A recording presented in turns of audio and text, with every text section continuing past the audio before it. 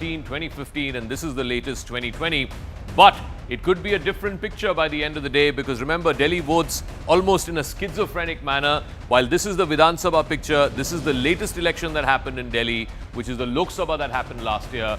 BJP again for the third election cycle straight, sweeping all 7 seats. So will it be this map of Delhi on the 8th of February, or will it be a repeat of this map of Delhi? We'll have to wait and see. Yes, it is the palat, ulat, palat as far as the Delhi voter is concerned, but it's a working day, it's a weekday. So we are hoping that the 1.5 crore voters of Delhi this time around in the 2024 Delhi Vidhan Sabha will go out and vote in large numbers. देखिए हमने आपके लिए कुछ नया create किया मेरे पीछे आप देख रहे हैं. These are the signposts right at India Gate. I am on the roadside making sure that we follow the Sadak Suraksha norms. But what are the highlights? Voting will happen across 70 Vidhan Sabha seats of Delhi, and they will all happen simultaneously. The Aam Aadmi Party is actually defending 62 out of those 70 seats. Are they going to run away with the election like they did the last time around? Is it a two-way fight, or is it a three-cornered fight? Now, will Arvind Kejriwal's Yamuna poison remark backfire? More importantly, the Sheesh Mahal perception, has it hurt him? The other aspect is, in 3 consecutive Lok Sabha elections, it's been a 7-on-7 by the BJP. So the Aam Aadmi Party may have been able to get or dent the BJP and the Congress at the Vidhan Sabha level, but Lok Sabha, they have not been able to impress the people of Delhi. And out of power since 1998, the BJP heavily banking on anti-incumbency, and surprisingly, this time around, they have localized the election. They've started doing that with Haryana and thereafter with Maharashtra, and they're taking the same thing in Delhi, where they've localized the election. Will the BJP benefit in this Aam Aadmi Party versus Congress? Because the India Alliance is now split right in the middle, and do faad ho rakhi hai wahan par, and they've gone personal. Both Rahul Gandhi and Arvind Kejriwal have gone personal in their attacks with each other. Will that help the BJP? Wait and watch. 25 to 30% decisive Purvanchali vote.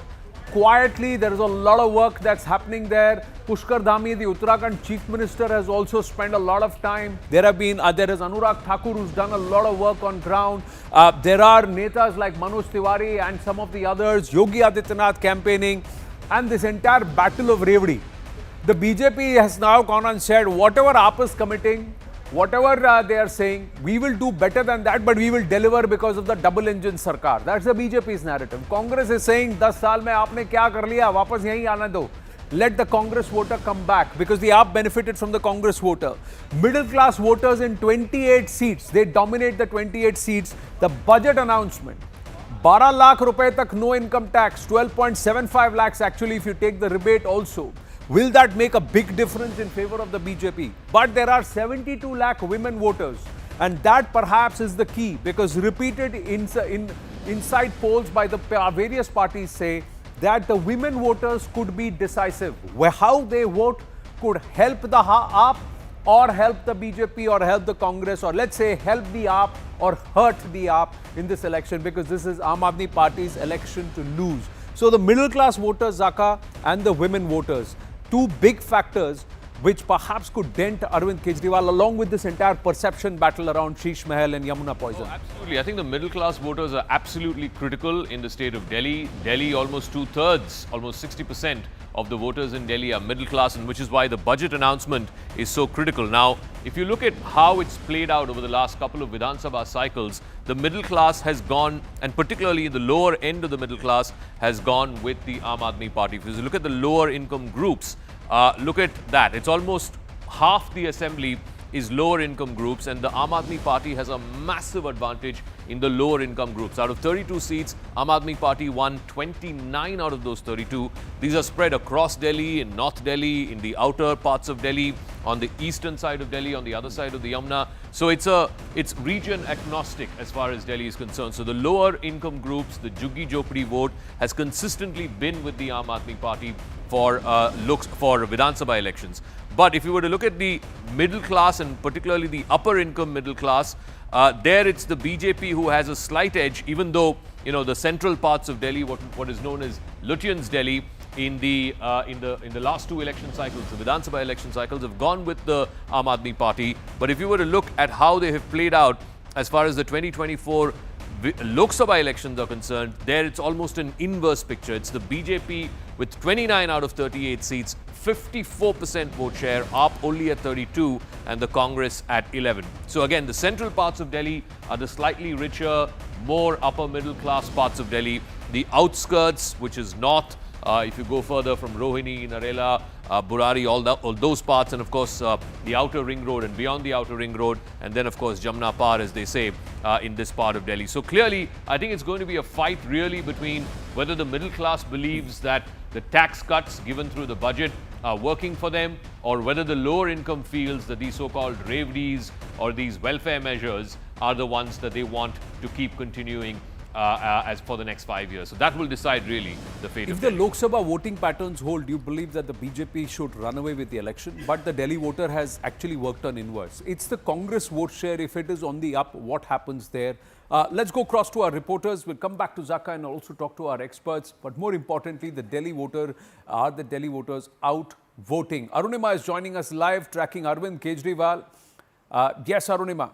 Is Arvind Kejriwal up and about? We see one and more of the Delhi leaders, more of them coming out to cast their ballot one by one.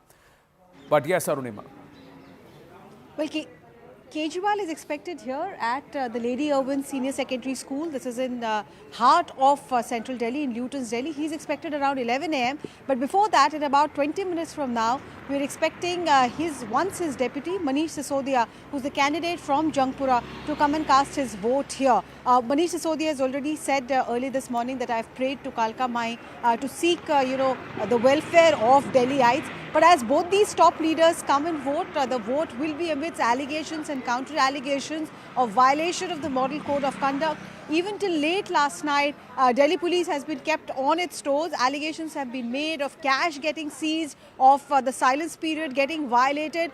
So this election is as much of a Delhi dangal as you can think of. Everybody is getting their hands dirty, getting their hands muddied. It is a fight to finish, really, for both the BJP and the Aam Aadmi Party. And Congress is not to be left behind. After a long time, we've actually seen Congress in a very aggressive campaign here. But Kejriwal feels that if women come out and vote in good numbers, this election is for his to win. What are the women thinking, especially after Nirmala Sitharaman and the big budget announcements, the big bang announcements? What are the middle class thinking? The BJP, Congress and the AAP promising Revdis too. Arunima mentioned Manish Sisodia. Interesting that he's leaving his stated incumbent constituency, that is Patparganj, and then moving towards Jangpura and saying that he's prayed to Kalka Mai. Will all these prayers yield result? It's all with the voter of Delhi. The voter, jao, ungli karo, go ahead and vote. We got news coming through. There has been an FIR that's been now lodged, the FIR and a case that's been filed against Amanatullah, Arvind Kejriwal and Aam Aadmi Party MLA Dinesh Mohania. Anshul now joining us with more details. Yes, Anshul. So yes, these are three different cases that have been registered by the police in three different areas. The first case that has been registered against the Aam Aadmi Party candidate and the incumbent MLA from Okhla constituency, Amanatullah Khan. Basically, till late last night, Amanatullah Khan was seen on the roads of Okhla still campaigning when there was the silence period that was imposed. Videos of that got viral, and finally the Delhi police got to know about this. And now the Delhi police has gone ahead and registered a case under the Representation of People Act for violating the silence period out here in the national capital. The second case that has been registered against the former Delhi Chief Minister and the Supremo of Aam Aadmi Party, Arvind Kejriwal. This is basically a complaint that was given for his remarks on Yamuna, on how he was actually trying to defame the Haryana government and trying to create some sort of a doubt in the minds of people of Delhi by claiming that Yamuna has been poisoned by Haryana, whereas the third case that has been registered against an incumbent MLA of the Aam Aadmi Party. This is a very serious criminal case that has been registered. Basically, a woman has given a complaint that he did some unlawful gestures against the women, and that is the reason why this complaint has been given. So all these three cases have now been registered by the Delhi police, and the investigation in all these cases have now been taken up. Well, there are some serious allegations also flying through, lots doing the rounds, but we've got pictures of what happened with Amanatullah last evening. What are these pictures? Somebody is being pulled out of a vehicle, the cars are being shut. So is this Amanatullah in campaign mode? Some kind of argument also going on. Anshul. Well, these pictures that you are seeing are of the incident that happened with the staff of Atishi late last night. Remember, this was the claim that was made by the BJP that a person who is claiming to be a staff of Atishi Marlena was found outside her office with approximately 5 lakh rupee cash in his bag. And since then till late last night, this entire incident has been going on. Delhi police was informed regarding the same. A PCR call was made, and then the election team and the FST of the Delhi police, all of them reached on the spot, where they took the person under custody. Along with that, 3 other people were taken into custody, and the person was detained by Delhi police. The Delhi police is still trying to verify the exact facts, because the person claims that this money, that 5 lakh rupees that was found in his bag, is his personal money and is not for the purpose of distribution, is his claim. And this is something that is now being verified by the Delhi police. In fact, till very late last night at approximately 1:30 a.m., the Chief Minister of Delhi, Atishi herself, went to that police station along with a lot of her supporters as well, and there was this altercation that happened between Atishi and the Delhi police late last night as well. So Atishi's aide also allegedly found with 5 lakh rupees. So allegations flying thick and fast, and of course it's gloves off. Because all 3 parties in the fray, Congress, BJP and the Aam Aadmi Party, know that this is a very, very critical election for the fortunes of each of these parties. Because for the BJP, they need to break a 27-year-old jinx. Aam Aadmi Party need to make sure, because their bane of existence, or perhaps a reason for their existence, is Delhi itself, that they broke into the national scene. And from there, they may increase their footprint into Punjab. So they'll have an impact there.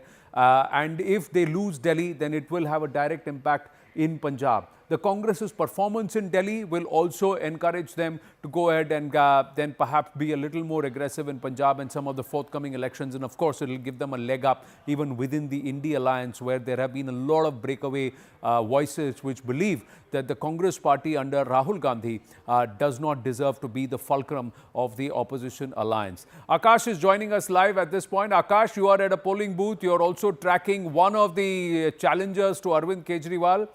Sahib Singh Verma's son, Parvesh Verma, the former Lok Sabha MP, he is contesting from where you are right now at this point, and he is also, it's a 3-way fight with Sandeep Dixit, Sheila Dixit's son, also in the fray.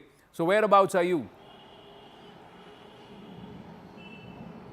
Anand, Parvesh Verma is, of course, his candidature is important given the fact that he is fighting against Arvind Kejriwal from New Delhi constituency. But since he is arriving at 9 a.m., so I moved, and, I'm here in Mayur Vihar as of now. And this particular area, is seeing, people coming since morning. And I have got one couple. I'll try to ask them as to what are the kind of muddas that they have focused, as far as their vote is concerned. Sir, आप मुझे बताइए क्या कुछ दिमाग में है? Vote देने से पहले ये बिल्कुल मत बताइएगा कि किसको वोट किया है, लेकिन क्या कुछ था दिमाग में, क्या कुछ मुद्दे हैं इस बार? मुद्दा तो है, सबसे बड़ा मुद्दा ये है कि नीट एंड क्लीन दिल्ली, ये जो ब्लेम गेम जो है ये बंद होना चाहिए, और ये जो फ्री बीस जो है वो बिल्कुल बंद होना चाहिए। क्योंकि ये फ्री बीस जो है अपनी पॉलिटिशियन अपनी पॉकेट से तो नहीं दे रहे, ये तो हमारा अपनी जो टैक्स जो पे कर रहे हैं उसी से तो जा रहा है। So ultimately we are the loser for that.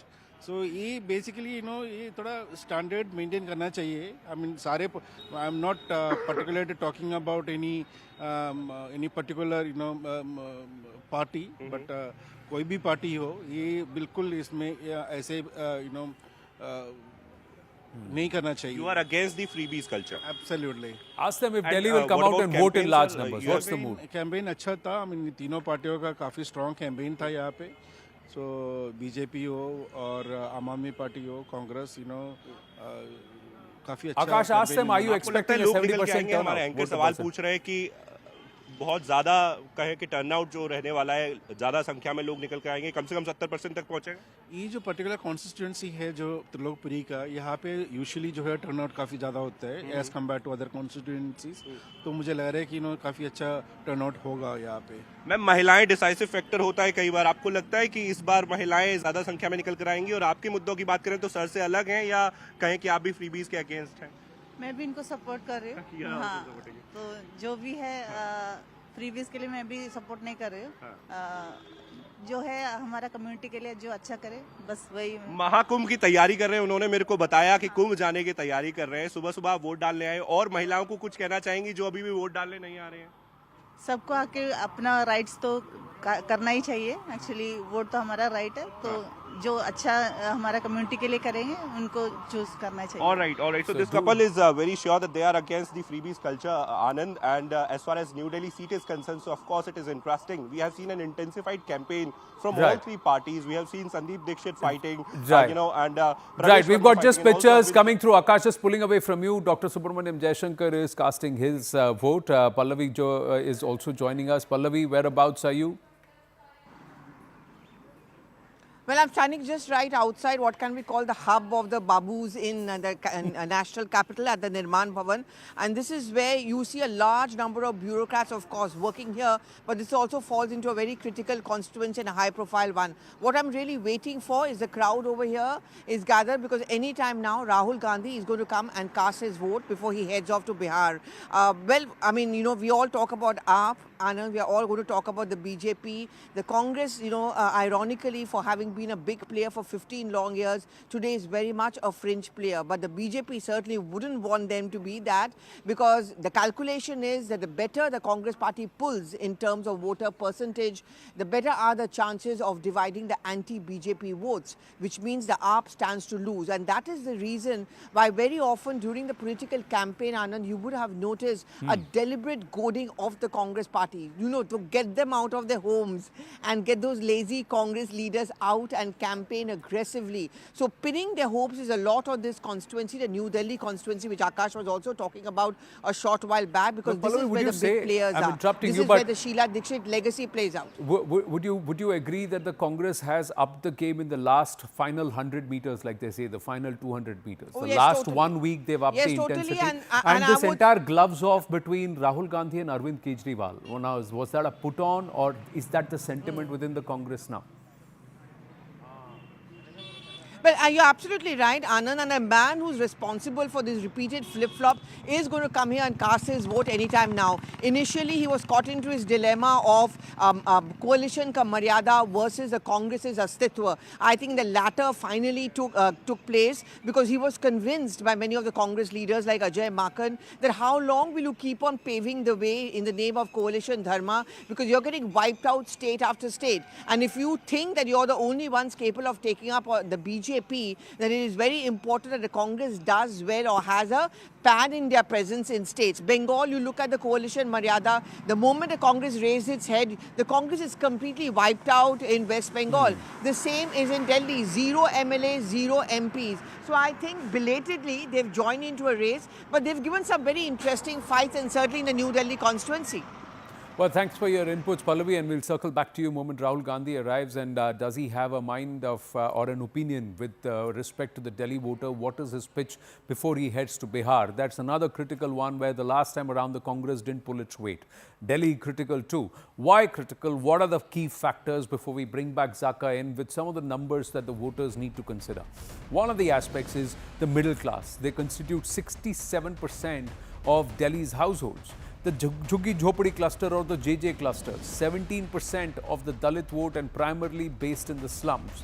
71.7 lakh out of the 1.5 crore voters are women voters, and will they, who make up for about 45 to 46% of the entire voter base, will they prove decisive? Will they vote one way, or is there a split opinion there too? About 12.7% are Muslims. They could be a game changer in at least 6 seats. Dr. Jaishankar is speaking. Sir क्या कहना चाहेंगे आज दिल्ली की जनता निकले? You have always been an early voter. I've been an early voter, a Delhi voter, and I think the public is in a mood for change. Sir, what are the issues that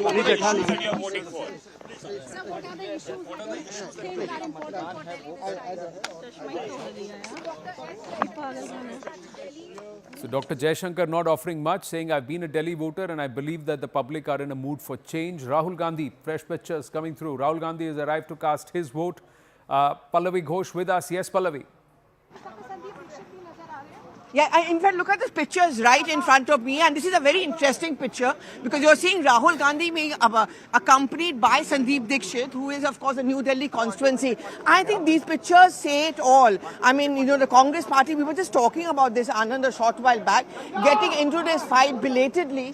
But I think this is one of the most interesting and aggressive fights. Sandeep Dixit has used up the legacy, and I'm just seeing those shots. I'm leaving you with these shots, Anand, where Sandeep Dixit has walked inside with Rahul Gandhi. They came in the same car together, and you know, after that flip-flop where Rahul Gandhi was in two minds whether, you know, you really need to put up a big fight against Arvind Kejriwal, I think finally he decided that this is it, this is what we really need to do. And bringing Sandeep Dixit along with him in the same car, going inside and casting their votes, I think it kind of answers your question that the Congress party has decided to up its ante, and the Congress and Rahul Gandhi have also decided that this really has to be the big fight, and the gloves needs to be off. I mean, the Aam Aadmi Party can never ever be a friend of the Congress because the genesis and the growth of the AAP has been at the cost of the Congress. So Rahul Gandhi goes in, he's cast his ballot, he's gone with Sandeep Dixit, Zaka. That's interesting. Now, You know, we were expecting him to come with Sonia Gandhi because they are voting in the same booth. Priyanka Gandhi votes in a different booth. But interestingly, he's come with Sandeep Dixit. And Sandeep Dixit is putting up a fight in the New Delhi constituency. It is a triangular fight, no doubt about it, between Parvesh Verma of the BJP. That's where the former Chief Minister Arvind Kejriwal is fighting from. He really shot to fame in 2013, the first election that he won, by trouncing Sheila Dikshit, who was the incumbent Chief Minister at that time. He was considered the giant killer. This time around, it is truly a triangular fight. Like I said, Sandeep Dixit may not win, but can he take away enough votes from Arvind Kejriwal, from the Aam Aadmi Party, that might make this contest much tighter? I think the last time around, Kejriwal won by about 25,000-30,000 votes. This time, the margin might actually come down. 67% of the voters are the middle class. Now, what is the middle class thinking, especially after the developments over the last 4 or 5 days? What are the voter of Delhi thinking? Is Delhi coming out to vote in large numbers? We're just about 20 minutes now past 8 o'clock. We're going to take a very short break. When we come back, we'll get you more reporters and, of course, Zaka on the wall, magic wall with us. Stay with us on this continuous coverage as Delhi goes to the ballot here at CNN News 18.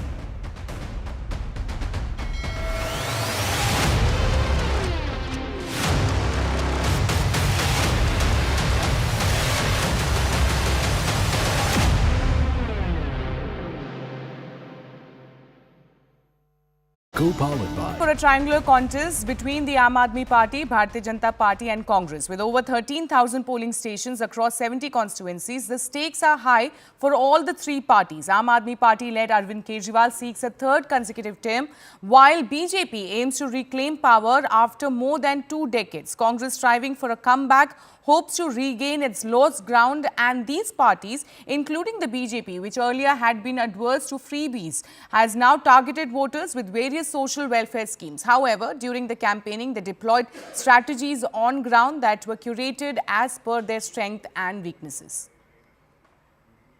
I'm now joined by CNN News 18's Akash Sharma. Akash, you're reporting from the New Delhi constituency and are tracking Parvesh Verma, the BJP candidate. So what is the preparation out there? What time is he planning to cast his vote today?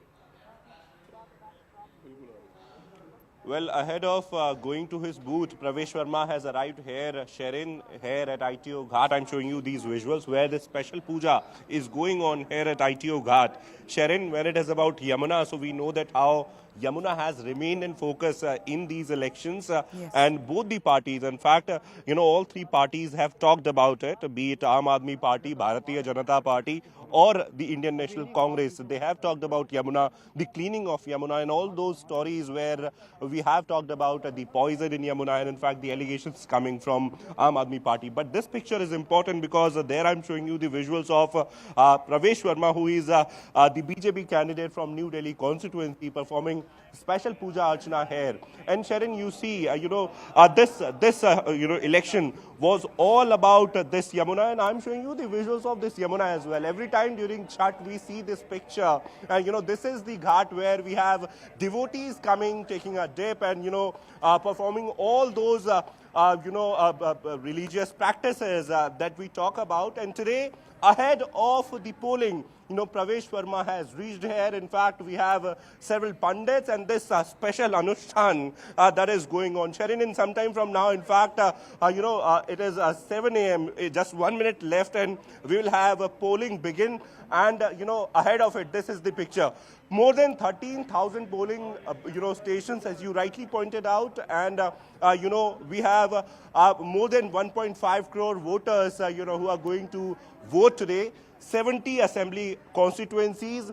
We have Aam Aadmi Party ruling here from last 10 years. This time it is a tough battle between Aam Aadmi Party, Bharatiya Janata Party and Indian National Congress. We have seen that how candidates were involved in the intensified campaign from last 30 days. We have been noticing on both on social media and on ground. And today is the final day on 8th of February. Sharon, we are going to see the results. But ahead of it, this is the final day, the exam day for all these 70 constituencies. Absolutely. Today is the exam day when Delhi goes to poll. Right now, we have seen what Parvesh Verma is doing. Let's now talk about what is Sandeep Dixit doing, the Congress candidate from New Delhi constituency. He has, in fact, exclusively spoken to CNN News 18. Let's listen into it.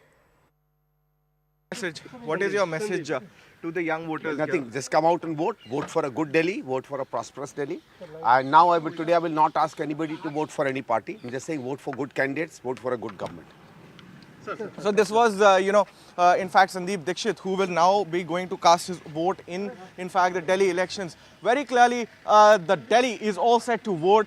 Mr. Dixit will be heading to vote himself as well, and has urged the young people here in the national capital to actually go out and vote, and very clearly saying that, vote for good candidates, vote for a good governance in the national capital. I'm Arvind Kejriwal with video journalist Arvind Singh for CNN News 18 from the national capital. All right, I'm now joined by CNN News 18's Ananya Bhatnagar. Ananya, you just spoke to Sandeep Dixit. How confident is he? Because this is his first assembly election. Before this, he has contested Lok Sabha elections, but not assembly elections. So how is he feeling, and what time is he planning to cast his vote? Well, he's already inside, as you can see right behind me. He's inside this polling center where he'll be casting his own vote. And very clearly, Sandeep Dixit seemed to be very, very confident. But the clear message that he had for the voters of the national capital and the voters of Delhi was that, please vote for a good governance and vote for a good candidate. He said that, across the party lines, he says that it's not that I'm going to say that you vote for a particular political party today, but vote for a good candidate and for the betterment of the national capital is what Sandeep Dixit was saying. He was very confident as far as his own constituency is concerned. So how much of it would it play up as far as the Delhi elections are concerned? The voting has just begun. This is, in fact, the mandate of Delhi would be decided by the people. And that is something, which is very, very clear. And we'll have to wait and watch as to how things pan out in the course of the day itself. All right. Also, what about, the other Congress leaders, apart from Sandeep Dixit, who all are expected to cast their vote in that particular booth that you're staying at, Ananya? Well, as far as Sandeep Dixit is concerned, after he casts his vote, he will also be accompanied, he will accompany Rahul Gandhi and the other party leaders when they go out to cast their own vote, while, Priyanka Gandhi would be casting her vote with her family from the Lodi estate, from a polling booth in Lodi estate. Rahul Gandhi is also expected to cast his vote in the national, in the national capital.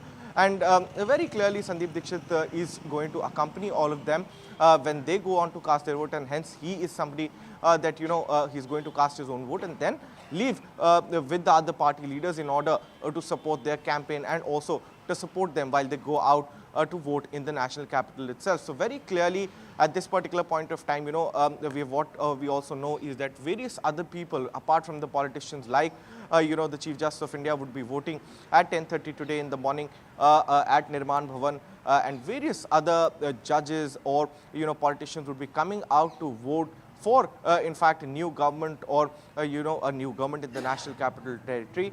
While, all the parties are pretty confident as far as the mandate for Delhi is concerned, it is the people of Delhi who will then decide as to who will be, in fact, the CM of the national capital and who will be ruling the national capital territory of Delhi.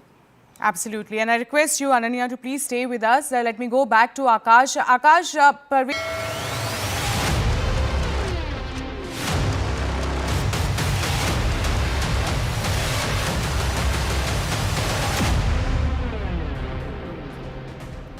Back live on our coverage here in the battle for Delhi. Delhi goes to the polls. 1.45 crore voters, of which about 72 lakh, nearly 72 lakh voters are women. 45 to 46% of the total voters in Delhi are women. 67% of the voters are all middle-class households. Before we go across to Aman and Ananya joining us, these are pictures of Rahul Gandhi coming to cast his ballot. He cast his vote, came out, did not speak. But he made a statement by coming in the same car as Sandeep Dixit, who's challenging Arvind Kejriwal, along with Sahib Singh Verma's son, Parvesh Verma, for that seat. And the Congress very clearly saying it's gloves off with the Aam Aadmi Party. India alliance and all gone. Now it's about our own astitwa, what's at stake for the Congress Party and propping the party up and strengthening it. Rahul Gandhi heads to Bihar. We'll head to the magic wall to take this conversation forward with respect to the middle class. How much of an impact will the middle class have on the Delhi result?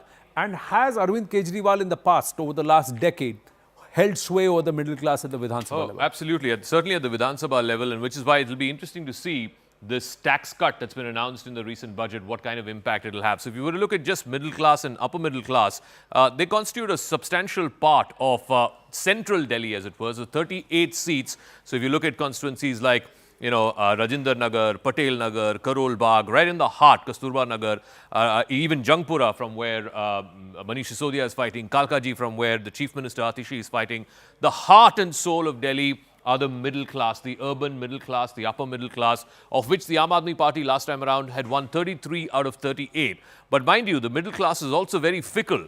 They kind of oscillate between the AAP and the BJP between elections. So when it comes to the Lok Sabha, it's firmly with the BJP. Out of 38, the BJP winning 29 assembly segments in the Lok Sabha at almost the same vote percentage that the AAP wins in the Vidhan Sabha at 54%. The AAP at a distant second with just 6 assembly segments at 32% vote share, and the Congress with just 3 assembly segments at 11% vote share. So the same constituencies, which is in the heart of Delhi, which vote for the Aam Aadmi Party in the Vidhan Sabha election, they vote for the BJP in the Lok Sabha election. And I think what it shows also is there is a floating voter, anywhere between 15 to 20% who vote for one party in the Vidhan Sabha and vote for the other party in the Lok Sabha. So the question really, the challenge for the BJP, if they have to win Delhi after 27 years, is to retain those voters who Mr. Modi is able to attract, who they're able to attract during the Lok Sabha election, to retain that voter in the Vidhan Sabha election as well.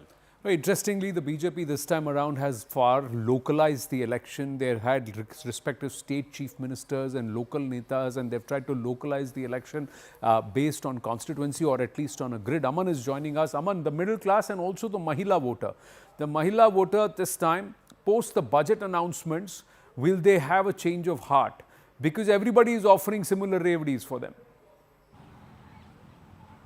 See, Anand, I think two fundamental things have changed in this particular election from the 2020 election.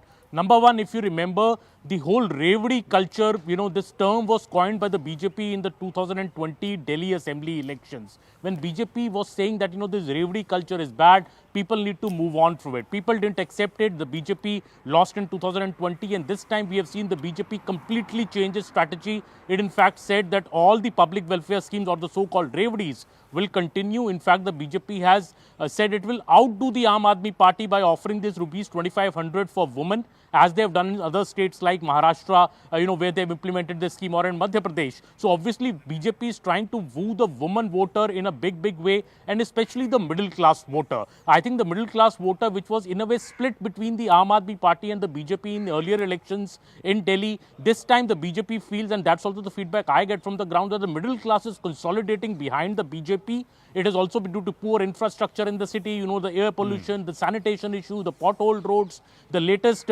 announcement which has come in the budget. The BJP feels the middle class voter is consolidating behind it. But that may not be enough. BJP's, the Delhi election is invariably decided in the Jhuggis of the national capital, where AAP has a stranglehold over the Jhuggi voter. It is like the revdi culture is so big there that BJP has tried very hard, but I don't know. If the Jhuggi voter gets split, BJP gets a look into this election. But if the Jhuggi voter does not get split, I feel the AAP is still in a pole position, despite the middle class being with the BJP. Also, quickly, another point, I think this time what is different from Sure.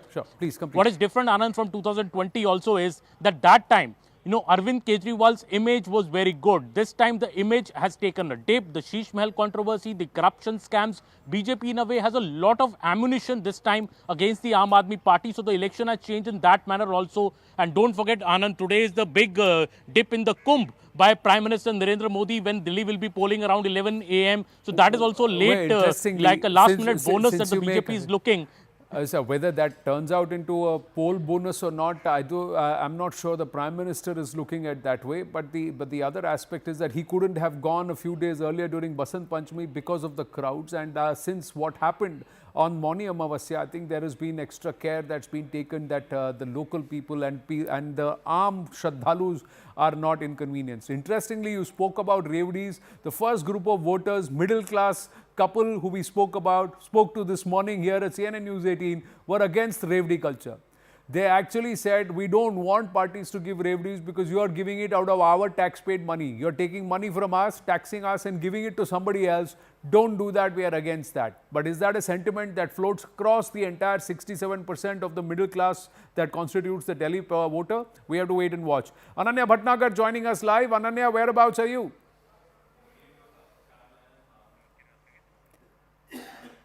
Can you hear me, Ananya? Morning, where are you? Well, yes, Anand, the mood is all set as far as the Delhi elections is concerned. You can see right behind me are people who are gearing up to vote. I'll also try to speak to some of them.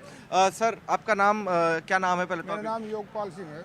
योगपाल Singh ji, किस मुद्दे पे आज का चुनाव है? छतरपुर की ये विधानसभा है। किस तरीके से किस चीज़ को मद्देनजर रख के आपने अपना वोट दिया? देखो, हमने वोट दिया है विकास के लिए और राष्ट्र के हित के लिए। नोटे सिंगल थी कि ये क्या हो रहा, वो क्या हो रहा, कौन सी पार्टी क्या कर रही है, हमें से कोई लेना देना नहीं है। बट मैं यहाँ 2000 से रह रहा हूँ और नेब सराय में जो इंदिरा एन्क्लेव में मैं 2009 से रह रहा हूँ। 2000 से तो मैं दिल्ली में हूँ और 2009 से मैं नेब सराय में इंदिरा एन्क्लेव में रह रहा हूँ। और मैं देखा किस तरीके की जो मुद्दे हैं वो आप देख रहे हैं यहाँ पे? क्या है कि जो हवाई है, लोग बाग करते हैं हवाई, मतलब पॉलिटिशियन आते हैं और भाई वोट लेकर चले जाते हैं और फिर कुछ काम नहीं होता है बिल्कुल भी। मैं देखता हूँ कि हमारे यहाँ ऊपर से पानी आता है मैदान गढ़ी से, और जो आता है और वो इस तरह आता है कि जैसे सैलाब आ रहा हो, और वो प्रॉब्लम आज तक सोल्व नहीं हुई। मैं 2009 से रह रहा हूँ।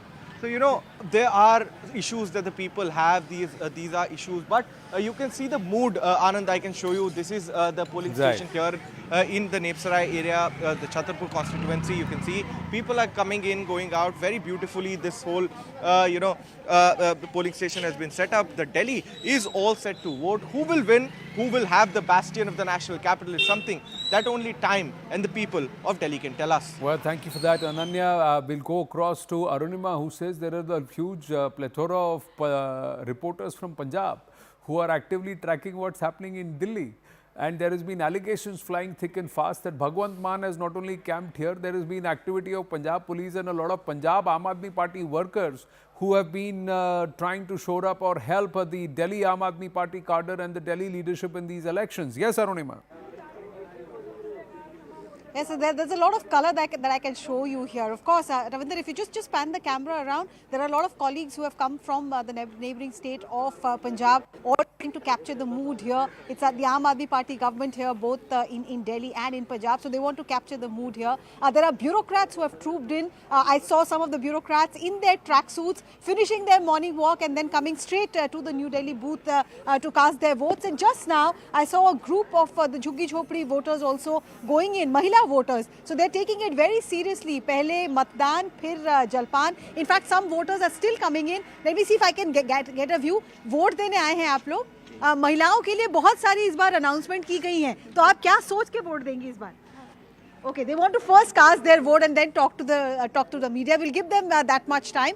Inside, if you see, the voters' assistance booths have been set up. This is, in a way, a VIP booth because Arvind Kejriwal, Manish Sisodia are to cast their votes here. All of them are being given a small plant, especially the first-time voters. They're being given a small plant. It is the ECI's way of tackling the pollution in Delhi. But the voters I spoke to said that we want the pollution not just But this fog of misinformation that has spread in this poll season, that also somebody to fight.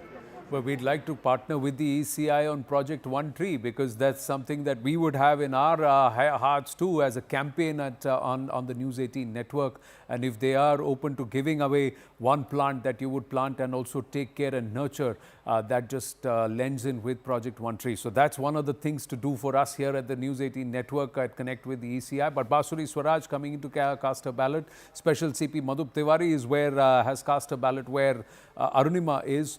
We have a lot of messages coming through urging netas, including Akhilesh Yadav, Mallikarjun Kharge, Arvind Kejriwal. Everyone is urging the voters to come out and vote in large numbers. Cast what is your fundamental right, do what is your duty towards the nation, go ahead and elect and go ahead and vote. That's what is, and participate in this process. That's democracy. That's the Delhi State BJP President Virendra Sachdeva there, along with Manoj Tiwari. I think he's there in the picture. No, that's not Manoj Tiwari, somebody else. At his booth, at his constituency, to try and cast his ballot. So one by one, all the local Delhi netas are coming out to cast their ballot. Hardeep Puri, Union Minister, and his wife, former diplomat Lakshmi Puri, have also cast their ballot. What's at stake for the Aam Aadmi Party? Let's try and understand this. Why is this critical for the AAP? Why are there a huge plethora of journalists from Punjab who are tracking this? Because there could be a spillover effect of the Delhi results into Punjab going forward. Victory validates the AAP model and Kejriwal's leadership. It also dents the two national parties and their ambitions to come back or break the jinx, claw back into Delhi, local Delhi politics. Arvind Kejriwal's Kattar Imandar image test.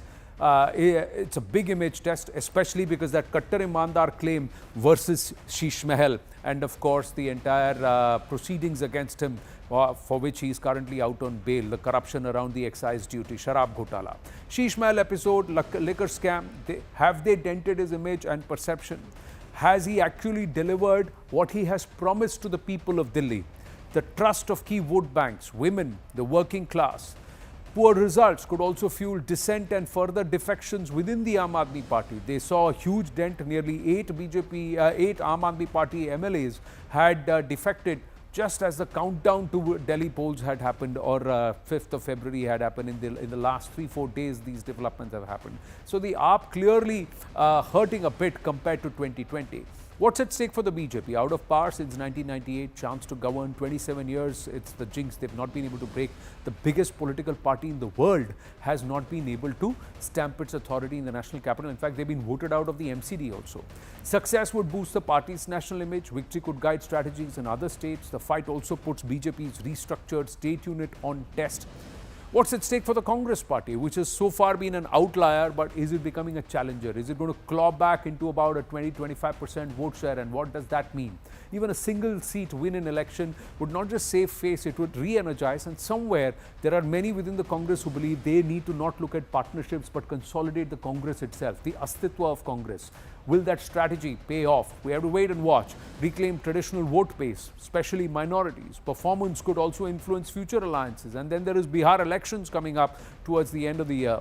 Good show puts them back, perhaps in a bargaining position within the opposition, within the INDI alliance. Will it also perhaps silence the detractors? Guarantees could prove to be a success formula. Revdis, the middle class seems to be rejecting it, but is there a particular section of voters who want these doles, who want parties to promise them, saying you give it to me, and if there is delivery, the promise of delivery, even if it hurts the exchequer, they don't care. Zaka Jacob, this Revdi politics, will it work? Is this middle class going to ask for it? Interestingly, a lot of people, even Arunima has spoken to some, and we'll play that interaction in a bit. They've also said they don't want Revdis. Yeah, but I think, the people for whom the Revdis actually matter are the Juggi Jopadi voters, the slum cluster voters, where the Aam Aadmi Party has a real stranglehold over the last couple of election cycles. Anand, you were talking about the people, the MLAs who were dropped. Aam Aadmi Party dropped 24 out of the 62 MLAs, the sitting MLAs that the party has. That's a large number. That's more than 1/3 of their legislature contingent. They dropped 24, out of which 8, which is again a third, interestingly, joined the BJP just at the last minute, just in the last few days, running up to today, voting day. So where are these MLAs who they dropped? Predominantly They are there in the western part of Delhi. In Harinagar, the sitting MLA was dropped. Rajkumar Dillon, he was dropped. In Uttam Nagar, the sitting MLA was dropped. That was Posh Balyan of the AAP is now fighting from that seat. In the neighbouring seat of Palam, the AAP MLA was dropped. Patiala, and then in the outer Delhi constituencies, Bijwasan, of course, the MLA who was there, Bhupinder Singh Jogi, he was dropped. Naresh Yadav of the Aam Aadmi Party, who won from Mehroli in South Delhi, was dropped. Also a bunch of constituencies on the other side of the Yamuna. So 24 is a significant number. So whether or not these local satraps in these areas, will they have impact? Will they be able to hurt the official Aam Aadmi Party candidate? Or this whole strategy of changing? By the way, this is a BJP playbook. This is a BJP playbook that Mr. Modi has used from his time as Chief Minister in Gujarat to change about a third of the sitting MLAs in a bid to try and negate anti-incumbency. Also, Aam Aadmi Party, if you remember, Anand, were the first ones to announce their candidates. Even before the Election Commission announced its dates, they declared, I think, in almost all the 70 seats, they declared their candidates. So will they have that first mover advantage? We'll have to wait and see. Did they declare those candidates because those candidates had never been exposed to that constituency and they needed time to work on ground? That's one aspect. But how much of it will it help or hurt the AAP? The voter has to decide. You, the voter of Delhi, have to decide that. What a change or turn of fortunes for someone like Sandeep Dixit, who was an outlier within the Congress party, and today Rahul Gandhi has come with him in his car. Yeah. And so politics also is a game of patience, and it's a long game. So over 10 years, Sandeep Dixit has gone from almost a pariah to someone who's right there beside perhaps the party's face, that is Rahul Gandhi. I think that was very important signaling. If we can get Pallavi also back on the line, because Sandeep Dixit, Ajay Maken, the old guard of the Delhi Congress, they were people who were tooth and nail opposed to the Aam Aadmi Party. In Sandeep Dixit's case, it was very personal as well, because Arvind Kejriwal first defeated Sheila Dixit, and that's how he came to power. And in a sense, Arvind Kejriwal dismantled the whole Sheila Dixit legacy in Delhi. So there was this old school of Delhi Congress politicians who were very anti-Aam Aadmi Party. Of course, when the India alliance happened, they all got sidelined because the larger picture, and certainly Rahul Gandhi seemed to believe this, the larger picture was to defeat the BJP nationally, therefore they needed the Aam Aadmi Party. That's the only reason why the AAP and the Congress went into an alliance in the Lok Sabha election last time around. Of course, they didn't win a single seat in Delhi. But I think the fact that Rahul Gandhi today arrived for his vote, he generally arrives with his mother, but he made it a point to arrive there in the same car with Sandeep Dixit, who is fighting in the New Delhi Assembly constituency against Arvind Kejriwal, sends out a very, very clear signal that Rahul Gandhi is now backing the likes of an Ajay Maken or a Sandeep Dixit, who are old guard in the Delhi Congress, who have finally, I think, managed to convince him that, riding piggyback with the Aam Aadmi Party is not helping the Congress's cause in Delhi, and that the Congress needs to stand on its own 2 feet in Delhi.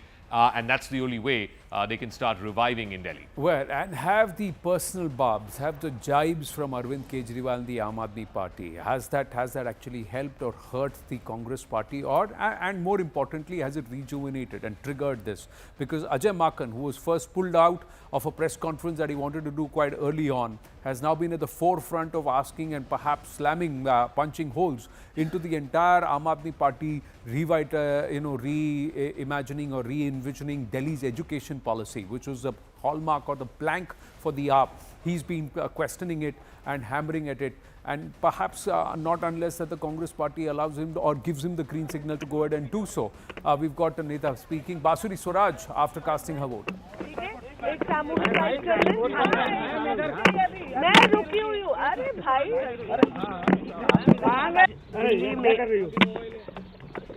आज दिल्ली में लोकतंत्र का महापर्व है।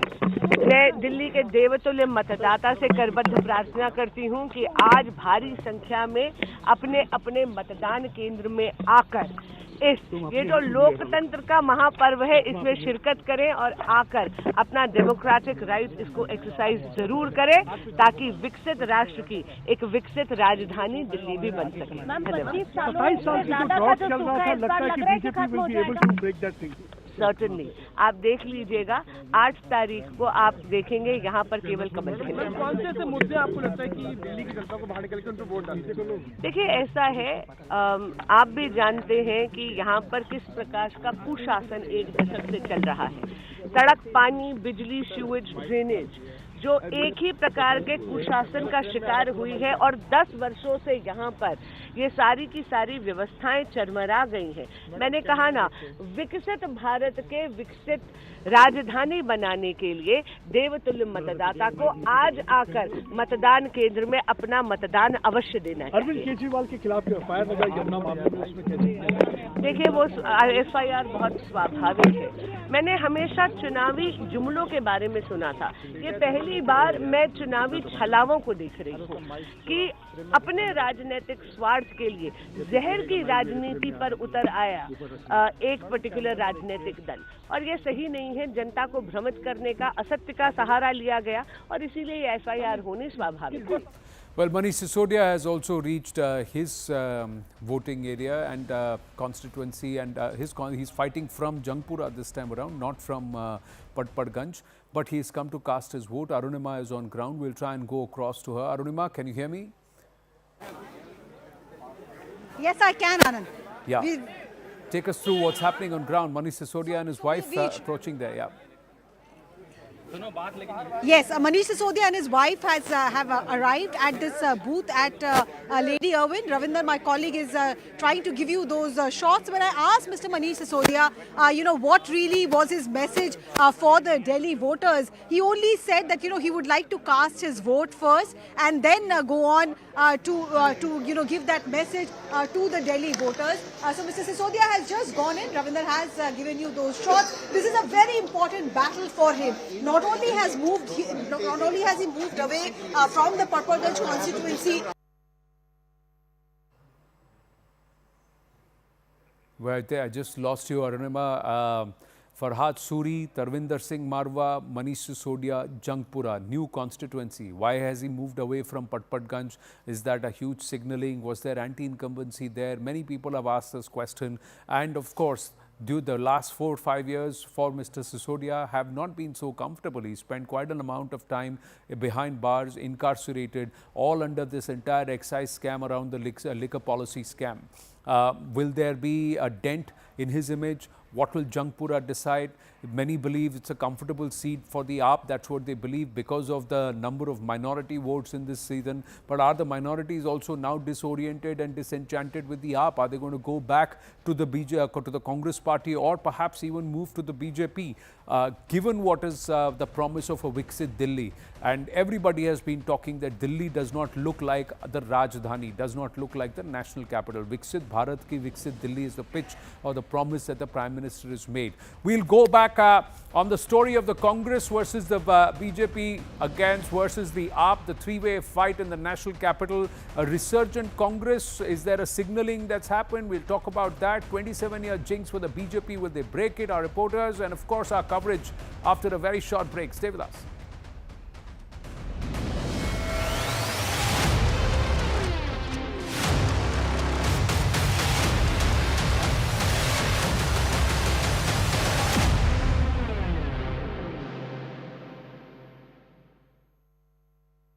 For a triangular contest between the Aam Aadmi Party, Bharatiya Janata Party and Congress. With over 13,000 polling stations across 70 constituencies, the stakes are high for all the three parties. Aam Aadmi Party led Arvind Kejriwal seeks a third consecutive term, while BJP aims to reclaim power after more than 2 decades. Congress striving for a comeback, hopes to regain its lost ground, and these parties, including the BJP, which earlier had been adverse to freebies, has now targeted voters with various social welfare schemes. However, during the campaigning, they deployed strategies on ground that were curated as per their strength and weaknesses. I'm now joined by CNN News 18's Akash Sharma. Akash, you're reporting from the New Delhi constituency and are tracking Parvesh Verma, the BJP candidate.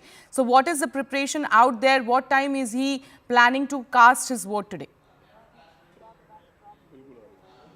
Well, ahead of going to his booth, Parvesh Verma has arrived here, Sherin, here at ITO Ghat. I'm showing you these visuals where the special puja is going on here at ITO Ghat. Sherin, when it is about Yamuna, so we know that how Yamuna has remained in focus in these elections, and both the parties, in fact, all three parties have talked about it, be it Aam Aadmi Party, Bharatiya Janata Party, or the Indian National Congress. They have talked about Yamuna, the cleaning of Yamuna, and all those stories where we have talked about the poison in Yamuna, and in fact the allegations coming from Aam Aadmi Party. But this picture is important because there I'm showing you the visuals of Pravesh Verma, who is the BJP candidate from New Delhi constituency, performing special puja archana here. And Sharon, you see, this election was all about this Yamuna, and I'm showing you the visuals of this Yamuna as well. Every time during Chhath we see this picture, this is the ghat where we have devotees coming, taking a dip, and performing all those religious practices that we talk about. And today, ahead of the polling, Pravesh Verma has reached here. In fact, we have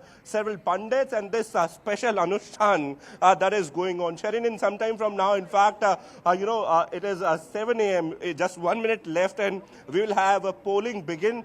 And, ahead of it, this is the picture. More than 13,000 polling, stations, as you rightly pointed out. And, we have more than 1.5 crore voters, who are going to vote today. 70 assembly constituencies. We have Aam Aadmi Party ruling here from last 10 years. This time it is a tough battle between Aam Aadmi Party, Bharatiya Janata Party and Indian National Congress. We have seen that how candidates were involved in the intensified campaign from last 30 days. We have been noticing both on social media and on ground. And today is the final day on 8th of February. Sharon, we are going to see the results. But ahead of it, this is the final day, the exam day for all these 70 constituencies. Absolutely. Today is the exam day when Delhi goes to poll. Right now, we have seen what Pravesh Verma is doing. Let's now talk about what is Sandeep Dixit doing, the Congress candidate from New Delhi constituency. He has, in fact, exclusively spoken to CNN News 18. Let's listen into it. What is your message to the young voters? Nothing. Just come out and vote. Vote for a good Delhi. Vote for a prosperous Delhi. And now, today I will not ask anybody to vote for any party. I'm just saying vote for good candidates. Vote for a good government. So this was, in fact, Sandeep Dixit, who will now be going to cast his vote in fact, the Delhi elections. Very clearly, the Delhi is all set to vote. Mr. Dixit will be heading to vote himself as well, and has urged the young people here in the national capital to actually go out and vote, and very clearly saying that, vote for good candidates, vote for a good governance in the national capital. I'm Arvind Kejriwal with video journalist Arvind Singh for CNN News 18 from the national capital. All right, I'm now joined by CNN News 18's Ananya Bhatnagar. Ananya, you just spoke to Sandeep Dixit. How confident is he? Because this is his first assembly election. Before this, he has contested Lok Sabha elections, but not assembly elections. So how is he feeling, and what time is he planning to cast his vote? Well, he's already inside, as you can see right behind me. He's inside this polling center where he'll be casting his own vote. And very clearly, Sandeep Dixit seemed to be very, very confident. But the clear message that he had for the voters of the national capital and the voters of Delhi was that, please vote for a good governance and vote for a good candidate. He said that, across the party lines, he says that it's not that I'm going to say that you vote for a particular political party today, but vote for a good candidate.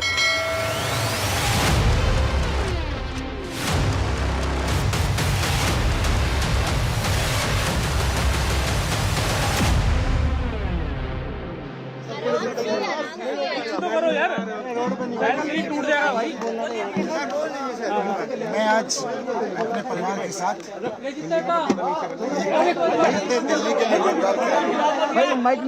Delhi वालों की बेहतर जिंदगी के लिए vote डाल कर आया हूँ और भाई माइक को नीचे कर दो। हम वोट डालने जा रहे हैं। मैं दिल्ली के लोगों से भी अपील करूंगा अपने बच्चों की अच्छी शिक्षा के लिए, अपने परिवार के लोगों के अच्छे स्वास्थ्य के लिए, दिल्ली में बिजली पानी के लिए, इन सब के लिए वोट डालें। भाई माइक नीचे कर दो सारे। और वोट का अधिकार मिला ही इसलिए है कि हम अपने वोट के अधिकार से अपने बच्चों की अच्छी शिक्षा, अच्छे स्वास्थ्य, परिवार के लोगों के लिए बिजली, पानी, विकास, वेलफेयर, महिलाओं की सुरक्षा, इस सब के लिए काम करने वाली सरकार चुन सकें। इधर उधर की बातें करने वाली गुंडागिरी वाली सरकार हमारे ऊपर ना बैठे। ये सब हम लोगों की जिम्मेदारी है। मैं दिल्ली के लोगों से अपील करूंगा अपने बच्चों की शिक्षा के लिए भारी से भारी संख्या में बाहर निकलें, घरों से बाहर निकलें और वोट डालकर जरूर आए। ठीक है। बहुत लंबा कैंपेनिंग का दौर चला और अब क्या उम्मीद लग रही है? उम्मीद तो शिक्षा की क्रांति जीतेगी। चलिए थोड़ा सा फर्स्ट टाइम है थोड़ी आप छोड़ दीजिए, थोड़े से गेट छोड़ दीजिए प्लीज। चलिए सर आप थोड़ा सा प्लीज हमारे साथ बात करने के लिए। So Manish Sisodia yet again making the Shiksha Ki Kranti pitch even as the Delhi Chief Minister Atishi walks in to cast her ballot at her constituency where she has to cast her vote. That is the voting booth where Atishi, the Chief Minister of Delhi, is going to cast her ballot. Will she speak? What does she have to say? We have to wait and watch. But this entire narrative of the Aam Aadmi Party around education, around Saaf Delhi, around connected Delhi, around Saaf Yamuna and good clean politics, has that come a cropper now after about the last decade and a half? That's the big question. What does the Delhi voter actually think? And does the Delhi voter at the local level trust anybody else? Or will they go back and give the Aam Aadmi Party yet another chance, but albeit not as such a heavy mandate as they got in 2020, where they took 62 of the 70 seats? Is it a three-corner fight really? Is it a two-way fight? Or is it just one big clean sweep? Now, is this a wave of pro-incumbency or is it a wave of anti-incumbency? It's all at the hands of the voter of Delhi. And of course, later this evening, there will be the exit pollsters who will try and predict, and we'll try and get you the poll of polls here at CNN News 18. But right now, we're tracking the voters. There's also the big Kumbh Pravas, or the Kumbh visit of Prime Minister Narendra Modi, and coverage of that will start shortly around 10 a.m. because it's a big day, 5th of February. That's when 2 days after Basant Panchami, that the Prime Minister is going to Prayagraj, where nearly more than 30 crore devotees have already taken a dip. By the 26th of February, people are expecting that there will be at least about 40 to 45 crore people, a sea of humanity never before, who would have visited Prayagraj for the Mahakumbh. Let's come back to the elections and look at the vote matrix and how is it that Delhi has voted in the past. And let's look at the numbers. The vote matrix very, very clearly shows that the Aam Aadmi Party, the Lok Sabha leads and the 2015, 2019 Lok Sabha leads, 2024 Lok Sabha leads, the Aam Aadmi Party held sway largely with increasing its presence in its vote share. If you look at the matrix, the Congress has continued to dip, but post 2019 it saw a bit of an up where it breached the 20% vote share, then came back with the Vidhan Sabha, but then again came near about the 20% vote share mark with the Lok Sabha. But when you look at 2013, 2014, 2015, 2019, 2020 and 2024 for the BJP, that graph has, after dipping in 2015, has consistently gone up even at the local level. For the AAP, their biggest surge was in 2015 and 2020, where they almost had similar. They mirrored their vote shares and performance of 2015 and 2020. Will they do a hat-trick of the same? That's the big question. Does it seem like that, or is there a different trend this time around? Which are the pockets where the AAP will find perhaps some tight fights? Which are the seats, about 20, 30 odd seats, where they believe that they're real challenge? I think the Purvanchali voters, particularly in the last 2 or 3 election cycles, and again because the Aam Aadmi Party has such a stranglehold over them, they will be of significant influence, particularly in what is the eastern Jamna Par seats on the other side of the Yamuna. 25 seats where the Purvanchali voters, primarily from Eastern Uttar Pradesh and Bihar. Out of those 25 seats, 21 last time around was won by the Aam Aadmi Party. Again, significant vote share, 53%. The BJP only had 40%. So there's a 13% vote gap there as President Draupadi Murmu is casting her vote inside the Rashtrapati Bhavan estate. Yes, that's the President estate where all the staffers, those who are around the Rashtrapati Bhavan and working, including the President, they go and cast their ballot. So the President, Draupadi Murmu, doing what is her fundamental duty and perhaps leading by example telling the voters of Delhi that go ahead and do your duty, go ahead and cast your ballot, participate in this festival of democracy and this process of democracy to choose a government that you would have also contributed towards electing. Smita Prakash, editor ANI with us, Ravi Srivastava, political analyst, also joining us. Good early morning to the two of you. Thank you very much for joining us and being a partner with us in this coverage at CNN News 18. Smita Prakash, ungli kiya ki nahi, vote kiya ki nahi?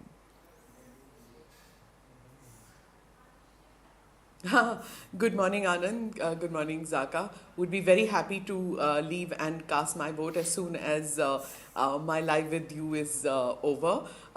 Very interested. I never miss the chance of casting a vote for the state as well as the central election. Haven't missed it so far in all these years. Of course, I'm not telling you how many times. You will guess my age then. But yeah, it's a very peculiar election, Anand, to answer you. I dislike using the word referendum because we don't have it in our constitution, in our democracy.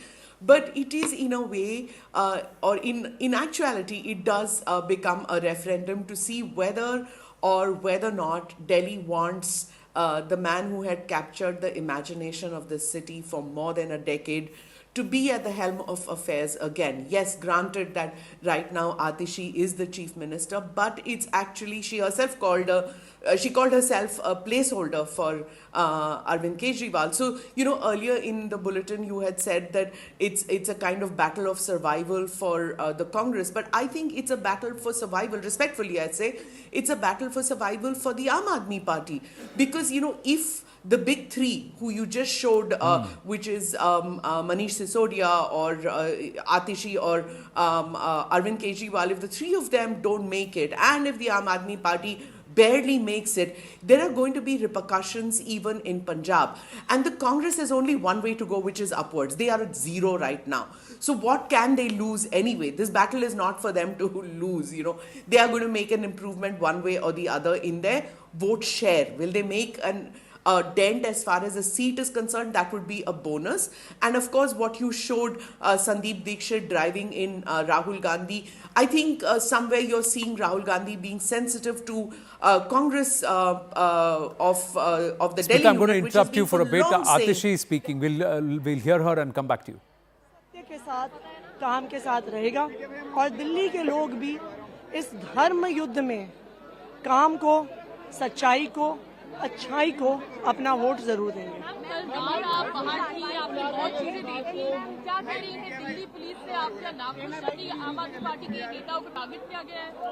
देखिए, ये बिल्कुल साफ है, इस चुनाव में गुंडागर्दी सिर्फ भारतीय जनता पार्टी ने नहीं की है।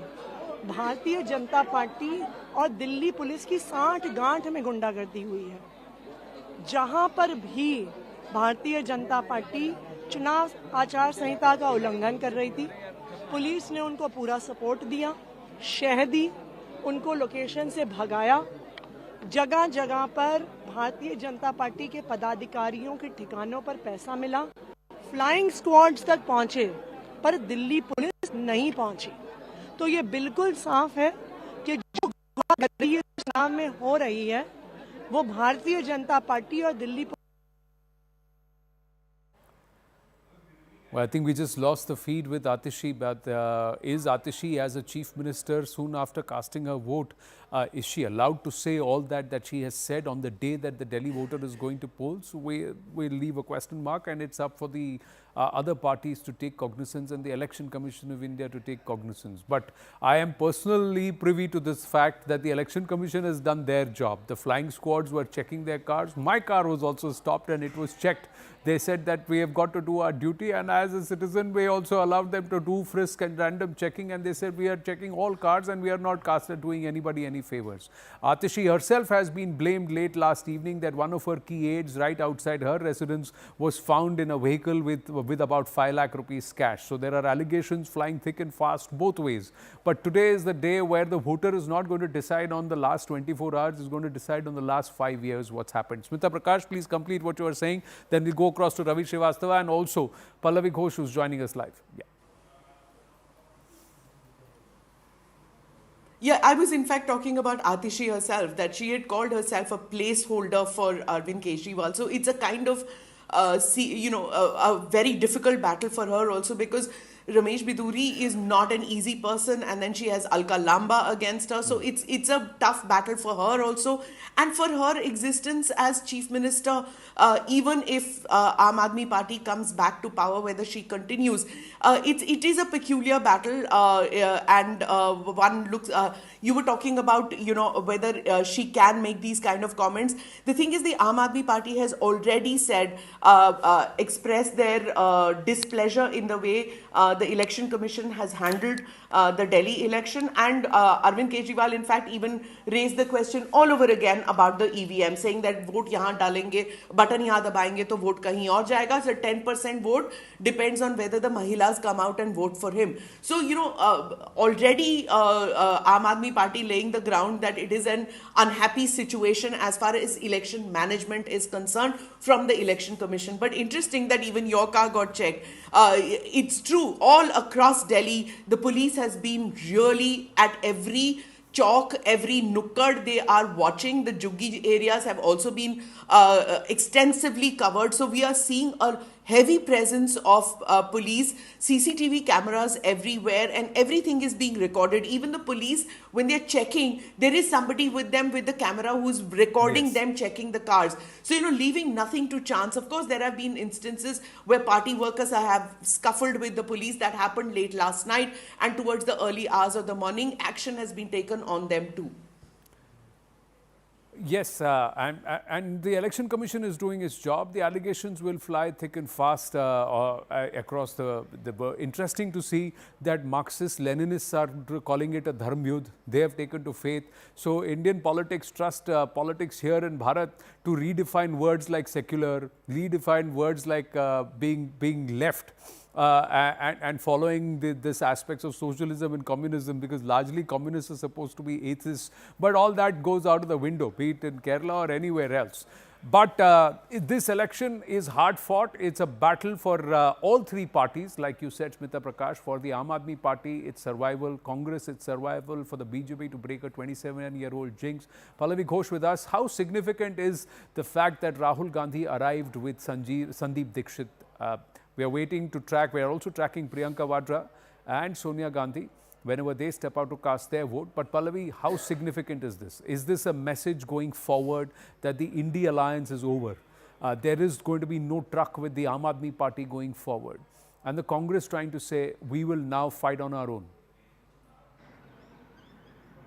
Okay, I'm just going to quickly answer all your questions, but Anand, to adding to you the point which you just made about Congress Party, a fight for survival, it's also a fight for relevance. And there's a reason why I'm standing right outside Parliament, because whatever results come out will have a deep impact on the relevance of the India bloc as a cohesive group inside the Parliament as well. See, till now the India bloc has avoided holding any meetings.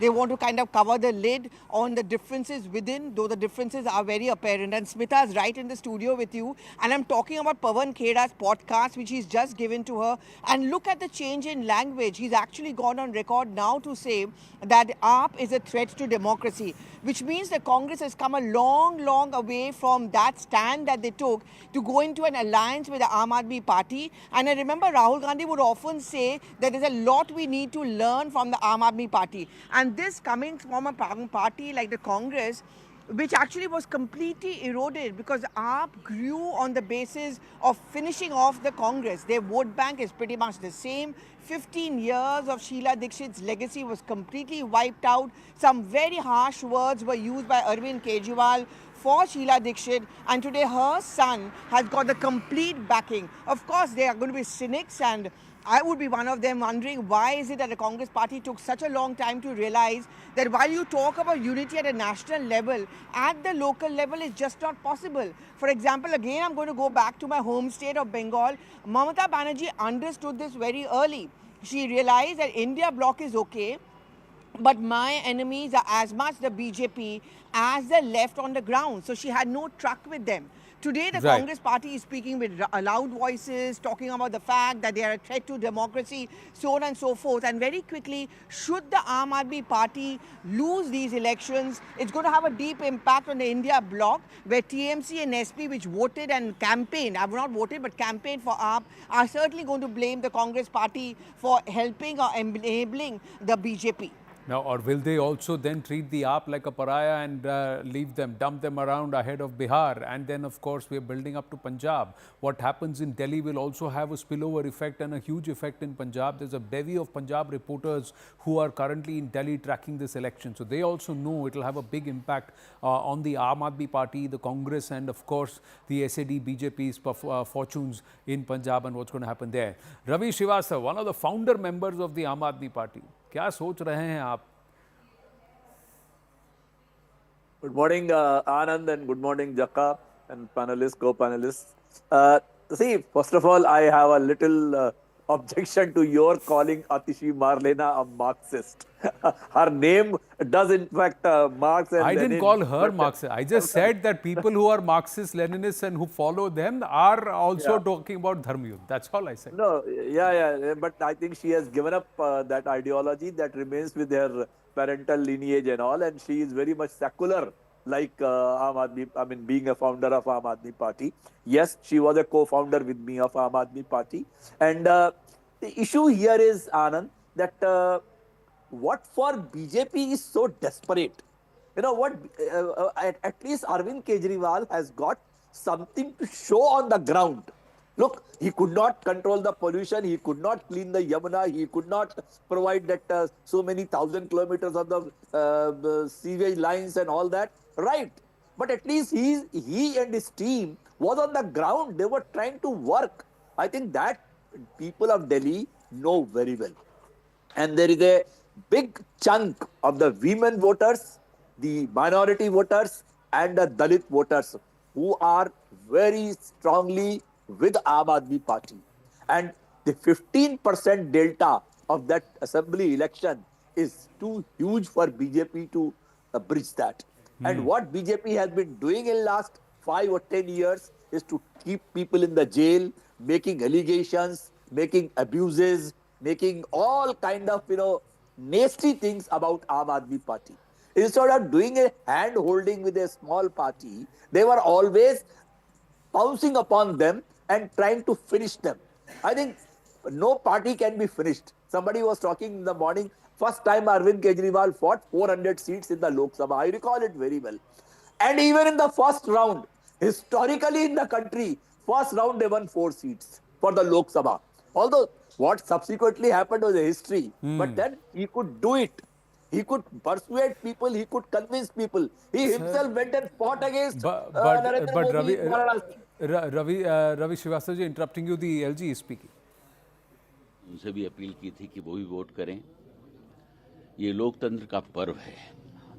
आप 5 साल के लिए अपनी बागडोर किसी को सौंपते हैं, तो इसलिए हर नागरिक जो वोटर है उसको वोट करना जरूरी है. मैं समझता हूं कि दिल्ली की जनता बढ़ चढ़कर वोट करेगी और अपनी सरकार चुनेगी. ये इसलिए भी जरूरी है कि आपके वोट से ही निर्धारित होता है कि आप क्या चाहते हैं अपनी सिटी में, अपनी स्टेट में. आज का दिन ड्यूटी का दिन है, छुट्टी का दिन नहीं है. और मैं एक बार फिर दिल्ली की जनता से अपील करता हूं कि वो बढ़ चढ़कर वोट करें और इस पर्व में शामिल हों. सर, बतौर एलजी और दिल्ली का सिटीजन होने के नाते आपके भी क्या मुद्दे हैं जिनको ध्यान में रख करके आपने भी वोट जो है वो आज कास्ट किया? देखिए, दिल्ली में बहुत सारी चीज़ें हैं जो जनता की निगाह में है. पोल्यूशन एक बहुत बड़ा मुद्दा है, कूड़े के पहाड़ बहुत बड़े मुद्दे हैं, यमुना की सफाई एक बहुत बड़ा मुद्दा है. इस तरीके की बहुत सारी ऐसी इश्यूज हैं जो जनता को मेरे ख्याल से ध्यान में रखना होगा. और शायद अभी जिस तरीके की वोटिंग हो रही है, मुझे यकीन है कि इन सब मुद्दों को ध्यान में रखकर ही वोटिंग होगी. So the LG there trying to rake up some of the key issues that could be the pain points while steering clear of what could perhaps be the thumbs up moment, but saying that the voter turnout is quite heavy. We'll try and get you an update on the voter turnout. So far it's 9 o'clock on the 9:15. So we should have the 9 a.m. data in a bit. So since morning, since about 7 a.m. to 9 a.m. in 2 hours, how has Delhi voted on a working day? Ravi Srivastava said history may fail, maths may fail, science may fail, economics may fail, overall fail in terms of not delivering on a lot of issues, but at least showed up for the examination. Came there and said with the intent, wrote the papers with intent, marks nahi mile to kya hua, at least they were present. What about the others? They have not even contributed. That was one point of view.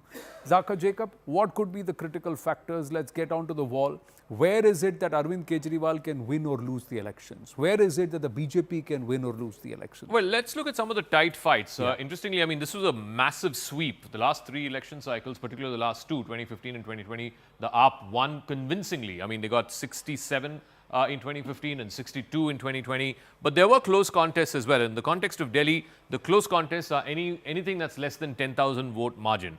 There weren't too many. There were 14 out of 70. That's about a fifth of the entire assembly, of which 10 the Aam Aadmi Party won. Look at the vote share difference. It's negligible between the BJP at 46.39, almost 46.4, and the Aam Aadmi Party at 46.75. So just a 0.3% vote share difference between the two parties. Remember, statewide, there was a 13-14% vote share difference. But in these 14 seats, some of them are in central Delhi, a lot of them are in the Jamna Par side of Delhi, and a couple of outer Delhi constituencies. In these 14 seats, 10 of which the AAP won, 4 of which the BJP won. If the BJP can start sort of flipping the margins, if it starts winning these tight contests, if it gets those extra 10 more seats, for example, then it becomes much tighter across the rest of Delhi. So this 14 out of the 62 that the Aam Aadmi Party won, 50 of them were above 10,000 margin, but there were 14 seats where they could, the BJP could really give the AAP a chance, sort of a run for its money. I also want to quickly just run you through, like I keep saying this, the Delhi voter is so schizophrenic. The Congress, and people are talking about the Congress, revival of the Congress, it might not win seats, but it will put up a fight. It had only a 4% vote share in the 2020 Vidhan Sabha.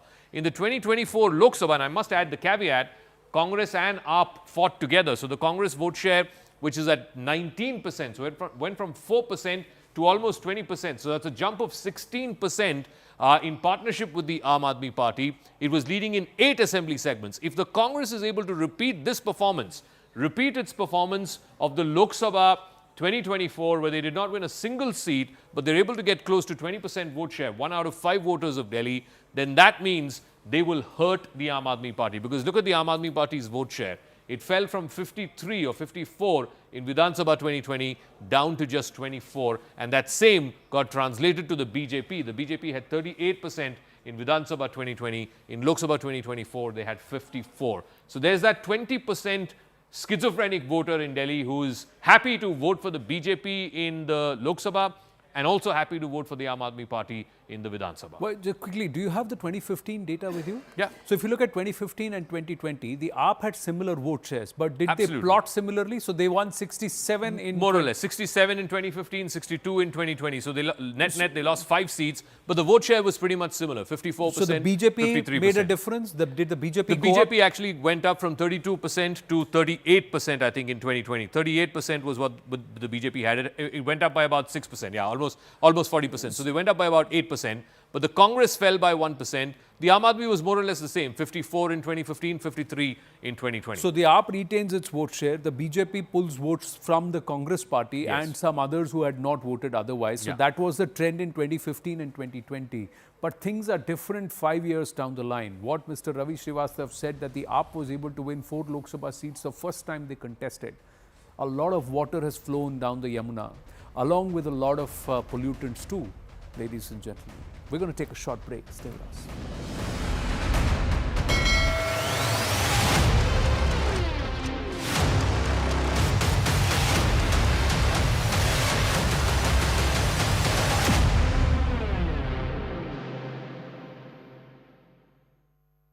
MDH का kitchen के from you, Dr. Subramaniam Jaishankar is casting his vote. Pallavi is also joining us. Pallavi, whereabouts are you? Well, I'm standing just right outside what can we call the hub of the babus in the national capital at the Nirman Bhavan. And this is where you see a large number of bureaucrats, of course, working here. But this also falls into a very critical constituency and a high-profile one. What I'm really waiting for is the crowd over here is gathered because any time now, Rahul Gandhi is going to come and cast his vote before he heads off to Bihar. Well, I mean, we all talk about AAP. Anand, we are all going to talk about the BJP. The Congress, ironically, for having been a big player for 15 long years, today is very much a fringe player. But the BJP certainly wouldn't want them to be that, because the calculation is that the better the Congress party pulls in terms of voter percentage, the better are the chances of dividing the anti-BJP votes, which means the AAP stands to lose. And that is the reason why very often during the political campaign, Anand, you would have noticed a deliberate goading of the Congress party, to get them out of their homes and get those lazy Congress leaders out and campaign aggressively. So pinning their hopes is a lot on this constituency, the New Delhi constituency, which Akash was also talking about a short while back, because this is where the big players are. This is where the Sheila Dikshit legacy plays out. Would you agree that the Congress has upped the game in the last final 100 meters, like they say, the final 200 meters? Oh, the yes, last totally. 1 week they've upped the Totally. intensity. And this entire gloves off between Rahul Gandhi and Arvind Kejriwal, was that a put on, or is that the sentiment within the Congress now?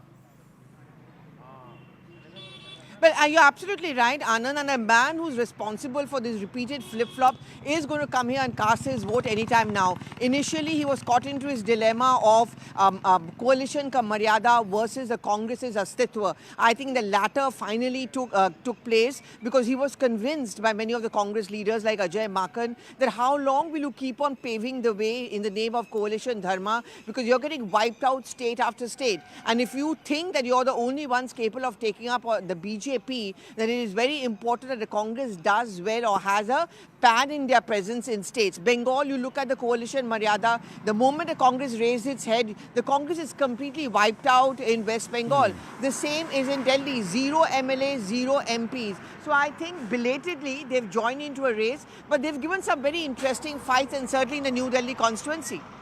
Well, thanks for your inputs, Pallavi, and we'll circle back to you the moment Rahul Gandhi arrives. And does he have a mind of or an opinion with respect to the Delhi voter? What is his pitch before he heads to Bihar? That's another critical one where the last time around the Congress didn't pull its weight. Delhi critical too. Why critical? What are the key factors before we bring back Zaka in with some of the numbers that the voters need to consider? One of the aspects is the middle class. They constitute 67% of Delhi's households. The Jhuggi Jhopadi cluster or the JJ cluster, 17% of the Dalit vote and primarily based in the slums.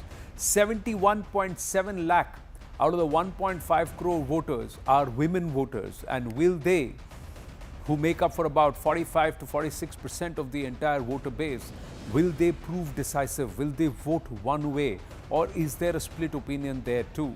About 12.7% are Muslims.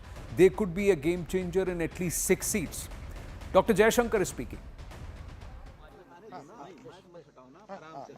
Sir क्या कहना चाहेंगे आज दिल्ली की जनता निकले? You have always been an early voter. I've been an early voter, a Delhi voter, and I think the public is in a mood for change. So what are the issues that you think are important for Delhi?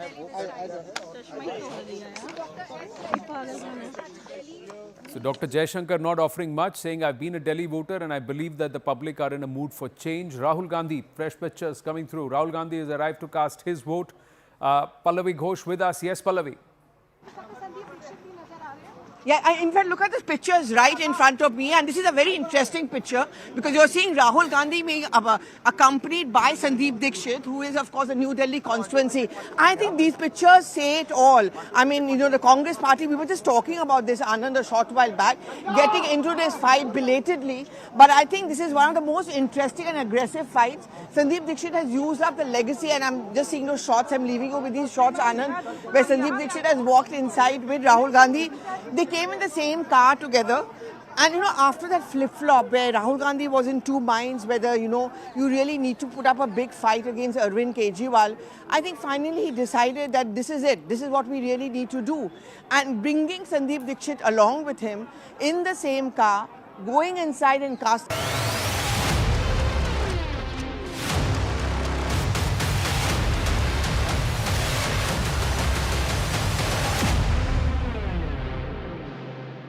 Delhi का चुनाव है जिस चुनाव नहीं है, ये एक धर्म युद्ध है, ये अच्छाई और बुराई की लड़ाई है, ये सत्य और असत्य की लड़ाई है, ये काम और गुंडागर्दी की लड़ाई है।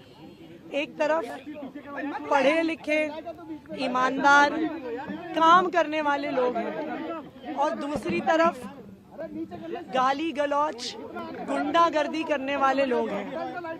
मुझे पूरा भरोसा है कि दिल्ली के लोग अच्छाई पर, सच्चाई पर, काम पर अपना वोट देंगे। दिल्ली के लोग बुराई को हराएंगे, दिल्ली के लोग गुंडागर्दी को हराएंगे।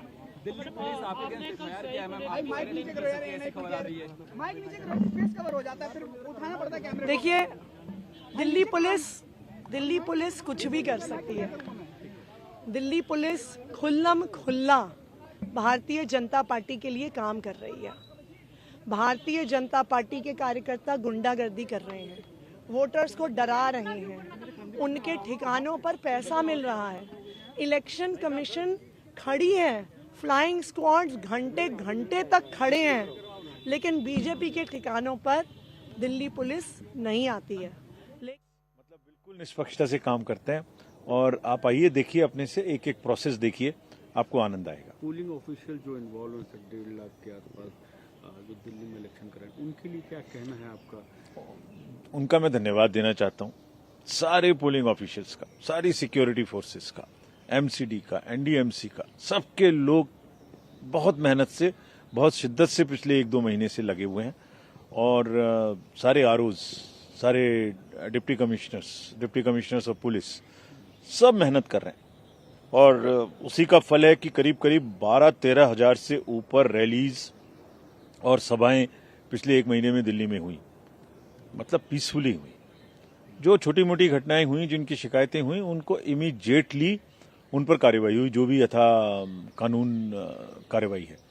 तो ये निष्पक्षता है और ये लेवल प्लेइंग फील्ड है। हमने हिदायत भी दी हुई है सबको बहुत सख्त कि सब लोग बिल्कुल लेवल प्लेइंग फील्ड को, फेयर प्ले को सुनिश्चित करेंगे और अगर ऐसा नहीं करेंगे तो commission will be very tough with them. जो पार्टियों की सर कंप्लेंट आपको मिली है, चाहे कांग्रेस हो, बीजेपी हो, आम आदमी पार्टी हो, उन पर किस तरह का एक्शन लिया गया है?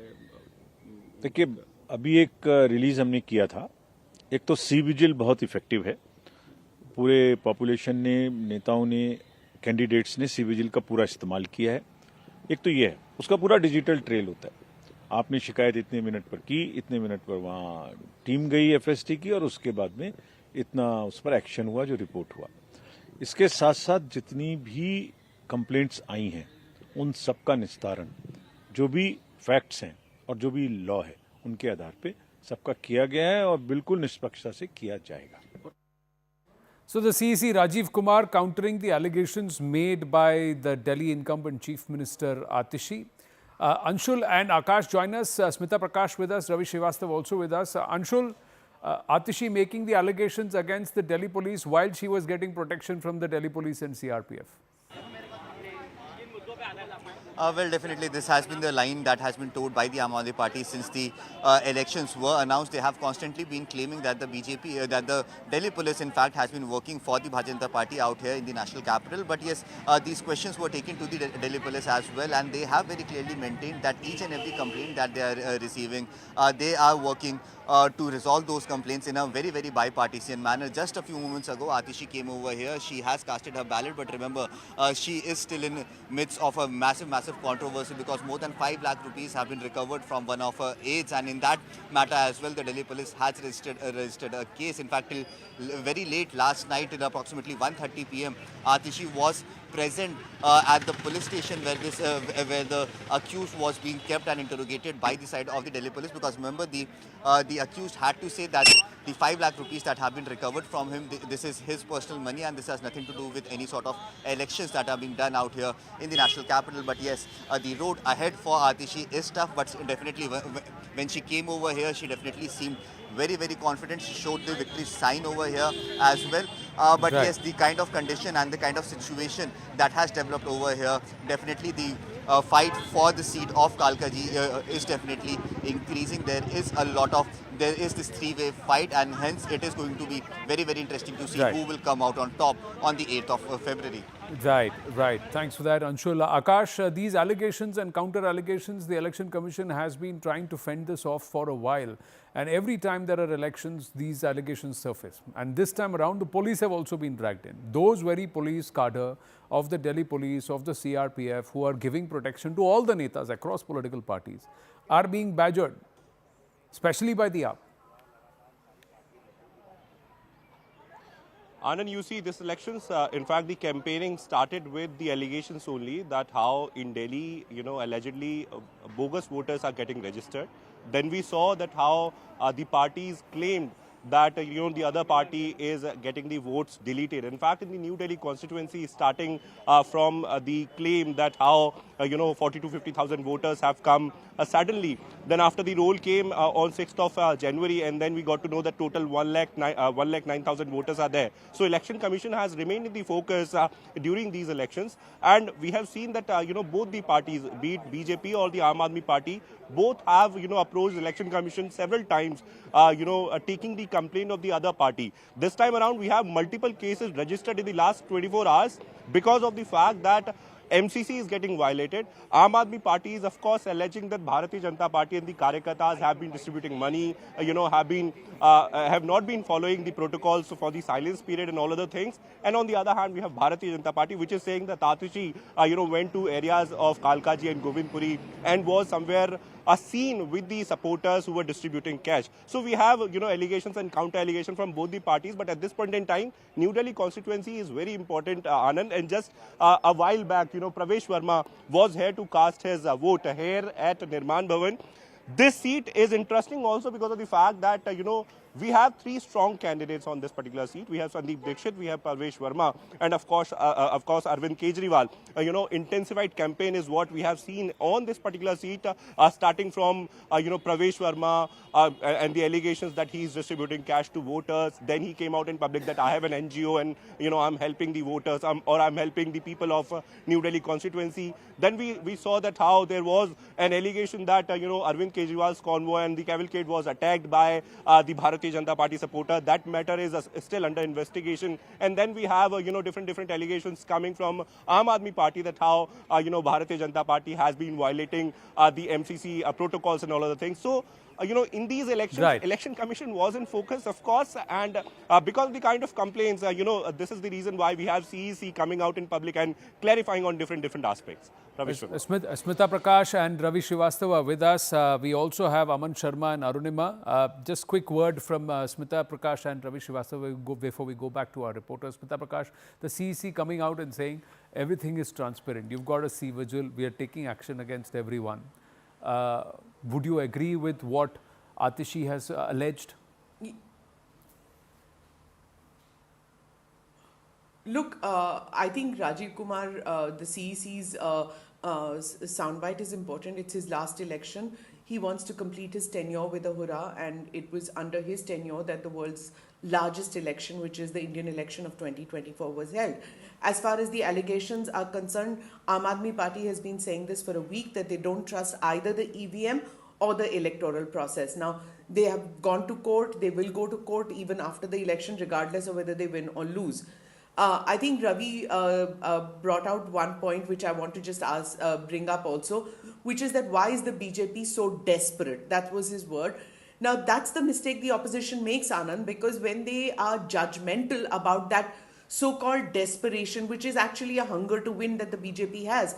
And what we saw in the 2024 election was the lack of that desperation, for which they took a severe knock. Subsequently, the BJP learnt its lessons in the other Vidhan Sabha elections of Haryana and Maharashtra, and now you're seeing in Delhi also that desperation.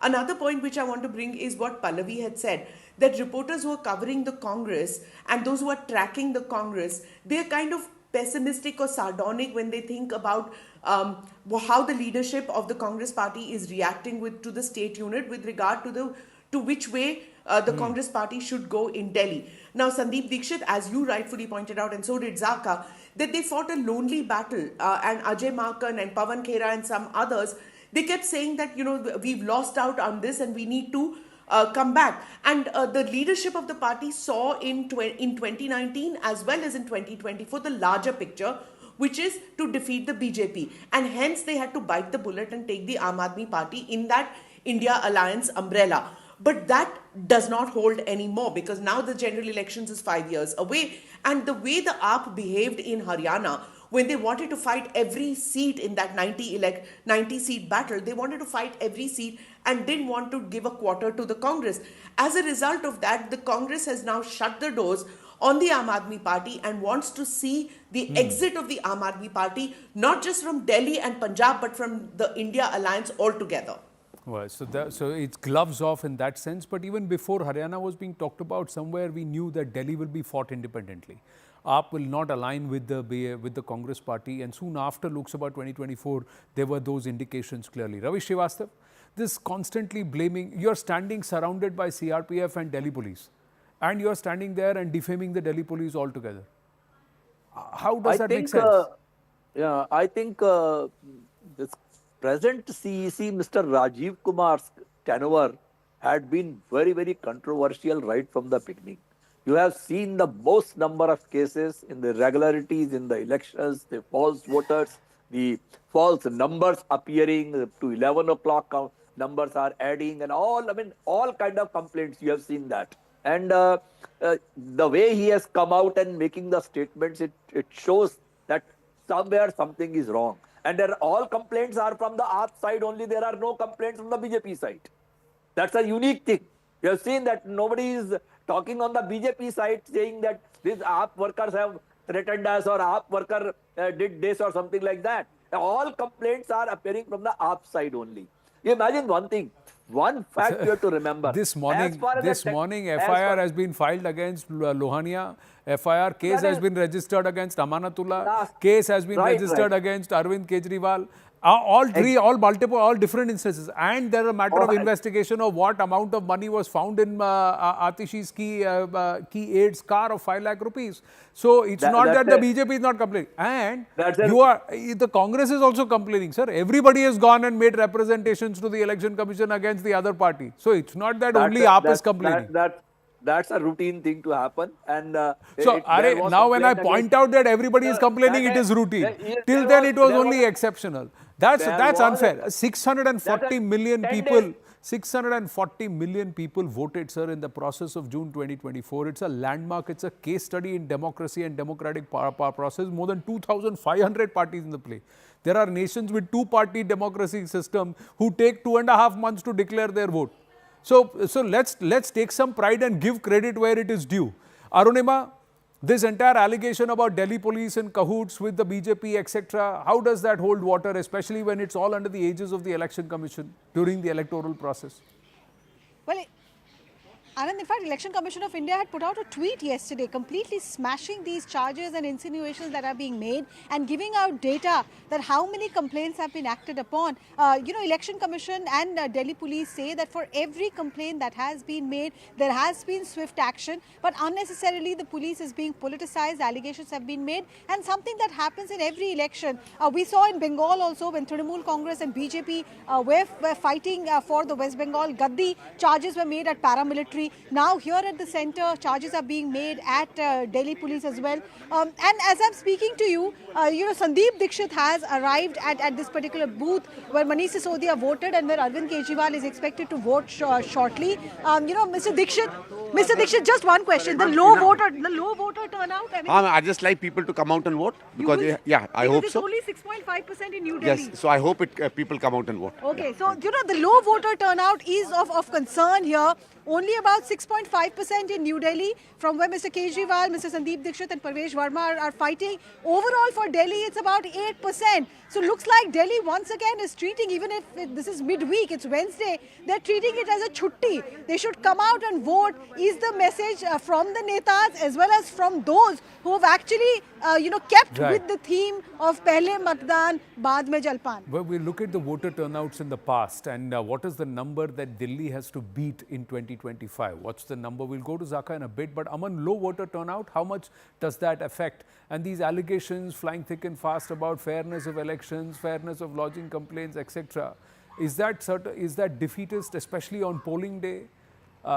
70 seats of Delhi. Well, if they can do 543 Lok Sabha seats, is 70 seats of Delhi such a problem for the Election Commission?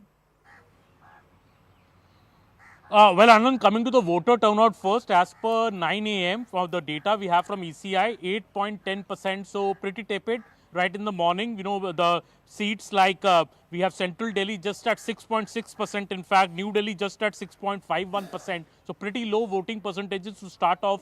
Just the start of the day, it's a wintry morning, so maybe I know voter turnout will pick up during the day as we go on, and this could be a concern, especially in the New Delhi seats, you know, the Central Delhi seats, because BJP wants the middle class to come out and vote in big numbers. See, 40% of Delhi is middle class, and the BJP has a feeling this time that the middle class is consolidating behind the BJP. But the problem is that all the middle class then needs to come out and vote, because the AAP's core vote base, which is in the Jhuggis, you know, the Muslim vote bank, is expected to vote in larger numbers as in previous elections. So while the AAP's voter will come out and vote in big numbers, it seems the BJP's voter also, the middle class voter, needs to come out and vote in big numbers also. That said, I think you see, Anand, 70 seats. Delhi is a small state, it's a small assembly, but its imprint on the national political scene, I think this time is huge. This election is happening after BJP has won what many say were surprise stupendous victories in Haryana as well as Maharashtra, where they had not performed well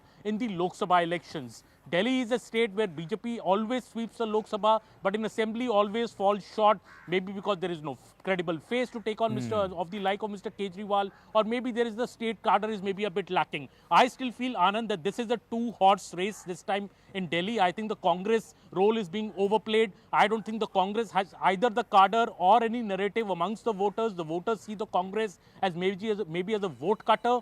I think the people are going to repose their choice very, very clearly, either to the BJP or to the Aam Aadmi Party. Right. It's a two-horse race. I don't think the Congress will be able to even split the Muslim voter much.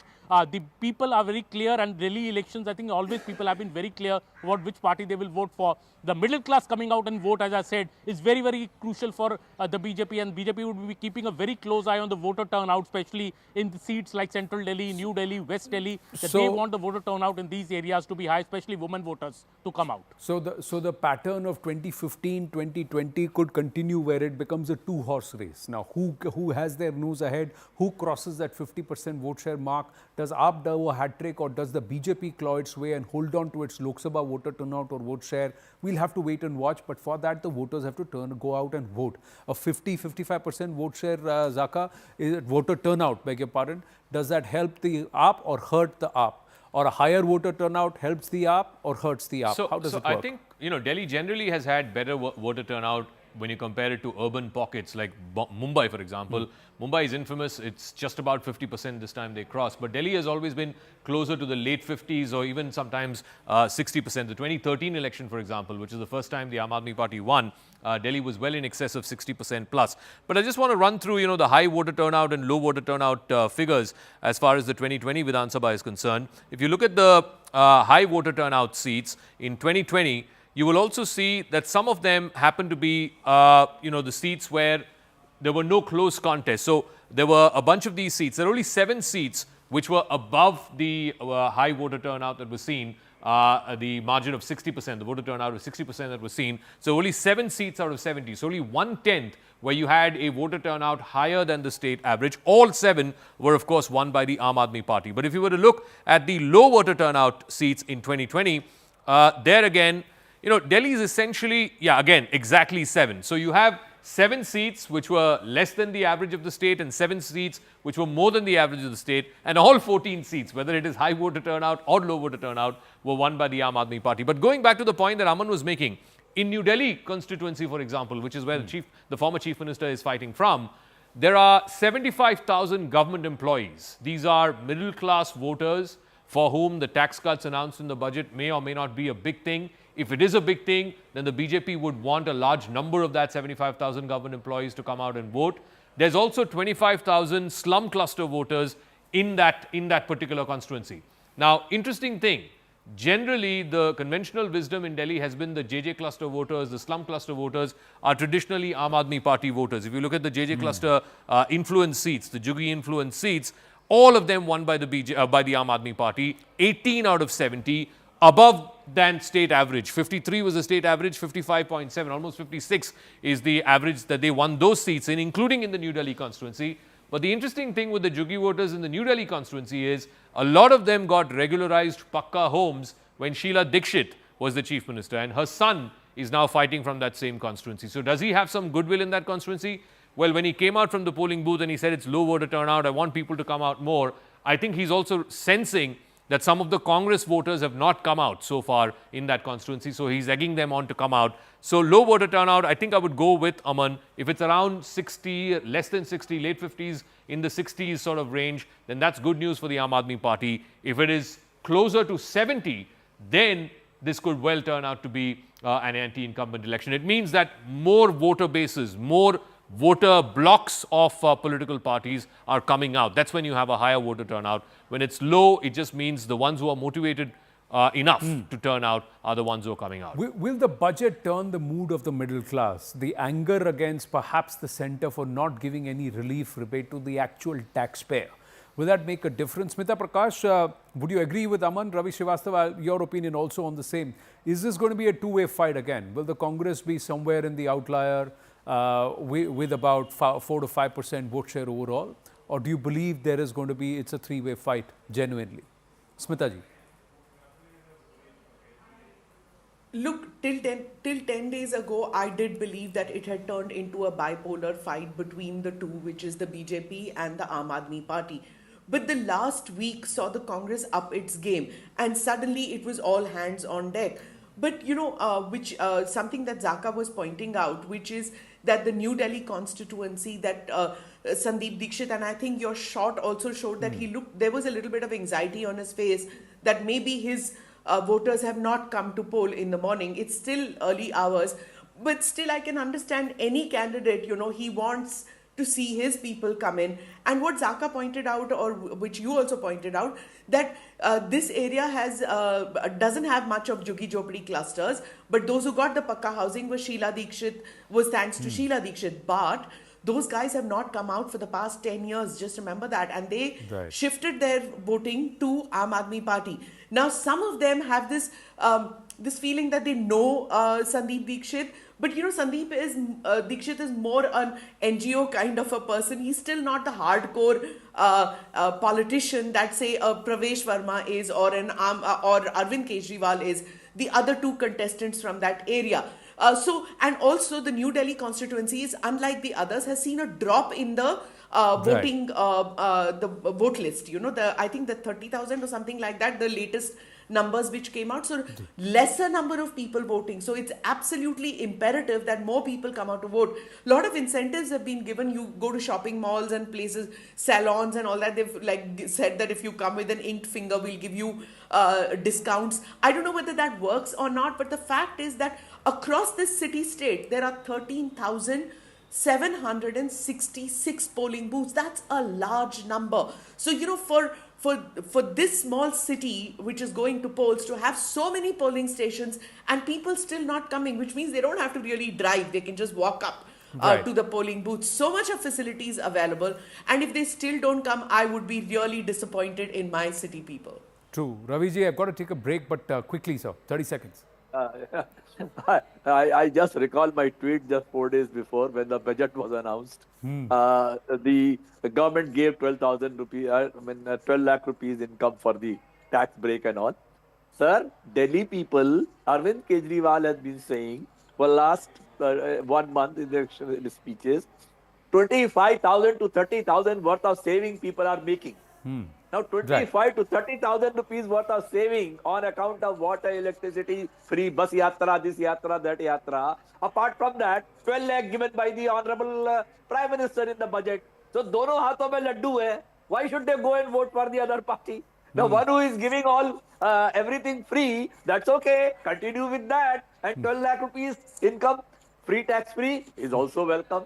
So this is how it's going to, I feel that this is the one good reason that people are not coming out. Only the hardcore voters hardcore Well, voter again, say, of the okay, Aam Aadmi we would Party, only they want are more coming people. forward. We would only want more people to come out and vote. If you've We not do, we voted, do. then they don't.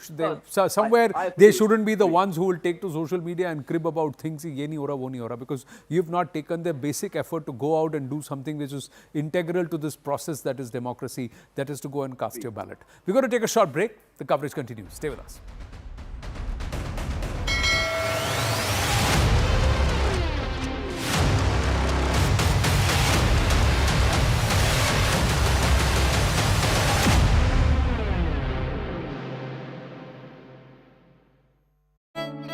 From you, Dr. Subramaniam Jaishankar is casting his vote. Pallavi is also joining us. Pallavi, whereabouts are you?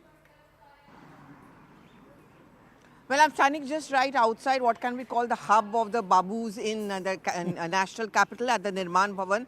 And this is where you see a large number of bureaucrats, of course, working here. But this also falls into a very critical constituency and a high-profile one. What I'm really waiting for is the crowd over here is gathered, because any time now Rahul Gandhi is going to come and cast his vote before he heads off to Bihar. Well, I mean, you know, we all talk about AAP. Anand, we are all going to talk about the BJP, the Congress, you know, ironically, for having been a big player for 15 long years, today is very much a fringe player. But the BJP certainly wouldn't want them to be that, because the calculation is that the better the Congress party pulls in terms of voter percentage, the better are the chances of dividing the anti-BJP votes, which means the AAP stands to lose. And that is the reason why very often during the political campaign, Anand, you would have noticed a deliberate goading of the Congress party, you know, to get them out of their homes and get those lazy Congress leaders out and campaign aggressively. So pinning their hopes is a lot on this constituency, the New Delhi constituency, which Akash was also talking about a short while back, because this is where the big players are. This is where the Sheila Dixit legacy plays out. Would you agree that the Congress has upped the game in the last final 100 meters, like they say, the final 200 meters? Oh, the yes, last totally. 1 week they've upped the intensity. And this entire gloves off between Rahul Gandhi and Arvind Kejriwal, was that a put on, or is that the sentiment within the Congress now? Well, you're absolutely right, Anand, and a man who's responsible for this repeated flip-flop is going to come here and cast his vote anytime now. Initially, he was caught into his dilemma of coalition ka maryada versus the Congress's astitwa. I think the latter finally took place, because he was convinced by many of the Congress leaders like Ajay Makan that how long will you keep on paving the way in the name of coalition dharma, because you're getting wiped out state after state. And if you think that you're the only ones capable of taking up the BJP, then it is very important that the Congress does well or has a pan-India presence in states. Bengal, you look at the coalition Maryada, the moment the Congress raised its head, the Congress is completely wiped out in West Bengal. The same is in Delhi, 0 MLAs, 0 MPs. So I think belatedly they've joined into a race, but they've given some very interesting fights, and certainly in the New Delhi constituency.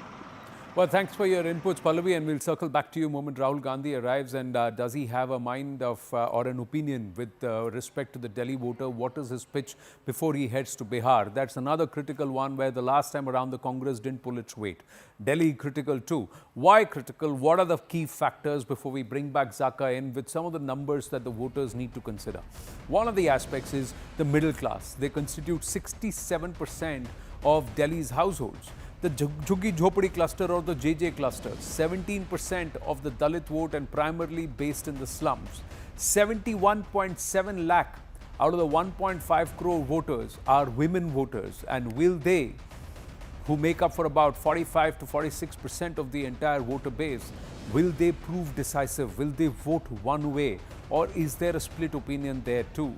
About 12.7% are Muslims. They could be a game changer in at least 6 seats. Dr. Jaishankar is speaking. Sir क्या कहना चाहेंगे आज दिल्ली की जनता निकले? You have always been an early voter. I've been an early voter, a Delhi voter, and I think the public is in a mood for change. Sir, what are the issues you're voting for? Sir, what are the issues you think are important for Delhi? So Dr. Jaishankar not offering much, saying I've been a Delhi voter and I believe that the public are in a mood for change. Rahul Gandhi, fresh pictures coming through. Rahul Gandhi has arrived to cast his vote.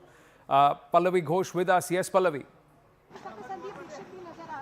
Yeah, in fact, look at the pictures right in front of me, and this is a very interesting picture because you're seeing Rahul Gandhi being accompanied by Sandeep Dixit, who is, of course, the New Delhi constituency.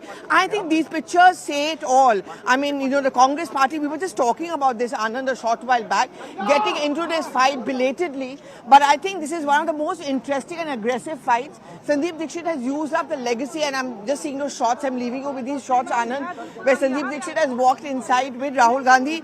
They came in the same car together, and you know, after that flip-flop where Rahul Gandhi was in two minds whether, you know, you really need to put up a big fight against Arvind Kejriwal, I think finally he decided that this is it, this is what we really need to do. And bringing Sandeep Dixit along with him in the same car, going inside and casting their votes, I think it kind of answers your question that the Congress party has decided to up its ante, and the Congress and Rahul Gandhi have also decided that this really has to be the big fight and the gloves needs to be off. I mean, the Aam Aadmi Party can never ever be a friend of the Congress because the genesis... Back live and we shift focus to Prayagraj. The Mahakumbh enters into the zone of touching nearly 40 crore visitors, and of course one of the big names to come this time around, and his presence has been missed. He is someone who's worn his spirituality out there on his sleeve and been there leading the entire Astha resurgence of Bharat, that is Prime Minister Narendra Modi, and he's scheduled to touch down at Prayagraj in just a short while from now. That's the big focus right now, even as Delhi goes to the polls till about 9 a.m., just about an 8% turnout overall. Delhi can do better. But in Prayagraj, the Shraddhalus, in fact, we spoke to some voters this morning at the News 18 network coverage, and a lot of the Delhi voters said, yahan vote karenge, and then we are heading to Prayagraj. 38 crore at 29 lakh people and still counting, inching up to the 40 crore mark, even with about 15 to 20 days to go before Shivratri or the 26th of Feb, when the Mahakumbh comes to a close. So will it shatter all expectations? 40 to 44 crore devotees were expected. Will those numbers be shattered? Is it an unprecedented sea of humanity that is turning out at Prayagraj, the spot where legend and folklore says that Brahma conducted his first big yajna in the favor, in the process of creation, in the process of Srishti. That is where this Kumbh is, Triveni, where they say during the churning of the ocean, Amrit Manthan, a few drops fell here, and that's why this place is known as a spot of moksha. And 144 years, 12 Mahakumbhs later, 144 years later, this Mahakumbh comes. And it's special because the alignment of our planets, with Jupiter right at the center, Earth, the moon, Earth, Mars, and the Venus and the sun, and on the other side, the other of the planets, you would see them all aligned in a straight line. 6 or 7 of them can be seen even now, and there were a few days around the Mauni Amavasya, and that was the peak where they said at least 7, if not 8 planets can be seen aligned. So that's what makes it special. And the Prime Minister coming on a day, that's the 5th of February. In a short while from now, he should touch down at Prayagraj. Arun Dhanta joining us at this point. Yes, Arun, whereabouts are you, and what time is the Prime Minister expected to arrive, and what's his itinerary?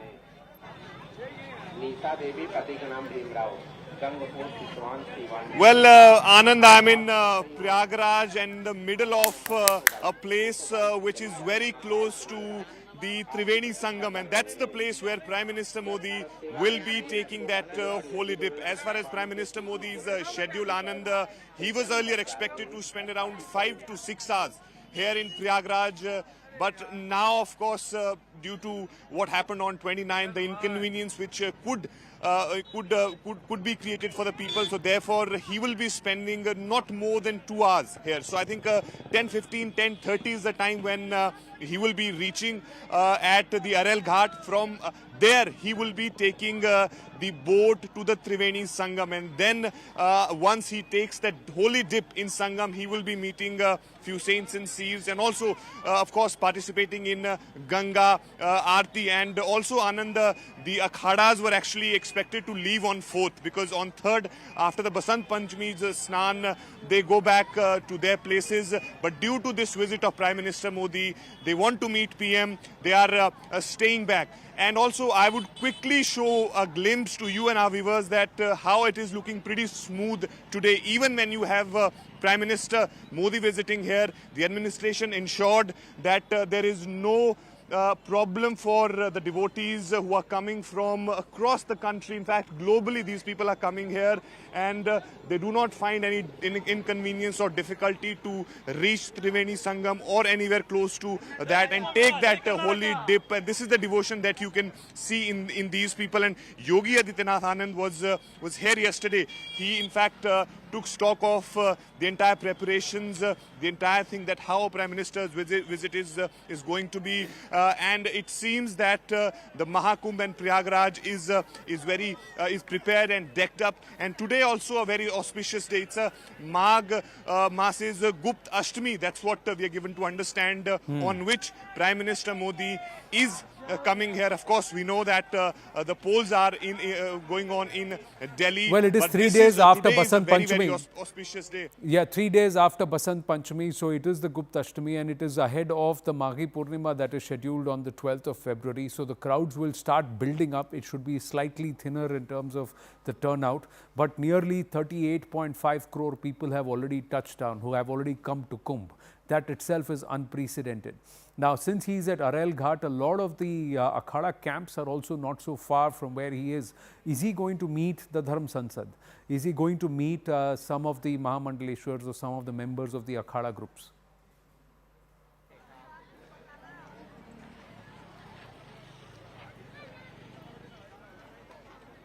Arun, can you hear me? Is he going to meet some of the Dharm Gurus? Well, okay, that question. Yeah. Yes, Anand. Yes, that's the information which we are getting, that Prime Minister may meet the Mahamandaleshwars of the Akhadas and other saints and seeds. And in fact, I think that's the reason why they're staying back, because there was some confusion about Prime Minister's visit, whether he will come or not.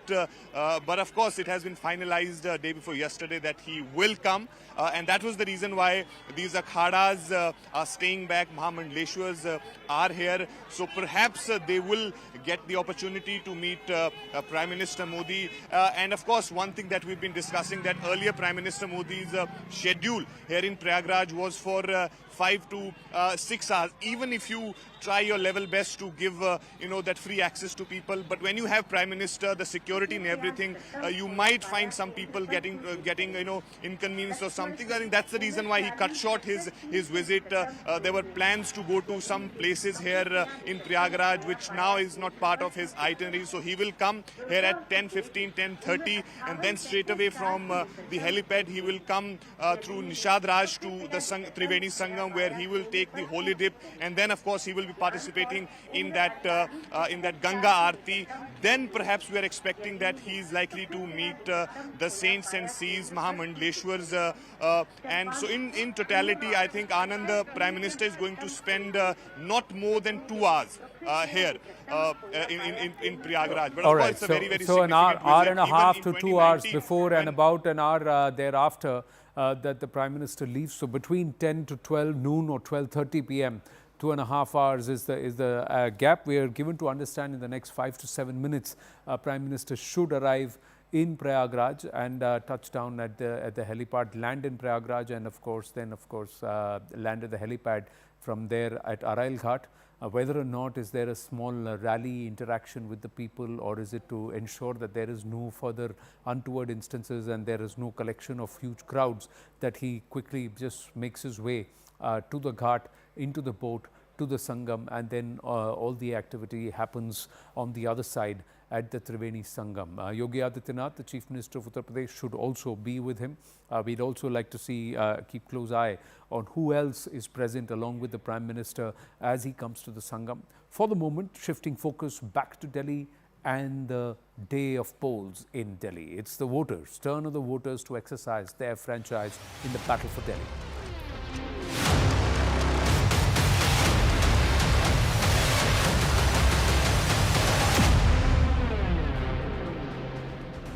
After weeks of intense political campaign, the big moment is right here. Big election of 2025, the first big election of 2025, 70 seats, 3 parties, big capital clash. Aam Aadmi Party, led by Arvind Kejriwal, the former chief minister, incarcerated for a while in the liquor policy scam, now out on bail. He's banking on welfare schemes, governance, and of course, it's a test of his Kattar Imandar claim. While the BJP aims to reclaim power after nearly 27 years, they have swept Lok Sabha elections for the last decade, but they have not been able to break into Vidhan Sabha. In fact, they've lost the MCD also. So will they break their 27-year-old jinx? We have to wait and watch. The Congress, on the other hand, striving for survival. Is it still an outlier? Is it still a party which is nothing but seen as a vote katua and rejected by the people of Delhi, especially after ruling the roost for 15 years under Sheila Dikshit? They've been voted out. Will they come back in? Will they claw back here? It's all up to the voters. Are the voters really queuing up? So far, till 9 a.m., the numbers are not very encouraging. 8.1% is the overall turnout. It's a working day, and despite that, many people don't seem to have come out and voted yet. Although candidates and, of course, top netas have gone out and voted. Some of the top bureaucrats also have gone out and voted. But on the day of polling, is it a three-cornered fight? Or is it a two-way fight, as some of our reporters were saying? On ground, it feels like it's BJP versus AAP. The Congress is an outlier. Zaka Jacob back with us here on the Magic Wall. Yes, Zaka, before the Prime Minister touches down in Prayagraj, who's going to take off? Whose fortunes are going to take off in Delhi? So one disappointing thing has been that voter turnout is particularly low, particularly in the central Delhi constituencies. In Jangpura, it's quite low. It's in single digits. In New Delhi, where the former Chief Minister, Mr. Kejriwal, is fighting from, again in single digits. Some of the East Delhi constituencies, Mustafabad, Silampur, etc., are seeing double-digit voter turnout. You're also seeing double-digit voter turnout in some of the outer Delhi constituencies, bordering, of course, Najafgarh, Burari, etc., where again Najafgarh is at double digits. So I'm not sure what this exactly means, but I think particularly in the middle class heart of Delhi, which is, you know, places like Jangpura, New Delhi constituency, Kalkaji, etc., Karol Bagh, for example, it's a heavily trader dominated constituency, just 4% vote share, just 4% vote share. Jangpura is at just 7%. Maybe because it's a winter morning, maybe people are, you know, not enthused to come out in the cold. Maybe the voter turnout will pick up through the course of the day. But one pattern that we're immediately seeing is that in the heart of Delhi, it's in single-digit vote share, whereas in the outskirts of Delhi, in Silampur, in Mustafabad, in Karawal Nagar, which is in the eastern side of Delhi, and then of course you have parts of Najafgarh, etc., where again you're seeing double-digit voter turnout. So those parts are seeing more brisk voter turnout. The inner city, the heart of Delhi, Chandni Chowk is at 4%. So what may that necessarily mean? Like I said, it can improve in the afternoon hours. It can improve once it's warmer and people feel more enthused to come out. So maybe it's just boiling down to the weather, or maybe it is that certain voting classes are not enthused enough to come out and vote. We'll ask our reporters. I think Arunima is there, Aman Sharma is there. Arunima, let me start with you first. So is that an accurate assessment that in the heart of Delhi, the urban middle class, Lutyens Delhi as it's known, the voter turnout is substantially less compared to some of the outer Delhi constituencies? And what may that mean? So I can tell you, Zaka, yeah, I can tell you that at this particular booth in New Delhi constituency, where Manish Sisodia, Arvind Kejriwal are VIP voters, the fall had really gone down over the last hour or so, but now it is picking up once again. This group of voters very enthusiastically, they voted and showing their inked fingers. आपको vote देने में कोई दिक्कत तो नहीं हुई? कुछ नहीं आराम से वोट दे दिया। तो आप किस नेता को, मतलब आपका नेता आप क्या चाहती हैं, आपके लिए क्या करे, क्या सोचकर आप वोट देती है? आपका नेता क्या करे आपके लिए? आगे बढ़े मतलब दिल्ली को आगे बढ़ाए। अच्छा, आप क्या चाहती है अपने नेता से? मैं भी यही चाहती हूँ कि दिल्ली को आगे बढ़ाए। तो दिल्ली आगे नहीं बढ़ रही है क्या? कहाँ अटक रही है? नहीं, क्या जो गरीब जनता को अच्छे से करे, देखे। मतलब आपकी क्या दिक्कत है? पानी की दिक्कत है, कोई और प्रॉब्लम है आपकी जो आप लोग अपने नेता को बताना चाहती हैं? अभी तो हमारे कोई ऐसा दिक्कत है नहीं आपको? अच्छा, नहीं है। ओके, आपके साथ भी और लोग आए हुए हैं। सर, आपने वोट दिया अंदर, आप लोग जब वोट दे रहे हैं, आप अपने नेता से क्या चाहते हैं? यही चाहते, पानी बिजली ये सब अच्छा होना चाहिए, साफ सफाई हो, ये सब। तो आप जहाँ रहते हैं वहाँ ये दिक्कतें हैं? हाँ, दिक्कतें हैं। ओके, और ये आपकी इशू है? हाँ, ये इशू है। Okay, so there is one strata of society, Zaka Anand, who has come out and they have voted for basic civic amenities. They want to hold their netas accountable for delivery of water, for sewage, treatment, proper treatment sewage in their colonies. But there is another section. We also saw in this particular booth the bureaucrats, family members of netas. There are a lot of bungalows in this particular area where members of parliaments reside. So their staff members, their family members have also come in, but there is a trickle. As far as the middle class, the upper middle class is concerned, I think they are still not coming out, still waiting to finish their breakfast, finish their brunch, and then perhaps step out.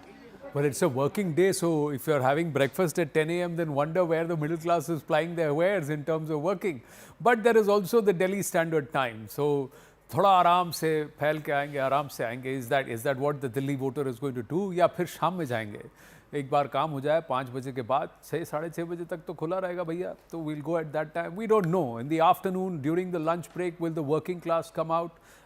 The non-working class, the house helps, the people who are the homemakers, all of them, they can pick and choose. The voting booths are open, and in fact, this time around there are so many voting booths, as Aman was saying, you can just walk around. You walk to your nearest polling booth. You don't need to actually even take a vehicle. That's how convenient the Election Commission has tried to make it. Will Delhi buck the trend? Will it come out and vote in higher numbers than it ever has? What seems to be the factor that's holding them back, or what will be the factor that will pull them out of their homes and get them to go out and vote, Aman? Well, Anand, see, the voting percentage is poor in New Delhi. In the Greater Kailash seat, these are like the Bandra and Kolaba of Delhi, where voting percentage has always been low, and this time also it is low. But that, I think, is not good news because, as I was saying earlier, that the BJP is really banking on the middle class, the upper middle class, to come out and vote in bigger numbers. In this election campaign, what we have seen on the ground, it was the middle class, 40% of Delhi's voters, who are really angry with Aam Aadmi Party over, various issues, that the Aam Aadmi Party is only working for the poor, the sanitation issue, the potholed roads. There is a lot of anti-incumbency. The BJP wants this particular middle class to come out and vote in bigger numbers. As Zaka was just mentioning, seats like Shahadra, Silampur, Outer Delhi, they are voting in bigger numbers because this is also the strong vote base of the Jhuggi voter, the SC voter, which is obviously coming out in bigger numbers. The Muslim voter is also seems to be coming out in bigger numbers, and this is the big asset of the Aam Aadmi Party. This is also a voter segment which always votes in larger numbers. Election Commission of India had specifically, by purpose, kept the voting day on a Wednesday. If you remember, in Maharashtra also the voting day was a Wednesday, because so that people can't club their long weekends and go off to the hills. In Maharashtra it worked, and we saw the highest ever polling in Maharashtra on a Wednesday. This time in Delhi, the Delhi is onto also a same test. Can the Delhi voter actually, live up to that Maharashtra example and come out in bigger numbers? I would say, Anand, Zaka, I think it was a chilly morning. In the morning also when we came, it was slightly chilly. Now the sun is bright and out. So I think by noon we should get a better assessment of the, the numbers when they come from the Election Commission. How good is the voting percentage? But the BJP would certainly want the women and the middle class to vote out in big numbers. Well, so 7 se 9 ka time, the turnout was not so good. It was in single digits. Many expect 9 se 12 the things should improve, and 12 se 2 it should get better. Let's see what happens. Before we go across to Karan Verma and Huda Zariwala, who are joining us this morning. Good early morning to you. Let's quickly listen into Manish Sisodia and Pravesh Verma. Ma'am, कैसा रहा voting experience? क्या message बहुत बढ़िया। महिला voters के लिए क्या कहेंगी आप, जो दिल्ली में महिलाएं थोड़ी स्वार्थी हो जाएं और महिलाएं अपने लिए वोट करें? अपने लिए वोट करें। सर, एक सवाल बस, दिल्ली के वोटर्स के लिए क्या मैसेज देंगे सर?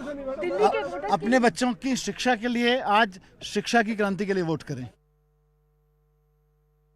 स्वाति वर्मा मैम, सबसे पहले तो बताइए, परिवार के साथ आए, कितना कॉन्फिडेंट है? हमने देखा कि कैंपेन में भी आप लगातार साथ थे सर के। कॉन्फिडेंस इसलिए है क्योंकि दिल्ली की जनता थक गई है। 26 साल और 11 साल स्पेशली नाकामी को देख के अब उन्हें बदलाव चाहिए, और उनके चेहरों से और लोगों के जो वोट डाल के आ रहे हैं उस खुशी से दिख रहा है कि दिल्ली में बदलाव आने वाला है। कमल खिलने वाला। मैम, आपको क्या लगता है कौन से मुद्दे हैं जो कहें कि फोकस में रहे? इलेक्ट्रिसिटी और वाटर तो हम सुनते ही रहे, लेकिन यमुना की बात भी उठी। आपको क्या लगता है कौन से मुद्दे हैं जिनको लेके लोग वोट करने वाले हैं? हर चीज के लिए किसी एंगल से नहीं लगता है कि ये देश की राजधानी है, और स्पेशली अगर आप नई दिल्ली में घूमेंगे तो मैं तो खुद हैरान थी कि आज भी 200 परिवार के बीच में 2 शौचालय हैं, 300 परिवार हैं और पानी पीने के 2 नल ही हैं। तो ये सब चीजों को देख के अब ये निश्चय हो गया है कि दिल्ली वालों ने भी बदलाव की सोच बना ली है और मोदी जी को मौका देने का सोच लिया। सर 100% कॉन्फिडेंट है। Sir, you went to Yamuna as well. आप सुबह सुबह यमुना गए और उसके बाद गौरी शंकर मंदिर भी गए। क्या कुछ कहना चाहिए? कुछ मैसेज है वोटर्स को टर्नआउट को लेकर? मैं चाहता हूं कि दिल्ली वासी अपने बेहतर भविष्य के लिए बाहर निकलें, वोट डालें। ये आपके भविष्य का मतदान है। Karan Verma, who does Ariwala with us, if Parvesh Verma does well, does he become a chief ministerial contender? Will he do well in a three-way fight with Arvind Kejriwal and Sandeep Dixit? And will how New Delhi votes decide how Delhi votes? Karan Verma. Good morning, Anand. Good morning, Zaka. Good morning to all your viewers. It has been a chilly morning, but I can tell you that as the political rhetoric heats up and things go, we are in for a record turnout. I'm pretty sure we are going to have a huge turnout because both the parties are trying to ensure and mobilize their entire cadre base. And already I just cast my vote here in GK. I'm already seeing large number of people go out. So yes, the morning figures might be a little disappointing, but I think they're going to improve. You spoke about Parvesh Verma and New Delhi. Mark my words, Arvind Kejriwal is losing from New Delhi.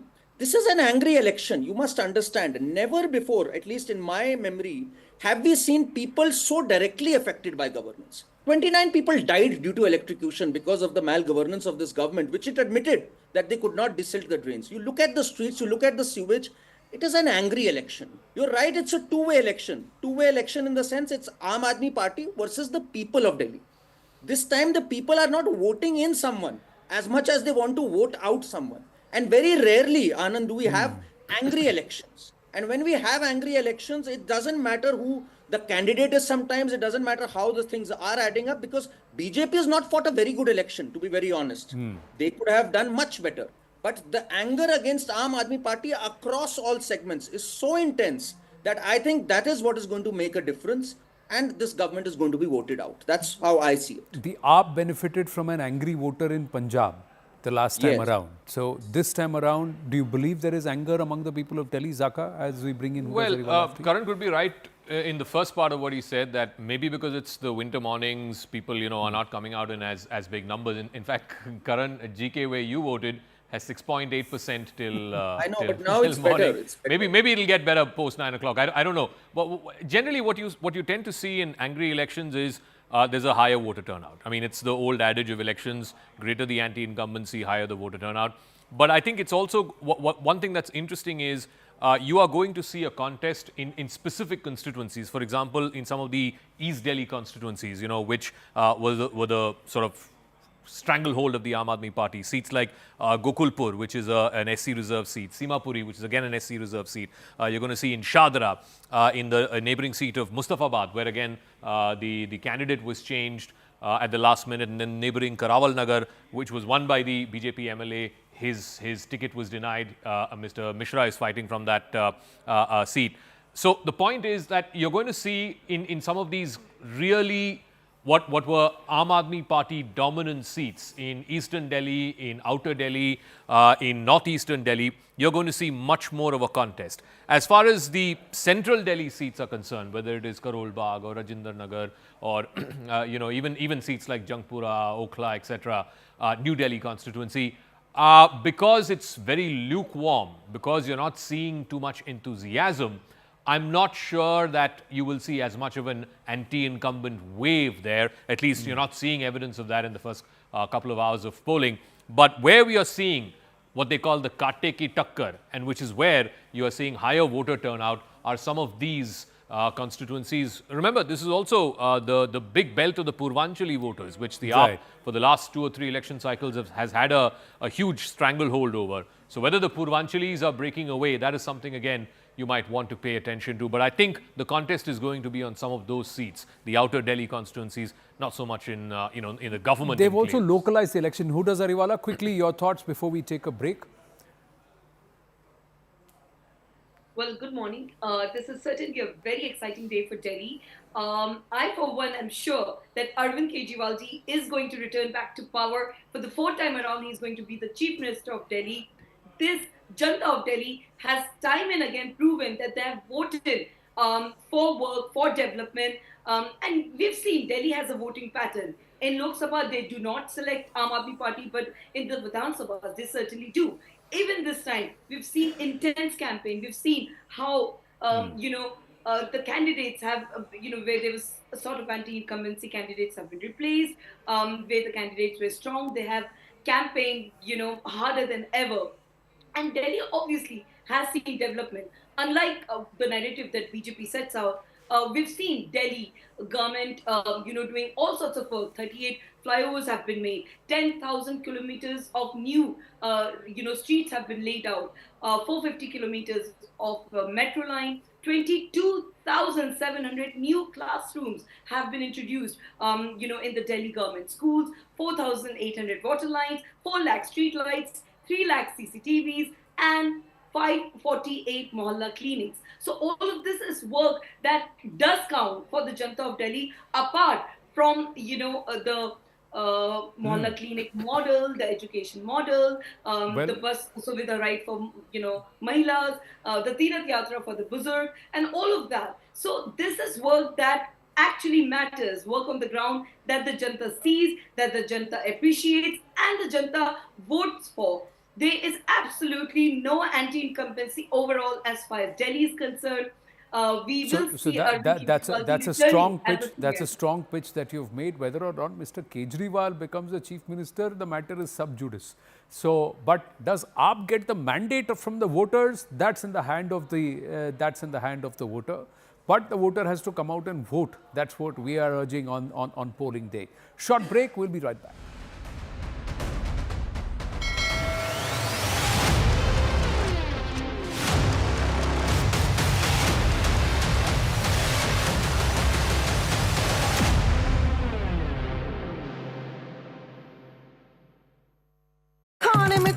From you, Dr. Subramaniam Jaishankar is casting his vote. Pallavi is also joining us. Pallavi, whereabouts are you? Well, I'm standing just right outside what can we call the hub of the Babus in the national capital at the Nirman Bhavan. And this is where you see a large number of bureaucrats, of course, working here. But this also falls into a very critical constituency and a high-profile one. What I'm really waiting for is the crowd over here is gathered, because any time now, Rahul Gandhi is going to come and cast his vote before he heads off to Bihar.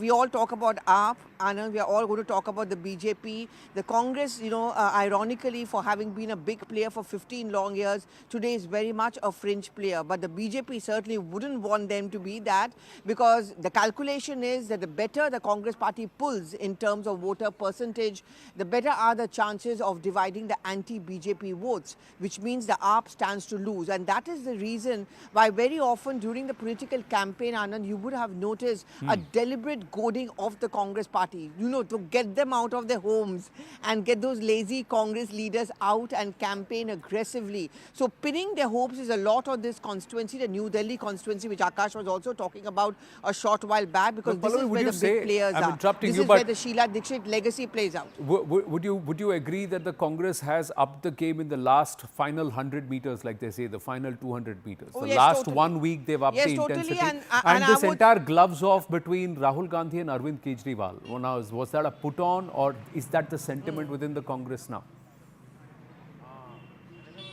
Well, you're absolutely right, Anand, and a man who's responsible for this repeated flip-flop is going to come here and cast his vote anytime now. Initially, he was caught into his dilemma of coalition ka maryada versus the Congress's astitwa. I think the latter finally took place, because he was convinced by many of the Congress leaders like Ajay Makan that how long will you keep on paving the way in the name of coalition dharma, because you're getting wiped out state after state. And if you think that you're the only ones capable of taking up the BJP BJP that it is very important that the Congress does well or has a pan-India presence in states. Bengal, you look at the coalition Maryada, the moment the Congress raised its head, the Congress is completely wiped out in West Bengal. The same is in Delhi, 0 MLAs, 0 MPs. So I think belatedly they've joined into a race, but they've given some very interesting fights, and certainly in the New Delhi constituency.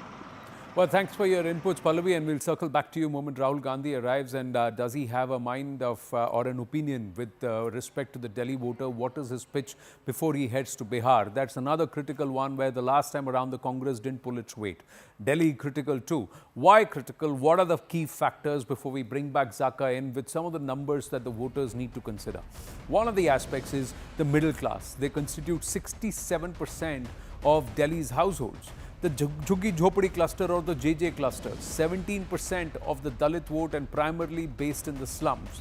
71.7 lakh out of the 1.5 crore voters are women voters, and will they, who make up for about 45 to 46% of the entire voter base, will they prove decisive? Will they vote one way, or is there a split opinion there too? About 12.7% are Muslims. They could be a game changer in at least 6 seats. Dr. Jaishankar is speaking.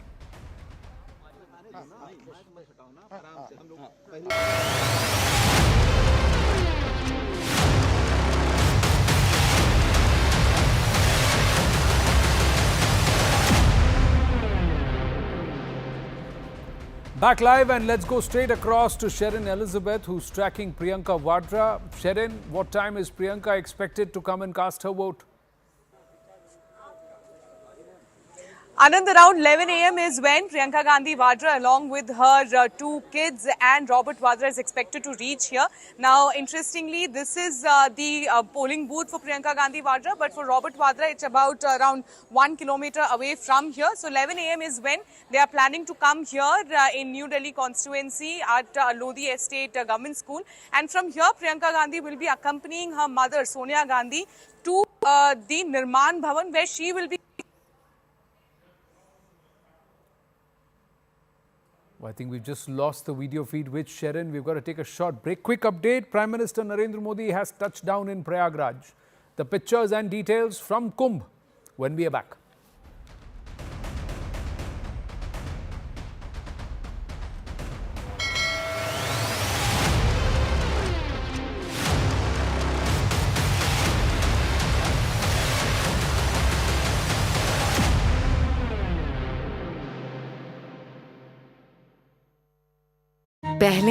From you, Dr. Subramaniam Jaishankar is casting his vote. Pallavi is also joining us. Pallavi, whereabouts are you?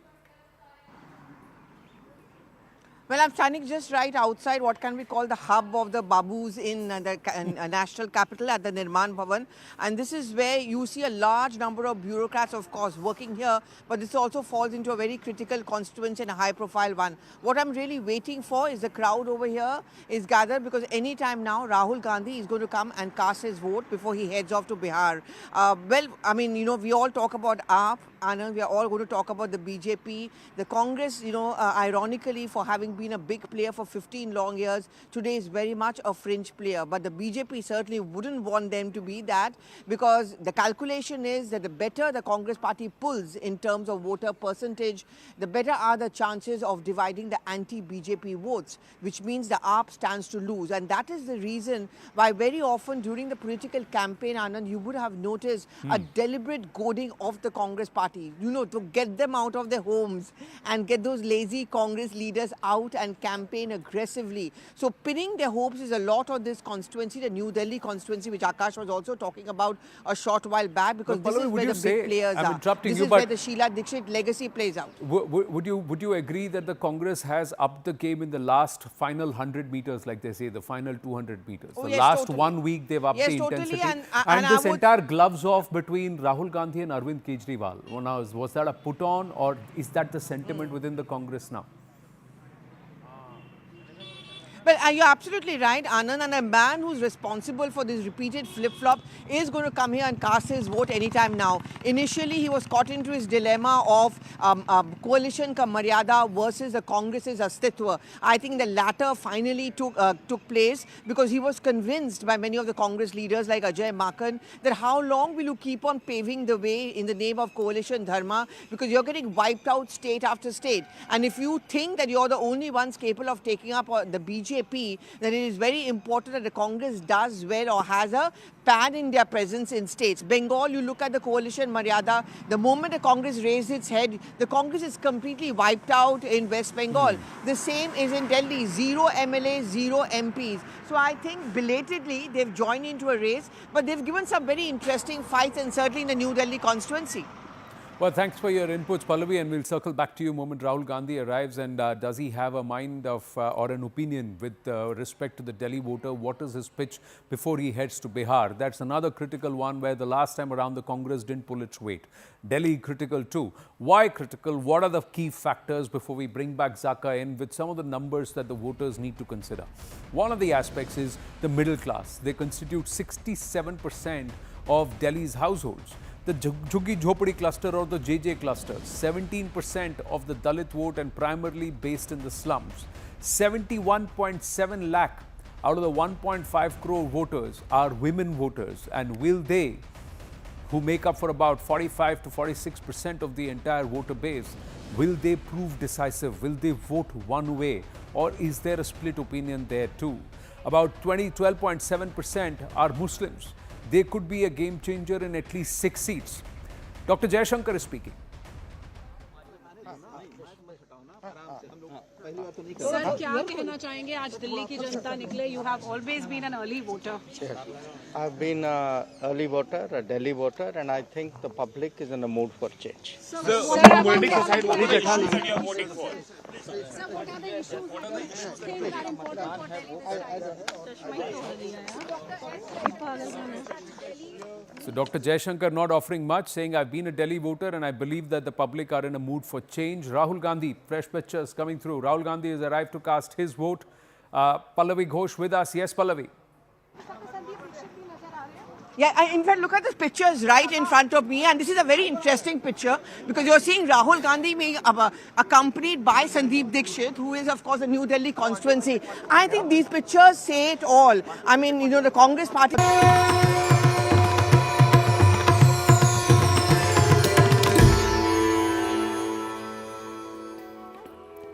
Well, it is the Guptashtami on the day that Prime Minister Narendra Modi has chosen to visit Prayagraj, and in a short while from now, he will be visible at the Arail Ghat. We are given to understand he's already touched down. He's gone to Prayagraj via helicopter.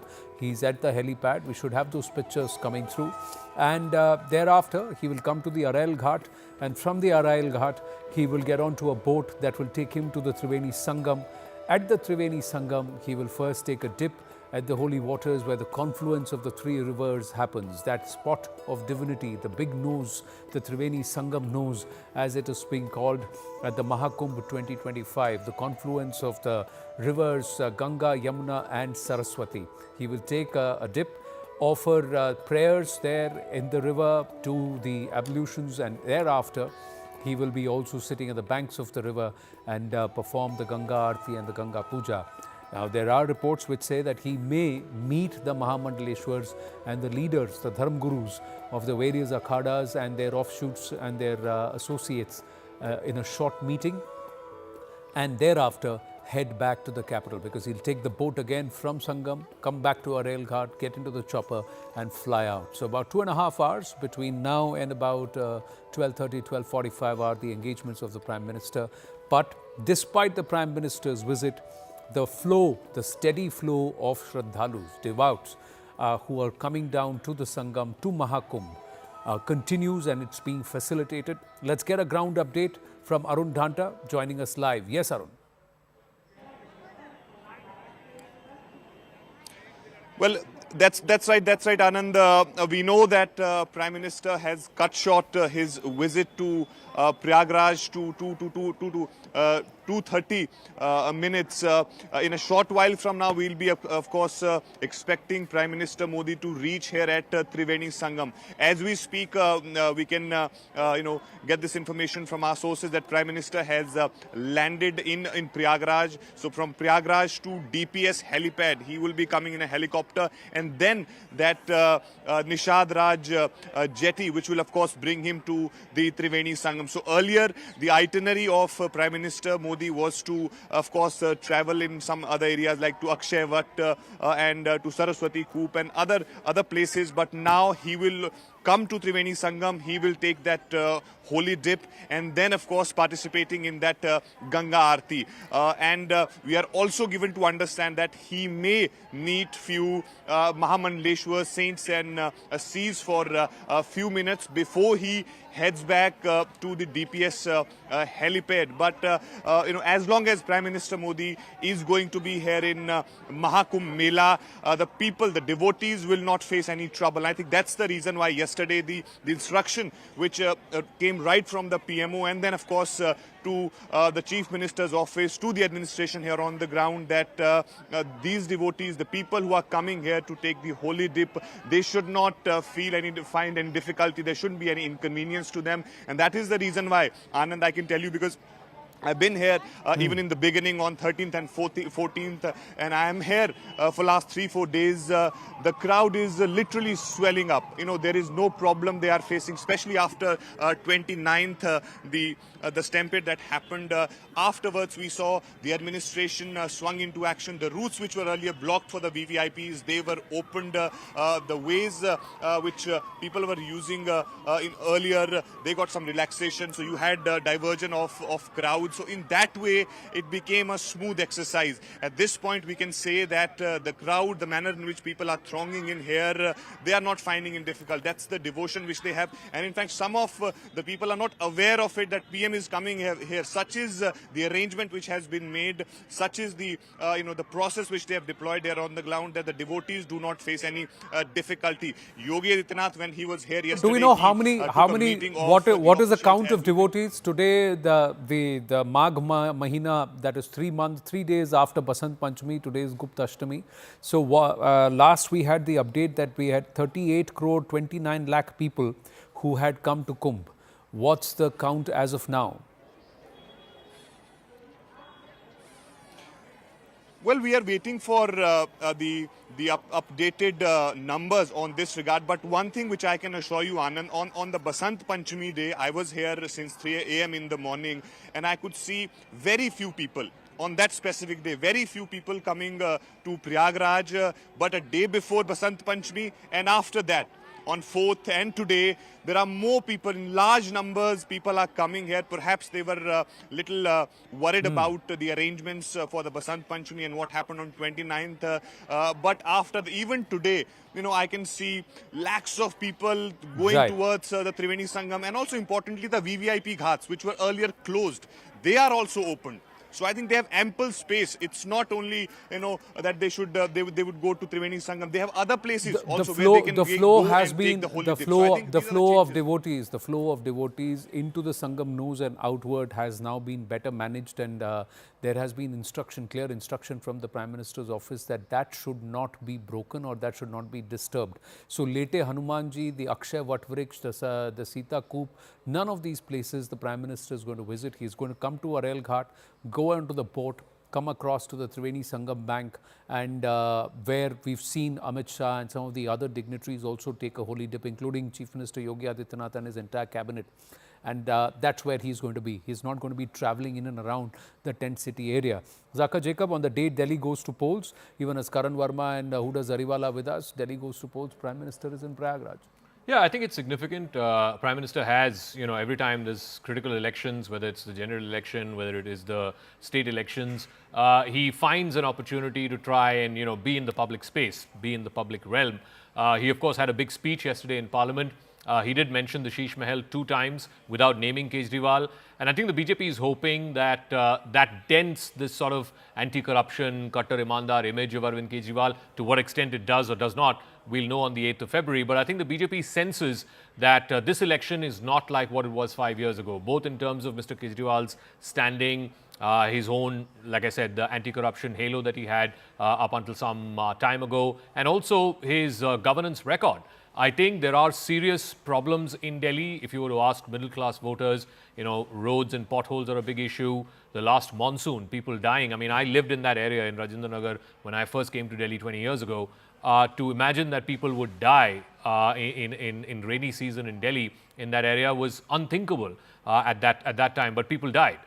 So that again has been a point of concern. The garbage, I mean, all over the national capital, people talk about Ghazipur, which is the biggest landfill in Asia.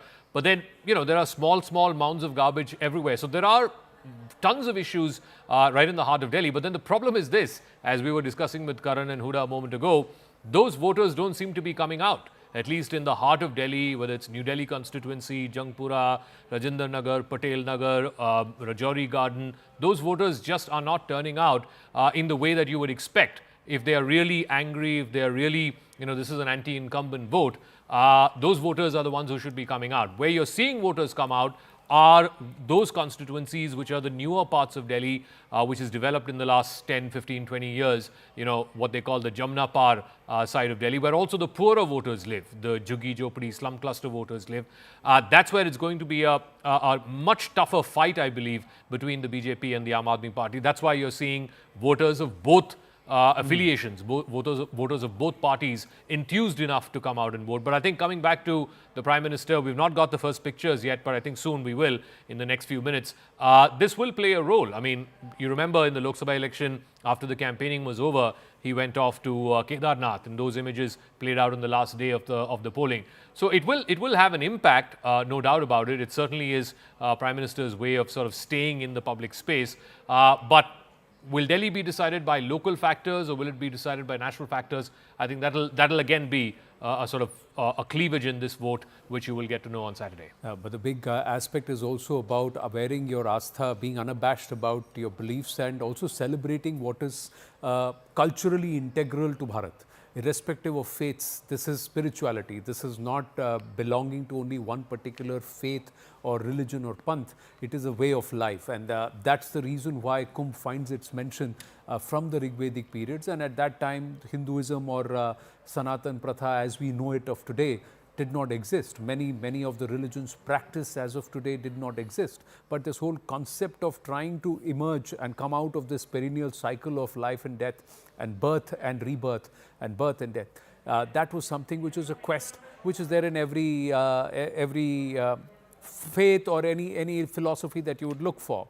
And those are visuals of Prime Minister Narendra Modi coming in on News 18 India, where he is at the Arail Ghat and he's walking. So he's landed from the helipad near the Arail Ghat, and that's the boat that will take him to Triveni Sangam. So there is not too much of any stoppage, roadblock, no welcoming, nothing. The Prime Minister just getting down. He landed in Prayagraj. From there, gets onto a helicopter. There is Yogi Adityanath, who has received him at the helipad, and he is walking with him across. So these are the pictures. Karan Verma, will this have a bearing on Delhi? Is there a political angle that you would want to look into this one? Or as Huda Zariwala says, Mr. Kejriwal has done enough and more for the Delhi voter? Absolutely, Kejriwal has done enough damage for the people of Delhi. So I think this is beyond politics, if you ask me, Anand. As you just said, I personally feel no Prime Minister has worn our culture as a badge of honor more than the Prime Minister. I mean, we've had precedents in the past where Prime Ministers have said that we should not have a construction of a temple as this will lead to Hindu revivalism. So a departure from that, this is also a contrast model of Vikas bhi, Virasat bhi. Let's not forget today that along with us presenting our culture to the world, it's also led to a temple economy, which is a 3 lakh crore economy today. It's also given a shot in the arm to so many small businesses around and boosted the economy, the face of Uttar Pradesh. And the Prime Minister has been front and center of it, right from Kashi Vishwanath, where we had the corridor renovated, to the Ram Mandir Pran Pratishtha and the Mahakumbh. I mean, it's only fitting that the Prime Minister of the world's largest democracy is right there at the world's largest spiritual gathering. So I see it beyond politics. But yes, if you ask me, an average Delhi voter, if one sees these visuals, their hearts swell with pride, seeing their Prime Minister front and center of it, who's at least unabashedly, unapologetically wearing his culture on his arm. He represents us in that sense, and it's beyond any particular faith, as you rightly put it. It's for everyone. And when we talk of Sanatan, it is the ethos of pretty much everything from our constitution to the parliament. Look at our national creed. It is Satyamev Jayate. That's again coming from our Sanatan Dharma. You enter the parliament, what do you have there? You have Dharm Chakra Pravartanaya. Our judiciary, the slogan is Yato Dharm Stato Jaya. So, you know, the stamp of Sanatan is pretty much there, and we have a Prime Minister who represents that, embodies that. And look how Uttar Pradesh has come up in the But we have to tell our viewers that the word dharm, which is used in those idioms and those phrases, does not mean any particular line of faith or panth. It actually means doing what will sustain society in the right manner. So uplifting of society, dharayate iti dharma, and that's where the connotation of dharma comes. It's panth agnostic or religion agnostic. It's about what will sustain society, what will uphold society. Here the dream or the pitch is of a Viksit Bharat and a Viksit Delhi that has been made by Prime Minister Narendra Modi, and the Congress party, Huda Jariwala, has been punching holes into this entire Shiksha Niti of the Aam Aadmi Party. They have just quoted recent research and also government data and RTI that says that the Shiksha Niti is not as covered in glory as the AAP claims. There are many loopholes and a lot of lacunae. The number of classrooms that you claim that have been built are not enough to sustain the kind of demands. And the AAP has actually let people down on various fronts, be it pollution, be it parali, be it cleanliness of the cities, or even basic Shiksha Niti. The allegation made by the Congress, Ajay Makhan was doing that press conference based on what an individual researcher has now unearthed, is that even the SC community has been marginalized in the education Niti, Shiksha Niti. As far as Ajay Makhan ji's press conference is concerned, if you remember, his own party members didn't support him because he was bringing out, all sorts of baseless allegations about Arvind ji's association with terrorism. If you remember, I mean, none of that made sense, right? Well, that was before the Congress decided that they are going to go after the Aam Aadmi Party and sever all these alliance and India alliance conversations. After that, a lot of water has flown under the bridge in the Yamuna. Right, discrediting Ajay Makhan ji's stance on the whole thing. But that being said, Arvind Kejriwal ji is literally the only chief minister, ex-chief minister rather, and hopefully, the future forthcoming chief minister as well, who openly claims that if work has been done, vote for me on the basis of work. This is one chief minister who has the guts to step down even after respectfully getting a bail from the Supreme Court in a case, by the ED, wherein the bail is such a difficult matter. We've seen, how one after another allegations were put forth, and he stepped down. He put up Atishi ji on the chief minister's post because he wants to come back with the people's mandate, with the people's majority. So it is a party with a difference. All of that has not changed. The work on the ground. Interesting that you say that Arvind Kejriwal put Atishi there. He didn't say that it was the cabinet decision and it was the Aam Aadmi Party that collectively decided to ensure that it is Atishi who replaces Mr. Kejriwal till Mr. Kejriwal is absolved of all the charges on him. And he's not got bail respectfully. He's got bail because bail is mandatory. Jail is optional as far as the rule books of our law is concerned, and the charges against him still stand. He's not been, he's neither been convicted nor has he been, absolved of the charges against him. But coming back to these pictures, Prime Minister Narendra Modi right in the middle of the Triveni Sangam, that's the huge spread of waters, yeah. In the boat that they're traveling, right at the front, you can't see the Prime Minister because of this angle, but right at the front, it's just the two of them. It's just Yogi Adityanath and Prime Minister Modi, and I think they will have enough to talk about, not just in terms of, what are the arrangements for today, but also, let's not forget, it comes in the backdrop of that very, very terrible tragedy that happened. I think the question that's going to be in everybody's mind is, it's such a vast expanse, and if you see the Sangam nose, it's a huge parcel of land. Yeah. So the question that everybody is going to ask, and perhaps the Prime Minister would also want to understand, is how could an incident like that happen when there is so much space available? Yeah. And I think that's where the questions will be, but these arrangements are elaborate. This is also a statement, Zaka, beyond the politics, the optics of it itself, to have nearly 40 crore people. Yep. And that would be perhaps the third largest population in the world, Yeah. coming to one particular temporary tent city over a period of about 45 to 50 days. It's a show to the world that people here can combine together, come together in peace, in harmony for a spiritual quest, and India can organize it. Yeah, absolutely. I think no doubt about it. It's a testament to the arrangements that have been put in place by the UP administration, the Allahabad administration. I believe there are special commissioners who've been assigned just the role of organizing the Kumbh. And like you said, 38 crore, they were looking at 40 crore. But I think by the end of the month, 25th, 26th is when the Kumbh gets over. I think you might even touch up to 50 crores. So I think it's important to underline that, it's a significant, it's a massive humanity. Let's be very clear about it. It's a massive humanity that's turned up there at Prayagraj for the Kumbh. Of course, unfortunately, the stampede did happen on the occasion of Mauni Amavasya. Hopefully, the lessons from there have been learned. The district administration there has made quite a few changes. You can only now move in a one-way direction. No vehicles are allowed at the city center.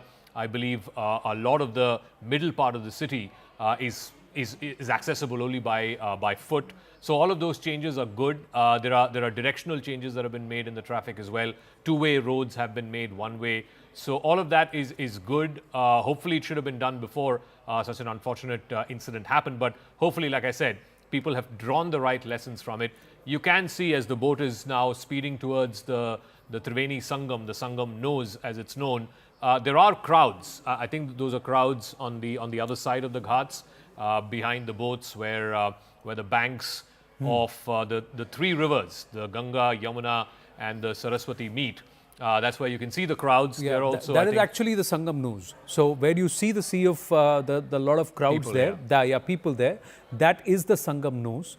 And what we are given to understand that night, that fateful night around 12:30, 1 a.m. is that right at the banks, because they wanted to be the first to take the dip during Mauni Amavasya early in the morning, there were a lot of people who, against the advice of the local authorities and despite repeated reminders, had decided to sleep in the open at the banks. So when those barricades broke, people fell on each other and a lot of them were sleeping there, and that's what caused this. So now I think that's been now stopped, and there is no way at any point in time that anybody can sleep around the Sangam nose in that bank area. Now the Prime Minister, this is the far side. That is so what we are seeing now, these are the cameras at the Arail Ghat. So this is the Arail Ghat area. You get onto the boat and then you go to the Sangam nose and you approach the Triveni Sangam area via boat. So that's what's happening. So that's where all the akhadas and their tents are on the other side.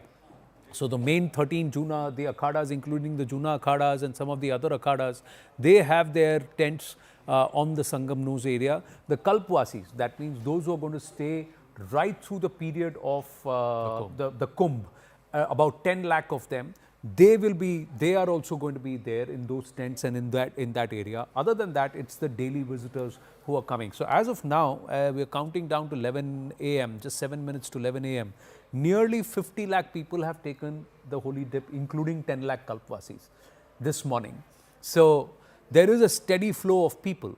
What needs to be appreciated is the arrangements have just grown in scale and have become so much more elaborate that those who thought going to Kumbh is dangerous today want to go to Prayagraj, and they also want to, it's also accessible. So not just Prayagraj, because they say the flight tickets have really soared. So you can go to Varanasi and you can drive. From Patna, it's a 5-hour drive. The option to go to Ayodhya is there. The option to come to Delhi and then drive down from Delhi, where it's a 6 to 7 hour drive. So all of this allows people to congregate at Prayagraj, and from Prayagraj, a lot of them are then heading to Ayodhya, heading to Varanasi. So they are also seeing record attendance and footfalls. And this will only go up around the Maghi Purnima date and also close to Shivratri, that is around the 26th of February, where many could come on the 25th, take a dip and then head to Varanasi for Shivratri on the 26th. This spiritual connection, you could call it in, albeit in a political context, because it is happening on the day that Delhi votes. But this is something that Prime Minister has stressed on even in his diplomacy. When he became Prime Minister first in 2014, he was very insistent about the Ramayan circuit, about the Buddh circuit. He's used this to sort of expand India's influence and reach in Southeast Asia. We had the Indonesian president who came for the Republic Day, and he made that famous speech where he said, "I tested my DNA is Indian," and he started singing some old Hindi film songs, etc. Again, the connection with Ramayan and Indonesia is well known, and these are things that Prime Minister has sort of revived since he came to office in 2014. And if you look at some of the holiest places of Hinduism, including Banaras, where he's MP from now for the third term, the way it has transformed in the last 10 years, I think it's quite phenomenal. Same goes with Prayagraj as well. Just the sheer scale of having 40-50 crore people come there over a month and a half and take the holy dip, the snan as it's known, is in itself a logistical challenge. And there you see just the two of them. It's just the Prime Minister and the Chief Minister right up front at that little boat that they're taking from the Arail Ghat to the Triveni Sangam nose, which is the holiest place where the three rivers join in unison. And that's where, and I think the PM is asking about some arrangements to the UP Chief Minister, and he's giving him the lowdown. And you can see there are people, not just at the Sangam, but in the neighboring ghats as well. You can see people who have come there to get a glimpse of the Prime Minister. Of course, a lot of them have come there for taking the snan themselves. But I think this religious tourism, spiritual tourism, this is a sort of leitmotif in the Prime Minister's tenure, not just restricted to what we're seeing, these pictures that we're seeing right now on the day of him taking the snan at the Kumbh, but this is something that he has continued to stress on in the 10 years that he's been Prime Minister. Well, this is also the confluence of science and spirituality. The science says that in 144 years, the alignment of the constellations and our planets with Jupiter at the center is that they all fall in a straight line, and this straight line is visible for a period of 25 to 30 days, so nearly a month. And that's around the time that Kumbh happens. And because of this alignment, the Triveni or the Sangam, the medicinal healing powers of the waters, the divine waters of the Yamuna, the Ganga and the Saraswati, which is not visible now, it adds to the fact that whoever takes a dip at that time is able to be blessed. But this is not just one dip, although many go just do one dip. The whole process is that you're supposed to complete one lunar cycle. So through the Krishna Paksha and the Shukla Paksha, and that's why a lot of the Kalpvasis stay throughout the entire time. So they start from Makar Sankranti soon after around that and go on till Shivratri or towards the end of the Magh month. So this whole sequence is that you're supposed to be there, be in meditation, follow a minimalistic lifestyle, live with the nature, and then continue to bathe and cleanse yourself. So this period of 30-40 days of cleansing is something which is there across multiple faiths, and it's happened through eons. Different faiths follow it, but this whole aspect of cleansing is there. So in Kerala, Sabrimala, you do 40 days. In Christianity, there is 40 days of Lent. There is Ramzan in Islam. So this period of cleansing, purification, trying to find your spiritual inner self and connect with the universe, forces of the universe, is a spiritual concept. And that's why we also saw the King of Bhutan come. So Buddhists are here, Christians are here, people of all walks of life across the world have come here only in this quest for trying to connect with the forces, the cosmic powers of the universe, and this place gives you that feeling that you are able to connect. Now, each person comes there for different reasons, but this is something which is also an example to the world that we have our spirituality along with our science, and we have humanity and humanism, which again the Prime Minister has very strongly espoused, saying we are talking about integral humanism, we can practice it and we can organize it. So it's a big statement, and if we can organize Kumbh, we can organize the Olympics. If we can organize Kumbh, we can organize any conglomeration of humanity in our country, and we can be peaceful. And kudos to those 38, 39 crore people so far who have come, where barring that one incident, largely it's been incident free. And people are coming and they're accommodating. Everybody is having a bath, taking a holy dip, and they're finding their way back. Yeah, there are stories of people missing, people being left behind, etc. But they're all being monitored. Aerial surveillance is happening. There is drone security that's being provided. Look at this crowd. It's going to be mind-boggling for anybody to handle it for one day. The UP organizers, the people, all of them, the UP government is doing it from the 13th of January till the 26th of February. Yeah, it's a month and a half, and as Anand was saying, it's the first time in 144 years where the planets are literally aligning for this holy period, and the Prime Minister knows the significance of this, both from a religious prism and may I also say from a political prism. It's a huge thing for foreign folks as well who've come. A lot of diplomats, for example, who are based in Delhi from foreign countries have gone there. The Dutch ambassador, the Mexican ambassador. I have a conversation with Erik Solheim, the former Norwegian minister, which will play out in the next few days. He also went to the Kumbh and took a dip. And it's a spiritual experience for all of them. We saw Coldplay's lead singer Chris Martin go there along with Dakota Johnson. You had the late Steve Jobs' wife, Lauren Powell Jobs, come and take the dip at the Holy Sangam. So this is not something that's just restricted to India or large parts of the Indian population. I think people from far and wide, the number of foreigners who've come have also been in record numbers for the Kumbh, despite all the the logistical hurdles and the unfortunate tragedy that happened on the 29th of January. But despite all of that, you can see the sheer vast number of people who are thronging the Kumbh, thronging the Sangam Ghats virtually every single day in this month and a half period between the middle of January and the end of February. Just purely from a spiritual point of view, Anand, why is this important for the Hindu faith, for people who follow Sanatan Dharma, this constellation of coming together of the planets once in almost 150 years?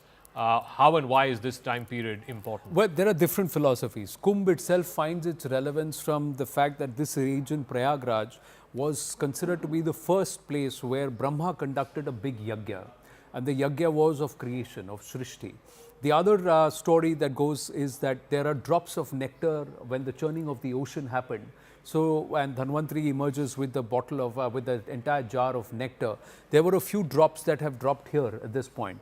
But the scientific reason is the confluence of these three rivers. Ganga itself has supposed to have medical and healing powers. The Saraswati has its own potency, and so does the Yamuna.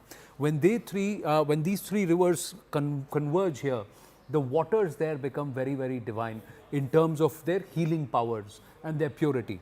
That, along with the constellation being aligned, the energies are such that there are the ancient thought processes. There were portals. These portals connected you to the higher cosmic energies, and if you are able to realize that and connect that, you are able to escape. This whole thing is to escape the cycle of life and birth. So Kashi finds its mention in Rig Veda. Kumbh finds its mention in Rig Veda. So as you go to Kashi for moksha, that was supposed to be the oldest city, which is a portal to the universe as a key, if you were to think of it from the Avengers and today's movie point of view. And Thor has Jotunheim, and there is a portal, and you can go across realms. Now, if that's the science, if that's possible in the movie, this is what was thought, that there would be a portal for the soul to escape the cycle of life and birth on Earth, on Prithvi, and you can go to a higher realm or a better realm. So now the 9 dimensions of science are also described as various lokas in our scriptures.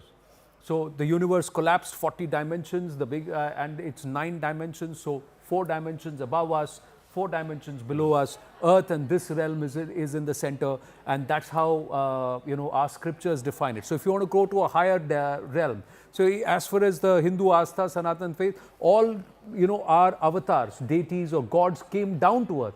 So why come down? Why not coming up? So this whole thought process is that you rise to a higher level and escape this cycle. And if you are able to do this here, follow the ritual properly and come and bathe at the Kumbh and go and spend your last days in Kashi, you hope to be able to break the cycle of life and death.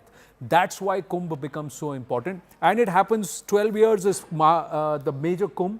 12 into 12. So after 12 big kumbhs is the Mahakumbh. So this is something that's happening only in 144 years. So people of this generation will not live to see the next Mahakumbh. And that's why this big confluence. Karan Verma still with us. Karan.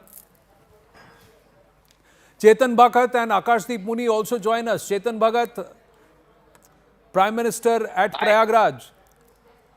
Have you gone already? Well, no, I haven't gone. I'm here because you called me to the studio this evening for another Mahakumbh happening in Delhi, which is a different kind of Kumbh. And it's quite exciting. But, I saw some of those videos. It's just too crowded, to be honest. And I don't know. I mean, I wish there was a way, but we have a big country of crores of people and they all want to go. So it's not nobody's fault, really. And there's only one place, like you said, once in 144 years.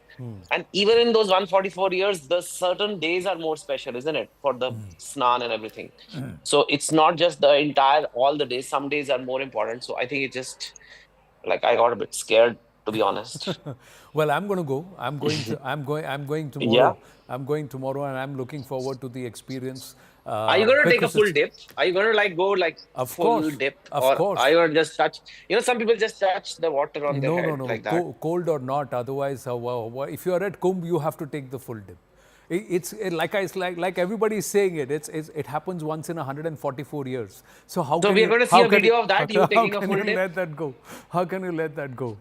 Well, if there's somebody to take a video, I will put it out. But I am going for sure. You are I'm not for a TV channel. And you're saying you work for a TV channel saying, is there someone to take a video? So please do, and please get a few drops of the water for us in the studio. Not just the drops, because many people say we should take a little bit of the mud or the dhuli there. Why? Because crores of people deeply in spiritual thought have come there. And that energy itself, many believe, is blessed. That land finds itself blessed because there is a confluence of souls. It's not just human bodies. No, it's the Atma, it's the soul. So the thought process is that spiritual depth there and the spiritual intensity of that place is going to be so huge that it's a once-in-a-lifetime experience. So, but if I can ask Chetan, so I mean, obviously, let's not underplay the context or the timing of this.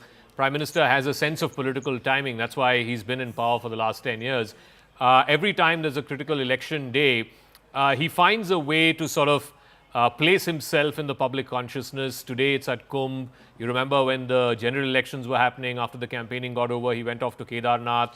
Again, do you reckon any of this actually makes a difference to even 1% voters, swing voters who may not be enthused to come out and vote? In Delhi, for example, at least in the first couple of hours, the voting has been pretty thin in single-digit voter percentage-wise. But do you think this has a political sort of fallout as well?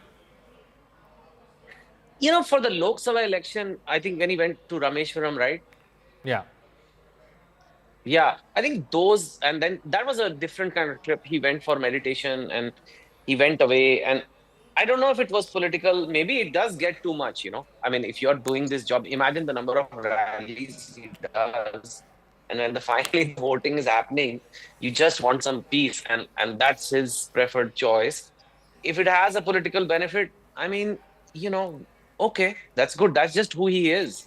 And I think he is and I'm not just saying it like siding. I think he is a person who believes, who's a big faith believer, and he would have gone to the Kumbh anyway. Now, in terms of the timing, is it going to help in Delhi? I doubt because if he's gone today, he would have gone like a few days back. Like by the time today is actually the voting day. So I don't think in Delhi it will have such a big impact. Delhi politics isn't about Hindutva politics as much anyway. I think the issues here, as we know, are Arvind Kejriwal, who's the blue-eyed boy of Delhi, and he's like literally somebody who has taken on the BJP here very well, and of course now the new tax-free country we have.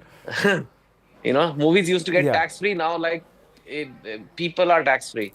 So I think that will have an impact. I think how much does this have an impact? I don't think so, and I would not be so cynical. I know there will be people who will say, oh, he's going to...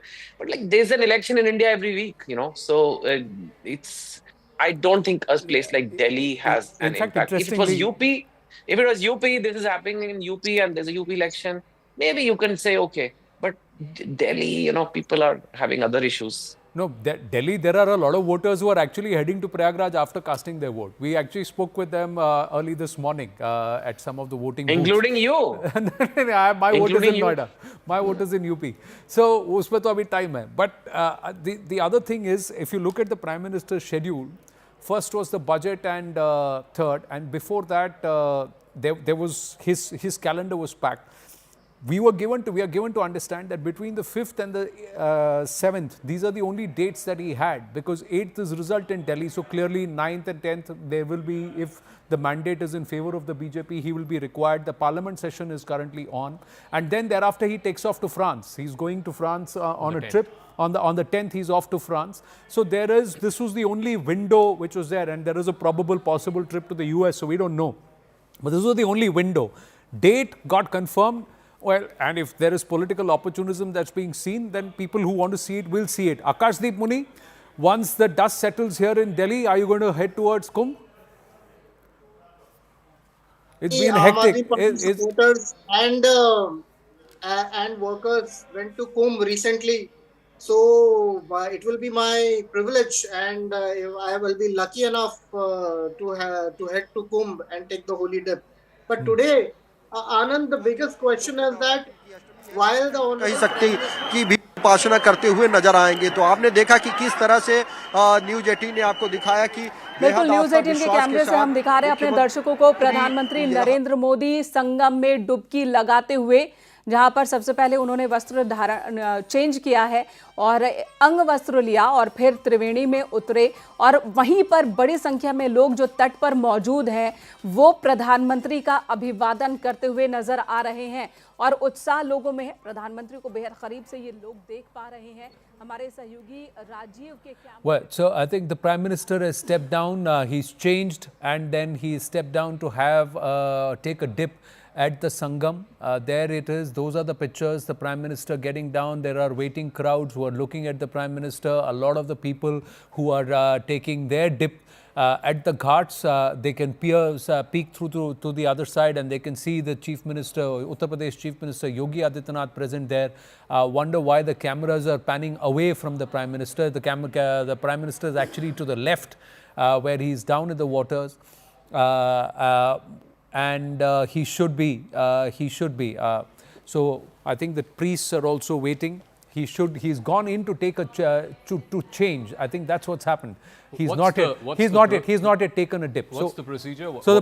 You obviously will take off the clothes that you're wearing, and then you wear.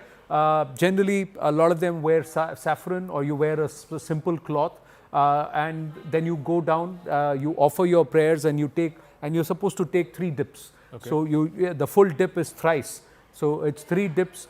You're actually supposed to be chanting a few mantras, and each of the dip is dedicated to, one is to your ancestors, one is to your gurus, and one is to the devatas, and you're asking them to cleanse you and cleanse your soul of all their bad karma, and to uphold and add to your good karma. So it's the karma phala, or the karmic fruits, that you're actually praying for, and that reduces the weight on the soul, and that's why the soul is elevated.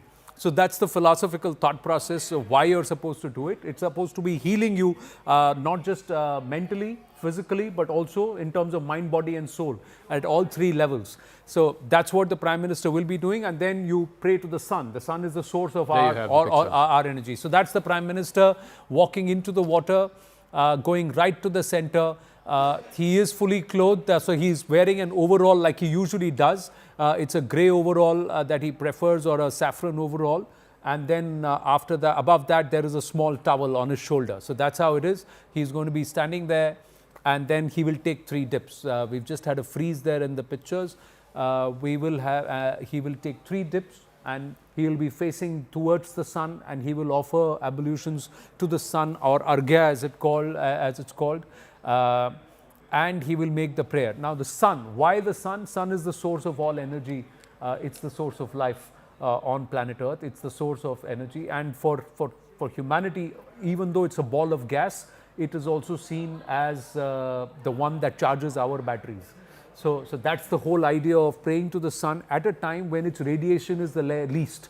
So it's already, today he must have picked a Muhurt, which is good because it's a Gupta Ashtami, and that's why he has timed it. You tend to do it early in the morning when the radiation of the sun is the least and the curative potency of the light, sun's light, is at the highest.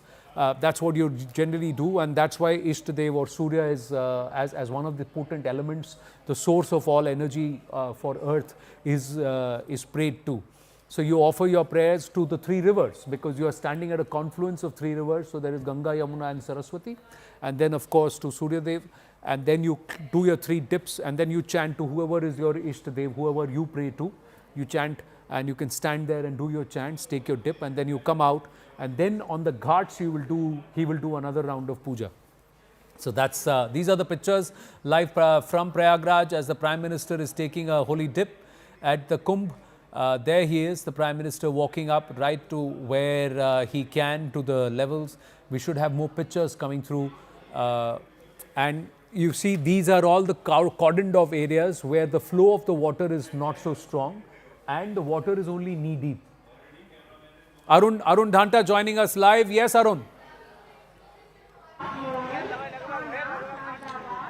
Well, that's right, Anand. Prime Minister Modi and Yogi Adityanath have arrived at Triveni Sangam, and in fact, Prime Minister is going to take the holy dip. And let me quickly show our viewers that how people are actually going and coming from the Sangam. On that side, you have the huge line of those devotees who are going towards the Sangam. They are yet to take the holy dip.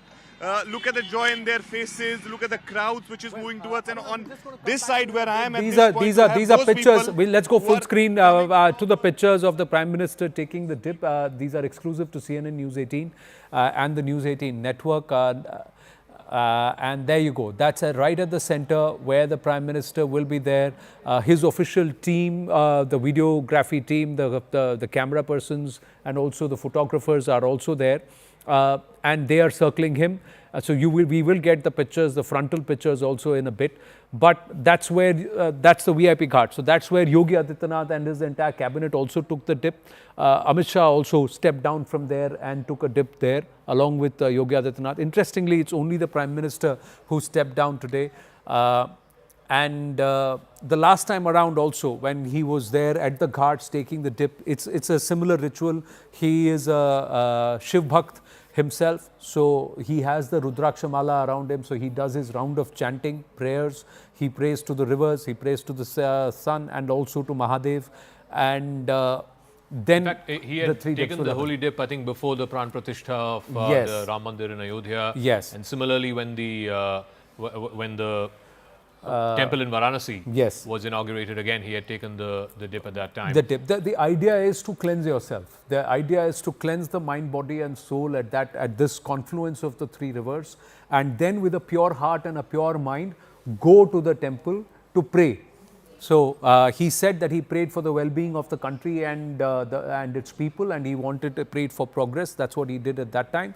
This time we'll see what the Prime Minister's message is. But for each person, it's either self or society or humanity, but somewhere the connection is spiritual, Zakat. So that's what it is. And the Prime Minister seems to be very comfortable. There are people who do it because it's good for optics. But for him, we've seen over the last many years, he's comfortable in his skin doing what he's, because he believes this is a practice for him. And it's been a practice for him right from the times he was a pracharak at the RSS. He used to actually play the Nagada at the local temple in Vadnagar. That's how his childhood, he's grown up. So there's a huge, deep spiritual content or connect for him all through his life. So even the days of emergency and all, he used to pray regularly at the Gurdwara when he was living, as a Sardar, and he was in the Gurdwara. He would do seva at the langars. He would offer, and then he would continue to pray. So this aspect of prayer and spirituality is not something which is second skin to him. It is in his own skin. Yeah.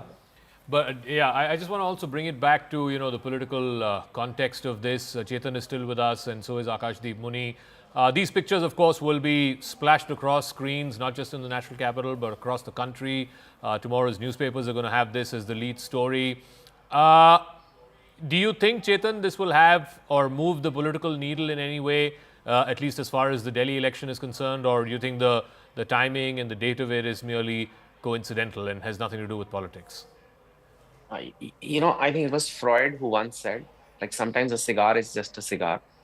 You don't have to. It's just like the person just described, that he is a man of faith. It is a holy kumbh happening once in 144 years. At some point, he would have gone and taken a dip. If he had taken it any time in the last week or any time in the campaign of Delhi, people could have said, "Oh, it's happening for the Delhi elections." But that's I think a bit too cynical. And firstly, nobody's stopping Rahul Gandhi from taking a dip. Nobody's stopping Arvind Kejriwal from taking a dip. And if they want to do it, they can do it. And that will Why also do get you some think that is? coverage. Why do you think they haven't gone yet?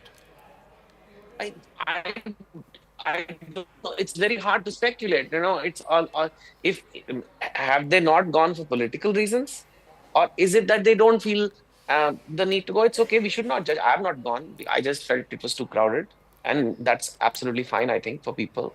Yeah, but you're not a And it's politician. not I mean, like someone you don't need to. No, I mean, I'm a Hindu. No, I know. And some of us, Zaka, some of us I have too many sins. I don't think one dip is going to clean them. So, that's a separate discussion. I'm just saying we shouldn't judge. You don't become more superior by taking a dip. It's just an act of faith, and I don't think there's any elitism about it. But at the same time, I do believe that.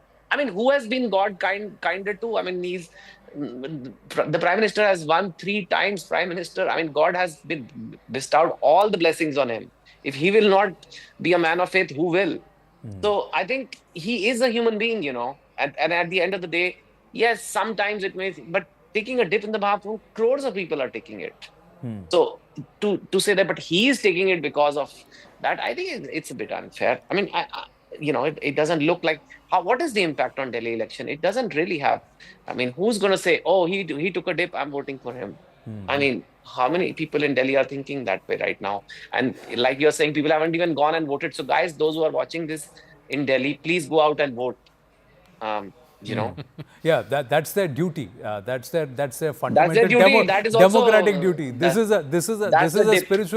is a spiritual quest. So that quest can happen once the voting duties have happened. It's a working day in Delhi. Akashdeep Muni, Chetan Bhagat believes iska Delhi election में कोई फर्क नहीं पड़ने वाला because Delhi का voter has already decided. I partially agree with Chetan ji that इसका दिल्ली के elections पे इतना असर नहीं पड़ेगा, पर साइलेंस पीरियड में ऑफ कोर्स प्रधानमंत्री जा रहे हैं और 24/7 टीवी पे दिख रहे हैं, इसका ये इंटरेस्टिंग है। पर दिल्ली का जो वोटर है वो सिर्फ काम की राजनीति पे भरोसा करता है। दिल्ली के वोटर सोचता है कि नहीं, कौन मुझे, बुजुर्गों को कौन कुंभ में भेज रहा है, बुजुर्गों को कौन अयोध्या यात्रा करा रहा है, बुजुर्गों को कौन 4 धाम की यात्रा करा रहा है, वो अरविंद केजरीवाल है। फ्री बिजली, फ्री पानी, 24 घंटे बिजली, ये सारे अरविंद केजरीवाल दे रहे हैं। Interestingly, today what happens is that today the Honorable Prime Minister says that we will be providing remedies to Delhiites if we come to power. But interestingly, the same day today, the Energy Minister, the Central Energy Minister, is saying that we will all the free electricity throughout all the states should be stopped. So these double speak in terms of BJP will really hamper BJP's prospects in Delhi, because ultimately the people of Delhi think that कौन हमें अच्छी जिंदगी देगा, कौन हमारे बच्चों को पढ़ाई देगा, कौन हमारे बुजुर्गों को हेल्थ केयर देगा. These are all important things. And also the elderly who want to visit Kumbh Mela or even different sacred sites, they think that Kejriwal ji भेजते रहे पिछले 5-10 साल से, बीजेपी तो भेजती नहीं रही. Right. So now there is just pulling away Akashdeep for a second. Just we're getting pictures.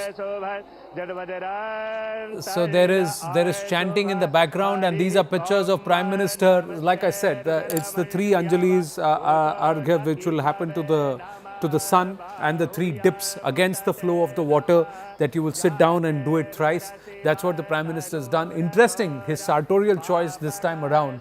It's tracks and a hoodie. is the same thing that he was wearing at the Zedmore tunnel. So there is a shift that he's also, if you were to see in the Prime Minister's casual attire, that we are seeing. And trying to appeal to young voters, to Gen Z voters. But just walk us through, what are the mantras that are being chanted, and what is it that you're supposed to pray to as you take these three holy dips? Well, depending upon which sampradaya you would follow, as of now, they are chanting the prayers towards the. Okay, so these are Upanishadic chants which they are actually chanting as prayer towards the elements, towards nature. Yeah. And also they will chant the Swasti mantra. They will chant, now if you're praying to Mahadev, many of them would also chant the Rudram. So at various, based on what you believe in. Yeah. But largely it is about people, it is about uniting with the cosmic powers, also praising the various elements which are there, especially water, the five elements you have to see. So sun is energy, is Agni, there is ether, there is air, water, and and of course sky, Akash. So these are the five elements that would be. So the Rudraksh that he's using to chant the mantras. Because he's a Shiv Bhakt, so Rudraksh is representative of Shiva. So, and that's why many use different beads. So those who follow the Vaishnava Sampradaya or worship Krishna or Rama will use Tulsi beads. And it's usually 108. So you chant and you do a round of 108. Or it's 54 and you chant it twice. So 108 itself adds up to number 9. These numbers itself have significance. The petals of a lotus are 108. So there are scientific, geographic, and also astrological and numerical importances. Why the number 9 is so special? Why the number 108 is very special? The number of veins in the leaves, many say, counts up to 108. So 108 is present in all around us as far as nature is concerned. The number 9 is present because Navagraha, 9 grahas, so the number 9 becomes important. And that's why Prime Minister, he's a Shiv Bhakt, so that's why Rudraksh, and that's what he's doing. He's also chanting. So whatever is his chanting mantra in the praise of Shiva, that's what he will chant. Depending upon the sampradayas or the various offshoots of Shaivism, each one would have a different mantra or a different chant. So many chant the Mahamrityunjaya mantra. That means that's the mantra that ensures that you are elevated or protected from death, because Shiva is supposed to be the only god who defeated Yama, and there is a story there. So many people will chant the Mahamrityunjaya mantra. Many people would chant only Om Namah Shivaya, or the 3 syllables or Om, which represents against the universal hum of the universe. That's the sound of the universal sound. That's Om. So depending upon what works for him, he would do his chant. The interesting thing that Chetan made, and if I can go back to him, Chetan, I don't want to see this purely from a political lens, but point is, no one stopped, as you said, Rahul Gandhi or Arvind Kejriwal from going to the Kumbh. They may still go, or maybe after the elections are over, they may still go. I think you have time till the 26th, which is when Mahashivratri is, so you have another 20 odd days. Akhilesh Yadav went. Yeah. I think he's one of the prominent opposition politicians who went. I don't think he saw it necessarily from a political prism. But to detach the politics out of it, I think would also be naive. No, I mean, see, it is a country of faith. We have politicians are always trying to find ways to connect with people. And if this is one of the ways they can connect with people, then, I mean, they could. And I don't think there is as such anything wrong with it. It's up to the people how much meaning they ascribe to this, how much of their voting preference comes down to this. But I think as people want to see their leader do some of the cultural traditions of the country, I don't know whether this video is playing on loop a lot but like that water is cold, by the way, Zaka. So I think if he's wearing a tracksuit or something, it could be due to the weather. I mean, I don't know. You mentioned like it's to connect with the youth or something. It's just cold, and so like I said, it depends. Now the BJP's politics has been about Hindutva. It has been about like taking ownership of, but Hinduism is for every other leader too. I mean, if they feel this will allow us to connect with our voters, I mean, go. But I would like to believe that there is some genuine faith in it as well. You're not just going for appearances, and I think people can tell.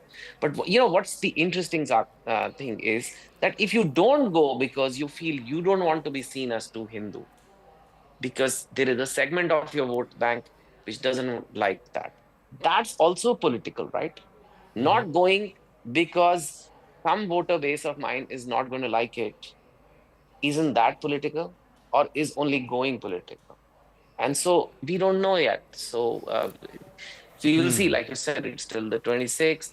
I think it's a big event. I think it also, when senior leaders go, it boosts tourism of Yes, that it place. So they become brand ambassadors for that event. It becomes a big deal that, okay, even the prime minister went, okay, let's go, guys. Instagram wanderlust, okay, 1 million people in a traffic jam. And I think but it's there. And that's another interesting point, that I thought that the youth of this country will not be so much into it, but they are. A lot of young people are going. They are making plans. It's become, like someone I think a few days back said, it's bigger than the Coldplay concert. Well, 40 crore people coming there have to be youth. It cannot be just there cannot be just geriats there. But the aspect is, Chetan Bhagat, that the Prime Minister seems comfortable. He's not uncomfortable doing this. So it's not just mere optics. It's also part intrinsic to your faith. And what the Prime Minister does, everybody wants to see, because he is perhaps the biggest influencer in our country. Look what he did to Lakshadweep. Yeah, and if 40 crore people are going, and won't the 40 crore people like to see, wow, even the Prime Minister went, right? Didn't like the Coldplay guys also go? Yes, they did. Yeah, Chris Martin Martin. Yeah. Dakota Johnson went. Dakota Johnson went, yes. Or it could be because they felt faith, or it could be because they wanted to make the Indian fan base happy. I don't know. They did a lot of things, like they're talking about the cricketers and their concerts. I don't know if Chris Martin is really into cricket, but he talked about Jasprit Bumrah and all that.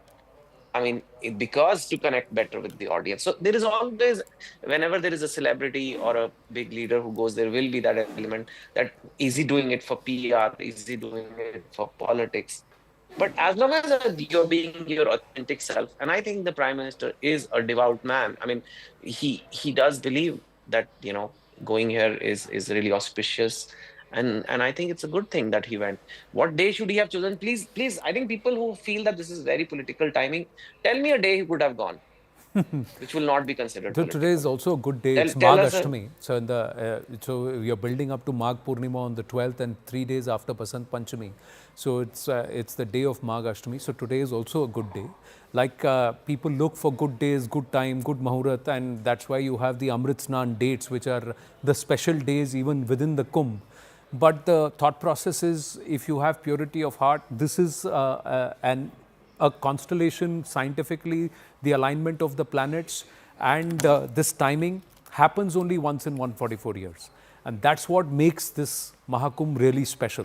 So there is science and there is also spirituality, and at most of the times they are intertwined. Chetan. See, now it's already almost noon, and I mean, it's like Delhi, only few hours of voting is left. And like, what do you think? Like, people are like, oh, I switched on TV, I saw the Prime Minister taking a dip. All right, then it's not going to be AAP, it's going to be BJP this time. Who does like that? Does anybody here switch their vote like that? So I think it's absolutely, very far-fetched to think that this has got anything political to it. I mean, he just wanted to go. He's the Prime Minister. He went. Okay. So I think that's a good thing. And I hope other leaders also go. I mean, because, like I said, the leaders normally get the VIP ghat and everything. So a lot of the inconvenience that, people are afraid of will not happen for It's them. interesting. So multiple choice question hai. Which is the right time to go and which is not short of, which is without politics? चुनाव के पहले जाना, चुनाव के दिन जाना और चुनाव के बाद जाना. तो होते ही रहते हैं ना. चुनाव तो इतने सारे states हैं, इतने सारे, so many things are there, and the parliament is also on right now. So then if he skips parliament to go here, then that's another political issue or not? Yes, it is. We got Yeah. we got So more then what pictures. do you do? I think these are pictures from earlier when he was taking a dip and offered his argya and prayers inside the river. He's come out, and those are pictures of the Ganga Aarti or the puja which will happen at the ghats. So once you offer your prayers inside in the river, take the dip and offer prayer, do your prayers. You come out. There is a change of your vastra which will happen. And then you don fresh clothes, and then you sit down for a puja at the ghats. That is again an extension of the ritual where you would pray for the well-being of your family, you would seek the blessings of the ancestors and also the deities and the gods that you would like to pray to or you pray to, and of course blessings of the elements. All these will be done together at that small puja which lasts about 10 to 15 minutes, which ends with the Swasti mantra. So the Swasti mantra actually prays for the well-being of everyone, and with the whole thought of Loka Samasta Sukhino Bhavantu. So that's the whole Upanishadic thought which actually dominates those set of prayers. There are some pictures coming in from the CNN News 18 feed and the News 18 network feed of that grouping towards the right of your screen. The pictures seem to have frozen right now. There should be more coming through in a bit. So again, I just go back to... So if Arvind Kejriwal and Rahul Gandhi go after the voting is complete, then it's not politically motivated. Is it not? Because the constituency that may not like to see you at Kumbh I think that's before a fair they point. vote, That's as a fair Chetan point Bhagat that said. Chetan. It's a fair question that Chetan has asked. I mean, are they not going because it may offend a certain constituency? But again, the question can also be asked: where else does that constituency go? It's not like they are spoiled for choice, politically speaking. But having said that, I agree with Chetan. I think they should go, whether it's linked to polls or not linked to polls, before polls, after polls. Fact is that religion is a very deeply personal thing. You may not want to link it to politics, but there's no stoppage, or there is no impediment or obstacle that stops politicians, whether you're ruling party or opposition party, from going and taking part in this spiritual exercise. After all, Rahul Gandhi has gone to numerous temples. I remember the first time when he went to the famous temple in Ujjain. And he said he's a Shiv Bhakt. People said, oh, he's doing this for politics. Maybe he strongly believes in that, and therefore if he does, then he should go to the Kumbh too. And same is the case with Mr. Arvind Kejriwal. I remember famously last time in the 2020 election, he had come for one of our events and he sang the entire Hanuman Chalisa. Again, no one said he's doing this for politics, but he was asked a question by the anchor and he recited the Chalisa. So the point is, I think politicians don't necessarily have to be devoid of what they believe in a very personal, religious and spiritual way. But to not go because it might be politically inconvenient or it might politically backfire, I don't think that's particularly smart, even politically speaking. So we have the turnout numbers in Delhi till 11 a.m. It's 20%. So I think it's improving. So 12% bump up between 9 a.m. numbers and 11 a.m. numbers. That's a good sign. Yeah, that's a good sign. Is this a Kumbh effect, or just that Delhi waking up a little later and then coming out to vote, as we had predicted that the numbers should go up between 9 and 11 and perhaps improve further between 11 and 2. I'm going to check if Akashdeep Muni is also with us. Akashdeep Muni, what is a fair voter turnout that the AAP is expecting? See, at present, anywhere between 65 to 70% will be. I think it will go in the Delhi percentage elections. But the most important factor is that there has been number of issues that has been raised recently. At present, while the voting is on, like there are issues in Jangpura where money is being distributed by BJP Karyakartas. So these particular lacunas in election day really marks a very bad impact on the procedure of elections. So has the AAP formally complained to the Election Commission? Because the CEC was on record saying that any complaint will be very seriously looked into. And Jangpura is Mr. Manish Sisodia. The AAP should be very, very confident and comfortable. See, as of now, I think that complaint has been made as per the information I have got. And Manish Sisodia is pretty confident in Jangpura specifically. But what made him change, most move away important- from Patpatganj? Many are asking that question. See, there are many BJP karyakartas who have also shifted tickets. So shifting a ticket is now not a big issue. The big issue is that what the particular MLA is bringing on table for the people of Delhi. Are they giving free electricity? Are they giving good healthcare? Are they giving good schools, colleges, etc.? So, the most important question is that 8,000 schools in Assam are closed. And there's the same BJP government in Assam since last 10 years. I want to say that while you close schools in Assam, 2,500 new classrooms are opened in Delhi. So these things will really make an impact. New healthcare model, new schools, even mohalla clinics, proper sanitation, proper electricity, proper water supply. These all will be really making a difference in Delhi elections. Delhi elections is not about that Hindu-Muslim tirade. It is all about what you bring to the table. And specifically, while Parvesh Sharma is distributing money at his government residence, he can do that. But ultimately, everyone knows that ultimately Kejriwal is the one who will be providing succor, relief to But would you agree? Would you agree that this time around things are tougher compared to 2015 and 2020 for the Aam Aadmi Party? Oh yeah, certainly. I think there are two reasons for it. One is, of course, the personal image of Mr. Kejriwal taking a bit of a beating. Not so much in the liquor gate thing, because I think that it still needs to be proven in a court of law. He's out on bail. Yes, a charge sheet has been filed, but ultimately the law of the land is you are innocent until proven guilty. So the ED, the CBI, these separate cases, they have to prove that he was a beneficiary of the kickbacks, or that the Aam Aadmi Party was a beneficiary of the kickbacks, and they changed the policy to get those kickbacks. That's still, the jury is out on that one. But I think the Sheesh Mahal thing, just purely from a perception point of view, has knocked the halo off a bit. This whole Kattar Imandar image, no doubt about it. So that's one part of it. The second part of it is this constant fighting between the central government and the state government, which has resulted, I think, in a governance deficit in the national capital. If you look at the condition of the roads, the condition of traffic. I mean, traveling between any of the satellite cities from Gurgaon to Delhi, if you are working in Gurgaon, living in Delhi, or similarly vice versa, if you are living in Noida, working in Delhi, the traffic, evening and morning peak hour traffic is just unbearable. I mean, there used to be a point of time when Delhi had the best roads in the country. I don't think that's quite the case today. In fact, the two satellite towns, Gurgaon and Noida, probably have better infrastructure today than it was 10 years ago, 15 years ago. So, and then the mounds of garbage. All of these are very serious governance issues, and there is a definitive governance deficit. Now, who the people of Delhi hold accountable for it? Do they hold the central government responsible for it? Do they hold the Aam Aadmi Party government responsible for it? Again, I don't think the central government's role can be brushed aside. I mean, the fact is that it went all the way up to the Supreme Court. A constitutional bench of the Supreme Court looked at the matter and said the state government should have the authority to appoint secretaries.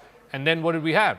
The judgment of the Supreme Court constitutional bench was circumvented with an ordinance, and then subsequently the ordinance became an act in Parliament, a bill, and then an act in Parliament. So I think this whole political back and forth that's been happening between the two governments, centre and state, has also taken a toll on governance in Delhi. But I want to come back to the pictures of the Prime Minister, taking the dubki, as it's called, in the Triveni Holy Sangam. Also, just want to bring our viewers up to speed. Mr. Kejriwal is right now at his voting booth in New Delhi constituency. Yeah. He's arrived there with his parents. I believe Priyanka Gandhi and her family, Robert Vadra and others. Her mother, Sonia Gandhi, is also there. So she's also arrived to vote. But we are, of course, squarely focused on the pictures of the Prime Minister. Interestingly, Sandeep Dixit is accompanying Priyanka Vadra too. Yeah. So in the morning, he was there with Rahul Gandhi, and now he is there with Priyanka Vadra too. So clearly a shift in perhaps the Congress's positioning. Is it going to be limited only till the elections, Delhi elections, or is it a clear shift? We will explore that, and we'll watch that very closely. We'll be back with Mr. Kejriwal also casting his vote on the day Delhi goes to polls and Prime Minister is in Prayagraj.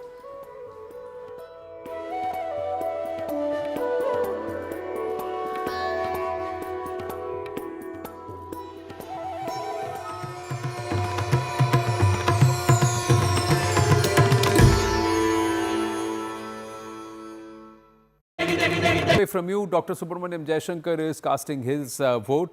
Pallavi is also joining us. Pallavi, whereabouts are you? Well, I'm standing just right outside what can we call the hub of the Babus in the national capital at the Nirman Bhavan. And this is where you see a large number of bureaucrats, of course, working here. But this also falls into a very critical constituency and a high-profile one. What I'm really waiting for is the crowd over here is gathered because any time now, Rahul Gandhi is going to come and cast his vote before he heads off to Bihar.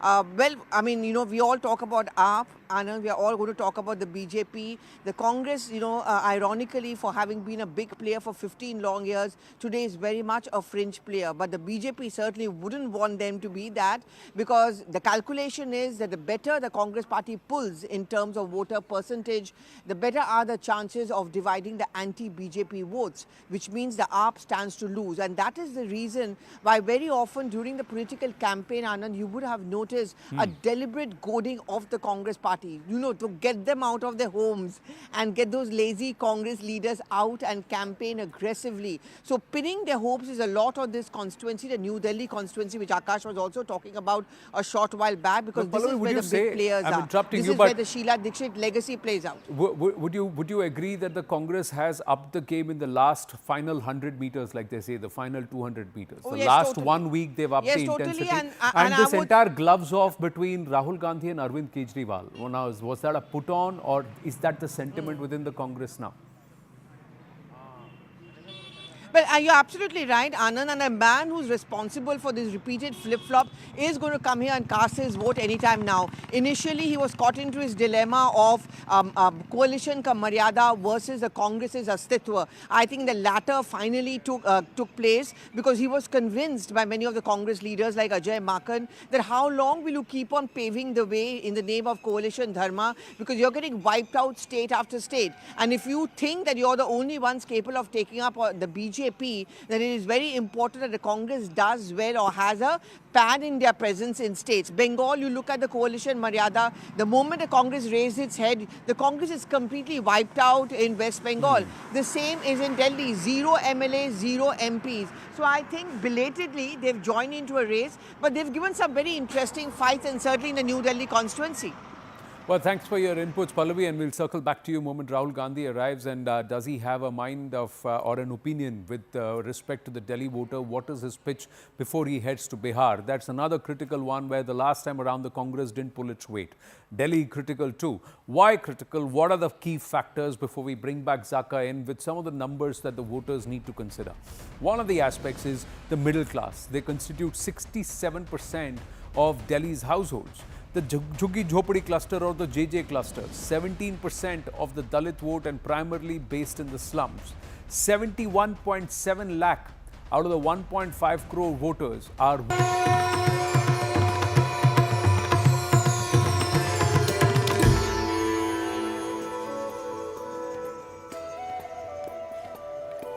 Back live with pictures to the left of your screen from a short while ago with the Prime Minister taking the holy dip at Mahakumbh 2025 in Prayagraj at the Sangam Nose, the Sangam Ghat, Triveni Sangam Ghat.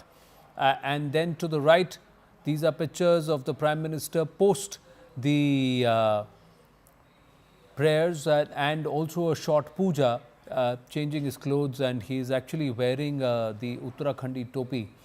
As he says, waves to the crowds there and then makes his way back towards the helipad. So this is right outside the Arail Ghat where he is. There is waiting crowds to whom he is waving, and then getting into the convoy, getting into his vehicle. That will then lead him to the Prayagraj airport, the helipad where he'll take the helicopter to the Prayagraj airport. So it's a pretty short visit. Yeah, it's very short visit. An hour and a half at best. In fact, he was earlier supposed to go to the Akshay Vat. These are pictures of the puja. So these are pictures of, this is the Himachali topi, not the Uttarakhandi topi. This is the Himachali topi that he's wearing. So, his prayers. Now this again a standard ritual where you would offer ablutions and of course small offerings that include a piece of cloth, some flowers and also some fruit or to the river, and at the Sangam, that's what you do. Om Sujata Jyoti Ghasasan Bhavaruthama Sadasvaha Vaso Agni Visvarupa Gungsam Yayasva Vibhavaso Vastro Vastram Samarpayami Om Nabhyayasi Dantarikshak Gungsesno Dyoho Samavattada Patvyambho Mrdesah Sotran Tatha Loka Nakalpayanda Naivedyam Nivedayami Pravadakshinam Samarpayami Om Chandrama Manaso Jata Chakcho Surjo Vajayata Sotradvayuscha Pranascha Mukhadagni Rajayata Man में बसा कर तेरी मूर्ति उतारूं मैं मैया तेरी आरती मांगू तुझसे क्या मैं यही सोचूं मैया जिंदगी जब तेरे नाम कर दी अर्पण सब कुछ तेरा कुछ नहीं मेरा चिलता है तुझे को मां संसार के मन में बसा कर तेरी मूर्ति उतारूं मैं मैया तेरी आरती वेद तेरी महिमा गाए संत करे ध्यान नारद गुणगान करे चेड़ बीड़ा तान भक्त तेरे द्वार करते हैं पुकार हम सब तेरी माँ उतारे आरती मन में बसा कर तेरी मूर्ति उतारूं मैं मैया तेरी आरती ओम मंगलम भगवान विष्णु मंगलम गरुड़ध्वज मंगलम पुंडरीकाक्ष मंगलाय तनो हरे मंगलम भगवान शंभु मंगलम वृषभध्वज मंगलम पार्वतीनाथ मंगलाय तनो हरः ओम चंदनस्य महत्पुण्यं पवित्रं पापनाशनं आपदा हरते नित्यं लक्ष्मी तिष्ठति सर्वदा ओम अपवित्रः पवित्रो वा सर्वावस्थांगतोऽपि वा यः स्मरेत् संकल्पः ओम गंगे च यमुने चैव गोदावरी सरस्वती नर्मदे सिंधु कावेरी जलेस्मिन् सन्निधिं कुरु ओम सुजात ज्योति घासहसन् भवरूथमा सदस्वाहा भासो अग्नि विश्वरूप गुंसं ययस्व विभावसो Okay, now these pictures are now being relayed yet again. So it started with the Sankalpa and offerings to the river, the holy river Ganga, at the point of confluence. After the point of confluence where the Prime Minister is making the offerings and performing the Aarti, he's already left Arail Ghat and is headed back towards the Prayagraj airport.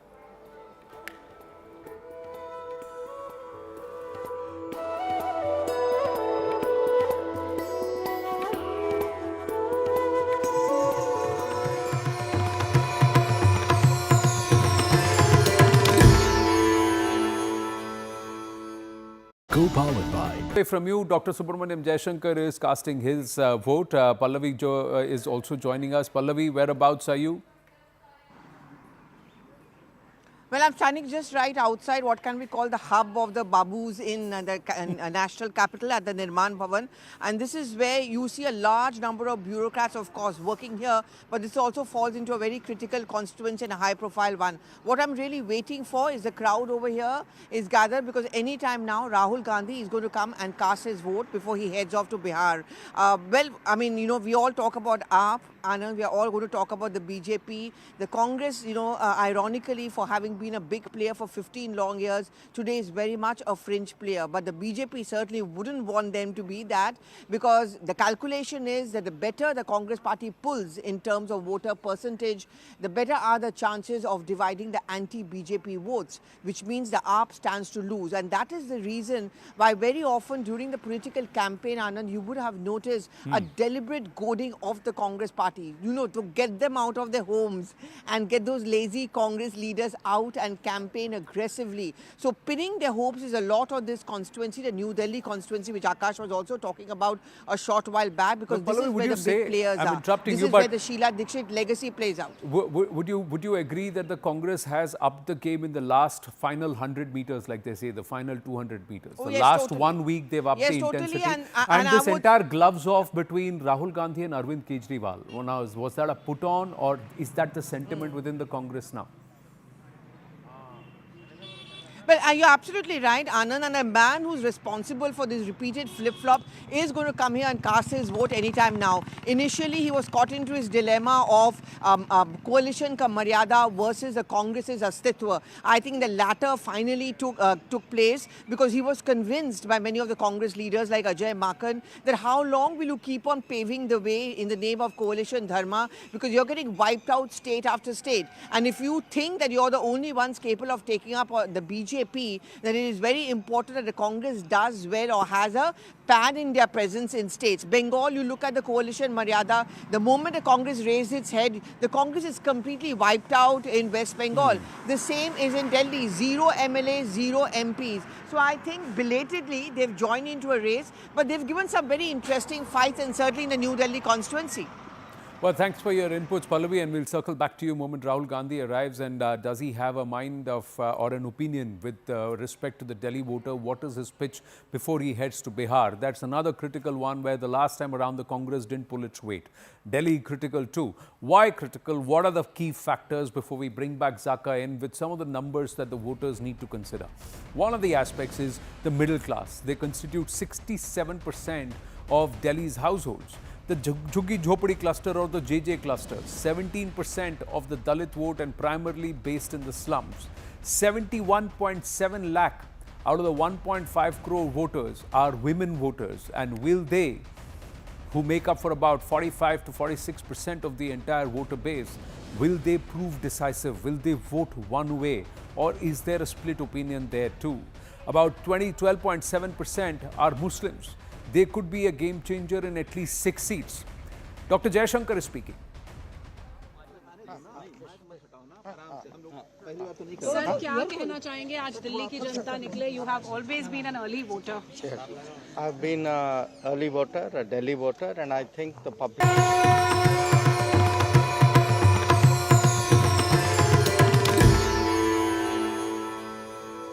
Good afternoon. You're watching CNN News 18. I'm Akanksha Swaroop. It's a very interesting day given that the national capital has gone to polls, and at the same time, Prime Minister Narendra Modi has taken the holy dip at the Mahakumbh in Prayagraj just minutes ago. He was accompanied by Uttar Pradesh Chief Minister Yogi Adityanath. This visit underscores the spiritual importance of the day, which is marked by devotion and holy rituals at the Triveni Sangam. Prime Minister Modi also offered the puja at the Ma Ganga. Those visuals speaking 1,000 words for themselves. As you can see, Prime Minister on this very auspicious day, in fact, has offered his prayers. We all know that today is a very significant day when you look at the celestial alignment as well. In fact, it's also one that is marked by the Bhishma Ashtami and the Magh Ashtami, both taking place simultaneously today. And as we all know, Basant Panchami also occurred just a few days ago, and so it's a highly auspicious occasion when Prime Minister in fact arrived at the Arel Ghat and then proceeded towards the Triveni Sangam. In fact, CNN News 18 has been bringing you this live and rolling coverage of Prime Minister's dip in the Holy Ganga as he offered his prayers to Ma Ganga. And joining me live right now is Arun Dhanta, who's joining us live from Prayagraj. Arun, give us the status of Prime Minister's movement right now. Has Prime Minister arrived at the airport?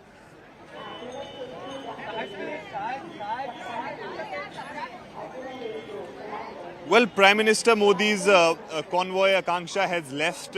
We are given to understand that he spent almost 35 minutes in Prayagraj, which of course includes the dip, the holy dip which he took, and also the Ganga Aarti and Puja which he conducted.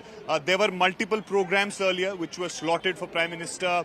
We were given to understand that almost 5 to 6 hours he was to spend here, but he cut short that period because of course, the large number of devotees who are coming here. So he perhaps, does not want to create that inconvenience or the problem for the devotees who are coming here. And I think that's the reason why he left early. As we speak, Yogi Adityanath, was with him, and he, in fact, now going back from after, dropping Prime Minister Modi to his car. And in fact, the crowds which is swelling in here is very significant. And most importantly, Kanksha, because when you have Prime Minister's visit, security paraphernalia is something which create chaos for the people, difficulty for people. But today, in this visit of Prime Minister, we saw that there has not been any disruption. You can still see these people, even on that side, on both sides, they are heading towards, and we'll try to speak to them. If you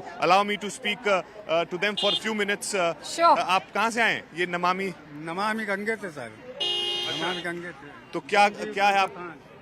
one राष्ट्रीय one जन स्थान। अच्छा, क्या कहना चाहेंगे? आप कहाँ से आई हैं? कोटा राजस्थान से। इस तरफ कैमरे की तरफ आइए। इतना बड़ा बैग ले नहीं आप? हाँ, बैग लेके हाँ, तो क्या करें, कपड़े भी तो है ना। अच्छा, और कितने हम 14 जने आए। 14 जने आए। हाँ। कितने लंबे से आप? अब आ रहे हैं वहीं से 3 किलो 5 किलो। कैसी व्यवस्था लग रही है यहाँ? बढ़िया लग रही है, बहुत बढ़िया। अच्छा, आपको पता है कि प्रधानमंत्री मोदी भी यहाँ पर थे? मालूम है, 5 तारीख को भी यहीं आए वो भी। अभी और उनके आने की वजह से कोई परेशानी तो नहीं हुई आपको? आराम से आ रहे हैं, बढ़िया आराम से आ रहे हैं, कोई परेशानी नहीं है, बहुत अच्छी तरह से आ रहे हैं, बढ़िया आ रहे हैं। और अभी 29 तारीख को यहाँ हादसा हो गया, तो उसके बाद कोई डर नहीं लगा आपको? जिसके बाद में भी आ गए हम, कोई परेशानी नहीं है हमारे। हाँ, सब एक ही है। So Akanksha, these are the people. Look at the emotion, joy on their faces. They are not worried about the crowds. They have such a faith in the God. And most importantly, Prime Minister is here. They're saying that they did not face any difficulty due to his visit. So I think that's how it has been planned by the administration here, that Prime Minister visits here, but then ensure that there is no difficulty for the devotees. It's extremely insightful that you shared all those details about the security arrangement, given that that stampede had just taken place some days ago. So it's in fact laudable that the security arrangements have been so stringent. But Arun, also give us a sense of how religiously, if you look at today, is a very significant day for Hindus, especially when you look at this is a day that marks the Bhishma Ashtami and the Magh Ashtami both occurring today. So the Prime Minister clearly taking that dip on a very auspicious day.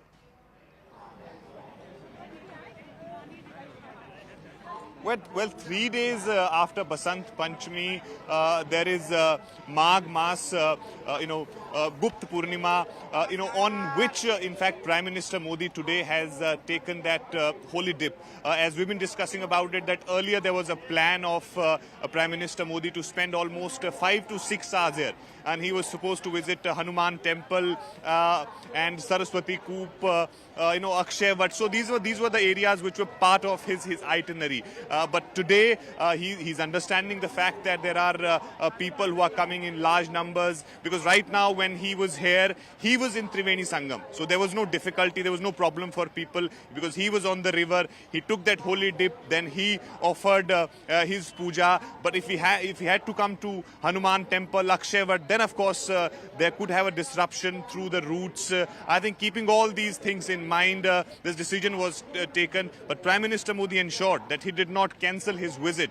He came here, even though he came for 35 minutes, but he ensured that he comes here, because even in 2019, I was here in Prayagraj during the Mahakumbh time when PM came here, and you remember when those visuals of feet being cleansed by Prime Minister Modi, of sanitation workers, such was the thing which happened at that point in time. So Prime Minister Modi's religiosity, devotion is something which is known to everybody. Kedarnath, of course, in 2019, that too same during the election season. He spent the entire night in that cave in Kedarnath, and even in 2024 Lok Sabha polls, before the last day of voting, he was in Kanyakumari in that meditation retreat for 45 to 48 hours. So Prime Minister Modi has been, has been a religious person, and he's been showing it. So today, once again, he showed that when you have, crores of people visiting here, he ensures that he comes here. At the same time, people do not face any difficulty while they are going towards the Sangam. Arun, let's also look at the political messaging, as I've also highlighted right at the beginning of this show, that today is also when the national capital is headed to polls. What is the kind of messaging that now comes out when you have Prime Minister accompanied by Chief Minister from his very own party at, that massive cultural, spiritual gathering that the Mahakumbh is, which has so far seen over 38 crore spiritual attendees so far?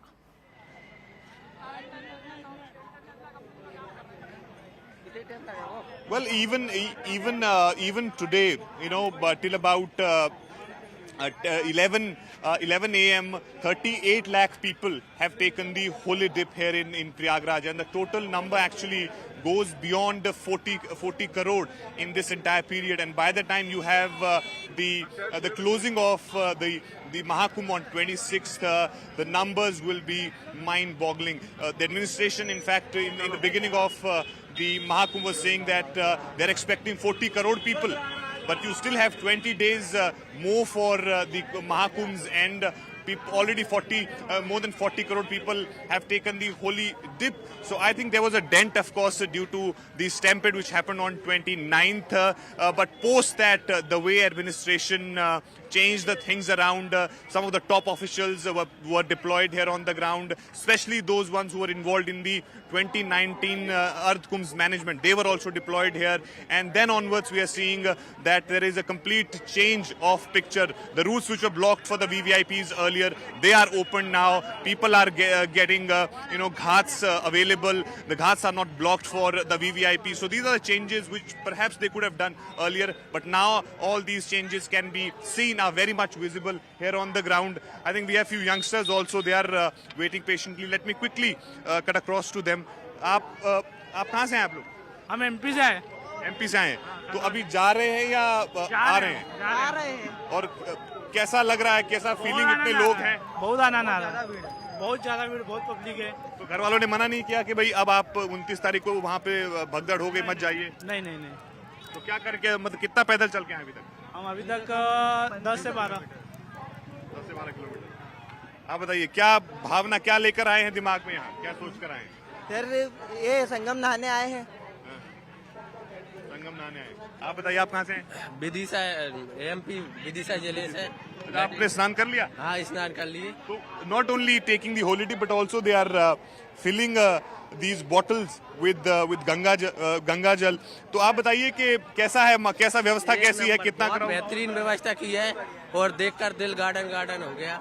दिल garden हो गया। बहुत शानदार व्यवस्था है। बहुत शानदार व्यवस्था है। So I think this is the confidence which these people are actually keeping on the administration, the manner in which they are coming from different places, coming here and becoming part of this crowd, this environment, and taking the holy dip. The memories which they will keep with them, they will take with them themselves, will always be with them. So I think this is a huge and one-time occasion, of course, in 145 years when this Mahakumbh has fallen. Oh, absolutely it is. And give us a sense of how the Prime Minister's visit, in fact, panned out so far. Arun, as you were also sharing with us that it was a short visit, though earlier reports were indicating that he may also be visiting the Akshay Vat and take a tour around the Mahakumbh. But why was this such a short visit? Was there a conscious effort to keep it this short, keeping the security arrangements in mind?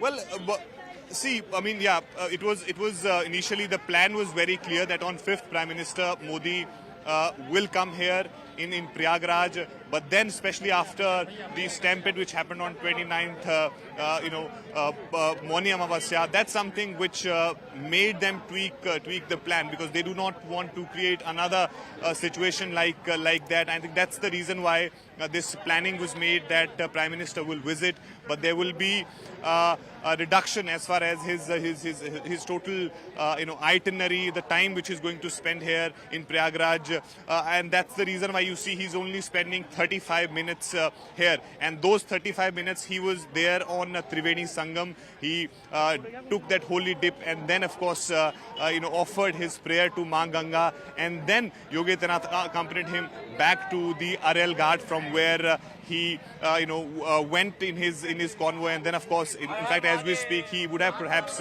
left the Prayagraj. But I think the enthusiasm and the josh which is amongst the people, it's very, very special, because the celestial alignment is something which is bringing these people here in Prayagraj. Right. This happened 144 years ago. Now, once again, if you want to witness this, you will have to wait for 144 years. So I think that's the reason why you see this massive crowd. You can see, let me quickly show a glimpse of these people, if my camera person can show on that side. Look at the crowd.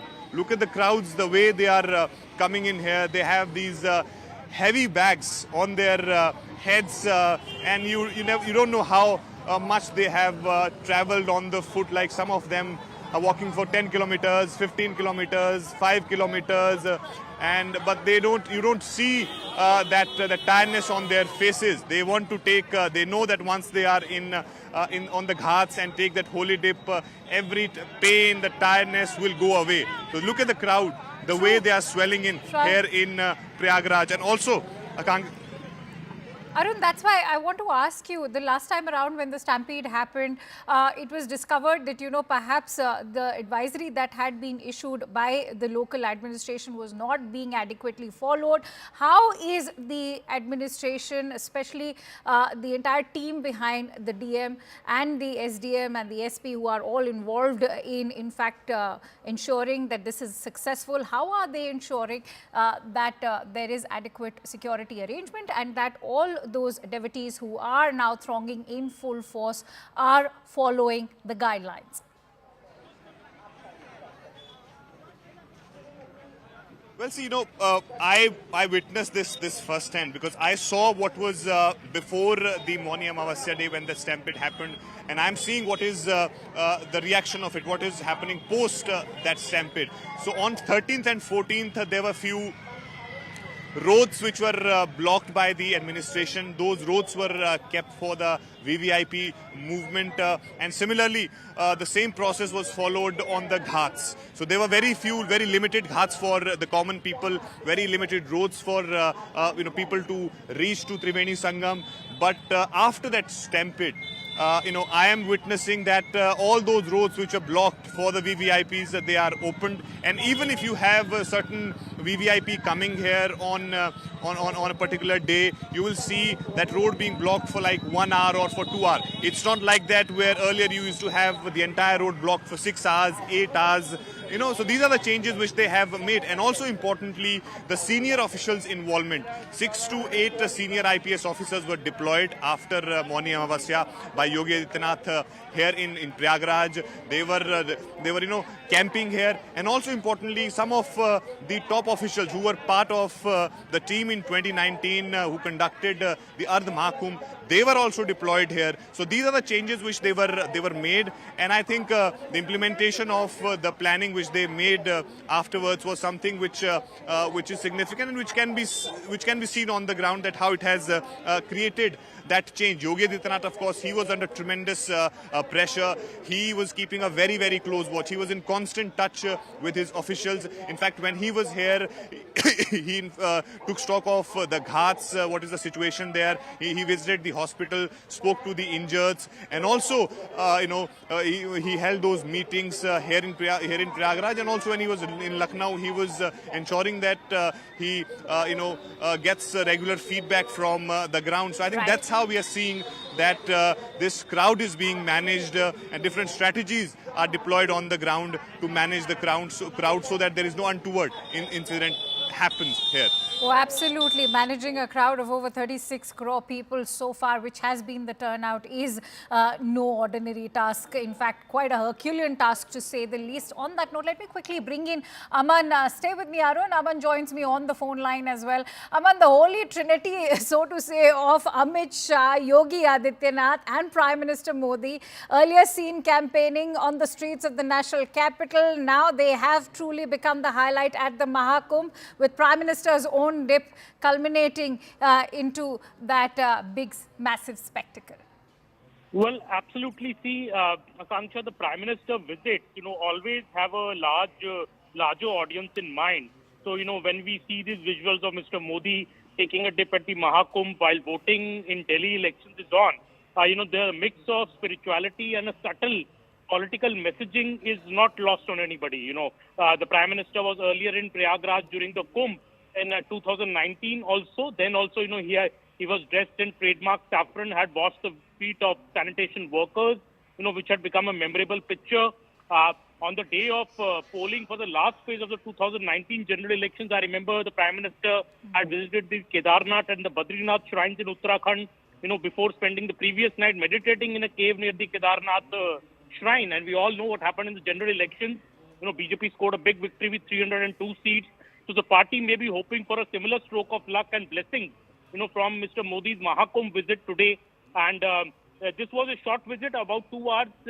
Just the dip has happened, and after that he did the prayers. So there was a larger program planned earlier, but to ensure that there is minimum, inconvenience to the normal devotees here, the Prime Minister has kept his visit short and his program very, very short.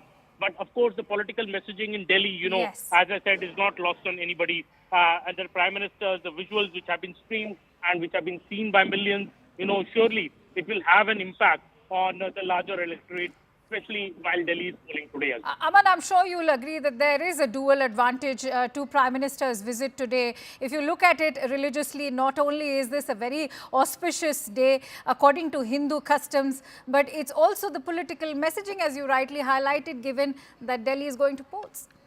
Well, absolutely. And, the Prime Minister in the past also, there are numerous instances where, when he has used, time which was like either the silence period or when polling was over to make these, a spiritual visit. I remember, after the campaign like for the 2024 general elections ended and there were a couple of days to go for the final polling to happen, the Prime Minister spent 45 hours meditating in silence at the Vivekananda Rock Memorial in Kanyakumari, last year. So the opposition always, questions these visits, saying that, you're trying to influence voters. But the Election Commission of India has always given the green signal to such visits by the Prime Minister. And, they don't see any wrong in this because the Prime Minister is not speaking anything. He's not saying anything. There is no public rally being held in like today in Prayagraj where the Prime Minister has not said anything. But of course, those pictures speak 1,000 words. And the BJP would be hoping, as I said, that the blessings from Mahakumbh that the PM has got also transfers to the party for the Delhi elections as Delhi is voting today. All right, many thanks to you, Aman, for sharing those extensive inputs with us. Let me quickly go back to Arun, who continues to stay live with us from Prayagraj. He's been tracking a minute-by-minute update on Prime Minister's entire movement as he made and took that dip in the Ganga. Arun, if you look at the footfall on a daily basis, it's nothing less than a crore per day so far. And this is indeed a mean feat that the Prayagraj administration has pulled off with a footfall of over 35 crores till date, even though, yes, the stampede did arrive as quite a dampener to the spirits of not just the devotees who were there, but all of India. But having said that, I think we should also discuss how the administration has looked into how this entire footfall is maintained till the last day.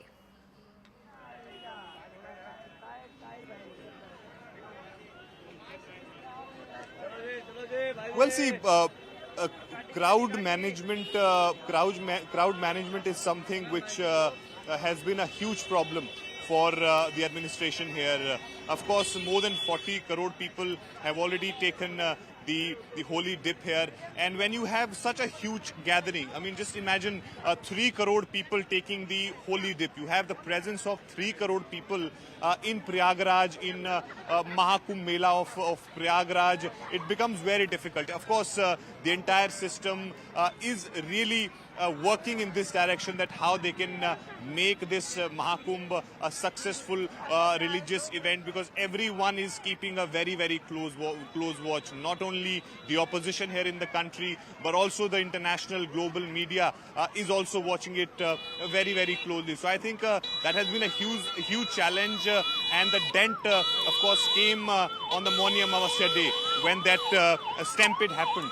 That actually created problem for the administration. They had to go back to the drawing board and to think about that how they can actually realign the things, how can they make strategies to really change things on the ground. And that is the reason why you see these things are happening. And in fact, even on the Basant Panchami day, more than 2 crore people had taken the holy dip, but that was a smooth exercise, as we've been discussing the changes which they made. And I think these are things which perhaps they could have done little earlier.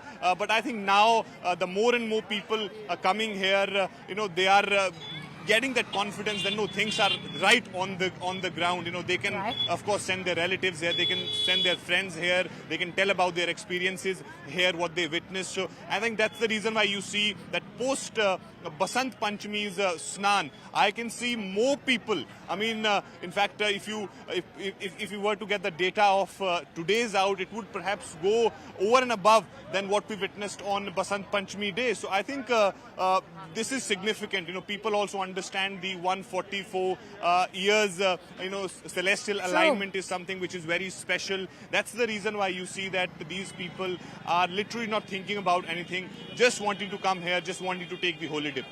Arun, also how the entire administration, Prime Minister himself, by taking that dip today, is also trying to restore faith, and this entire dip is also going to arrive as a morale booster for those who have perhaps been a little reluctant or apprehensive after that stampede took place. But given that the Prime Minister has also made that visit, take us through how the government is also ensuring that this also is now projected as a global event. Remember, just days ago, we saw close to 118-member delegation from 77 countries that arrived to visit this Mahakumbh. So take us through how the government of India is ensuring, not just the state administration, that this is projected at a global level.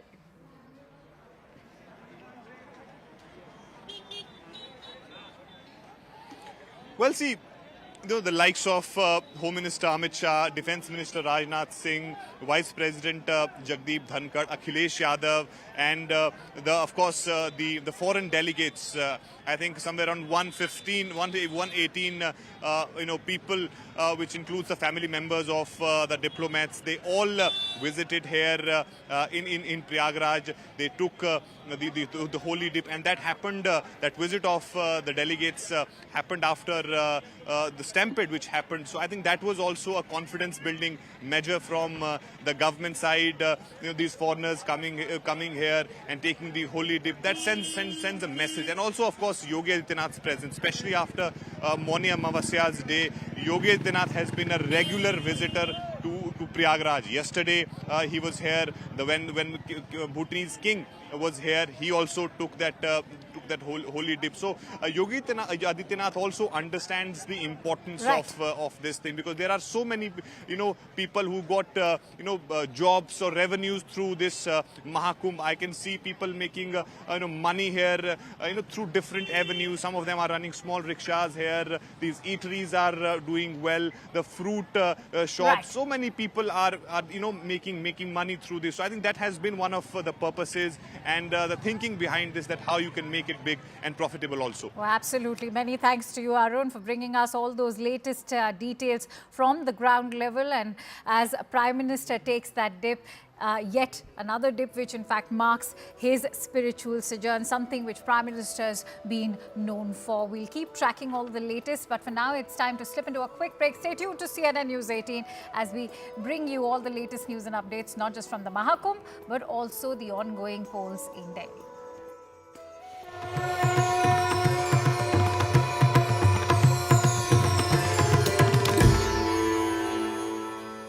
Away from you, Dr. Subramaniam Jaishankar is casting his vote. Pallavi is also joining us. Pallavi, whereabouts are you? Well, I'm standing just right outside what can we call the hub of the Babus in the national capital at the Nirman Bhavan. And this is where you see a large number of bureaucrats, of course, working here. But this also falls into a very critical constituency and a high-profile one. What I'm really waiting for is the crowd over here is gathered because any time now, Rahul Gandhi is going to come and cast his vote before he heads off to Bihar. Well, I mean, you know, we all talk about AAP. Anand, we are all going to talk about the BJP, the Congress, you know, ironically for having been a big player for 15 long years, today is very much a fringe player. But the BJP certainly wouldn't want them to be that because the calculation is that the better the Congress party pulls in terms of voter percentage, the better are the chances of dividing the anti-BJP votes, which means the AAP stands to lose. And that is the reason why very often during the political campaign, Anand, you would have noticed a deliberate goading of the Congress party. You know, to get them out of their homes and get those lazy Congress leaders out and campaign aggressively. So pinning their hopes is a lot on this constituency, the New Delhi constituency, which Akash was also talking about a short while back, because this is where the big players are. This is where the Sheila Dixit legacy plays out. Would you agree that the Congress has upped the game in the last final 100 meters, like they say, the final 200 meters? Oh, the yes, last totally. 1 week they've upped the intensity. And this entire gloves off between Rahul Gandhi and Arvind Kejriwal. Now, was that a put on or is that the sentiment within the Congress now? Well, you're absolutely right, Anand, and a man who's responsible for this repeated flip-flop is going to come here and cast his vote anytime now. Initially, he was caught into his dilemma of coalition ka maryada versus the Congress's astitwa. I think the latter finally took place because he was convinced by many of the Congress leaders like Ajay Makan that how long will you keep on paving the way in the name of coalition dharma, because you're getting wiped out state after state. And if you think that you're the only ones capable of taking up the BJP, then it is very important that the Congress does well or has a pan-India presence in states. Bengal, you look at the coalition Maryada, the moment the Congress raised its head, the Congress is completely wiped out in West Bengal. The same is in Delhi, 0 MLAs, 0 MPs. So I think belatedly they've joined into a race, but they've given some very interesting fights, and certainly in the New Delhi constituency. Well, thanks for your inputs, Pallavi, and we'll circle back to you the moment Rahul Gandhi arrives. And does he have a mind of or an opinion with respect to the Delhi voter? What is his pitch before he heads to Bihar? That's another critical one where the last time around the Congress didn't pull its weight. Delhi critical too. Why critical? What are the key factors before we bring back Zaka in with some of the numbers that the voters need to consider? One of the aspects is the middle class. They constitute 67% of Delhi's households. The Jhuggi Jhopadi cluster or the JJ cluster, 17% of the Dalit vote and primarily based in the slums. 71.7 lakh out of the 1.5 crore voters are women voters, and will they, who make up for about 45 to 46% of the entire voter base, will they prove decisive? Will they vote one way, or is there a split opinion there too? About 12.7% are Muslims. They could be a game changer in at least 6 seats. Dr. Jaishankar is speaking. Sir क्या कहना चाहेंगे आज दिल्ली की जनता निकले? You have always been an early voter. I've been an early voter, a Delhi voter, and I think the public is in a mood for change. Sir, what are the issues that you think are important for Delhi? So Dr. Jaishankar not offering much, saying I've been a Delhi voter and I believe that the public are in a mood for change. Rahul Gandhi, fresh pictures coming through. Rahul Gandhi has arrived to cast his vote. Pallavi Ghosh with us. Yes, Pallavi. Yeah, in fact, look at the pictures right in front of me, and this is a very interesting picture because you're seeing Rahul Gandhi being accompanied by Sandeep Dixit, who is, of course, the New Delhi constituency. I think these pictures say it all. I mean, you know, the Congress party, we were just talking about this, Anand, a short while back, getting into this fight belatedly, but I think this is one of the most interesting and aggressive fights. Sandeep Dixit has used up the legacy, and I'm just seeing those shots. I'm leaving you with these shots, Anand, where Sandeep Dixit has walked inside with Rahul Gandhi. They came in the same car together. And after that flip-flop where Rahul Gandhi was in two minds whether, you really need to put up a big fight against Arvind Kejriwal, I think finally he decided that this is it. This is what we really need to do. And bringing Sandeep Dixit along with him in the same car, going inside and casting...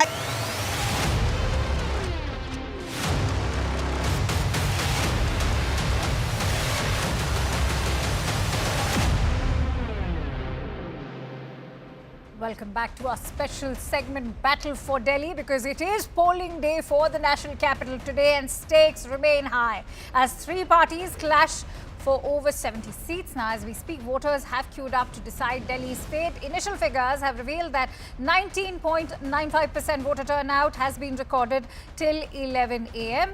Babarpur has registered the highest voter turnout of 31.3% so far. Major leaders across party lines have reached poll booths to cast their votes. Leaders such as Manish Sisodia, External Affairs Minister Dr. S. Jaishankar, Basuri Swaraj, Rahul Gandhi, Virendra Sachdeva, Alka Lamba and Sandeep Dixit have all already cast their ballot. Even on the voting day, both Aam Aadmi Party and BJP have launched scathing attacks at each other, with the Aam Aadmi Party slamming BJP for hooliganism and Bharatiya Janata Party raining fire at Aam Aadmi Party for corruption and more. The AAP, led by Arvind Kejriwal, banking on its welfare schemes and governance, is now seeking a third consecutive term. While the BJP is aiming to reclaim power after more than 2 decades, will it break its 27-year-old jinx is to be seen. Now, the Congress, on the other hand, is striving for its survival and hopes to regain its lost ground. We bring you some reactions. मैं चाहता हूं कि दिल्ली वासी अपने बेहतर भविष्य के लिए बाहर निकलें, वोट डालें। ये आपके भविष्य का मतदान है। दिल्ली की जनता मुंह तोड़ जवाब देगी, डबल इंजन की सरकार बनाएगी, गंदे पानी पर वोट करेगी, सीवेज की समस्या पर वोट करेगी, टूटी हुई सड़कों पर वोट करेगी, अरविंद केजरीवाल के भ्रष्टाचार पर वोट करेगी। आज का दिन हमारी जीत का दिन होगा और ये परिणाम दिल्ली की दिशा तय करेगा। निश्चित रूप से हमें जनता पे भरोसा है, हमें दिल्ली के लोगों पे भरोसा है। अब आपदा जाएगी, भाजपा आएगी।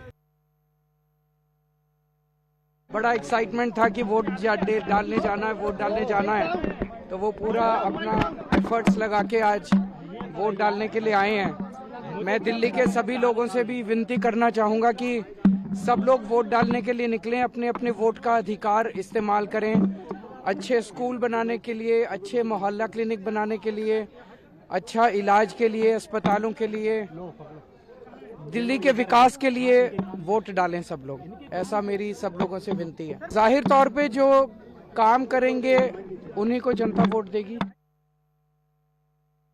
Alright, so Arvind Kejriwal hoping to come back on that promise कि जो लोगों के लिए काम करेंगे जनता उन्हीं के लिए वोट करेगी.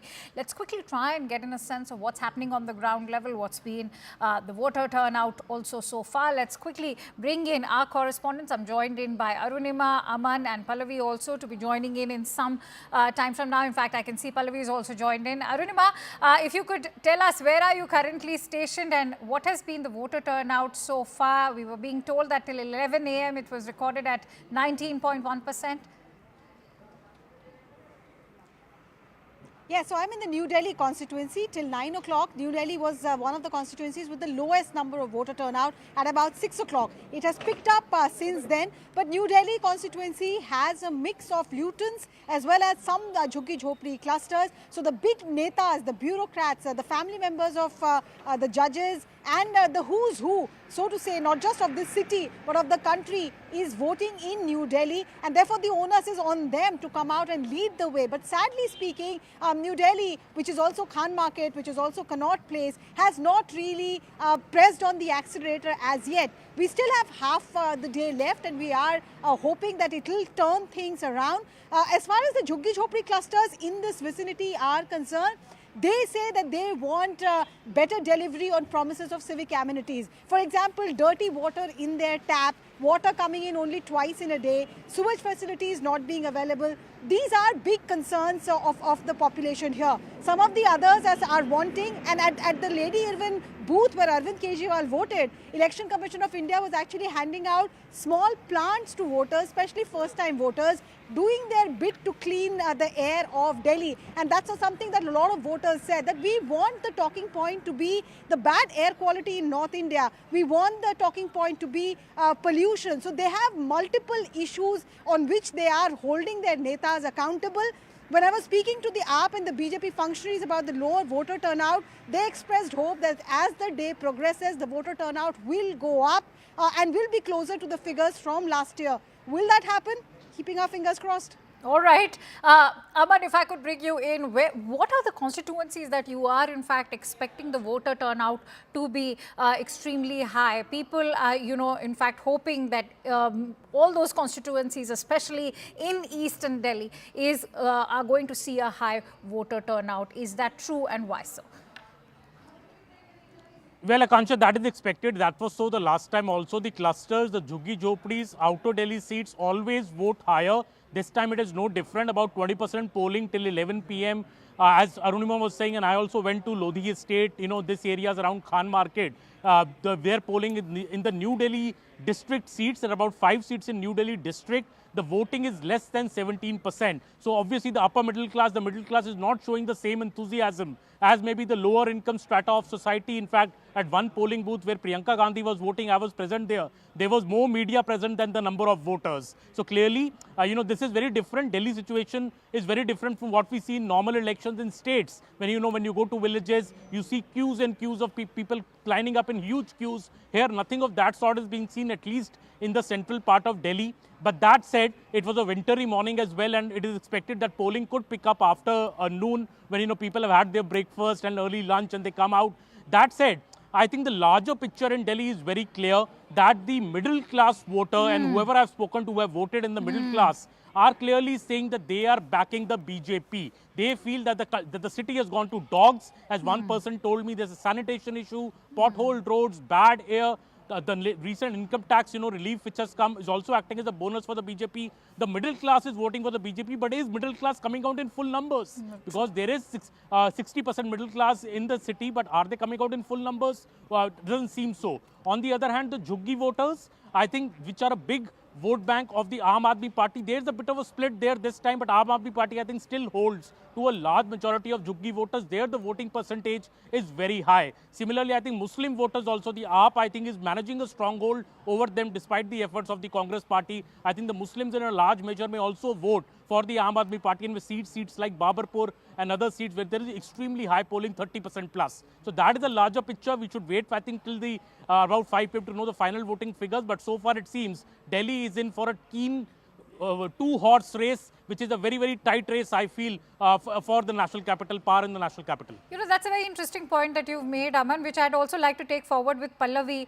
Pallavi, whether it is the issues related to sanitation, clean drinking water, or pothole-ridden roads, or even education for children, why do you think this election in Delhi, the key to it is held by the middle class? Delhi has around, if you go by the figures, at least 45% of Delhi's population are the middle class, which is actually more than 31%, which is the national average, which is why the middle class becomes extremely critical for every political party. And while in the Lok Sabha elections, Akanksha, it's the middle class which voted for the BJP, which is why they won all the 7 seats. As far as the state polls go, they have consistently backed Arvind Kejriwal. 2013, when he romped to power for the first time ever, the entire middle class moved away from Sheila Dikshit and the Congress party and shifted towards the Aam Aadmi Party. So traditionally speaking, if you look at Delhi's politics, the middle class has usually been either with the Congress. Since the entire Congress vote bank seems to be shifting towards AAP, the reason for the success of AAP in 2013 was largely a shift of the Congress vote bank, which is the Muslims, that's the minorities, plus the Jhuggi Jhopri and plus the middle class. That is where the BJP really wants to make an inroads into. That is the BJP's political strategy. So very quickly talking about all the three, for example, the middle class, we all know the tax reliefs is where it's hoping to make the counter. Even among the minorities, I mean, look at the Okhla constituency, Yes. 3 Muslims pitted opposite one Manish Chaudhary of the BJP. So the BJP hopes to utilize this kind of a polarization or division of the Muslim votes to work to its advantage. And in case the BJP wins Okhla, that's really going to be a huge story for them. Finally, when we come to a Jhuggi Jhopri clusters, always backed either the Congress party earlier, I mean HKV Salve and all of those people were considered to be the icons of the Jhuggi Jhopri politics. That again shifted almost en masse to the Aam Aadmi Party. The BJP is now trying to work on them, night and middle night, kind of working around the Jhuggis, leaders visiting them, and the Prime Minister's promise of a better future for them in terms of properly constructed flats and houses for them. That is what the BJP strategy is all about. It's still early days yet. I mean, I'm looking at the figures of the voter turnout, even in the minority-dominated areas of Okhla, Selampur, Muzaffarabad. The figures are not yet crossing 25%. So maybe it's lazy Delhi, which wakes up post-lunch. But so far, almost all of Delhi seems to be quite sporadic and little lethargic as far as the vote bank is concerned. Well, the sun is out, so let's hope that they are not. Yes, the sun is very much out. Let's hope that they are not as lethargic as they were at 7 a.m. in the morning. So here's hoping that the voter turnout will only increase. Going to request you, Pallavi, Arunima and Aman, to continue staying with us. Let's also listen in to some more reactions that are coming in thick and fast before we go back to them. मुझे पूरा भरोसा है कि इस धर्म युद्ध में कालिका माई का आशीर्वाद सच्चाई के साथ, सत्य के साथ, काम के साथ रहेगा और दिल्ली के लोग भी इस धर्म युद्ध में काम को, सच्चाई को, अच्छाई को अपना वोट जरूर देंगे। दिल्ली के वोटर्स के लिए क्या मैसेज देंगे सर? दिल्ली के वोटर्स अपने बच्चों की शिक्षा के लिए आज शिक्षा की क्रांति के लिए वोट करें। I just like people to come out and vote because I hope so. Only 6.5% in New Delhi. Yes, so I hope people come out and vote. मुझे लग रहा है दिल्ली की 1,55,00,000 मतदाता उत्साहित है बिकॉज मुझे पूरा विश्वास है वो बदलाव चाहते हैं, विकास चाहते हैं। अब 2 ही शब्द है, बदलाव और विकास। अब इस बदलाव को होने से कोई नहीं रोक सकता है। मैं सभी मतदाताओं से अनुरोध करूंगा कि बाहर निकलें और आकर के वोट दें। ये हमारे लोकतांत्रिक धर्म हमारा है और उस लोकतांत्रिक धर्म का पालन करें। And we have Arunima, Aman and Pallavi joining us back.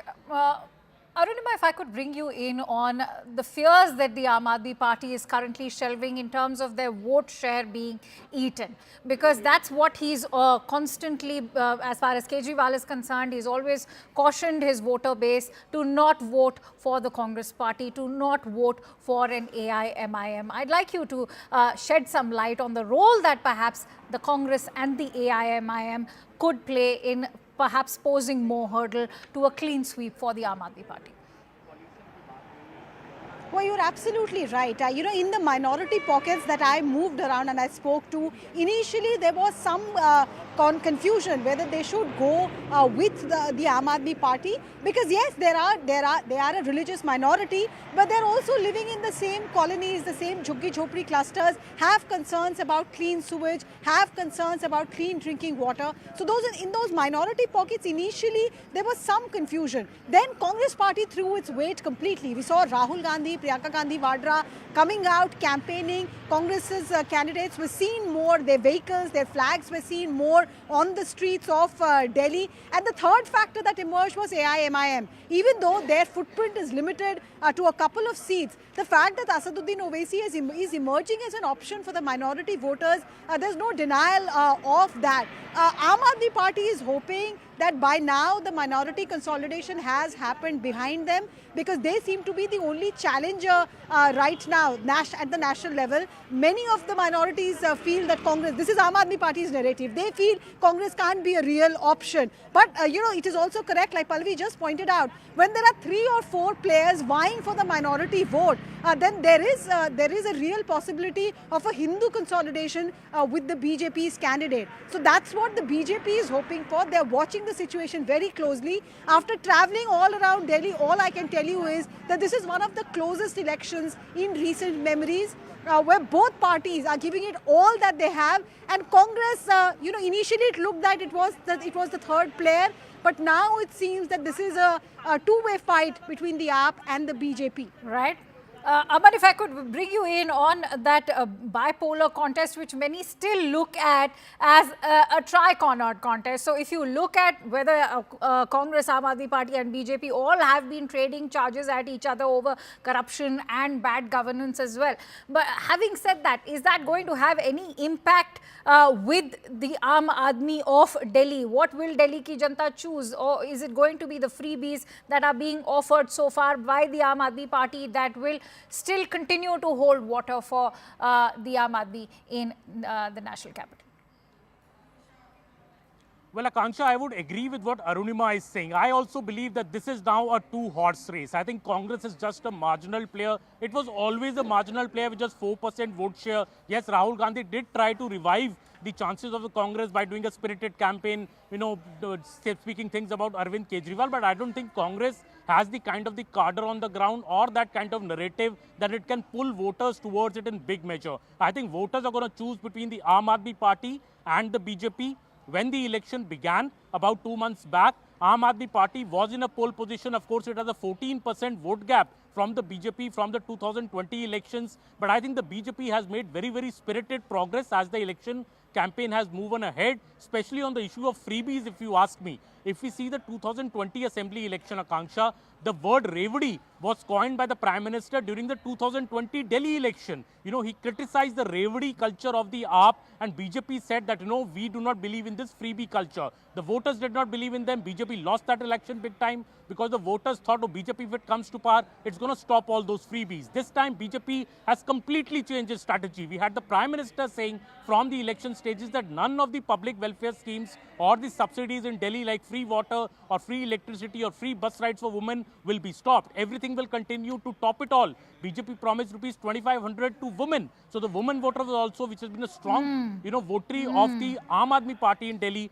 has been pulled to its side in some measure by the BJP also. So I think the freebie war is very much on. It depends. I think it will boil down in the end on whose freebies do the Delhi voters really trust. The BJP's freebies. BJP has a record of delivering on its promises in Maharashtra, in Madhya Pradesh, in other states, or the Aam Aadmi Party, which has delivered free power and free water in Delhi, but it has failed to deliver the free women scheme in Punjab. So it depends on whose promises the voter will ultimately go for, Akanksha. All right, Pallavi, if I could bring you in on what the voter in Delhi wants.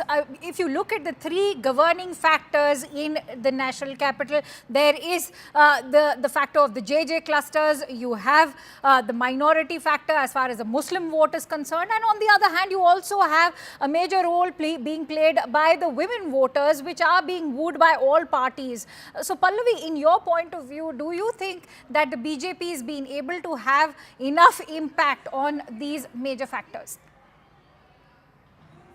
Well, I think the BJP is, of course, trying. I mean, see, they've been out of power for so many years. It's actually a huge critical battle for them. When was the last time we actually saw, and that has often been an observation, that when was the last time the BJP went out in such a spirited and coordinated manner? I mean, very quickly, we also know, for example, Delhi is actually a melting pot. Different cultures, different language.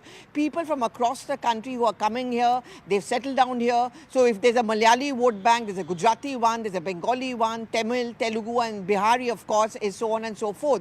And the BJP, through the NDA, has tried to carry out a coordinated strategy and campaign. So if a Chandrababu Naidu and his team are concentrating on the Telugu voters, you also have leaders coming in from different states and the NDA partners, the Chirag Paswan, or Praful Patel, for example, the Marathi voters, so on and so forth. The BJP's Bengal unit concentrating in many of the pockets of the national capital who are Bengalis. So that is one melting pot culture which the BJP is trying to tap, which again very interestingly was significantly shifting from the Congress to the AAP, which explained the AAP's success. That's one. And the second, of course, is the middle class, which we all are talking about. And we'll have to wait to see what kind of a resonance the budget has on the ground. And of course, the women factor. I mean, election after state elections, Madhya Pradesh, Chhattisgarh, the ones in which Congress also won, Himachal, Karnataka, Telangana, the latest being Maharashtra, women have been the clincher. They have been the ones who have been the clutter breaker, and therefore they clearly matter. This is something which all the three political parties, the AAP and the BJP being the main players, understood it from day one.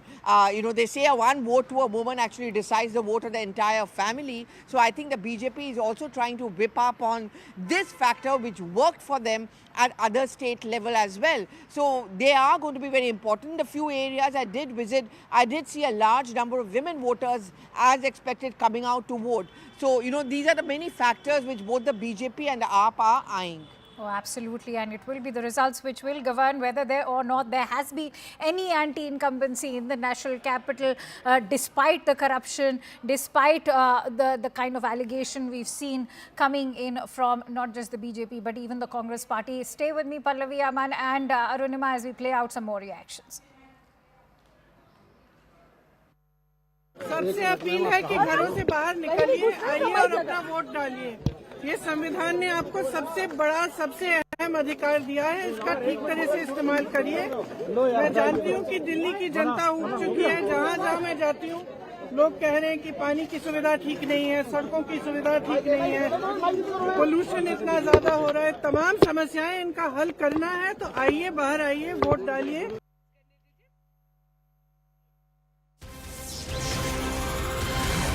Right, we're getting in breaking inputs. In fact, there's been some disturbance in the Jangpura constituency is what we are learning, because Manish Sisodia's presence led to Aam Aadmi Party and BJP workers clashing. They even chanted slogans against each other. The Aam Aadmi Party has now accused that money was being distributed at the location in Jangpura. Manish Sisodia had arrived after receiving information about the money distribution. Remember, in fact, Manish Sisodia is now fighting election from the Jangpura constituency. Earlier, he used to fight it from Patparganj. But the breaking input that we are bringing to you, those visuals coming in of Manish Sisodia, in fact, accompanied by the police force there after a tip-off was passed on to him that there was money being distributed, and soon that led to, in fact, a clash between workers of the Aam Aadmi Party and the Bharatiya Janata Party. Arunima joins me with the latest breaking inputs. Arunima, share with us what exactly transpired.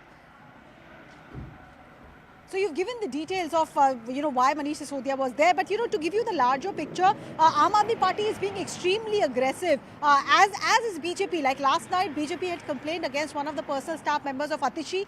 Today, there was Sanjay Singh putting out a video from one of the constituencies here, in one of the booths here in New Delhi. Now from Jangpura also, similar allegations coming in of money being distributed. The Election Commission of India, the Delhi Election Commission Office, as well as the Delhi Police, they are repeatedly responding on social media, saying every time such a video comes up or such a complaint is put out on social media, they are responding immediately, saying that, our officials have reached on the ground, they are identifying what's really going on. I think in Jangpura also, a situation is now limping back to normalcy. It's a very, very high-stake battle there. Farhad Suri, Tejinder Babbar and Manish Sisodia, Tejinder Marwa. It's a very, very high-stake battle there also. And once what was considered a relatively safe seat for AAP has now suddenly become a triangular contest in Jangpura. No wonder then that Aam Aadmi Party cadre is being extremely vigilant and looking at every little thing which they can flag off. Oh, absolutely. And in fact, the Bharatiya Janata Party also being extremely vigilant. They are in fact also monitoring the voter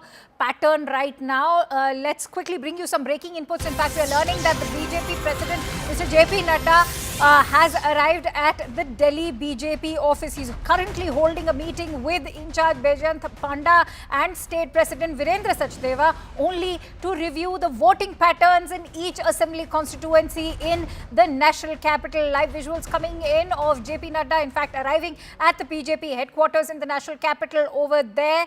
He's accompanied by Virendra Sachdeva, as you can also see. This is to review the voting patterns in each assembly constituency. Akash joins me with those breaking inputs. Akash, why is it so crucial for the BJP to keep a hawk's eye on all those voting patterns from each assembly constituency? So this is how a political party works, Akanksha, because you see, BJP is also hopeful as far as these elections are concerned, and we have seen an intensified campaign from the party. And this is the reason why, the national president is in fact, has reached, Delhi BJP headquarters at 14, Pandit Pant Marg. And in fact, we have Bajan Panda, who is the Delhi in charge for the election, and also the Delhi BJP chief, Virendra Sachdeva. They are basically reviewing the reports that they have got from each constituency. And there was a micromanagement. In fact, in every election, BJP goes for micromanagement where they have their booth-level volunteers, booth-level karyakartas, from these karyakartas, they get routine input, regular input as to what is happening on which booth, what is the turnout, if people are coming in large number, if people are not coming in, everything else related to it. So as of now, they are basically, keeping an eye on the kind of pattern that they have, in the voting from 70 different constituencies in the National Capital Territory of Delhi. And as of this election has also, Akash, if you could share with us your inputs on how has been the voter turnout so far. We were learning that till 11 a.m. they recorded 19.1% voter turnout. And is that a cause of worry because it was a meager 8.1% till 9 a.m.? All right, we have some more breaking inputs. Let's quickly go across to those breaking inputs right now. But so far, what we can tell you is, all right, Prime Minister Narendra Modi has put out a post after his holy dip at the Ganga in Mahakumbh and the puja at the Ganga Ghat. The post reads, and let me quote, "Blessed to be at the Mahakumbh in Prayagraj. The Snan at the Sangam is a moment of divine connection, and like the crores of others who have taken part in it, I was also filled with a spirit of devotion. May Ma Ganga bless all with peace, wisdom, good health and harmony." That's the message coming out from Prime Minister Narendra Modi. Let's quickly go across to Arun, who will share more perspective on that message. Arun, certainly this is not a first for Prime Minister, whether it is Mahakumbh or his spiritual sojourn, but certainly a very significant and one to remember. Well, that's right. Prime Minister Modi spending 35 minutes here in Prayagraj and ensuring that due to his visit, people, the common devotees, do not face any difficulty or inconvenience. And that's the clear message which came from PMO side to Uttar Pradesh government. And subsequently, of course, it was trickled down to the officials who are present on the ground. So Prime Minister Modi now putting out this post, and I think that's a testimony, for everyone that the Prime Minister of the country, coming here in Prayagraj, witnessing the atmosphere, and then, of course, wishing everyone a wonderful time here in Prayagraj, a blessing, a divine feeling that he got after taking that holy dip. And I think that's the reason why you see these crores of people, more than 40 crore people, till today have taken the holy dip. And it is ongoing. And by the end of the Kumbh, I think you will see all the records will be broken. The UP administration in the beginning was saying that they are expecting that 40 crore, close to 40 crore people would take a holy dip. And here I think halfway of the Kumbh, you have already crossed 40 crore. So I think such is the devotion and the dedication. And when you have Prime Minister of the country is such a religious person, right, and showing that religiosity and blessing and wishing people a wonderful time here in Prayagraj, that is a testimony of the culture and the emotions and the ethnicity and everything which this country is known for. Absolutely, Arun. And the Prime Minister has also talked about how his holy dip has been a moment of divine connection for him and for all the crores of devotees who've gathered there in full force. Having said that, take us through the auspicious and highly religious significance of today. Well, see, it's a very, very important day, and that's the reason why many are saying that it's a voting day in Delhi, and then Prime Minister Modi planned his visit here. But the fact here is that it's a very auspicious day. Many may not know about it, but as per Hindu Panchang, today is Magh Mas's Gupt Navratri ki Ashtami Tithi, which is considered to be a very auspicious day. and due to which we are seeing that Prime Minister Modi is coming here.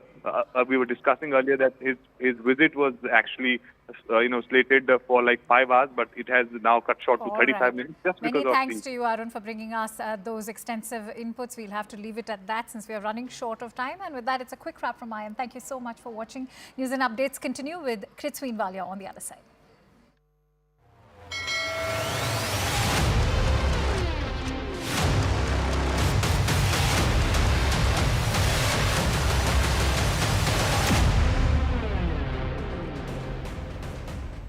Hello and a very warm welcome. Thanks for tuning in to CNN News 18. I'm Kritsween and it is polling day in the national capital, viewers. Stakes are high, 3 parties clashing. These are 70 seats that are witnessing voting today. As we speak, voters have queued up. They're deciding Delhi's fate. Results, remember, will be declared on the 8th. So it's going to be a super Saturday indeed as far as the national capital's decision is concerned. And we've been tracking the voter turnout as well. The most important figure on any voting day. Initial figures reveal 19.95% voter turnout till 11 a.m. We're going to put out fresh figures at 1 p.m. That's when the high voter turnout is expected. But Babarpur so far has registered the highest voter turnout of 31.3%. Several leaders across party lines have been making it to the polling booths to cast their votes. We've been putting out all of those important visuals from the national capital since early this morning. Manish Sisodia, External Affairs Minister S. Jaishankar, Bansuri Swaraj, Rahul Gandhi, Virendra Sachdewal, Kal Lamban, Sandeep Dikshit, they've all cast their ballot already. Arvind Kejriwal also in contention this time around from New Delhi is also just a short while ago cast his vote. Even on voting day, both the Aam Aadmi Party and the BJP have been trading barbs. They've been hitting out at each other. The Aam Aadmi Party slamming the BJP, once again repeating the hooliganism charge. The BJP raining fire back at the Aam Aadmi Party and repeating the corruption allegations. So there's lots happening on voting day in the national capital. The AAP led by Arvind Kejriwal, viewers, remember, is banking on its welfare schemes. But the BJP and the Congress not too far behind. Similar promises that have been made by the other 2 parties in fray as well, which makes one wonder whether or not there will be any exclusivity in the mind of the voter when they're looking at welfare schemes and the promises so far that have been made by the Aam Aadmi Party. The last 10 years, we've seen some being delivered, some the voters say they're not quite content with. The BJP, of course, wanting to come in and really use all of those loopholes to its advantage. But whether or not the BJP will be able to hurt the Aam Aadmi Party's prospects is something that we're going to have to wait till the 8th for. But the BJP also aiming to reclaim power. This is, after not being in power for 27 years, will it break its 27-year-old jinx? Is something that is being watched very closely. The Congress on its part is striving for its survival. It's a do-or-die battle for the Congress party going into Delhi elections. Voting taking place, like I said, on 70 constituencies in the national capital. First up, let's play out the big reactions that have come in from Delhi. मैं चाहता हूं कि दिल्ली वासी अपने बेहतर भविष्य के लिए बाहर निकलें, वोट डालें। ये आपके भविष्य का मतदान है। दिल्ली की जनता मुंह तोड़ जवाब देगी, डबल इंजन की सरकार बनाएगी, गंदे पानी पर वोट करेगी, सीवेज की समस्या पर वोट करेगी, टूटी हुई सड़कों पर वोट करेगी, अरविंद केजरीवाल के भ्रष्टाचार पर वोट करेगी। आज का दिन हमारी जीत का दिन होगा और ये परिणाम दिल्ली की दिशा तय करेगा। निश्चित रूप से हमें जनता पे भरोसा है, हमें दिल्ली के लोगों पे भरोसा है। अब आपदा जाएगी, भाजपा आएगी। बड़ा एक्साइटमेंट था कि वोट डालने जाना है, वोट डालने जाना है, तो वो पूरा अपना एफर्ट्स लगा के आज वोट डालने के लिए आए हैं। मैं दिल्ली के सभी लोगों से भी विनती करना चाहूँगा कि सब लोग वोट डालने के लिए निकलें, अपने अपने वोट का अधिकार इस्तेमाल करें। अच्छे स्कूल बनाने के लिए, अच्छे मोहल्ला क्लिनिक बनाने के लिए, अच्छा इलाज के लिए, अस्पतालों के लिए, दिल्ली के विकास के लिए वोट डालें सब लोग। ऐसा मेरी सब लोगों से विनती है। जाहिर तौर पे जो काम करेंगे उन्हीं को जनता वोट देगी। मुझे पूरा भरोसा है कि इस धर्म युद्ध में कालिका माई का आशीर्वाद सच्चाई के साथ, सत्य के साथ, काम के साथ रहेगा और दिल्ली के लोग भी इस धर्म युद्ध में काम को, सच्चाई को, अच्छाई को अपना वोट जरूर देंगे। दिल्ली के वोटर्स के लिए क्या मैसेज देंगे सर? दिल्ली के वोटर्स अपने बच्चों की शिक्षा के लिए आज शिक्षा की क्रांति के लिए वोट करें।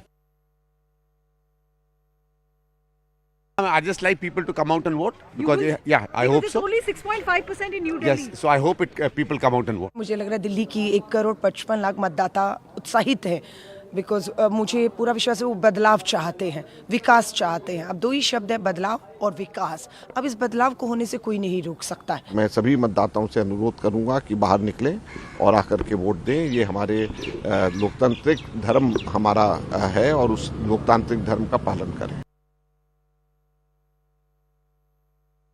सबसे अपील है कि घरों से बाहर निकलिए, आइए और अपना वोट डालिए।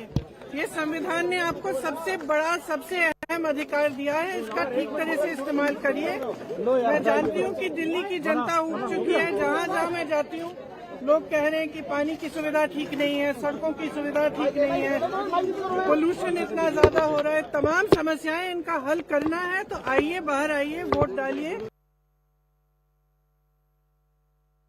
आज के दिन सभी को मेरी शुभकामनाएं और सभी को आह्वान करता हूं, अपने मत का दान अवश्य करें। प्रजातांत्रिक महायज्ञ के इस महाकुंड में अपने मत के दान को देकर अपनी आहुति दें। ये बहुत बड़ा जो महायज्ञ है प्रजातंत्र का, पूर्ण आहुति इसी मतदान से होती है। Going across to Pallavi Ghosh and Aman Sharma joining us live on the broadcast. Pallavi, to you first. You know, you've been getting us a couple of reactions. You've been sensing the mood on the ground. We've seen some of the big faces already cast their vote. Interesting visuals with Rahul Gandhi being accompanied by Sandeep Dixit. So what's all that you've picked up so far from the signalling that's been sent out? You know, the interesting part, Christine, is that even when the Congress party was very low decibel as far as the campaigning for Delhi elections are concerned, one of the loudest voices were actually coming in from Sandeep Dixit. He decided to take on Arvind Kejriwal, also evoked the memory of his mother, Sheila Dixit, who also faced some personal attacks coming in from Arvind Kejriwal. And then we saw somewhere midway a turnaround moment happen when Rahul Gandhi seemed to be convinced by the likes of Sandeep Dixit or Ajay Makan that yes, we need to wage an all-out war, not just against the BJP, but also more importantly at AAP.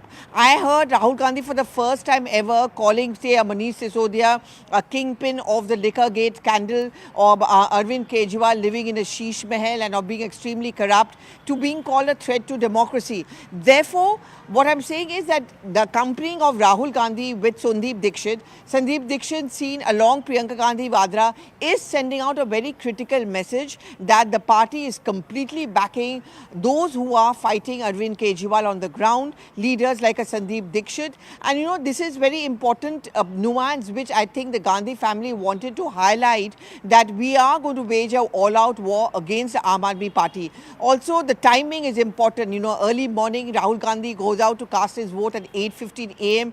before leaving for Bihar, being accompanied by Sandeep Dixit. I think it's also an effort in the minds of top Congress leaders to convince the voters of Delhi that voting for Congress is not going to be a wasteful venture. That, you know, I mean, I would see this on the ground when people would say that we don't want to vote for the Congress party because kya faida, it's a wasted vote. I think that is the messaging which the Gandhis wanted to convey, that voting for the Congress is not actually going to be a waste.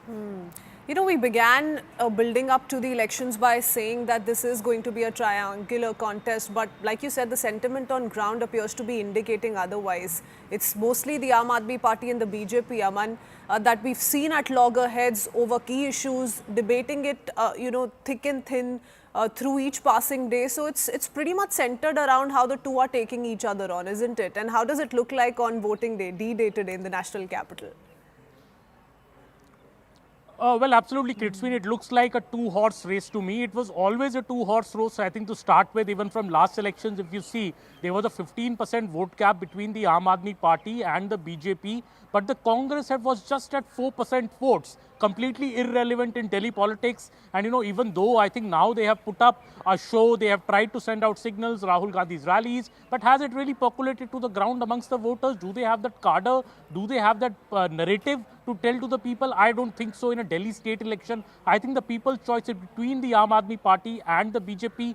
When this election began 2 months ago, I thought that AAP is in a pole position, mainly due to the vote gap difference which was there. Kejriwal also having some sympathy because he had stepped down as the chief minister. But I think in the last 2 months, the BJP has done a stupendous work on the ground. The campaign that they ran, starting with the campaign on corruption against Sheesh Mahal, against the liquor scam. Then we had BJP's freebies coming in, a change from the 2020 campaign where the Prime Minister had coined the Revdi word to criticize Aam Aadmi Party on freebies in 2020 to a full U-turn now. Now when the BJP says no, we will continue all these welfare schemes, we will in fact bring more schemes. And introducing rupees 2,500 promise for women, telling the women voters of Delhi, 42% women voters in Delhi, that if we come to power, we'll give you money like we've given in Maharashtra and Madhya Pradesh. We carry that credibility. So I think the BJP has made this election very, very tight. It's a very tight contest. Right now, the voting percentage is not that encouraging, just a bit, 20% voting. In fact, in the New Delhi seats,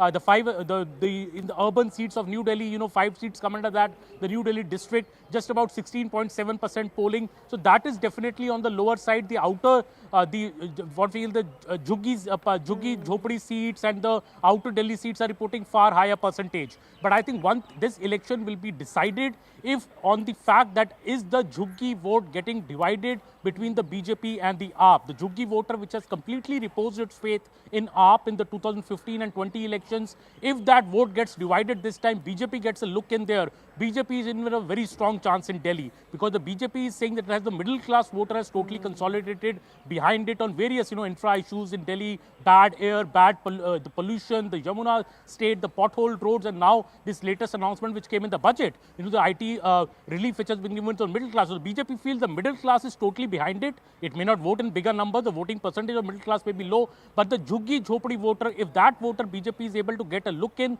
BJP is able to divide it, BJP stands a good chance. But if the Jhuggi Jhopadi voter and the Muslim voter, as we expect, stay with the Aam Aadmi Party, then BJP may find it very difficult to stop the Aam Aadmi Party from coming to power for the 4th time. Oh yes, absolutely. A lot of talking points that we need to still discuss in detail. So Aman, Pallavi, stay on with us. We need to quickly shift our attention to a breaking news update coming in from Battleground Delhi.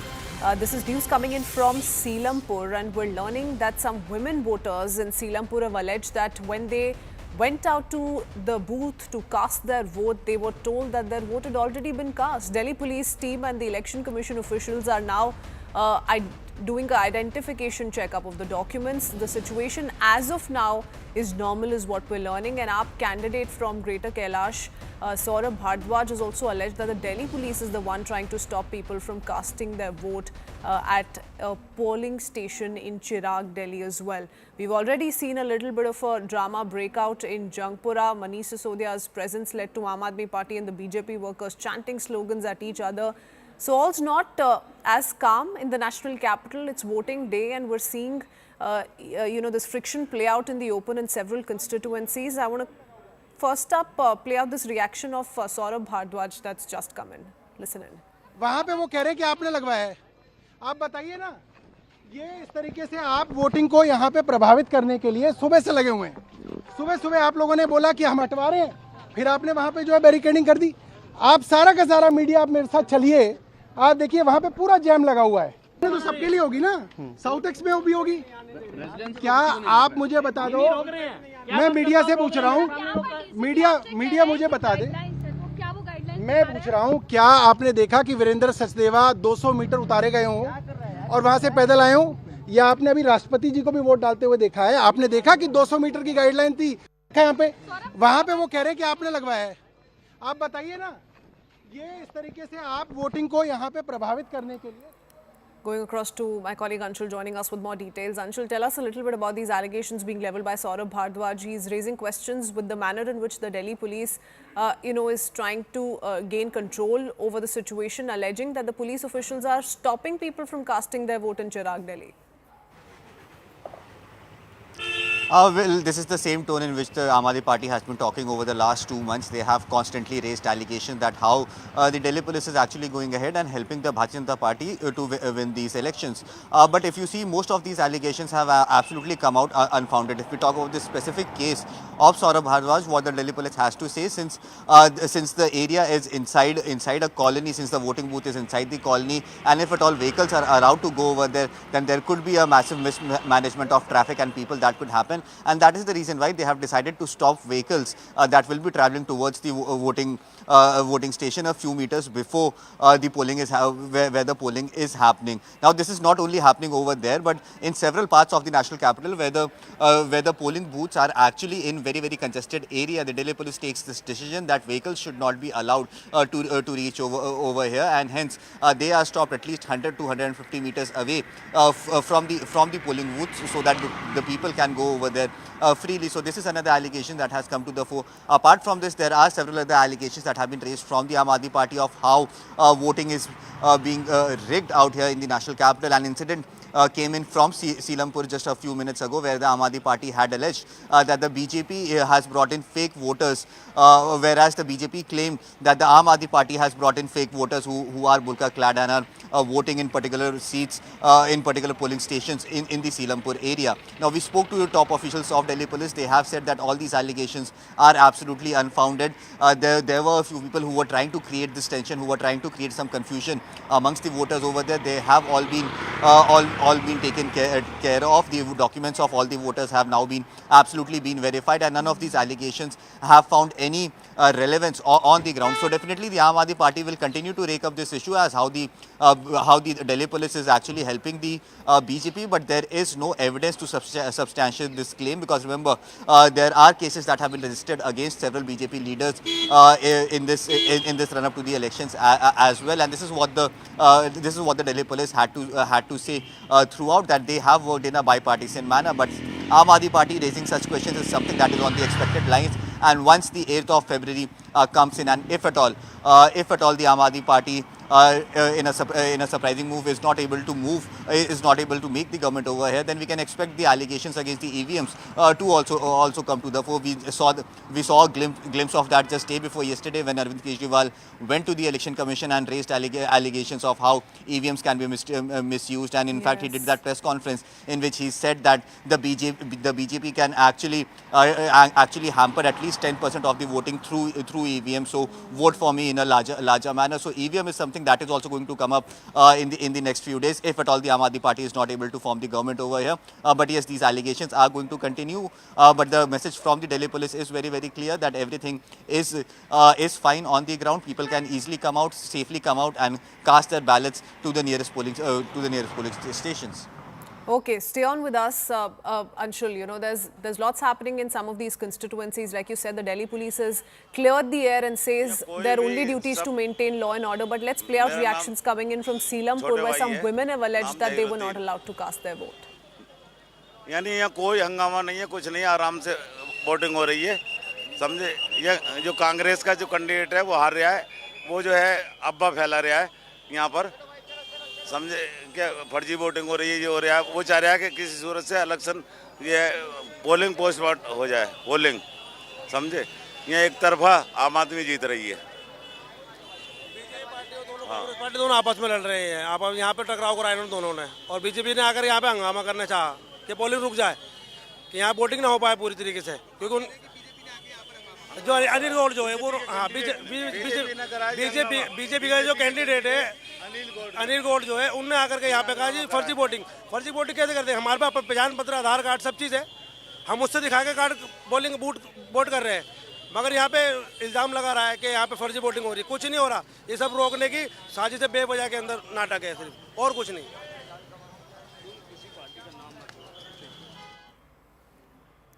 Okay, so the allegation being levelled by some in Seelampur is that some women have come out to say that they're not being allowed to cast their vote, while the BJP, as per those who've spoken to the media, they've been alleging that there is fake voting that is also happening. Going across to Anshul on that note once again. Anshul, can you clear the air for us a little bit of what the version really is from some of these people who've spoken out, who'd actually gone to Seelampur to cast their vote? So yes, there are two versions that have come in from either sides, both from the Aam Aadmi Party and from the Bharatiya Janata Party. The Aam Aadmi Party says that the BJP is trying to go ahead and make sure that the entire process of voting does not happen in a peaceful manner, and hence they are trying to create some sort of a disturbance in that area.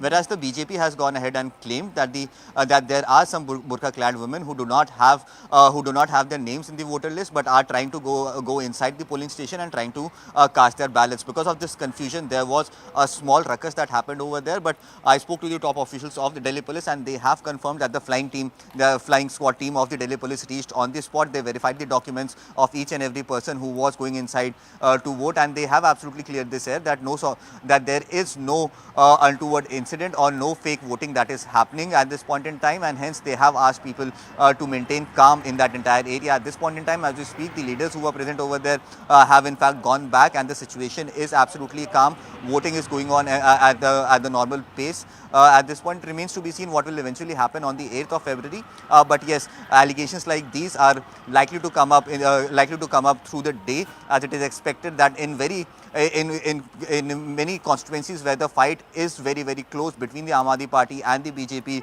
such head-on-head fight is likely to happen in all these seats itself. Remember, another big controversy that had broken out was regarding the Kalkaji seat and how the PA of Chief Minister of Delhi, Atishi, was actually caught last night with 5 lakh rupees cash. The allegation against him that was being put up by the BJP that he had taken out this cash to distribute amongst the voters, but the PA, who has been taken into custody by the Delhi police, in fact informed the Delhi police that this is his personal money and it has nothing to do with the election. So all these facts are being verified. Allegations and counter allegations are continuously coming out, but one thing that we are seeing is the presence of police and security forces on each and every place out here in the national capital. The entire national capital has absolutely been turned into a cantonment at this point in time. At every nook and corner, there are police officials that are present over there. In fact, outside the polling stations, there are special deployments that have been made. Remember, more than 1,300 polling stations out here in the national capital have been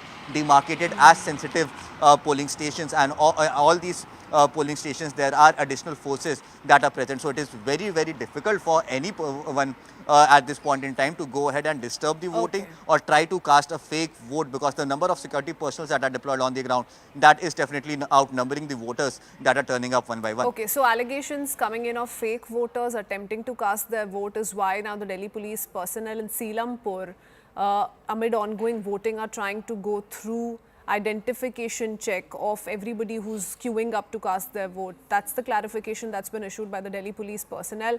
Stay on with us, Anshul. We also need to talk about the host of controversies we've seen on this very day, which is polling day in the national capital.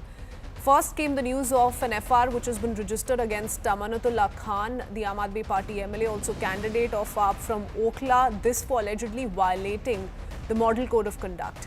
In more trouble for Aam Aadmi Party, an FIR has also been registered against AAP Supremo Arvind Kejriwal. Why? This over his poisonous Yamuna remark. Remember, he made this remark against a neighbouring BJP-led government, and now an FIR has been filed against him over the same remark. Aam Aadmi Party MLA Dinesh Mohania was also booked by police after a woman-alleged sexual harassment. So that's another setback that's coming from the Aam Aadmi Party. How it plays out by investigations, we'll have to wait a little bit. And in the last 24 hours, viewers, this one's sensational. 12 lakh cash. 12 lakh rupees of cash has been seized, and an alleged link to the Delhi Chief Minister's office is now under the probe. Of course, Chief Minister Atishi has come out to deny all of these allegations. In fact, has pinned the blame on the Delhi police personnel and has accused the Delhi police of partisan behavior, that there are illegal activities in violation of MCC that are being carried out by BJP leaders, but they're being left unchecked. My colleagues continue to stay on with us. Aman, Pallavi and Anshul are with us on the broadcast. Aman, It pretty much explains or, puts in perspective how heated a battle this is, isn't it? It's been full of controversies the last so many days. We've seen very serious allegations being leveled, so much so that it's seen the intervention of some of the constitutional authorities, bodies in the country, and allegations being leveled against Election Commission and Delhi police personnel as well. Well, absolutely, Kritswin. It's been one hell of a bitter election. One of the I think the bitterest election I've seen in recent times, maybe in Delhi in the last decade or so. The last time I remember such a bitter election was when Arvind Kejriwal was taking on Sheila Dikshit in 2013 and vowed to defeat her and send her to jail. Said he had evidence of corruption against her, which which never came forward. But that said, I think this election has also become so bitter. We saw the Prime Minister, equate Arvind Kejriwal with Charles Sobraj, speaking on one occasion. So it's clearly that both sides have the daggers drawn in this election. That is also because it's a fight for the Aam Aadmi Party also knows that if it loses Delhi, its fortress which is there, the entire party's existence comes into question. They may be in power in Punjab, yes, but Delhi is where from AAP's politics began, on the plank of anti-corruption, on the plank of simple living, high thinking, which of course has come under focus in the present election due to the entire Sheesh Mahal controversy or the liquor scam in which the former Chief Minister, former Deputy Chief Minister, nearly half the cabinet of Arvind Kejriwal had to go to jail. So obviously the Prime Minister leading the campaign for the BJP leading a very, very aggressive campaign on the issue of corruption, trying to corner Arvind Kejriwal on that. The Prime Minister coining Aam Aadmi Party's name as Aapda, like a disaster. He said the city wants to get rid of this Aapda this time. So I think the BJP has put in a Herculean effort in this election, trying to take away the loyal vote base of Aam Aadmi Party, Juggi Jopadi voters. Maybe the Congress, if it had fought aggressively, it may have split a bit of the Muslim voters. That would all have been advantage the BJP. But the Aam Aadmi Party also, I think, has left no stone unturned in turning this election very bitter. You see Arvind Kejriwal saying poisonous water being sent by the BJP government in Haryana through the Yamuna to Delhi to ensure a genocide of people in Delhi. When have you last heard an elected representative, elected former Chief Minister speak like that in a public forum? So an election commission took very strong notice of it, though it never took any action against Mr. Kejriwal. That whole complaint of BJP has become infructuous because Arvind Kejriwal, no decision came by the EC on that.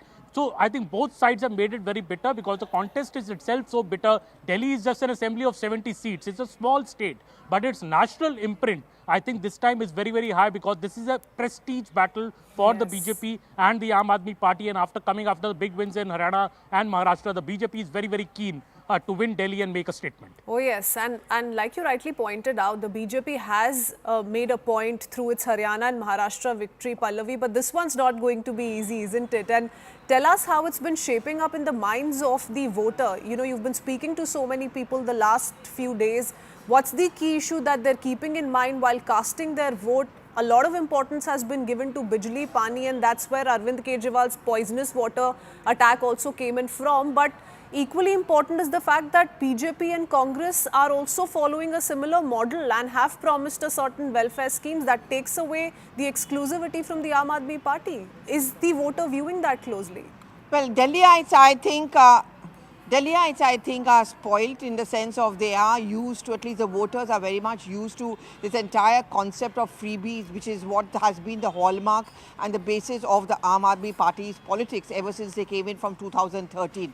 The successor of AAP, because of the free Bijli and Pani and also very truncated electricity bills and water bills, is something which clicked for AAP. And no matter how much the Congress or the BJP may attack Aam Aadmi Party, saying that, freebies or a reverie culture is something which is going to spoil the economy and the people lose their kind of momentum to understand what's good or bad for them, they all were forced to fall in the same track.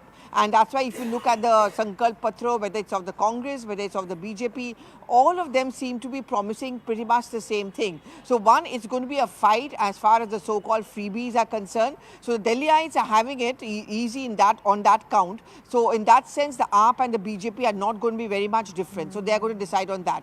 I think state election after state election, Christine, always makes it very clear.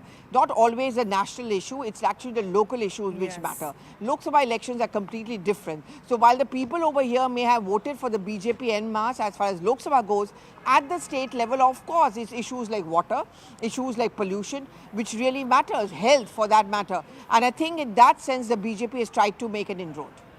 Oh yes, absolutely. For the rest, we'll have to wait till the 8th, but we'll keep continuing with these conversations. Thank you to Aman, Pallavi and Anshul for joining us with those details. Heading into a very quick break for now. We'll be right back.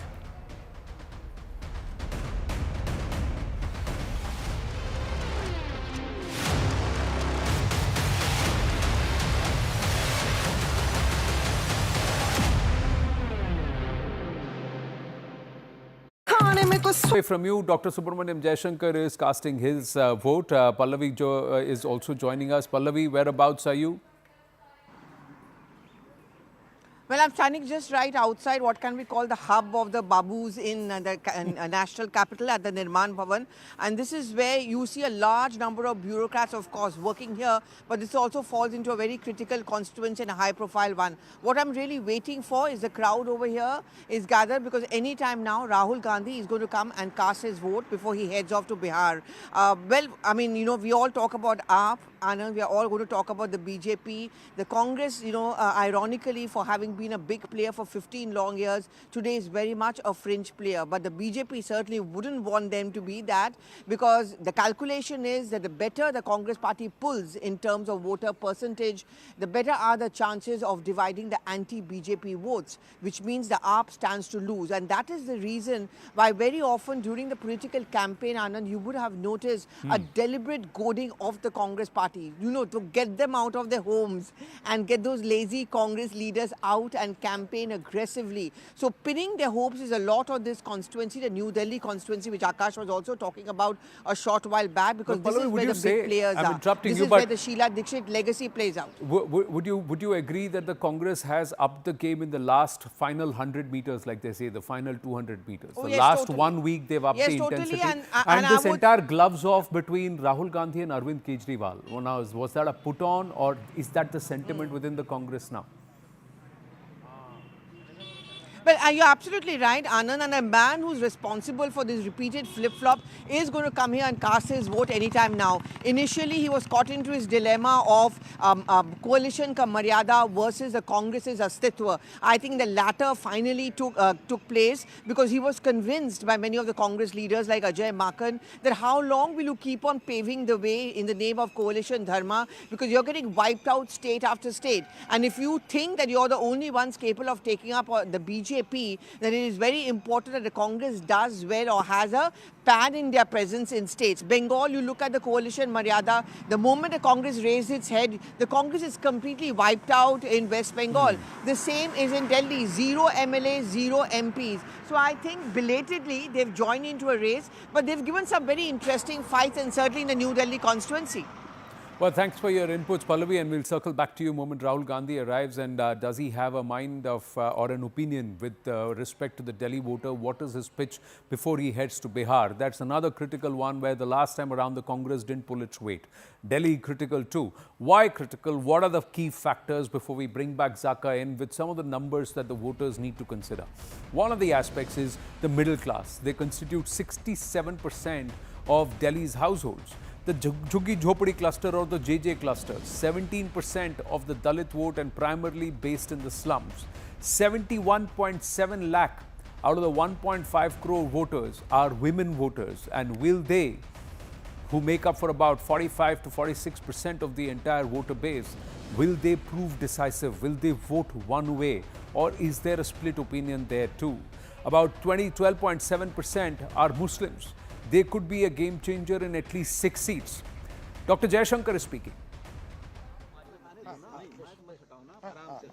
Sir क्या कहना चाहेंगे आज दिल्ली की जनता निकले? You have always been an early voter. I've been an early voter, a Delhi voter, and I think the public is in a mood for change. Sir, what are the issues you're voting for? Sir, what are the issues that are important for Delhi?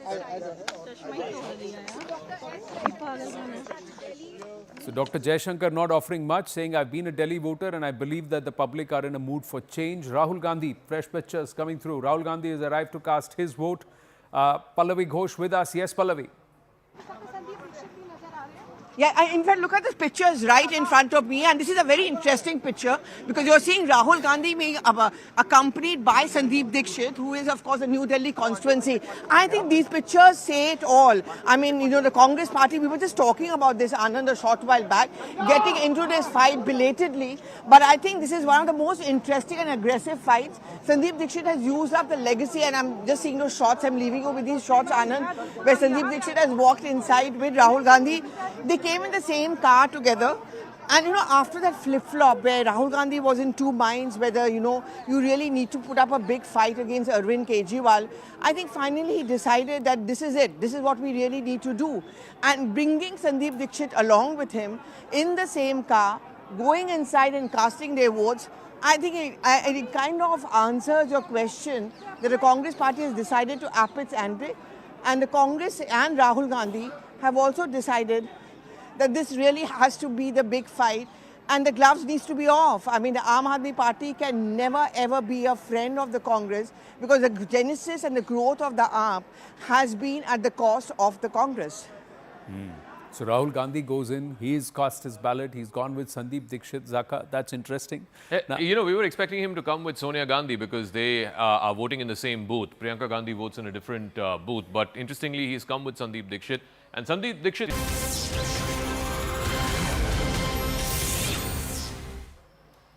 Welcome back. We return with a source-based input that's just come in. CNBC TV 18 has learned that Elon Musk, the CEO of Tesla, who's also part of the Donald Trump administration in US now, remember he leads the US Department of Government Efficiency, is likely to call on Indian Prime Minister Narendra Modi during the Prime Minister's visit to US next week.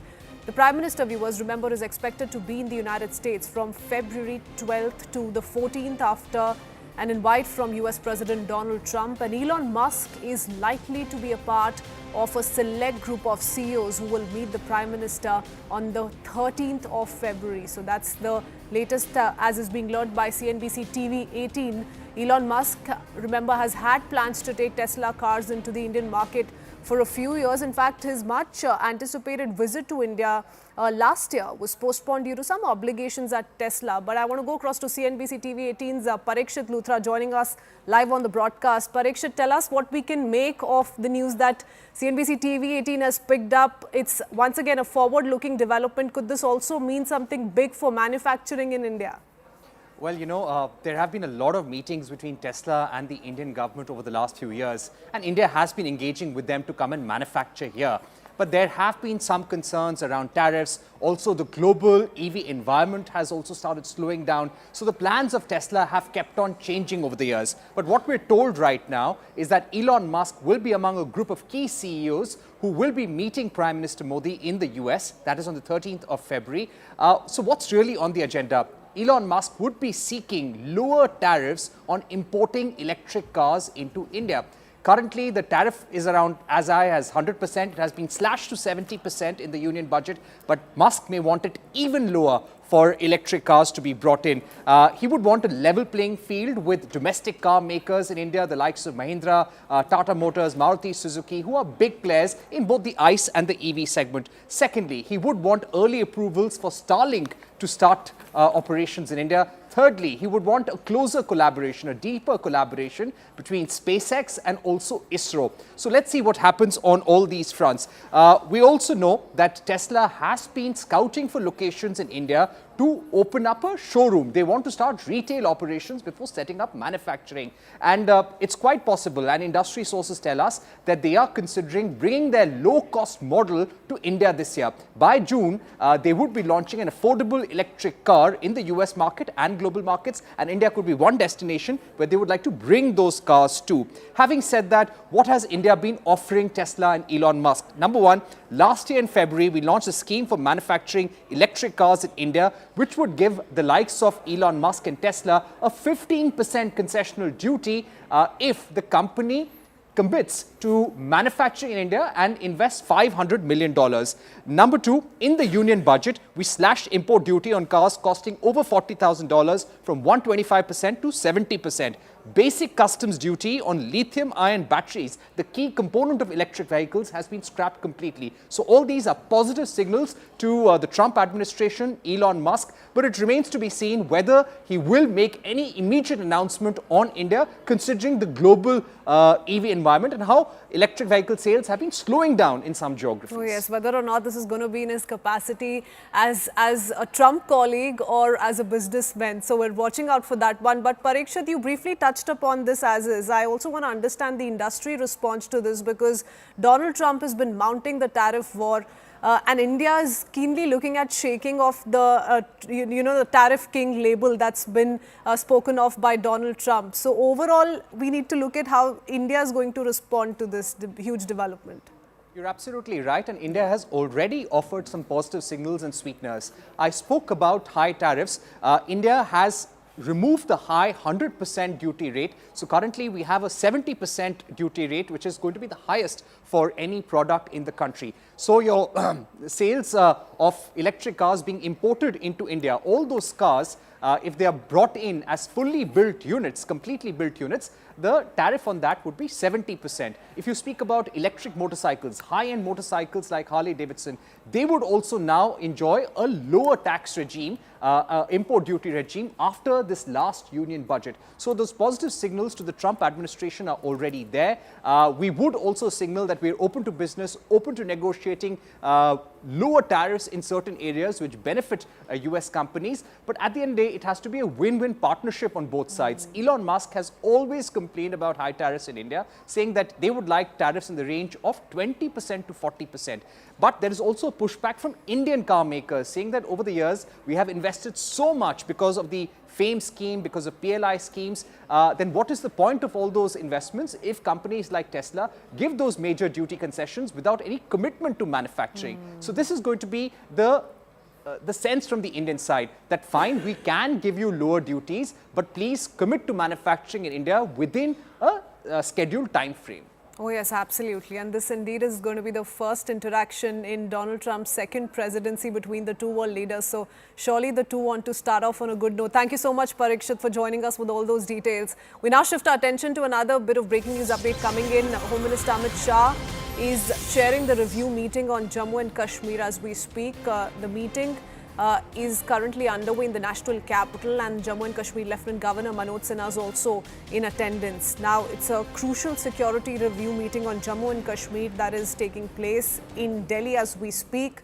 The high-level discussions, remember, have been ongoing for a while now, have previously been attended by the Home Secretary, the Army Chief and other senior officials, and is focusing on assessing the security situation in the Union Territory, reviewing measures taken to combat terrorism. But I want to go across to Payal Mehta, who's going to come in on the host of issues that are going to be taken up through this meeting. Yes, Payal.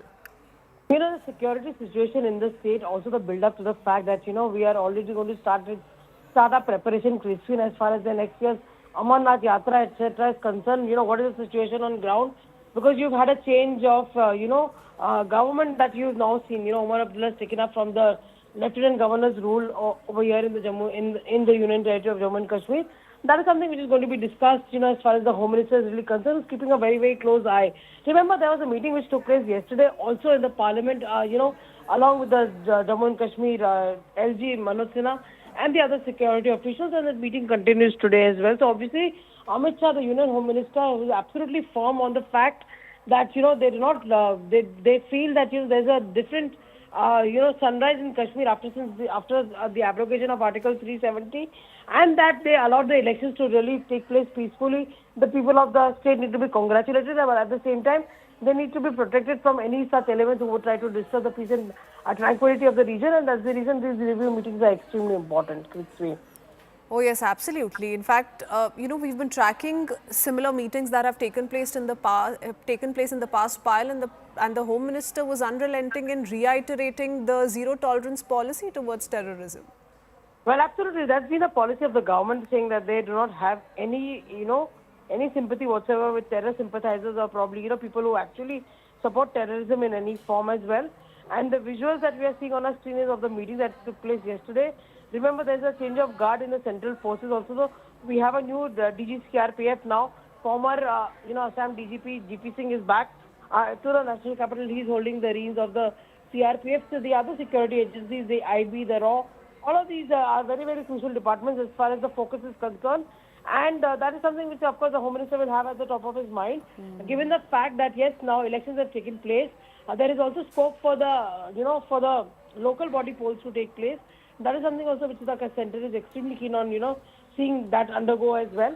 And at the same time, you've got a new government in place. So their demand has been to restore statehood, and statehood cannot be really restored without, the centre giving its approval as well, the parliament giving its approval.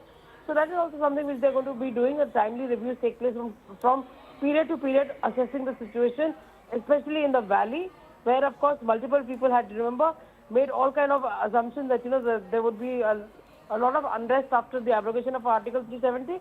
But the government of the day keeping a close watch on it, especially the man Amit Shah himself. Oh yes, thank you for that, Payal. Home Minister chairing this crucial security review meeting yesterday, and those were visuals of the same. Now moving on, viewers, opposition-ruled states are up in arms against UGC proposals giving chancellors greater power to pick vice-chancellors, saying it would undermine federalism and higher education sector. Karnataka has organized a conclave of state higher education ministers in Bengaluru today to discuss the draft UGC regulations. The draft is currently open for public consultation, and the grading of institutions based on the implementation of the national education policy. The draft guidelines propose sweeping changes to the process of appointing vice-chancellors and ministers for higher education from 7 states, namely Karnataka, Jammu and Kashmir, Himachal Pradesh, Jharkhand, Telangana, Tamil Nadu and Kerala are all participating in this conclave to build consensus against UGC guidelines. Let's listen into some of the reactions first up. I had moved an adjournment motion in Lok Sabha against the proposals of the UGC, which encroaches into the states' powers and the education system.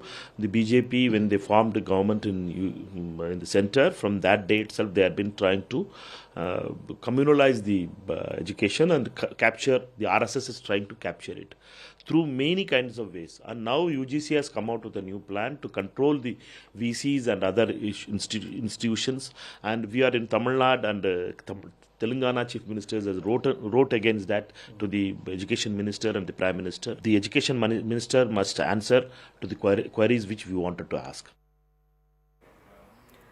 Going across to Harish Upadhyay, who joins us with more details. Now that this conclave is being attended by top leaders of several opposition-ruled states, we've named some of them for our viewers already. Harish, tell us what's the broader plan in place and how do these states plan to take this forward post the conclave?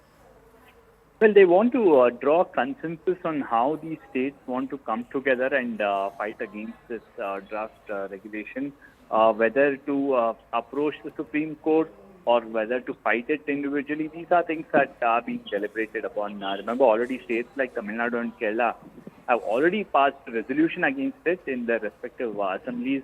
Would they want to take up a legal battle, or would they want to take a delegation to the union government? These are things that are being currently discussed. Interestingly enough, the Karnataka Education Minister's office has claimed that even Maharashtra Education Minister is taking part in this particular conclave. Remember, it's an NDA-ruled state in Maharashtra. If it's indeed the Maharashtra Education Minister takes part, that would be a huge turn of events in this whole fight against the draft regulation. Perhaps by the end of the day, there will be a consensus on how these states want to fight against this. Harish, very interesting, the fact that the Maharashtra Education Minister is also participating in this conclave. But what's also interesting is that this conclave is being hosted in Bengaluru. The manner in which some of these opposition-ruled states in particular went up in arms against the draft guidelines when they were first published, the criticism was mostly restricted to Tamil Nadu, Kerala, so on and so forth. So what really had been the backroom strategy here? Well, Kerala and Tamil Nadu have had multiple issues with the governor, with the Raj Bhavan, especially with the appointments of VC and others in these universities. We've seen in Kerala multiple instances, and perhaps several universities crippled because of this administrative fix between the governor and the government. At the same time, in Karnataka, let's not forget that the Panchayat Raj University, we've seen the government moving a bill making the Chief Minister as the Chancellor, giving him the powers to nominate the Vice Chancellor. So we've seen all these three states in a way already fighting it out with the Raj Bhavan over the appointment to universities, and perhaps that's why Karnataka has taken the first move to build consensus and to gather a strategy to fight this. Okay, all right. Many thanks for that, Harish. I want to take a quick comment from Payal Mehta joining us as well. Payal, what has been the central government's response to this? How has the education minister viewed this conclave and coming together of some of the opposition ruled states? Also, interestingly, Harish tells us the Maharashtra education minister is also in attendance.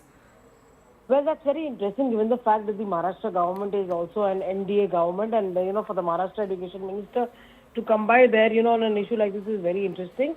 Having said that, yesterday when the debate was taking place in the Rajya Sabha on the reply to the President's address, Dr. John Brittas, who is of course a member of Parliament from the left parties in Kerala, he essentially had, said that question saying that Dharmendra Pradhan, he had in fact questioned the motive of the central government, essentially questioning Dharmendra Pradhan, saying that why do they want to capture everything, why does the centre want to capture everything, to which Mr. Dharmendra Pradhan, India's education minister, said that the decision is not final. And there is no reason for anybody to panic right now, because remember, multiple states had in fact created a conglomerate of sorts to in fact take this issue on as well and probably take the fight even up to the doorsteps of the court if required. So MK Stalin was one of those first movers as far as that is concerned. But the position of the centre right now, Kritsween, is that there is no decision which is final as of now. So we'll be able to hear Mr. Pradhan, in that conversation that he had on the floor of the House, which essentially means it's a comment on record. But has the government also responded to pointed allegations around how, they say this is centre's unilateral step, it's going to keep them completely out of the recruitment process? Since the decision is not final, I think that's what the education minister has really said on the floor of the House, which clearly means that he said it on record. But there's no discussion which is happening essentially just on this right now, Kritsween, right? So, when Mr. Brittas was making his speech, as a minister of the government, Mr. Pradhan has the right to intervene or interject into any conversation or interject into any speech that has been delivered. So that is what, in limited terms, is what Mr. Pradhan has said, is what we heard.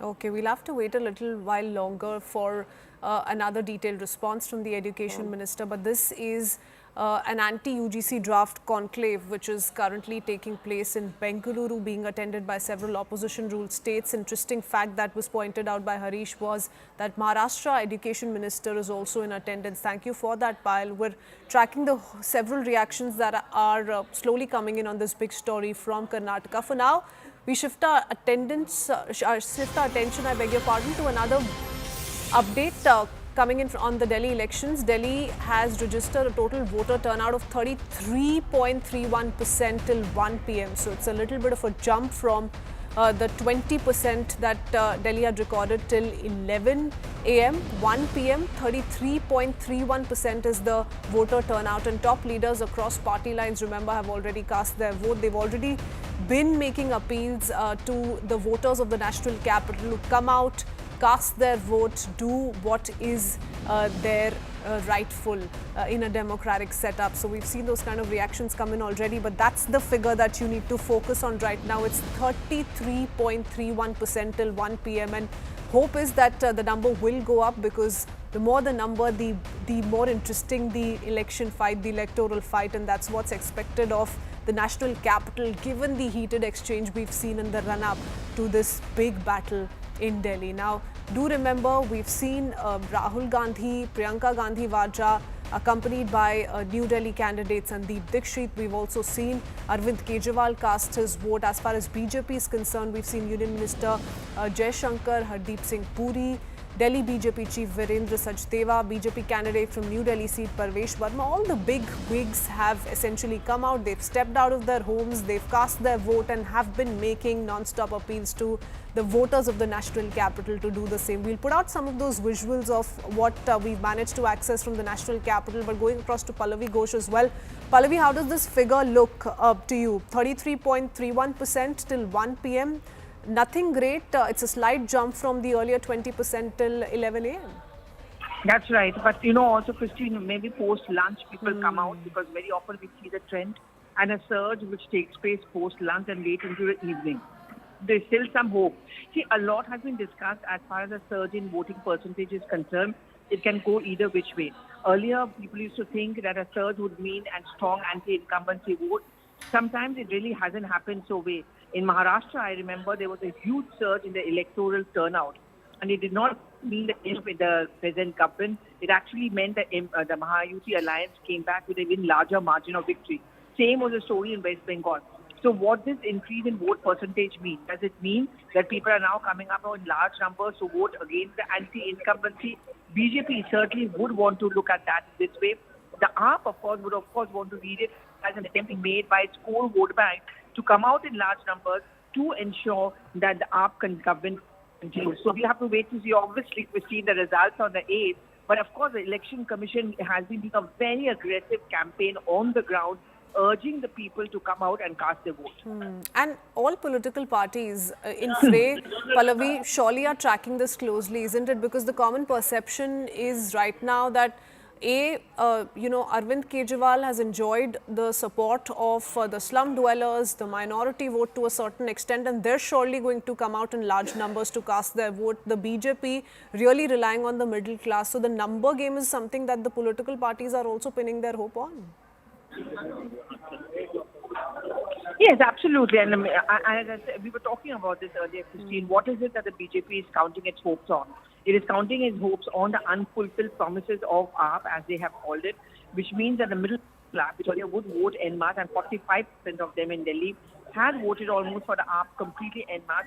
That is something which the BJP is counting on post the budget, and constantly drilling in the fact that a vote for Kejriwal would mean that you will have a helpless CM.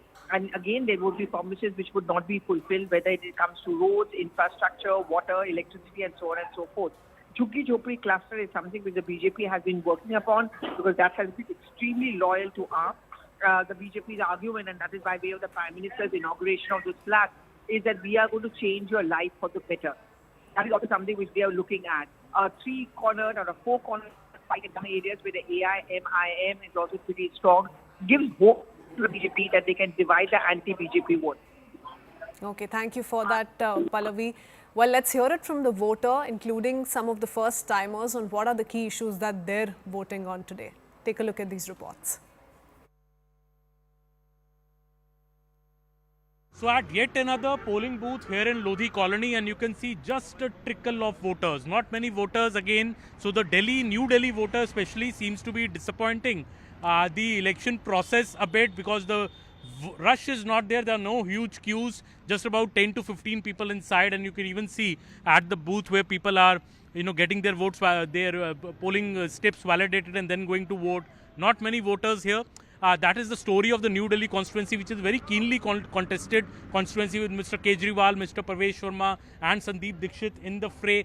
But the voters are not there in large numbers and just single-digit voting. In fact, in New Delhi so far, we have a group of women actually coming out after casting their vote. So maybe let's ask them, why do they, whom did they vote for, and what do you think are the big issues? Ma'am, vote डाल के आई हैं, ज़्यादा rush नहीं लग रहा है अंदर. Voters को अपील करेंगे ज़्यादा नंबर में आए वोट डालने.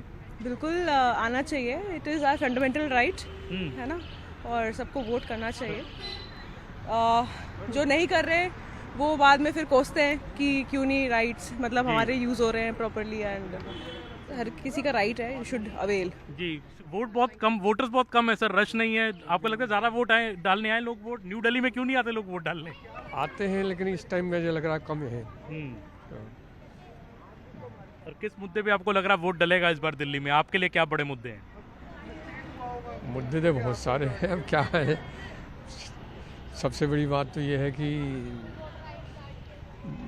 साफ सफाई होनी चाहिए, और थोड़ा महंगाई वगैरह कंट्रोल हो. पानी की सबसे बड़ी वो है, पानी बहुत खराब है. पानी साफ होना चाहिए. यंग फर्स्ट टाइम वोटर्स, आप लोग पहली बार दिल्ली में वोट दे रहे हैं. हाँ? तो ये हाथ में पौधा लिया हुआ है, ये किसने दिया है? ये अंदर मिला है, इलेक्शन कमीशन से मिला हुआ है, क्योंकि दिल्ली में पोल्यूशन की वजह से उनका एक चला होगा कि मुहिम के पेड़ लगाओ, दिल्ली बचाओ। तो क्या दिल्ली मतलब जो फर्स्ट टाइम वोटर्स है वो प्रदूषण को इशू बनाकर वोट दे रहे हैं? क्या पोल्यूशन एक इशू है? नहीं, पोल्यूशन हटाना है। पोल्यूशन हटाना है। तो जो भी कैंडिडेट पोल्यूशन के लिए कुछ करने का आश्वासन दे रही है, आपका वोट उसी को जाएगा? Yes. What else are the issues for the young voters of Delhi? आप भी पहली बार वोट देकर आ रहे हैं, मैं देख रही हूँ आपके हाथ में भी पौधा है। क्या इशू है यंग वोटर्स का? Education, employment, education. आप क्या करते हैं? कॉलेज में। तो आपको सरकारी नौकरी की उम्मीद है या प्राइवेट सेक्टर में आप गवर्नमेंट से एक्सपेक्टेशन रख रहे हैं? दोनों में ही है, दोनों को ही मतलब किसी में जहाँ दोनों फॉर्म भरते रहते हैं, मतलब एजुकेशन के लिए भी से कि उसमें मतलब सरकारी में ही भरते हैं। और क्या कहते हैं, जिस हिसाब से कर रहे हो उस हिसाब से सैलरीज वगैरह मतलब इतना मिलता नहीं है। अच्छा, तो सबसे बड़ा इशू आप लोगों के लिए एजुकेशन एंड एम्प्लॉयमेंट का है। और जो फ्रीबी कल्चर जो शुरू हुआ है उसके बारे में क्या ओपिनियन है? हर पार्टी फ्री में पैसे देने की बात कर रही है। तो क्या कोई देता, सब पैसा टैक्स हम भरते हैं, वो हमारा ही पैसा है। वो तो Hello and welcome and thank you so much for staying with CNN News 18. I am Griha Atul and we are in fact focusing on elections in the national capital, as Delhi has registered a total voter turnout of 3.31% till 1 p.m. Now, top leaders across party lines have cast their ballots. Leaders like Arvind Kejriwal, Atishi, Manish Sisodia from the Aam Aadmi Party have all voted. From the Congress, significantly, we've seen Rahul Gandhi, Priyanka Gandhi, who were accompanied by New Delhi candidate Sandeep Dikshit. From the BJP, Union Minister Dr. S. Jaishankar, Hardeep Singh Puri, Delhi BJP Chief Virendra Sachdeva, BJP candidates, from New Delhi seat, Parvesh Verma, have all cast their ballots. Stakes remain really high as three parties clash at 70 seats. Baburpur has registered the highest voter turnout so far, which is at 31.3%. And even on voting day, both the Aam Aadmi Party and the Bharatiya Janata Party have launched scathing attacks at one another, with the Aam Aadmi Party slamming the Bharatiya Janata Party yet again for hooliganism. Now remember, just yesterday we'd seen the Delhi police register 2 cases against Atishi and the supporters of Aam Aadmi Party of having campaigned after the silent period came into play. BJP was quick to join in the bandwagon and accuse the Aam Aadmi Party of going against the model code of conduct. Atishi and Aam Aadmi Party claimed otherwise. BJP in fact is raining fire at the Aam Aadmi Party over corruption. Remember, the Prime Minister spearheaded that entire attack against Arvind Kejriwal and the Aam Aadmi Party, and he was the one who came up with the term Sheesh Mahal and Apada for misgovernance against the Aam Aadmi Party in the national capital, and that is what the BJP has been claiming. Aam Aadmi Party, led by Arvind Kejriwal, is banking on its welfare schemes and governance, is right now seeking a third consecutive term, and this is a do and die really for the Aam Aadmi Party, kind of a referendum election for AAP. We will have to see which way does it really swing. Now, if we take a look at Bharatiya Janata Party, this party also aims to reclaim power after more than 2 decades or 27 years. That's the jinx that we are talking about, that the BJP is looking at breaking. Congress, on the other hand, is striving for its survival, and it hopes to regain lost ground. But is it really anywhere as far as this big battle of Delhi is concerned? We take a look at a series of ground reports that my colleagues have filed, and also the reactions that we are getting from on ground. मैं चाहता हूं कि दिल्ली वासी अपने बेहतर भविष्य के लिए बाहर निकलें, वोट डालें। ये आपके भविष्य का मतदान है। दिल्ली की जनता मुंह तोड़ जवाब देगी, डबल इंजन की सरकार बनाएगी, गंदे पानी पर वोट करेगी, सीवरेज की समस्या पर वोट करेगी, टूटी हुई सड़कों पर वोट करेगी, अरविंद केजरीवाल के भ्रष्टाचार पर वोट करेगी। आज का दिन हमारी जीत का दिन होगा और ये परिणाम दिल्ली की दिशा तय करेगा। निश्चित रूप से हमें जनता पे भरोसा है, हमें दिल्ली के लोगों पे भरोसा है। अब आपदा जाएगी, भाजपा आएगी। मैं दिल्ली के सभी लोगों से भी विनती करना चाहूँगा कि सब लोग वोट डालने के लिए निकलें, अपने अपने वोट का अधिकार इस्तेमाल करें। अच्छे स्कूल बनाने के लिए, अच्छे मोहल्ला क्लिनिक बनाने के लिए, अच्छा इलाज के लिए, अस्पतालों के लिए, दिल्ली के विकास के लिए वोट डालें सब लोग। मुझे पूरा भरोसा है कि इस धर्म युद्ध में कालका माई का आशीर्वाद सच्चाई के साथ, सत्य के साथ, काम के साथ रहेगा और दिल्ली के लोग भी इस धर्म युद्ध में काम को, सच्चाई को, अच्छाई को अपना वोट जरूर देंगे। दिल्ली के वोटर्स के लिए क्या मैसेज देंगे सर? दिल्ली के वोटर्स अपने बच्चों की शिक्षा के लिए आज शिक्षा की क्रांति के लिए वोट करें। I just like people to come out and vote because I hope so. Only 6.5% in New Delhi. Yes, so I hope people come out and vote. मुझे लग रहा है दिल्ली की 1,55,00,000 मतदाता उत्साहित है बिकॉज मुझे पूरा विश्वास है वो बदलाव चाहते हैं, विकास चाहते हैं। अब दो ही शब्द है, बदलाव और विकास। अब इस बदलाव को होने से कोई नहीं रोक सकता है। मैं सभी मतदाताओं से अनुरोध करूंगा कि बाहर निकलें और आकर के वोट दें। ये हमारे लोकतांत्रिक धर्म हमारा है और उस लोकतांत्रिक धर्म का पालन करें। Now let's take a look at the reactions that we have played out for our viewers so far. If we take a look at this reaction of Manish Sisodia, who is now fighting from Jangpura and not Parparganj as was his earlier constituency, he claims that the people of Delhi should come out and vote. He says people should come out and vote for Shiksha Ki Kranti, that education model that Arvind Kejriwal really had in fact assumed power over. One of the key aspects that got Aam Aadmi Party the reins of the national capital, that in turn is now being questioned by not just the Bharatiya Janata Party but also the Congress Party. Sandeep Dixit has been leading this attack along with Ajay Makan against the education model of the national capital and how this is very detrimental for the future of the students who study in Delhi, and that is something which has been the Congress's direct line of attack against the Aam Aadmi Party. BJP, on the other hand, we've seen how that entire line of attack has been spearheaded by the Prime Minister himself.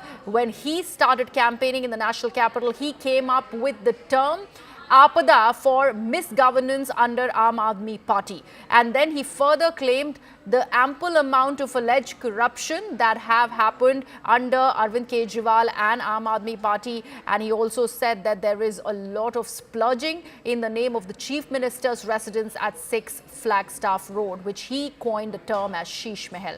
So that barb's really flowing thick and fast right as this election goes down to the wire. 8th of February is when Delhi decides who is it that is in fact going to wrest control in the national capital. Let's take a look at more reactions that are coming in. In fact, before we go to that, we are now getting some breaking news on the broadcast and we are looking at the entire aspect of illegal immigrants coming in from the United States of America. Now we are learning that a flight with illegal immigrants who had been residing in the US is now landed in Chandigarh. This flight, which possibly has 100 of those Indians who had crossed over illegally to the United States, have now been sent back, deported by America into India. This is, of course, a work with the authorities, Indian authorities and the US authorities working in cooperation, where 18,000 illegal immigrants have been deported to India. And this is a lot of, I believe, 100 of those immigrants who have now landed in Chandigarh. That's a special flight that is carrying these illegal immigrants who were currently residing in US and they have now returned to the country. This is the flight that's landed in Chandigarh. These are live visuals of that special aircraft that's currently at Chandigarh. It has touched down at Chandigarh and it carries the illegal immigrants who have been sent back to the country. My colleague Siddhant Mishra is joining us on the broadcast for more on this. Siddhant, we have been talking about how the US and the Indian authorities have been working in cooperation, talking about the illegals who have, or undocumented Indians who have been residing in the US, and how by and by this entire lot is being sent back to the country. 18,000 is the number that the United States of America has spoken about. How many so far have landed in Amritsar? Well, Greha, there is a list of about 17,900 illegal Indian immigrants living in the United States. This list was prepared during President Biden's time, and now this list, in fact, this number is perhaps floating on social media platforms, that these many illegal immigrants from India will be sent back to India.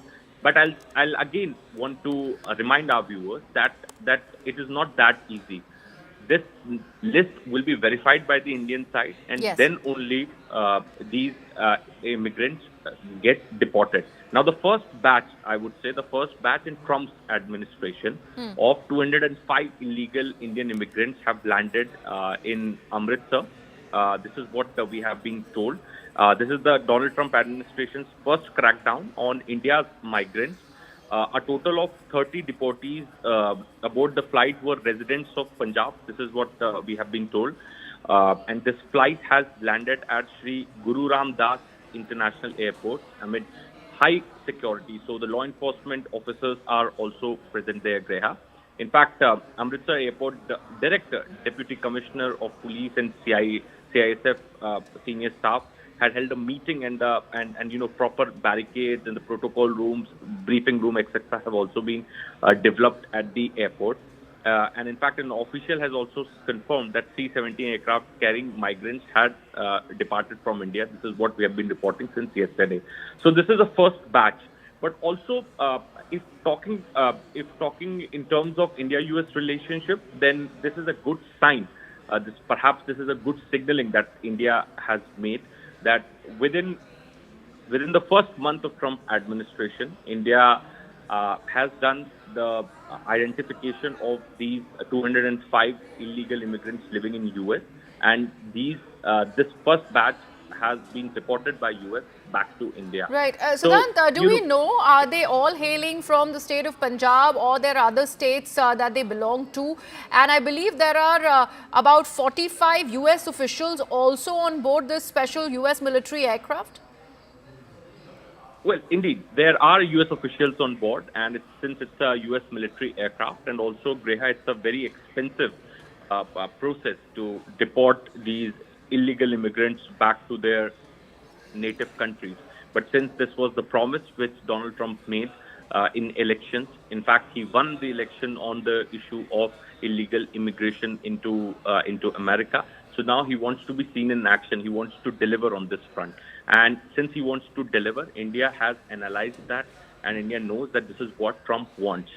So India is cooperating with Trump. India is cooperating with the US administration. 205 have already returned. We could expect more such flights to come from US to India in days to come. But as I said before, that largely this is a principal position of India. And it is not that India is showing some special gesture in this particular case, since Trump administration is involved, or it is US. Wherever in the world, if an Indian citizen is living illegally without papers, then India is always ready to accept them. So it's a principal position, it's a principal practice that India does. So there's nothing new in this. But without any opposition, smoothly cooperating with the Trump administration, perhaps does shows that how willing India is to work closely with Donald Trump. And Yes. This is a good messaging, good signaling that India has done by accepting the first batch of 205 immigrants. In Absolutely. fact, this Siddhant, is if we ahead talk of Prime about Minister's what is now left for India to do now that these people have landed in the country, and we are learning from the Punjab DGP and the Punjab Chief Minister Bhagwant Mann that they are going to be dealing with all these individuals in a very, very friendly manner. But what is the process like? Because possibly out of these 205, many individuals or some of them could be criminals, could be incarcerated. What is the government here in Punjab also planning to do about those who are now landing? Well, Greha, they are Indian citizens. They can go back to their hometowns. They can do whatever they want to do here. They don't have cases against them in India. So they obviously there's going to be one session with the authorities where definitely authorities are going to note down their names, their profiles, etc., and then they will be free. They can go wherever they want to go. But yes, I have also been told that there is a possibility, though I'm still trying to verify from people in the government, that there could be some people with the criminal antecedents. Yes. Okay. So if any individual has a criminal background in India, then that individual will be handed over to the law enforcement agency of that particular state. So that would be followed if somebody is a criminal or has been involved in some criminal activities in India. So he or she would be handed over to the law enforcement authority of that state. Other than that, if there is no criminal background of the person, if his or her background is completely clean, then he is free to go to his native place, his home. Yeah, there's no. He or she is an Indian citizen. So if there is no case against them, then they are free to go wherever they want to. Right. So then, do stay on with us. We also have our colleague Akanksha Swaroop, who's joining us from the CNN News 18 newsroom. Akanksha, the first batch of illegal immigrants now deported from America, they have landed in Amritsar. Now it's over to the Indian authorities. Oh, absolutely, and important to highlight the fact, Griha, that India has always maintained whenever it comes to the issue of illegal immigrants, whether the United States, Libya or elsewhere, in whatever part of the globe, Indian authorities have always extended their full cooperation, and that first flight under Donald Trump 2.0 is in itself testimony to India's cooperation with the United States, especially when it comes to the issue of illegal immigrants. Now remember, as far as the United States is concerned, there are two key sticking points, whether it is trade or illegal immigration. These two key sticking points have been red flagged by Donald Trump. The timing of this is extremely crucial. We've all been talking about for the past 7 days how Prime Minister Modi will be welcomed by the White House,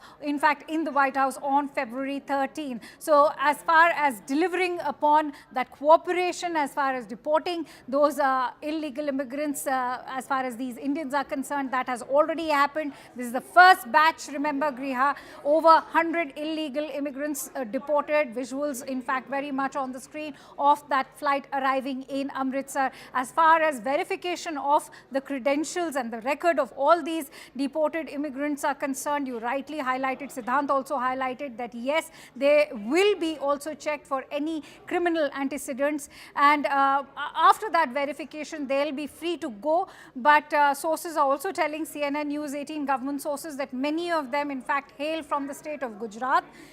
Many of them in fact even from the state of Punjab, several also coming in from Haryana. So we'll have to see that entire breakup of all these deported immigrants. Who are these people, which states are they hailing from, and of course once the verification is done, are they any with criminal antecedents or not. So that's going to be happening in the days ahead. Will there be more being sent? Something we'll have to look at. But Riha, I think what stands out right now is the timing of this deportation. Absolutely, Akanksha. And while we were talking about people who might just be having certain criminal antecedents, is there also an effort to be cracking down on certain agents, travel agents, so whether it is in the state of Punjab or Gujarat for that matter, from where many of these illegal immigrants really belong from, on these donkey routes that have been established?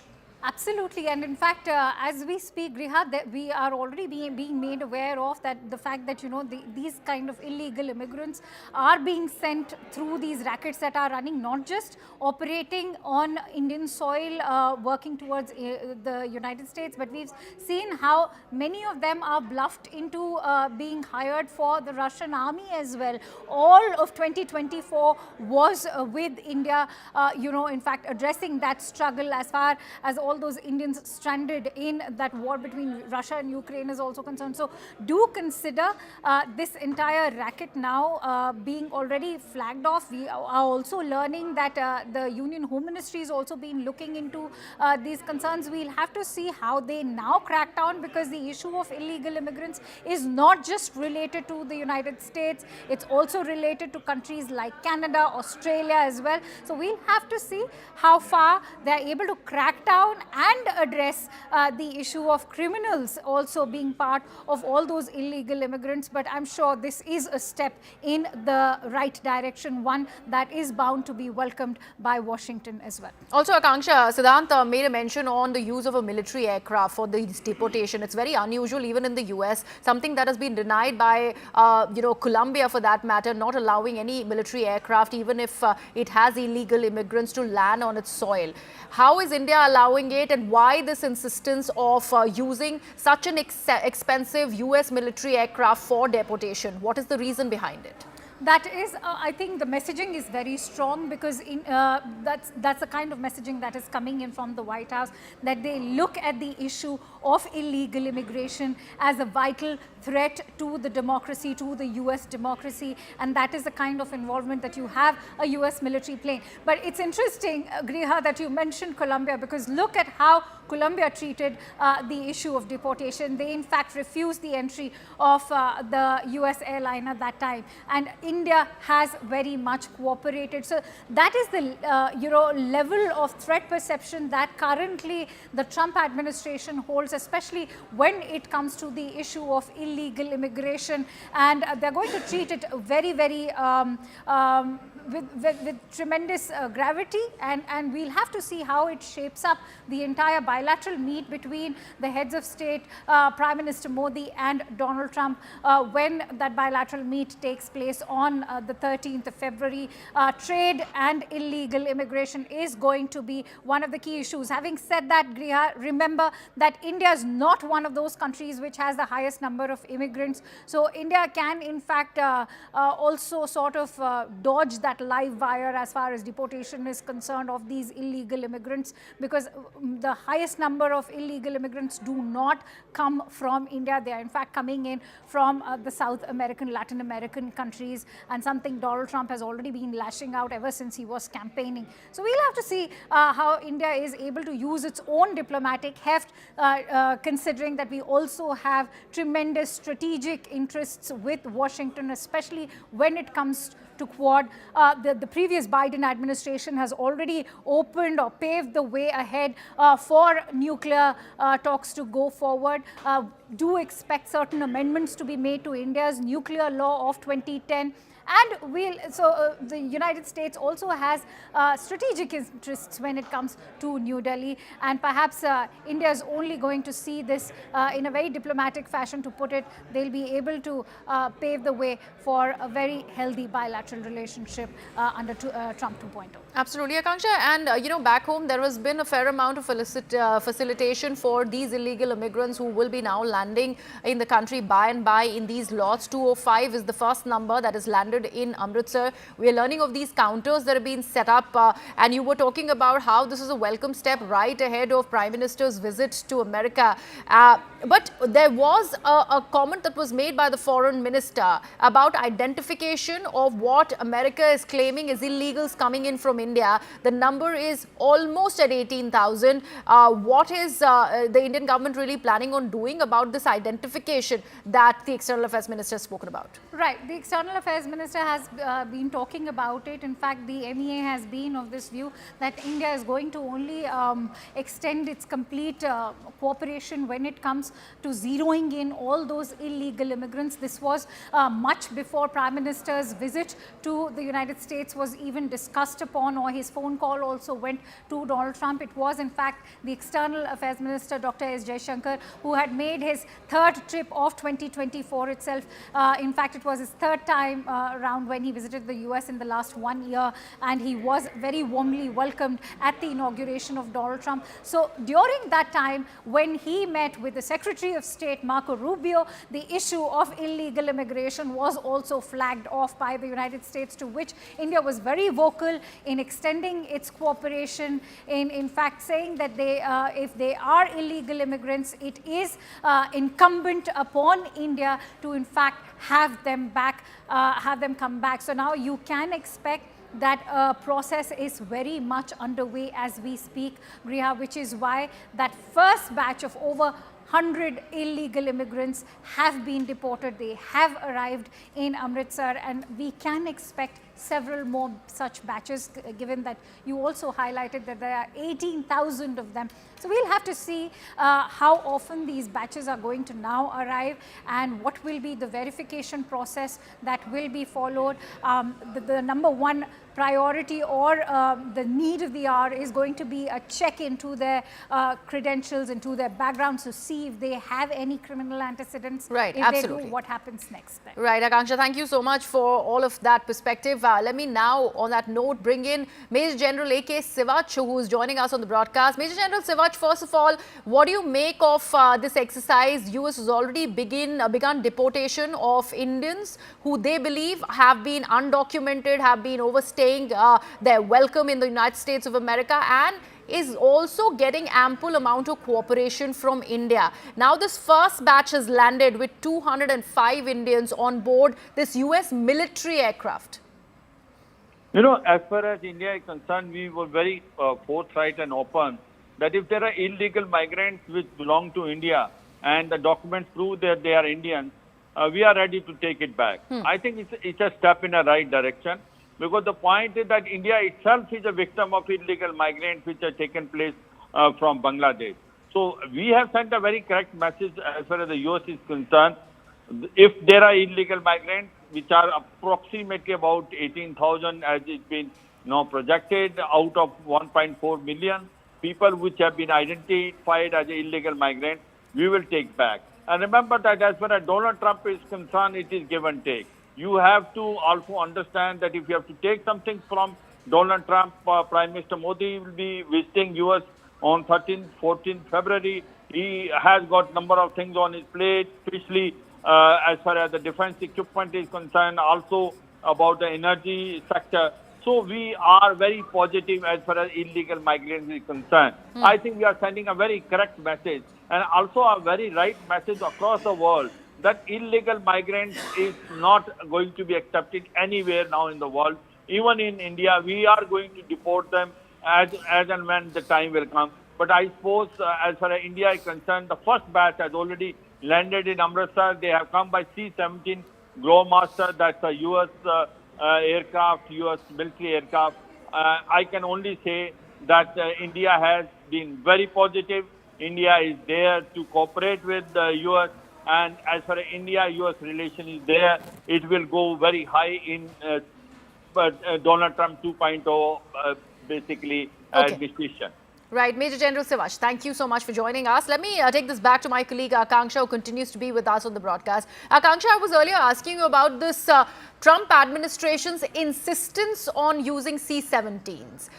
Why is it that Donald Trump is ready to pay that extra cost, and we are not just talking a few $100s. This is 5 times the cost of what a normal American airlines really will have if at all you do not use a US military aircraft. Why then have the C-17s been pressed into service? You know, that's a very interesting question, Griha, because the use of a military aircraft has a broader messaging behind this. This also goes on to talk about how the Pentagon is treating the issue of illegal immigration with utmost seriousness, with utmost gravity, and that this is #1 on their agenda as far as the initial few days of Trump 2.0 is concerned. Remember, this is Donald Trump's Akanksha, I'm really way sorry. of Can I interrupt you for just a bit? We have a guest on the broadcast, Mr. Ashok Sajjanar, former diplomat, is with us on the broadcast. Mr. Sajjanar, let me ask you that very question that I was in fact discussing with my colleague. Why is America so pressed upon using C-17s for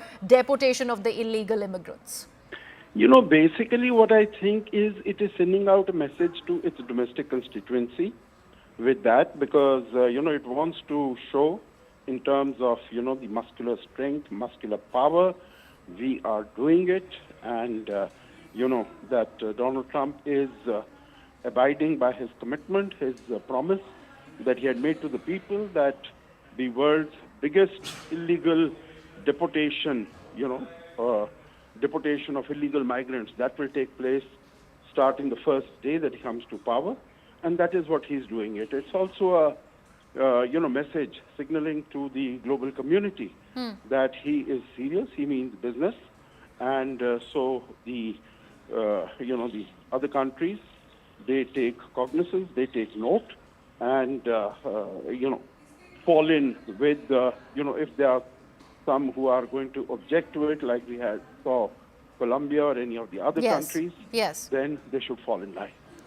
Mr. Sajjanar, in fact, I was reading out this report which, puts out a comparison of the two planes. And it really says that a recent military deportation flight that was sent out to Guatemala, it said likely costed at least $4,675 per migrant. And this is more than 5 times the $853 cost of a one-way first-class ticket on American Airlines. Who's bearing the cost, sir? Well, it's the American taxpayer. It's the American economy that is bearing the cost, because even earlier when they used to send the illegals by chartered civilian aircraft, it was basically the Americans who are footing the bill. So it is, and this is, I think, the amount is, Donald Trump is willing to pay this extra amount for the show of determination and show of, strength that he both domestically as well as internationally. So in the end, it all boils down to PR, because he did realize that those commercial charters were not as imposing as C-17s, and they were not garnering that kind of attention which he wanted the media and the global media to have as far as the crackdown on illegal immigration is concerned, because eventually that was essentially his key poll plank that got him back into the power in America. No, absolutely. I think that, and of course the economy, and the economy is not doing well, so what is he going to do with the economy? So on that he has come down very heavily in terms of tariffs on different countries. But of course that is a negotiating ploy, that's a negotiating leverage that he wants to use against countries. We've seen that with Mexico and with Canada, that he wants to get his own way, and then he will sort of go somewhat soft. But that also is, the messaging that he is sending. But yes, illegal immigrants, that was on the top of the agenda, and that is where the Democrats had been found severely wanting. So that is why he is, making an example of what he's doing. Absolutely. Ashok Sajjanar, thank you so much for joining us on the broadcast, sir.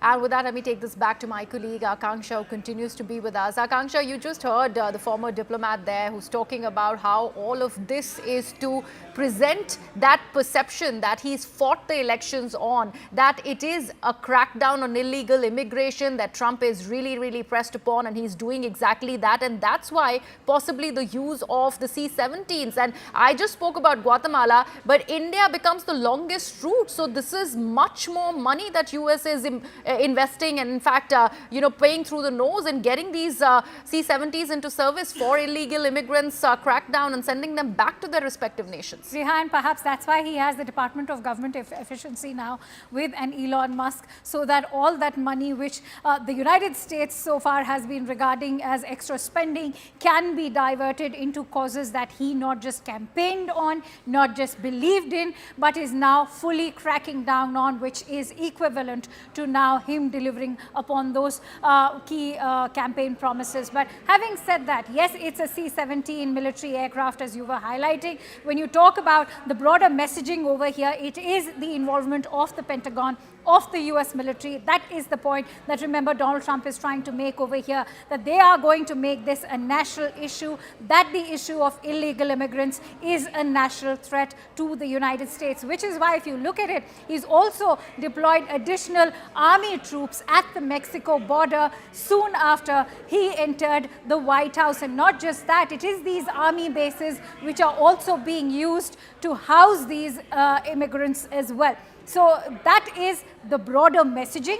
If you look into why an army aircraft has been accompanying these illegal immigrants, yes, the cost of this, as you rightly highlighted, going into thousands and thousands of dollars per illegal immigrant.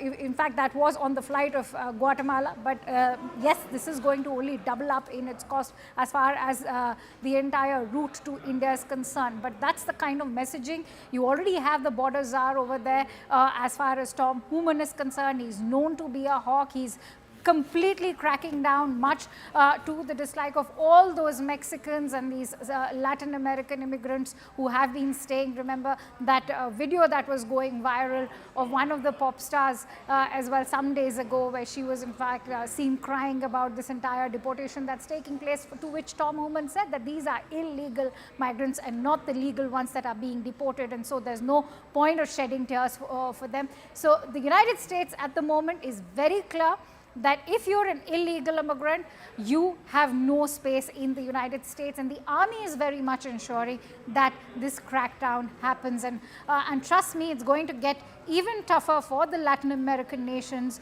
whether it is Colombia, Brazil, Guatemala, or even Peru. Right, Akanksha, thank you so much for that perspective. And on that note, we're shifting our focus. Let's now talk about elections in the national capital and the war of words between Aam Aadmi Party and the Congress specifically. Now, even as Delhi voters vote for Delhi's fate, this political war of words is only continuing. In the latest, we are learning that Congress's Pawan Khera has hit out at Aam Aadmi Party, calling it a dangerous party and quote-unquote a threat to democracy.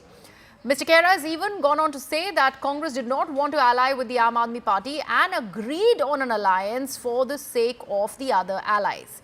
Pawan Khera also, however, has said that the India bloc continues to remain intact despite this internal rift between AAP and Congress.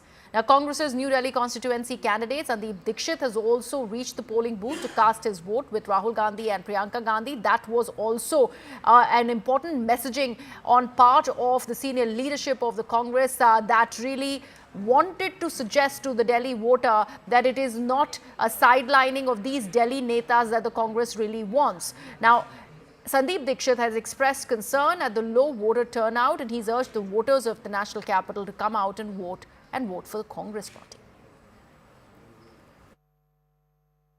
First of all, I've heard your statements of the Congress party. Suddenly the love seems to have been over between AAP and the Congress party. You're calling them an enemy of democracy? Look, why do you call it love? That the other partners of India Alliance wanted us to take Aam Aadmi Party in the alliance, and therefore we agreed, because that's the kind of sense of democracy we have in our hearts. But in the longer run, people like Arvind Kejriwal, parties like Aam Aadmi Party are dangerous for, not just for democracy, are dangerous for the politics of this country, because they have no ideology. They stand for nothing. They stand against nothing. But isn't there a sense of flip-flop within the Congress's strategy also? You seem to be going soft on him in the beginning, and suddenly towards the end of the campaigning. No, absolutely not. I mean, I don't know why you think we were soft on them. We were never soft on them. But of course, we have to prepare our own ground in order to fight. We are fighting two parties after all in this city. So obviously, we'll first prepare our ground and then start talking against them. Okay. And finally, in case whatever be the results, do you think it's going to have an impact on the future of the India bloc? Because in case AAP loses, they are certainly going to be blaming, along with the Trinamool Congress, for example, that the Congress was the one who helped the BJP win. Let them do that. Why did they contest Gujarat? Why did they contest Haryana? Did anyone question them? Tell me. So why they contested Punjab? They contest every state.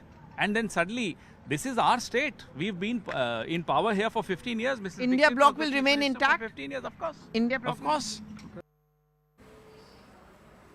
Let me take this across to my colleague Pallavi Ghosh, who's with us on the broadcast now. Pallavi, we heard that interview of yours with Mr. Pawan Khera, and he is leaving no stone unturned to accuse the Aam Aadmi Party of being a threat to democracy. He's standing by that statement, and yet he says that there is no rift within the India bloc. That really stays intact. How does one see these two statements? Because one is contradicting the other.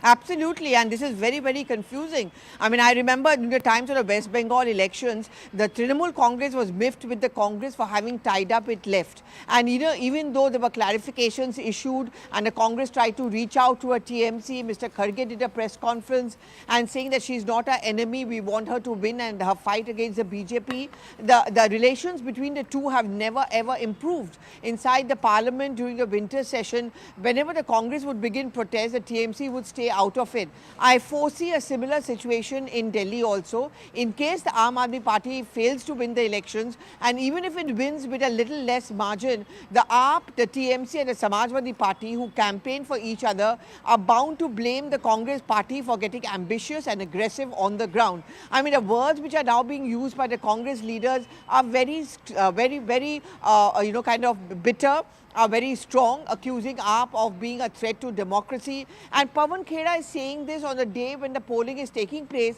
so as to ensure that the voters are not confused. They don't think that voting for the Congress Party makes no sense at all. This is bound to have an impact on the India bloc after the 8th. And how much of it will have an impact on the Congress Party as Delhi is voting today? Do you see the people in Delhi or the voters in Delhi who probably traditionally voted for the Congress Party are still willing to go ahead and associate themselves with the Grand Old Party? I think it's a very tough call. I agree with you. 2013, when AAP came on the scene and won the elections, the reason it did so is that traditional vote bank of the Congress, the Jhuggi, Jhopris, the middle class, all of them shifted towards the AAP. Now, the Congress has not been able to reclaim that ground largely because of their laziness. There was a substantial amount of infighting. And as a result of which the Congress got 0 seats both in the Lok Sabha as well as far as the Vidhan Sabha is concerned. Look at this in this way. For 15 long years, the party which was in power, today you have 0 MLAs from that party. Now, even if the Congress party is able to increase their vote percentage by 5 to 6%, that can be seen as a huge success for them, leave alone if they win even 1 or 2 seats. It's very challenging times, but what the Congress's calculation is, just in case the AAP is defeated, it's going to be the return of the traditional vote bank to themselves, and therefore it will become a BJP versus a Congress fight in the national capital, and therefore the Congress at some point of time will come back to power. Right, Pallavi, thank you so much for that. And with that, we are shifting our focus. Let's now talk about how the opposition rule states are all up in arms against UGC proposals that gives chancellors greater powers to pick vice chancellors, saying that it would undermine federalism and higher education sector. This is what is the view of the opposition rule states, when in Karnataka there is a conclave that has been organized, and this is of the state higher education ministers in Bengaluru to discuss the draft UGC regulations. This draft is currently open for public consultation and the grading of institutions based on implementation of the national education policy. The draft guidelines propose sweeping changes to the process of appointing vice chancellors. In fact, ministers for higher education from 7 states, that is Karnataka, Jammu and Kashmir, Himachal Pradesh, Jharkhand, Telangana, Tamil Nadu and Kerala, are participating in this conclave to build consensus against UGC guidelines. I had moved an adjournment motion in Lok Sabha against the proposals of the UGC, which encroaches into the state's powers and the education system. The BJP, when they formed the government in the center, from that day itself, they had been trying to communalize the education and capture. The RSS is trying to capture it through many kinds of ways. And now UGC has come out with a new plan to control the VCs and other institutions. And we are in Tamil Nadu, and Telangana chief ministers has wrote against that to the education minister and the prime minister. The education minister must answer to the queries which we wanted to ask. My colleague Sudat Bhardwaj is with us on the broadcast. Sudat, while this UGC regulation is out for the public to really weigh in on, as far as this particular conclave is concerned, how much of the politics really is looking at getting the people involved? Or are they only choosing to probably fight it out amongst themselves? Because there has been a usual case, this fight between the governor and government whenever there is a non-BJP rule state. Same goes whether it is about the appointment of vice chancellors and whether that amount of greater power needs to be given to the governor. What is it that you're learning from this conclave? Well, this is largely a conclave to build consensus against the center. They are very unhappy with the UGC regulations this time, or the draft regulations. They believe this is infringing upon their rights, the state's rights to control and run the state-run universities. And they're also unhappy with the fact that, the governor has the role in, appointing the vice chancellor and that they do not have any role at all. So, and they're also unhappy with the fact that how vice chancellors will be picked, and there are specific criteria that are present that they may not be academicians at all. They could be experts in other industries. So these are the new conditions. These are the new conditions in the draft regulations. So that's why many non-BJP ruled states have expressed clear displeasure with the latest UGC guidelines. While yes, they have taken into consideration some of the experts' views, this is largely seen as a conclave that makes sure that all the states that are against the UGC regulations are on the same page and essentially go as one against the center to ensure there are any changes in the regulations. They hope to, move the center and hope that any of these contentious changes are made as soon as possible. So this is largely seen as such an exercise. We are yet to hear exactly what has happened. We are likely to see, in fact, we are expected to hear a press conference from Higher Education Minister N18L Sudhakar later in the day, and the other ministers too, to see what exactly is the outcome of the conclave today and what are the resolutions that have been taken. Absolutely. So that do stay on with us. Let's listen into Mr. Dharmendra Pradhan on what does he have to say about the draft UGC guidelines, and of course, if at all he is weighing in on this conclave as well.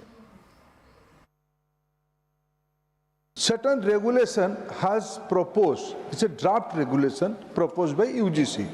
Everybody has right to put their views, and I am happy certain states are giving their opinion.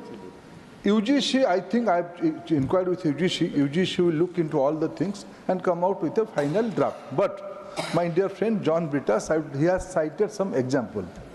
In states, I'm not taking any state's name, but through you only, I would like to apprise this August House. Few states chosen vice chancellor to whom their personal aide's wife, their personal assistant, chairs are. All these things should go on. क्या यही राज्य पैसा देता है इसीलिए आप vice chancellor की जगह पे अपनी निजी सहायक की पत्नी को बिठा दोगे? Now let's take a look at this anti-UGC draft conclave. What is it that this conclave is looking at achieving? The first objective is to challenge the attempt to centralize the Vice Chancellor appointment process. That is the claim of all these non-BJP ruled states. Then they also go on to claim how this is an attempt to safeguard the federal structure of the country and also build alliance with non-BJP ruled states against this particular draft of the UGC.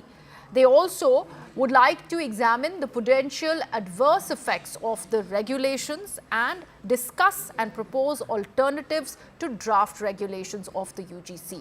They also further go on to discuss the autonomy of state universities and how that is being undermined as per their accusations, and that's why this conclave. My colleague Sudat continues to be with us on the broadcast. Sudat, just noted out certain objectives that this conclave is planning on achieving. As far as the people who are attending or the stakeholders from the various states, are they state chief ministers in attendance? Who all really are part of the conclave?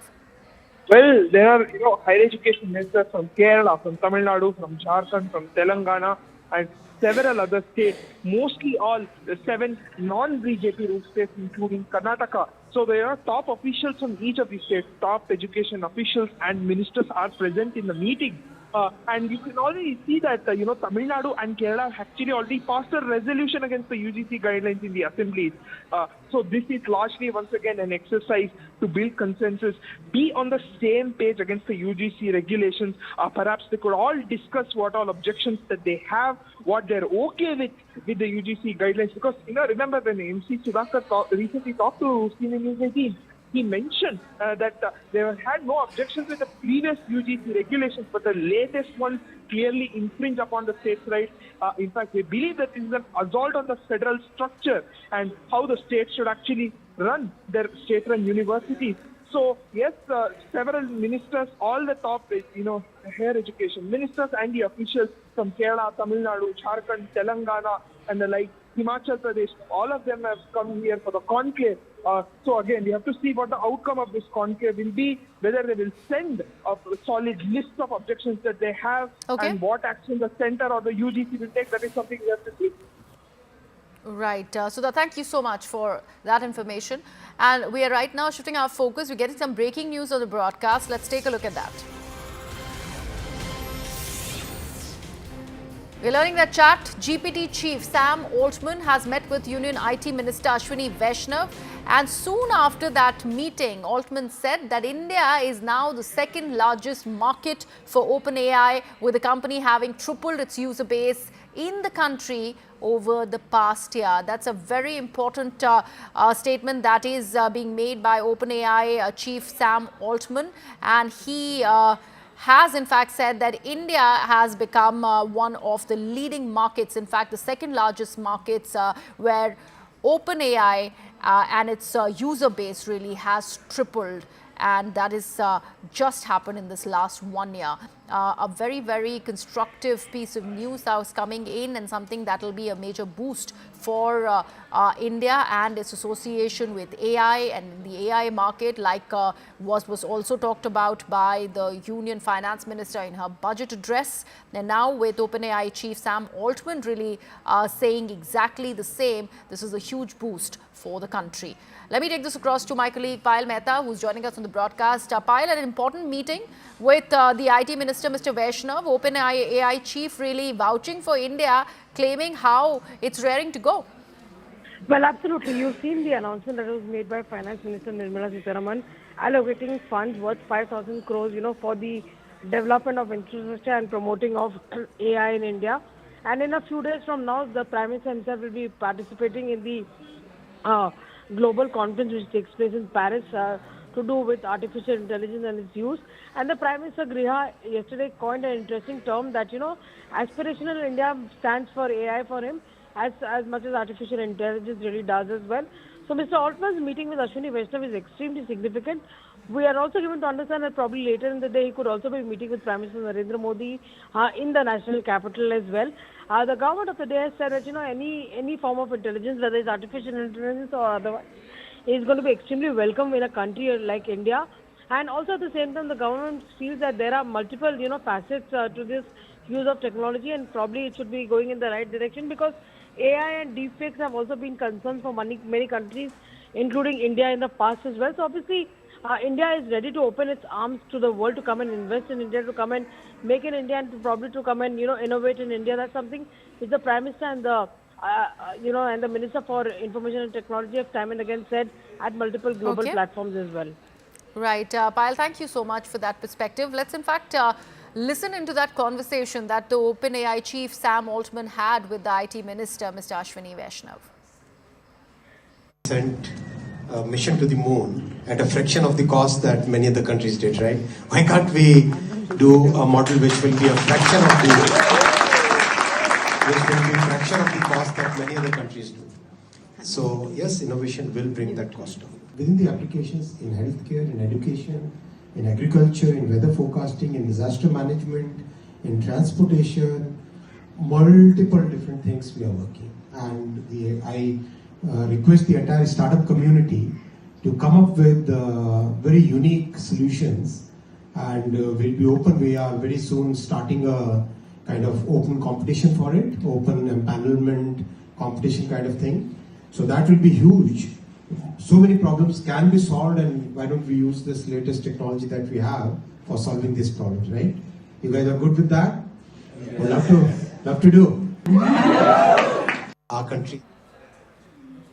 Remember, this is a huge impetus for the country, something that the finance minister also spoke about, on how the budget this year is going to lay a lot of emphasis on AI and education, which is to do with artificial intelligence. And now with the OpenAI chief, Mr. Altman, really lauding India for the progress that it's made as far as AI is concerned. This is a huge feather in the cap. And the Union IT Minister Ashwini Vaishnav was really gung-ho about that conversation with Mr. Altman, while he said that India has now tripled its user base as far as OpenAI is concerned in just this last 1 year. So with that, we are slipping into a very short break. News and updates continue on the broadcast. Stay tuned for more.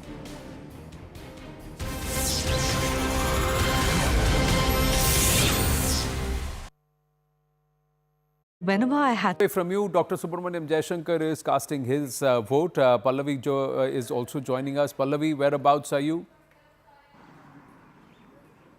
Well, I'm standing just right outside what can we call the hub of the Babus in the national capital at the Nirman Bhavan. And this is where you see a large number of bureaucrats, of course, working here. But this also falls into a very critical constituency and a high-profile one. What I'm really waiting for is the crowd over here is gathered, because any time now, Rahul Gandhi is going to come and cast his vote before he heads off to Bihar.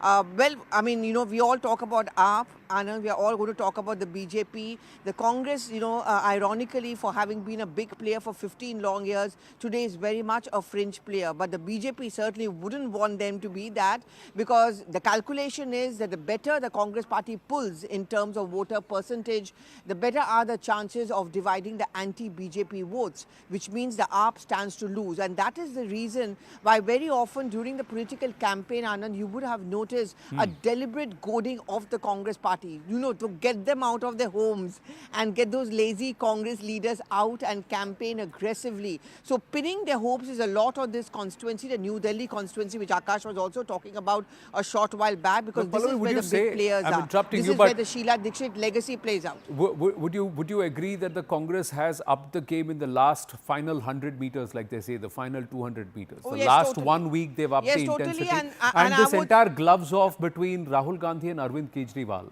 was that a put on, or is that the sentiment within the Congress now? Well, you're absolutely right, Anand, and a man who's responsible for this repeated flip-flop is going to come here and cast his vote anytime now. Initially, he was caught into his dilemma of coalition ka Maryada versus the Congress's Astitwa. I think the latter finally took place, because he was convinced by many of the Congress leaders like Ajay Makan that how long will you keep on paving the way in the name of coalition dharma, because you're getting wiped out state after state. And if you think that you're the only ones capable of taking up the BJP, then it is very important that the Congress does well or has a pan-India presence in states. Bengal, you look at the coalition Maryada, the moment the Congress raised its head, the Congress is completely wiped out in West Bengal. The same is in Delhi, 0 MLAs, 0 MPs. So I think belatedly they've joined into a race, but they've given some very interesting fights, and certainly in the New Delhi constituency. Well, thanks for your inputs, Pallavi, and we'll circle back to you the moment Rahul Gandhi arrives. And does he have a mind of or an opinion with respect to the Delhi voter? What is his pitch before he heads to Bihar? That's another critical one, where the last time around the Congress didn't pull its weight. Delhi critical too. Why critical? What are the key factors before we bring back Zaka in with some of the numbers that the voters need to consider? One of the aspects is the middle class. They constitute 67% of Delhi's households. The Jhuggi Jhopadi cluster or the JJ cluster, 17% of the Dalit vote and primarily based in the slums. 71.7 lakh out of the 1.5 crore voters are women voters, and will they, who make up for about 45 to 46% of the entire voter base, will they prove decisive? Will they vote one way, or is there a split opinion there too? About 12.7% are Muslims. They could be a game changer in at least 6 seats. Dr. Jaishankar is speaking. Sir, क्या कहना चाहेंगे आज दिल्ली की जनता निकले? You have always been an early voter. I've been an early voter, a Delhi voter, and I think the public is in a mood for change. Sir, what are the issues you're voting for? Sir, what are the issues that are important for Delhi? So Dr. Jaishankar not offering much, saying I've been a Delhi voter and I believe that the public are in a mood for change. Rahul Gandhi, fresh pictures coming through. Rahul Gandhi has arrived to cast his vote. Pallavi Ghosh with us. Yes, Pallavi. Yeah, in fact, look at this pictures right in front of me, and this is a very interesting picture, because you're seeing Rahul Gandhi being accompanied by Sandeep Dixit, who is, of course, a New Delhi constituency. I think these pictures say it all. I mean, you know, the Congress party, we were just talking about this, Anand, a short while back, getting into this fight belatedly, but I think this is one of the most interesting and aggressive fights. Sandeep Dixit has used up the legacy, and I'm just seeing those shots, I'm leaving you with these shots, Anand, where Sandeep Dixit has walked inside with Rahul Gandhi. They came in the same car together. And after that flip-flop where Rahul Gandhi was in two minds whether, you really need to put up a big fight against Arvind Kejriwal, I think finally he decided that this is it. This is what we really need to do. And bringing Sandeep Dixit along with him in the same car, going inside and casting their votes, I think it kind of answers your question that the Congress party has decided to up its ante. And the Congress and Rahul Gandhi have also decided that this really has to be the big fight and the gloves needs to be off. I mean, the Aam Aadmi Party can never ever be a friend of the Congress because the genesis and the growth of the AAP has been at the cost of the Congress. So Rahul Gandhi goes in, he's cast his ballot, he's gone with Sandeep Dixit, Zaka. That's interesting. Now, we were expecting him to come with Sonia Gandhi because they are voting in the same booth. Priyanka Gandhi votes in a different booth. But interestingly, he's come with Sandeep Dixit. And Sandeep Dixit is putting up a fight in the New Delhi constituency. It is a triangular fight, no doubt about it, between Parvesh Verma of the BJP. That's where the former Chief Minister Arvind Kejriwal is fighting from. He really shot to fame in 2013, the first election that he won, by trouncing Sheila Dixit, who was the incumbent Chief Minister at that time. He was considered the giant killer. This time around, it is truly a triangular fight. Like I said, Sandeep Dixit may not win, but can he take away enough votes from Arvind Kejriwal, from the Aam Aadmi Party, that might make this contest much tighter? I think the last time around, Kejriwal won by about 25,000-30,000 votes. This time, the margin might actually come down. 67% of the voters are the middle class. Now, what is the middle class thinking, especially after the developments over the last 4 or 5 days? What are the voter of Delhi thinking? Is Delhi coming out to vote in large numbers? We're just about 20 minutes now past 8 o'clock. We're going to take a very short break. When we come back, we'll get you more reporters and, of course, Zaka on the wall, magic wall with us. Stay with us on this continuous coverage as Delhi goes to the ballot here at CNN News. A very good afternoon. You're watching CNN News 18. I'm Akanksha Swaroop. Let's dive into this segment with some breaking inputs. In fact, coming in with regards to the Tirumala Tirupati Devasthanam, which has now taken a firm step towards implementing the decision made by its governing body on 18th of November 2024. It is now that the board is prioritizing the sanctity of the Sri Venkateswara temple, which has initiated its first action against non-Hindu employees. This is the breaking input that we are bringing to you. In fact, remember, it was in November last year that was decided, that the board had decided that non-practicing Hindus or non-Hindu employees will in fact be removed from the board. Let's quickly go across to PV Ramana, who brings us more inputs on that news story. Ramana, what is the latest that you are learning in terms of this decision that has been taken? How many employees are being transferred or removed from the board? Yeah, Akanksha, as of now, Tirumala Tirupati Devasthanam decided to almost remove 18 employees who is working in the Tirumala Tirupati Devasthanam temple and temple its other associations of the temple. So actually, the decision was taken. Who is working in the who belongs to different castes other than the Hindu. So these people are the temple authorities issued a memo with their names, who is the 18 people, and the temple authorities decided not to allot any kind of duties to them. As of now, it's not a removal kind of a memo, but further they will not perform any duties. So next month they are going to constitute a committee how to deal with these 18 people. Along with these 18 people, another 31 people are there who identified as a non-Hindus in the temple. So accordingly, they are going to take a decision. The committee will take a decision if they wanted to remove or they wanted to transfer to any other government agencies, and if at all, is there any other duties other than the temple duties. So they have to take a decision on that. Accordingly, they will move forward. So actually, the temple authorities taken a decision on the November 18th of 2024. The decision was pending till now. So now it's a high time for them to preserve the sanctity of the temple, so that the new governing body take a decision to remove or to transfer these 18 people from the temple itself.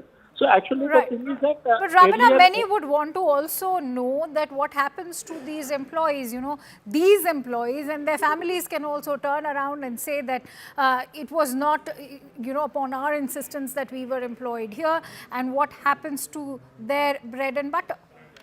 Yeah, as you said, it's a very valid thing because they have to survive and their bread and butter is very important for them, as you said. So actually they wanted to, as of now, the temple authorities decided not to allot any duties which is related to the temple or temple allied organizations which is having in the Tirumala. So they wanted to transfer. Actually, this committee next month, which is going to be constituted, that committee will take a decision whether they have to transfer to any other department or any other government departments, whatever the thing. They wanted to provide.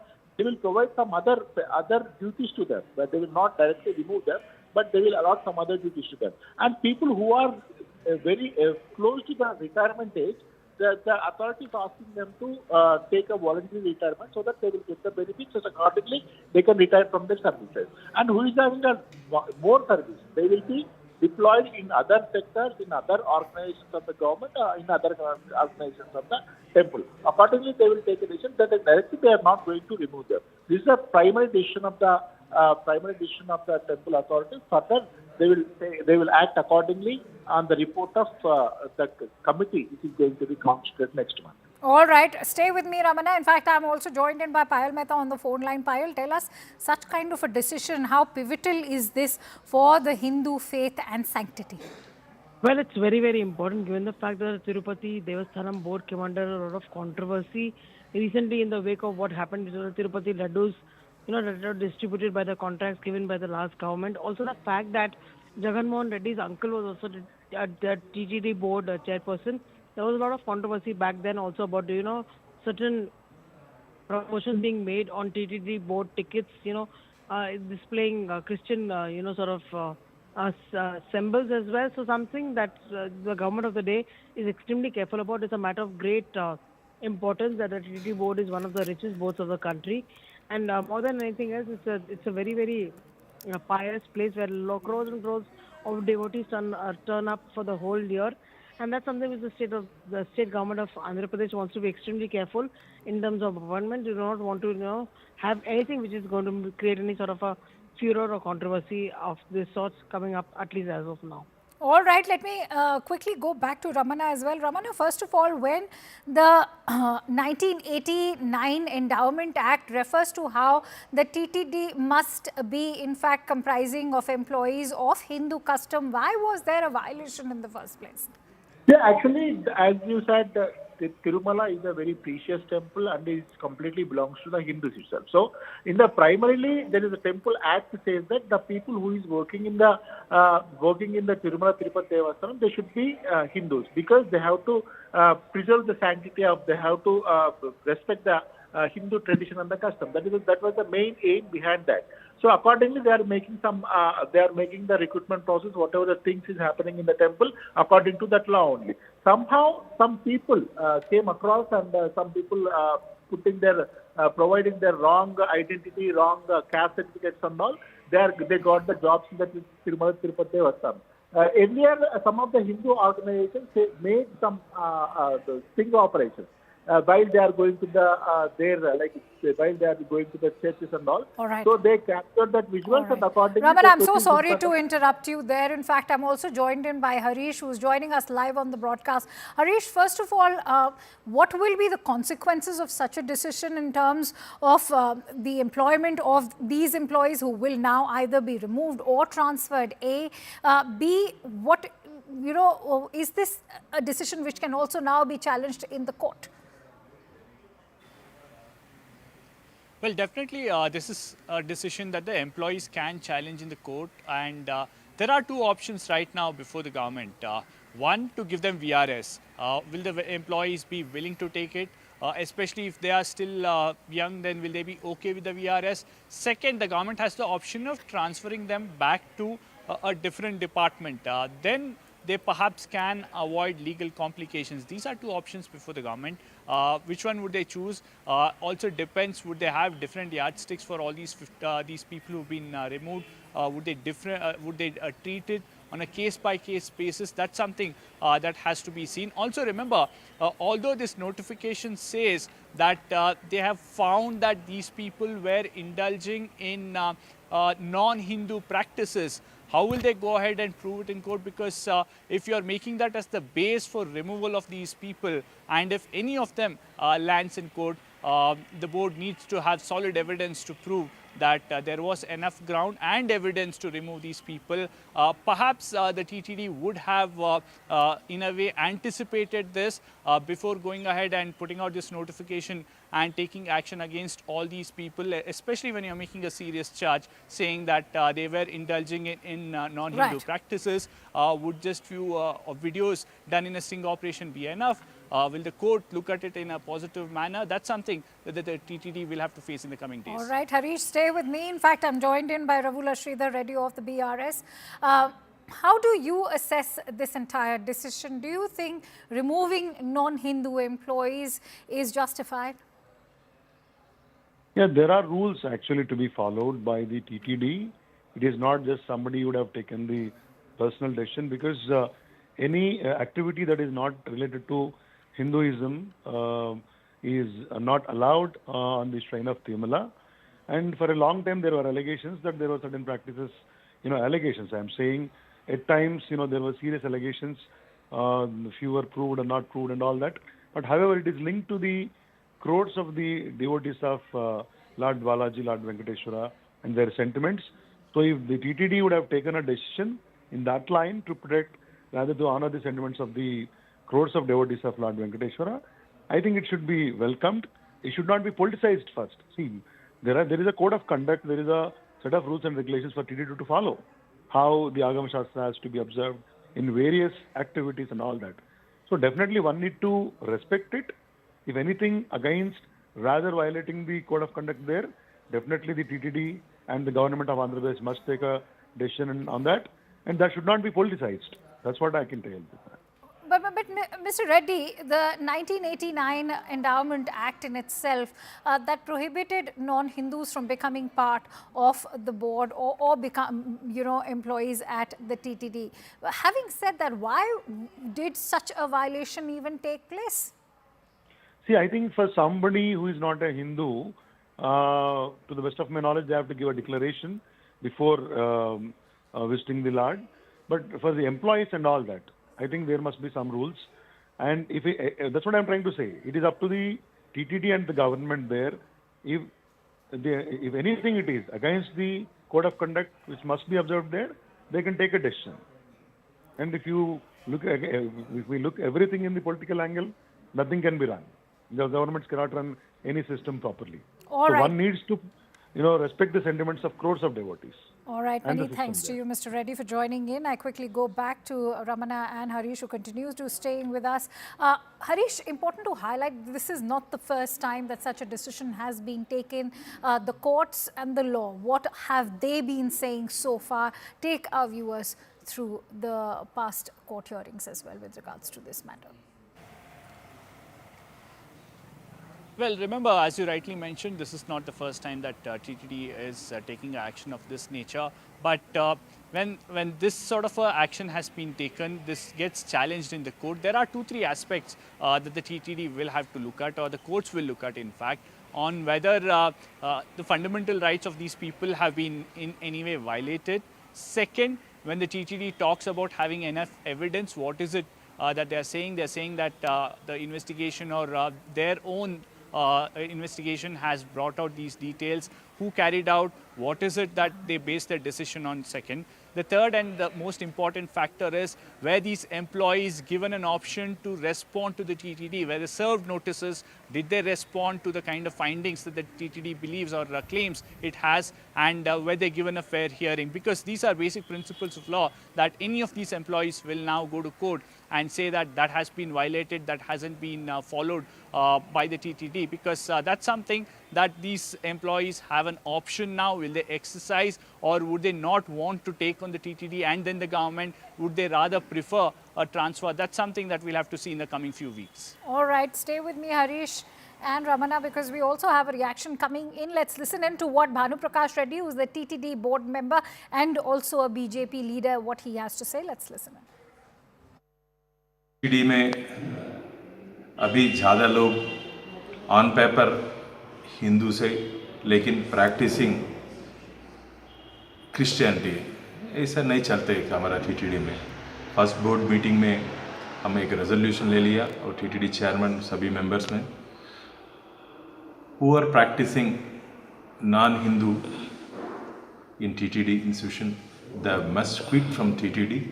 ऐसा एक resolution हम ले थे TTD board meeting में. अभी yesterday we identified 18 members. उसमें 2 नाम विजय भास्कर रेड्डी और रेणु दीक्षित, वो they are practicing Hindu religion, but unfortunately वो दो नाम कैसा आए तो मेरे को मालूम नहीं. हम ईओ से भी रिक्वेस्ट किया वो 2 नाम डिलीट करने के लिए, क्योंकि ये विजिलेंस इंक्वायरी में पूरा एक सेंसिटिव इशू है ना, इसीलिए पूरा इंक्वायरी करने के बाद मेमो और चार्ज देना पड़ता है, शोकास नोटिस. हम ईओ से भी बोल दिया. अभी मेरे खिलाफ से और 500 लोग ज़्यादा अभी टीटीडी में अन्यमत से काम करने वाले, और सबको हम इधर से टीटीडी से बाहर करने के लिए हम तैयार हैं. All right, so that is one of the TTD board members, in fact, responding to the decision. Let's quickly go back to our correspondents. Ramana, if I could come to you, important to take us through all those moments when, you know, this has courted controversy. Remember, there was a video which went viral back in the year 2017 when one of the members of the TTD was, in fact, even spotted visiting a church. So, having said that, in 2007, we know that the existing law was also amended. Take us through all, you know, the entire timeline of how every time the TTD and the non-Hindu employees being part of the TTD have, in fact, courted controversy. So there is a certain rules and regulations for the TTD employees and TTD board. Accordingly, they have to follow, and there is a main rule is that they have to everyone the persons who is working for the TTD, they must be Hindu only. So accordingly, they have caught by the in cameras by the some of the Hindu organizations who was going churches and who was going other places other than the temples and all. So they caught red-handedly, and the videos were submitted to the Raman, I'm so sorry to interrupt you there. In fact, I'm joined in by Mr. Krishna Sagar Rao of the BJP on the phone line as well. Krishna Sagar Rao, what is the guarantee that this time around all of these non-Hindu employees will be removed from the board or transferred? Because remember, this has been a bone of contention for quite some time now. See, the decision by TTD, the new chairman, Mr. Naidu, to ensure that the non-Hindu employees are removed is a good decision, and Bharatiya Janata Party welcomes it. And it has been a demand for a long time that the non-Hindu employees are not working in the TTD, as this is a very pious location for many, I mean for millions of devotees. So it is essential that this order is enforced, and very soon I suppose it will be enforced, because Chandrababu Naidu right now is the Chief Minister of the state, and he has actually promised to the people that he will ensure that the TTD, despite being an autonomous board, will function in the larger interests of the Hindu devotees. How do you respond to criticism that this will also be taking away the bread and butter of the existing employees who are non-Hindus but had been part of the board or were serving the board even before that amendment was made back in the year 2007?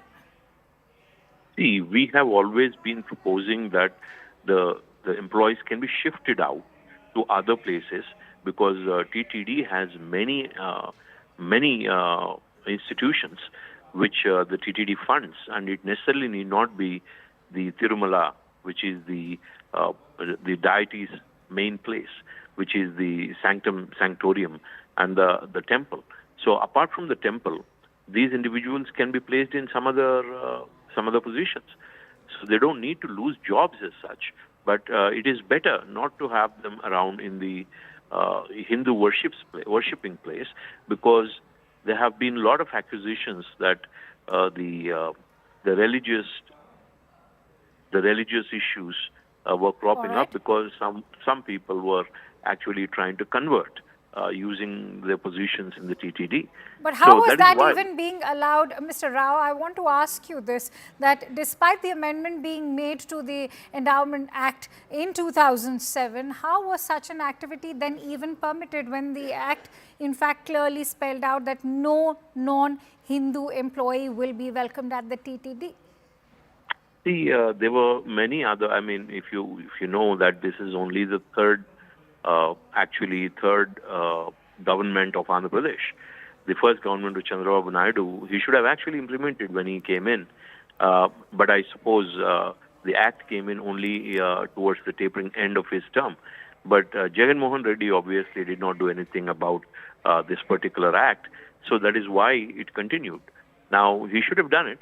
But now Chandrababu is back, so he has to do it. There is no other way. Many thanks to you, Krishna Sagar Rao, for joining in on CNN News 18 with your insights. And with that, I'd like to thank you and, of course, even Ramana.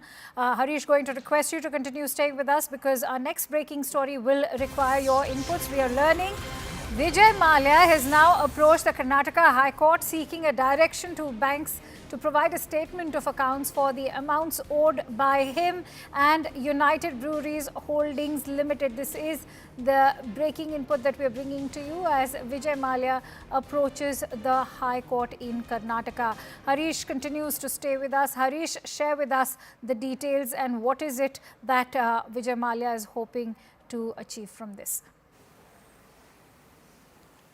Well, two things here. One, Vijay Mallya's counsel is asking the Karnataka High Court to instruct the banks to give a statement of account on what has been recovered. Remember, there's a recovery process that's been on for the last several years. So how much has been recovered?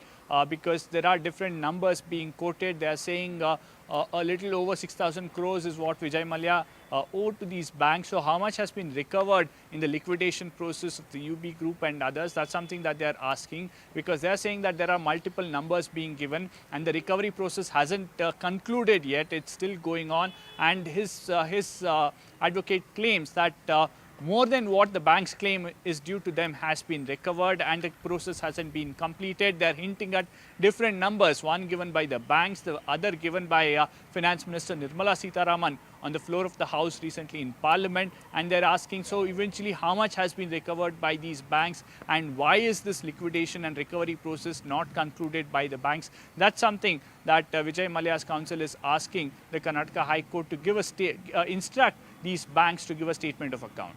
Many thanks to you, Harish, for bringing us all those extensive inputs. And with that, let's now shift focus over to the national capital.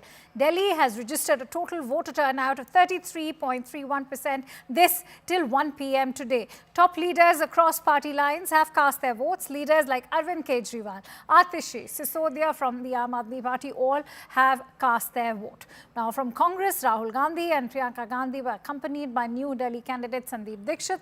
From BJP, Union Ministers Dr. S. Jaishankar and Hardeep Singh Puri, Delhi BJP Chief Virendra Sachdeva, BJP candidate from New Delhi seat Parvesh Verma have also cast their ballots. Stakes remain high as three parties now clash for the 70 seats.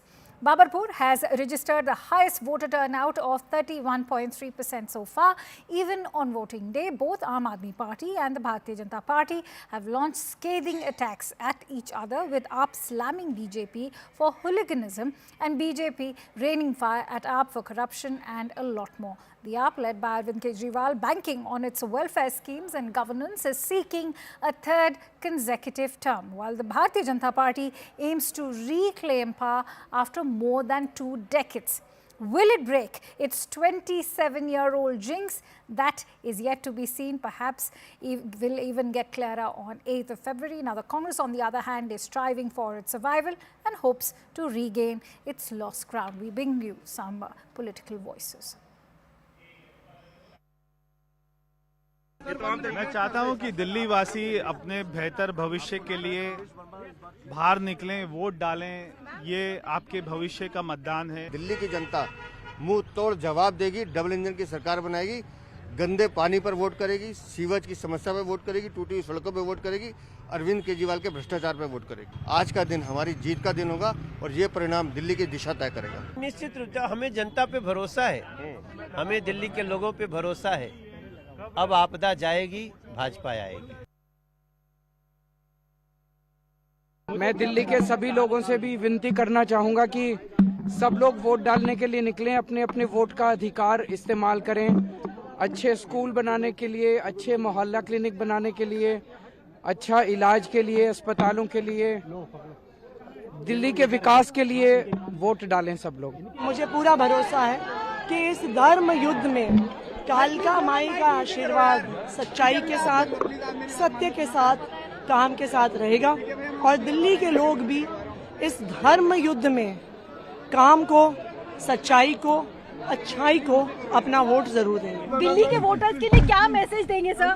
Delhi के voters अपने बच्चों की शिक्षा के लिए आज शिक्षा की क्रांति के लिए वोट करें। I just like people to come out and vote because I hope so. Only 6.5% in New Delhi. Yes, so I hope people come out and vote. मुझे लग रहा है दिल्ली की 1,55,00,000 मतदाता उत्साहित है बिकॉज मुझे पूरा विश्वास है वो बदलाव चाहते हैं, विकास चाहते हैं। अब दो ही शब्द है, बदलाव और विकास। अब इस बदलाव को होने से कोई नहीं रोक सकता है। मैं सभी मतदाताओं से अनुरोध करूंगा कि बाहर निकलें और आकर के वोट दें। ये हमारे लोकतांत्रिक धर्म हमारा है और उस लोकतांत्रिक धर्म का पालन करें। All right, but remember, even voting day in the national capital has been marred in controversies. What are they? Let's take you through them. An FIR has been registered against Amanatullah Khan for allegedly violating the moral code of conduct. But that's not all. In more trouble for the Aam Aadmi Party, an FIR was also registered against AAP Supremo Arvind Kejriwal. This over his poisonous Yamuna remark. The AAP MLA Dinesh Mohania was also booked by the police after a woman alleged sexual harassment. And in the last 24 hours itself, 12 lakh cash has been seized and an alleged link to the Delhi Chief Minister's office is currently under probe. The Aam Aadmi Party candidate Saurabh Bharadwaj has alleged that police officials are blocking voters from casting their votes in Chirag, Delhi. Now, women voters in Seelampur have claimed that their votes were already registered when they reached the booth and somebody had perhaps already cast a vote on their names. And with that, we have some breaking inputs, in fact, coming in. We're learning that the district election office in the New Delhi district, some incidents regarding relievers now not being allowed inside the polling booths were reported by political parties. This is the breaking inputs that's coming in as far as the district election office is concerned. They've shared this information.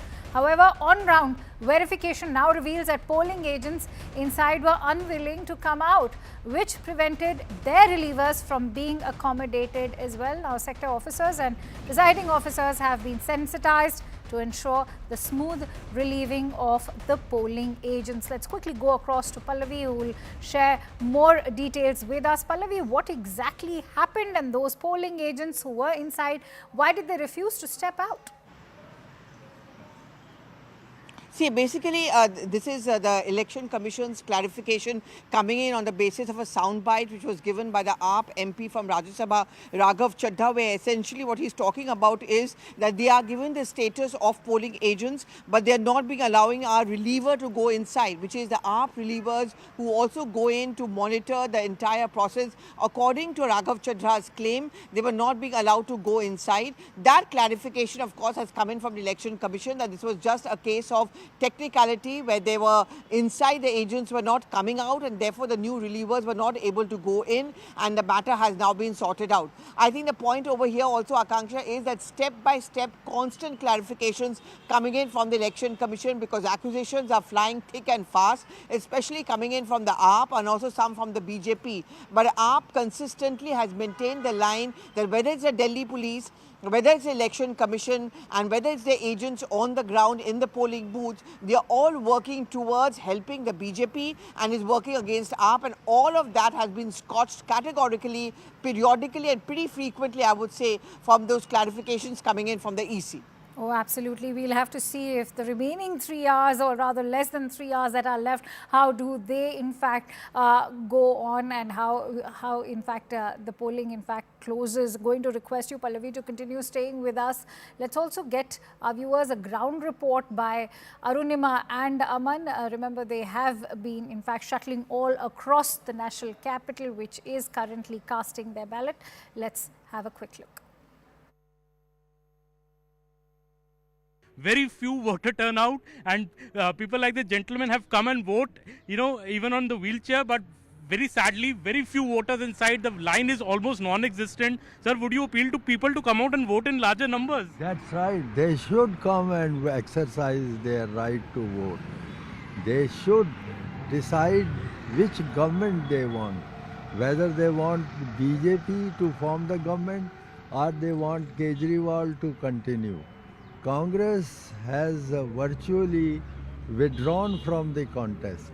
So these are the two parties in the fray, and people should come and decide which party they want to rule the state assembly and do something for them. Kejriwal has promised to clean Jamuna and to tackle the problem of pollution. Let him come and do it. BJP has also made promises.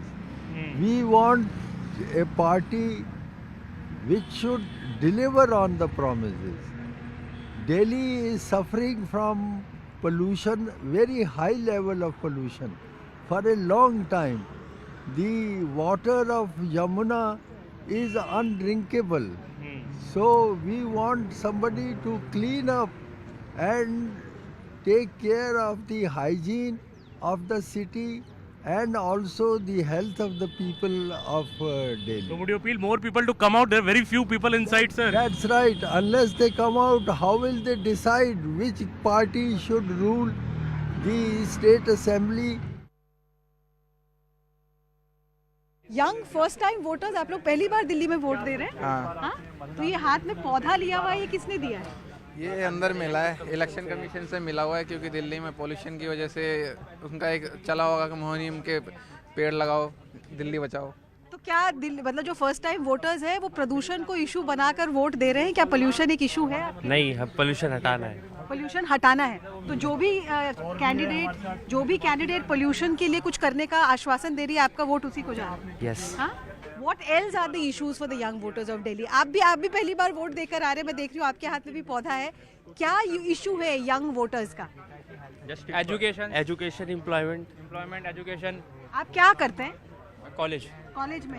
तो आपको सरकारी नौकरी की उम्मीद है या private sector में आप गवर्नमेंट से एक्सपेक्टेशन रख रहे हैं? दोनों में ही है, दोनों को ही, मतलब किसी में जहाँ दोनों फॉर्म भरते रहते हैं, मतलब एजुकेशन के लिए वे ऑफ से कि उसमें मतलब सरकारी में ही भरते हैं। और क्या कहते हैं, जिस हिसाब से सैलरीज वगैरह मतलब इतना मिलता नहीं है। अच्छा, तो सबसे बड़ा इशू आप लोगों के लिए एजुकेशन एंड एम्प्लॉयमेंट का है। और जो फ्रीबी कल्चर जो शुरू हुआ है उसके बारे में क्या ओपिनियन है? हर पार्टी फ्री में पैसे देने की बात कर रही है। तो क्या कोई देता, सब पैसा टैक्स हम भरते हैं, वो हमारा ही पैसा है, वो तो।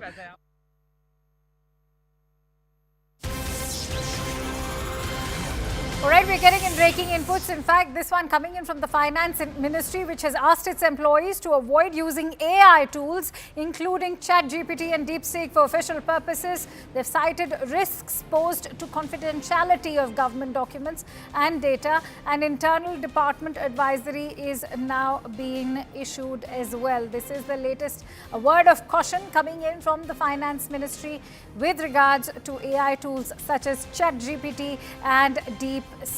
This is the word of caution coming in fact, from the Finance Ministry. And we're also learning that the Finance Ministry has now cautioned that this is also posing a threat, citing risks to confidentiality of the government documents and data as well. Let's quickly go across to Pallavi, who will put this into perspective for us. Pallavi, why are these AI tools going to be prohibited? A, B, what kind of a threat are they now posing to government data? So we saw, Akanksha, a lot of controversy which broke out over the DeepSeek issue. There have been concerns over AI and ChatGPT as well. Now, this notification was issued on 29th of January, and you know the Finance Ministry has some super confidential documents, and they do not want any of these documents to be leaked out or information to go out in a public space and into a dark world of the internet. And that is why all employees have been asked not to use Chat GPT or DeepSeek, anyone on their official computers or laptops, so that the pilferage possibility is completely ruled out. Akanksha, not just this, we are also being told the possibility of a similar kind of a guideline and a notification to be issued to other ministries, especially the sensitive ones, is also likely to be sent out, for example, the External Affairs Ministry or the Defence Ministry as well. Also, the timing is very interesting because remember it was last week itself that Minister Vaishnav also had announced that India plans to come up with its own AI tool. Absolutely, and this is also the time when the AI chief Sam Altman is also right over here. He's met with the IT minister Ashwini Vaishnav as well. Possibility of a later meeting with the Prime Minister also cannot be ruled out. See, the Prime Minister and the government have made it very clear, Akanksha, and all of us know it. This is a real, this is a AI or Chat GPT is a reality which none of us can be escaping from, and that is why India wants to be very much a part of this race and a part of this game, but with keeping all the protections intact. And periodically these kind of riders, these kind of precautionary measures are often announced by many ministries, and that is also where Ashwini Vaishnav talked about India or indigenous alternative to be coming up. But for now, for the ministry itself to issue this kind of a notification becomes significant, because it also shows that our ministries, especially those which work in sensitive documents, are trying to make it sure that there is no threat to the information that they have. It doesn't get leaked out in the wrong hands, while at the same time India wants to work well as far as this reality of AI, Chat GPT is concerned. Oh, absolutely. That too at a time when especially DeepSeek is going through global scrutiny, where in fact it's already been banned in Italy and is currently under investigation by the Dutch as well. Many thanks to you, Pallavi, for sharing those extensive inputs. Now, a United States military flight carrying 205 illegal Indian immigrants has already landed in Amritsar. These immigrants reportedly belong to Haryana, Gujarat, Punjab, Uttar Pradesh, Maharashtra and even Chandigarh.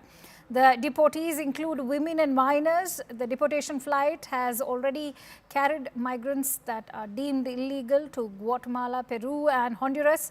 This comes as part of the US President Donald Trump's campaign pitch of sending back illegal aliens from the United States. The Trump administration has sought the US military's help to assist his immigration agenda by sending additional troops to the US-Mexico border, using military aircraft to deport migrants and opening military bases to house them. This deportation is the first since the return of US President Donald Trump to the White House, even though other deportation exercises were also carried out under the Biden administration between the year 2023 and 2024. It also comes a few days ahead of Prime Minister Modi's visit to the United States. All right, and staying with the story, we have some more breaking inputs coming in. This is a CNN News 18 exclusive. The first batch of illegal immigrants plane has landed from the United States at Amritsar. The Punjab Police and Intelligence Bureau are currently conducting a joint examination, is what we are learning. This is to look into the credentials and the background of all those who have been deported. These are exclusive inputs being shared by Network 18's Mr. Manoj Gupta. Let's quickly go across to Siddhant Mishra, who's joining me on the phone line. Siddhant, as we've been discussing earlier as well, that the verification and a background check is the need of the hour now that these illegal immigrants have been deported. Well, that's right. Background check is the basic, perhaps part of a protocol that if Indian citizens returning back to India and being deported by US, perhaps it's the responsibility of Indian law enforcement agencies, intelligence wing of the Indian government, to do the background check of each and every individual. Because there was a list which was shared by US to India. India has identified these 205 individuals as Indian citizens, and therefore they have been sent back.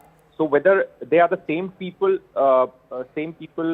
which those who were mentioned in the list which was given to the Indian side, that is the one reason to do the background check. The other is, I have been told that whether in this flight or maybe a flight which are expected in days to come, there could be people with the criminal antecedents. So those individuals will be handed over to the state police forces. Rest all will be free to go to their native places. Many thanks to you, Siddhant, for bringing us all those inputs. In fact, let's quickly now cut across to Bengal Global Business Summit, where the chairperson of RIL Industries, Mr. Mukesh Ambani, is currently addressing. Let's listen. Bengal and beyond, where a mother's love is considered sacred and divine. Empathy for the common people is the guiding principle on all your policies and welfare schemes. This is most striking, seen in your initiatives for the education of the girl child, women's empowerment, and poverty alleviation. All of India needs this kind of inclusive and sustainable model of development so that no Indian is left behind and no region in India is left behind. Thank you for your leadership, Mamta Didi. Esteemed friends, in today's fast-changing world, India has become a beacon of growth and hope. Within this fast-changing India, Bengal has become a source of growth and hope. Therefore, it is the best time for investing in Bengal as we are marching towards leadership based on technology and the power of our youth. Bengal's strategic location and fast improving physical infrastructure gives the state an enviable edge. But the biggest asset of Bengal is its people. Over 100 million hardworking, extremely talented and highly cultured people. In the emerging era of knowledge economy, your state has a special advantage because Bengal has always been a land of super intelligent people. When natural intelligence is enhanced by the capabilities of artificial intelligence, there is no way that Bengal can fail, and no power on earth can stop Bengal's resurgence. Distinguished friends, Reliance's commitment to Bengal's all-around development remains unwavering.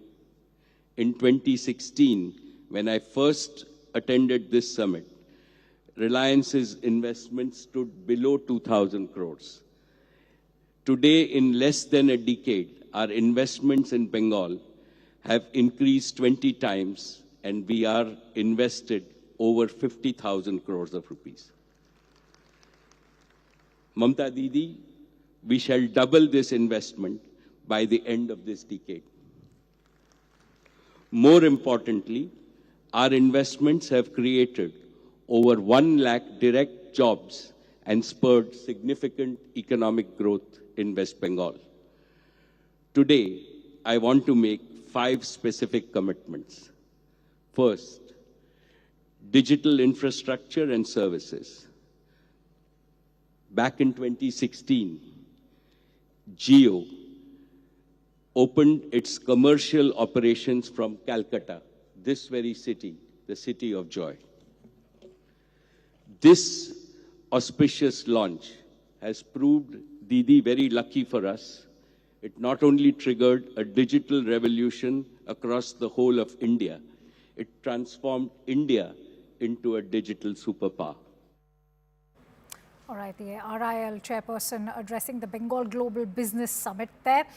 With that, let's now shift focus over to Prayagraj. Prime Minister Narendra Modi took a holy dip at the Mahakumbh in Prayagraj. Upon reaching the venue, the Prime Minister also took a boat ride. Soon after Prime Minister arrived in Prayagraj, he took a boat ride to Triveni Sangam with Uttar Pradesh Chief Minister Yogi Adityanath. This visit now underscores the spiritual importance of the day as it marks the observance of Magh Ashtami and Bhishma Ashtami, both deeply rooted in religious and historical beliefs. After the holy dip, Prime Minister Modi also offered prayers at the Sangam and also performed the Ganga Aarti. Prime Minister took to social media X. The post read, and let me quote, "Blessed to be at the Mahakumbh in Prayagraj. The Snan at the Sangam is a moment of divine connection, and like the crores of others who have taken part in it, I was also filled with a spirit of devotion. May Ma Ganga bless all with peace, wisdom, good health and harmony."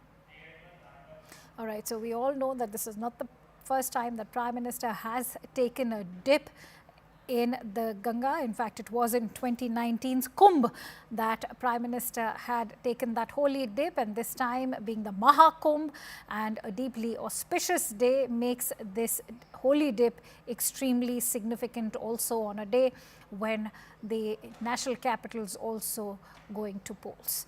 Arun Data joins me live with more inputs on that news story. Arun, give us a sense of the mood there in Prayagraj today. I'm sure this has also been a confidence building exercise, especially after the stampede that took place last week.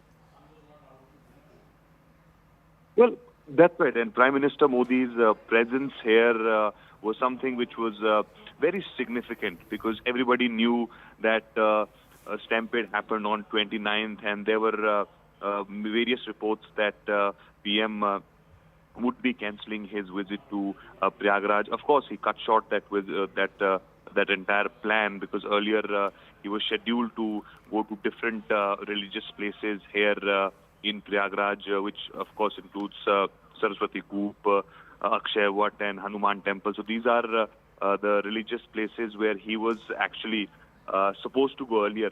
But then instead of cancelling his entire program, he ensured that he visits there, and also on top of it, there is no problem, there is no inconvenience to anybody. I think that was the message which came from the PMO's side to the UP government, and then of course it was followed by the administration. All those people, in fact, as we speak, the latest data that we have for today, it has already gone beyond 50 lakhs rather people who have taken holy dip today. So I think this is very significant, and in totality, if you see, somewhere around 40 crore people have taken the holy dip. So this is very significant, and everybody knows the importance of Mahakumbh. This is coming after 12 years, and also importantly, the celestial alignment, which is very unusual, comes in 144 years for once. Absolutely, and with Magh Ashtami and Bhishma Ashtami both happening in parallel today itself. Many thanks to you for bringing us all those latest inputs, Arun. And with that, let's now take our viewers to all the latest happenings that we are tracking this hour. Union Home Minister Amit Shah has chaired a crucial security review meeting on Jammu and Kashmir in Delhi. Lieutenant Governor Manoj Sinha, senior officials of Jammu and Kashmir Police have all attended this crucial meet, which comes against the backdrop of the attack on an ex-serviceman Manzoor Ahmed Baghe and his family on Monday, when they were shot at by terrorists. Hotelier who had been absconding after a 24-year-old woman employee jumped down from the first floor of a building here while resisting his alleged sexual assault attempt has been arrested by the Mahakumbh police from Kunnamkulla. Other accused who were also with Devdas, the prime accused at the time of the alleged sexual assault attempt, remain at large, and a manhunt is also currently underway. Former India cricketer Rahul Dravid has lost his cool after an auto driver hit his car in Bengaluru. Dravid got involved in a heated argument with the Bengaluru auto driver after a minor collision on the road with his car. Fortunately, none of the parties got injured during this collision. OpenAI Chief Sam Altman met with Union IT Minister Ashwini Vaishnav. Soon after the meeting, Altman said that India is now the second largest market for OpenAI, with the company having tripled its user base in the country over the past year. Altman's visit to India comes at a time when the Chinese foundational model DeepSeek has gained popularity due to its significantly lower costs compared to companies like OpenAI. Ahead of Prime Minister Narendra Modi's visit to the United States, CNBC TV 18 sources have revealed that Tesla CEO Elon Musk, who is also part of Donald Trump's administration, is likely to call on Prime Minister Narendra Modi during the latter's visit to the US next week. Musk is likely to be part of a select group of CEOs who will meet Prime Minister Modi on February 13. In a shocking statement, US President Donald Trump has proposed taking ownership of the Gaza Strip and redeveloping it after saying earlier that Palestinians should move out of the region. Trump made these comments after meeting with Israeli Prime Minister at the White House, while Netanyahu responded saying the idea is worth paying attention to. Australia has become the latest nation to take action against DeepSeek, a Chinese AI chatbot, by banning the program from all federal government devices, citing national security risks linked to the app. The decision comes amidst growing global concerns about the chatbot's potential threat to data security and its ability to censor sensitive information. Now, opposition-ruled states are up in arms against UGC proposals giving chancellors greater power to pick VCs, saying it would undermine federalism and higher education sector. Karnataka has organized a conclave of state higher education ministers in Bengaluru today, only to discuss the draft UGC regulations. The draft is currently open for public consultation and the grading of institutions based on the implementation of the national education policy. The draft guidelines propose sweeping changes to the process of appointing the VCs. Ministers for higher education from 7 states, Karnataka, Jammu and Kashmir, Himachal Pradesh, Jharkhand, Telangana, Tamil Nadu and Kerala, are participating in the conclave to build consensus against the UGC guidelines. I had moved an adjournment motion in Lok Sabha against the proposals of the UGC, which encroaches into the states' powers and the education system. The BJP, when they formed the government in the center, from that day itself, they had been trying to communalize the education and capture. The RSS is trying to capture it through many kinds of ways. And now UGC has come out with a new plan to control the VCs and other institutions. And we are in Tamil Nadu, and Telangana chief ministers has wrote against that to the education minister and the prime minister. The education minister must answer to the queries which we wanted to ask. Certain regulation has proposed, it's a draft regulation proposed by UGC. Everybody has right to put their views, and I am happy certain states are giving their opinion. UGC, I think I have inquired with UGC. UGC will look into all the things and come out with a final draft. But my dear friend John Brittas, he has cited some example.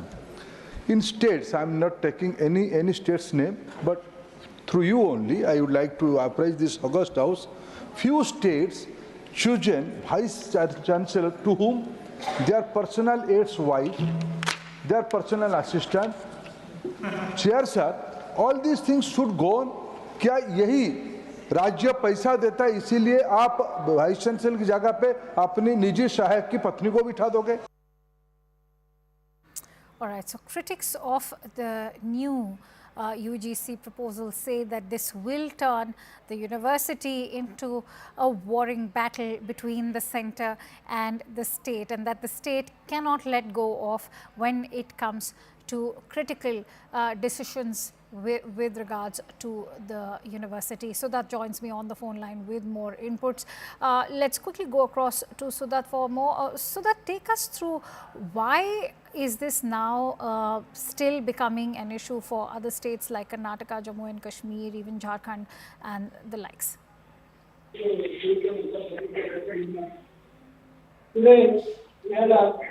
Sudat, can you hear me? All right, we'll try and reconnect with Sudat, but as we've been highlighting that the opposition parties have in fact been questioning that why give the actual and entire content in one go when in fact they can be monetized in each part as well. Let's quickly go across to Sudat, who's joining me on the phone line. Sudat, first of all, what is the state government's point of view right now? That is also important. Well, in fact, Higher Education Minister MC Sudhakar, as we speak, is holding a press conference after a thorough meeting with all the higher education ministers of various states, including Kerala, Tamil Nadu, Telangana, Himachal Pradesh, Jharkhand. All of them are here, 7 states overall, including Karnataka, are present here. Their demands is that the latest UGC regulations infringe upon the rights of states to control and run state-run universities. They believe, especially when it comes to the appointment of vice chancellors, there is a say that the center has, and how governors are only able to appoint the vice chancellors. They do not want this to happen. They want to have a say in how vice chancellors are appointed as well. And the fact that there are also conditions like how vice chancellors will no longer be academicians and that it can even be industry experts. The various objections that in fact the Higher Education Minister is listing out. So again, we have to see what all the resolutions that they will mention right now, but clearly they feel this is an assault on the federal structure. Many thanks to you, Siddharth, for bringing us all those latest inputs. In fact, we have some breaking inputs coming in from Bengal. We are now learning that the Eastern Army Command headquarters, Fort William in Kolkata, have been renamed. They've in fact been renamed to Vijay Durg. This is the latest input that we are bringing to you. Remember, Fort William, that is the headquarters of the Army's Eastern Command, and that's now been renamed as Vijay Durg. Let's quickly go across to Akash, who brings us those inputs on the phone line. Akash, share with us why Vijay Durg to replace the name of Fort William. Right. So we have seen, Akanksha, in the past that how, the NDA government or the central government as of now, wants to remove the colonial footprints from our properties or from, the resources that we are using. And in that continuation, we are learning about this renaming that has happened in the December 2024. Formal announcement has not yet happened, but we are learning that Army is already using the new word, in fact, the new term in the internal communication, and in fact it has been confirmed by several Army officials as of now. In fact, the Chief Public Relations Officer from Kolkata has confirmed this to media outlets that how, the Fort Williams, that is the headquarters of the Eastern Command, has been renamed. Thank you, Akash, for bringing us all those inputs. The government's yet another effort to decolonize institutions and landmarks over there. And the latest one being the Eastern Army headquarters now there in Fort William, which is now going to be renamed as Vijay Durg. That's all I have for you in this newscast. Thank you so much for watching. News and updates continue on the other side.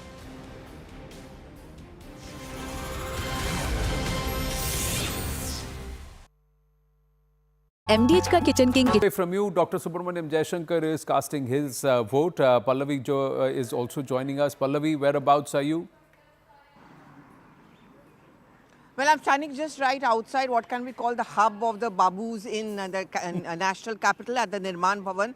And this is where you see a large number of bureaucrats, of course, working here. But this also falls into a very critical constituency and a high-profile one. What I'm really waiting for is the crowd over here is gathered, because any time now Rahul Gandhi is going to come and cast his vote before he heads off to Bihar. Well, I mean, we all talk about AAP. Anand, we are all going to talk about the BJP, the Congress, ironically, for having been a big player for 15 long years, today is very much a fringe player. But the BJP certainly wouldn't want them to be that, because the calculation is that the better the Congress party pulls in terms of voter percentage, the better are the chances of dividing the anti-BJP votes, which means the AAP stands to lose. And that is the reason why very often during the political campaign, Anand, you would have noticed a deliberate goading of the Congress party. To get them out of their homes and get those lazy Congress leaders out and campaign aggressively. So pinning their hopes is a lot on this constituency, the New Delhi constituency, which Akash was also talking about a short while back, because this is where the big players are. This is where the Sheila Dixit legacy plays out. Would you agree that the Congress has upped the game in the last final 100 meters, like they say, the final 200 meters? Oh, the yes, last totally. 1 week they've upped the Totally. intensity. And this entire gloves off between Rahul Gandhi and Arvind Kejriwal. Now, was that a put on, or is that the sentiment within the Congress now? Well, you're absolutely right, Anand, and a man who's responsible for this repeated flip-flop is going to come here and cast his vote anytime now. Initially, he was caught into his dilemma of coalition ka maryada versus the Congress's astitwa. I think the latter finally took place, because he was convinced by many of the Congress leaders like Ajay Makan that how long will you keep on paving the way in the name of coalition dharma, because you're getting wiped out state after state. And if you think that you're the only ones capable of taking up the BJP, then it is very important that the Congress does well or has a pan-India presence in states. Bengal, you look at the coalition Maryada, the moment the Congress raised its head, the Congress is completely wiped out in West Bengal. The same is in Delhi, 0 MLAs, 0 MPs. So I think belatedly they've joined into a race, but they've given some very interesting fights, and certainly in the New Delhi constituency. Well, thanks for your inputs, Pallavi, and we'll circle back to you the moment Rahul Gandhi arrives. And does he have a mind of or an opinion with respect to the Delhi voter? What is his pitch before he heads to Bihar? That's another critical one where the last time around the Congress didn't pull its weight. Delhi critical too. Why critical? What are the key factors before we bring back Zaka in with some of the numbers that the voters need to consider? One of the aspects is the middle class. They constitute 67% of Delhi's households. The Jhuggi Jhopadi cluster or the JJ cluster, 17% of the Dalit vote and primarily based in the slums. 71.7 lakh out of the 1.5 crore voters are women voters, and will they, who make up for about 45 to 46% of the entire voter base, will they prove decisive? Will they vote one way, or is there a split opinion there too? About 12.7% are Muslims. They could be a game changer in at least 6 seats. Dr. Jaishankar is speaking.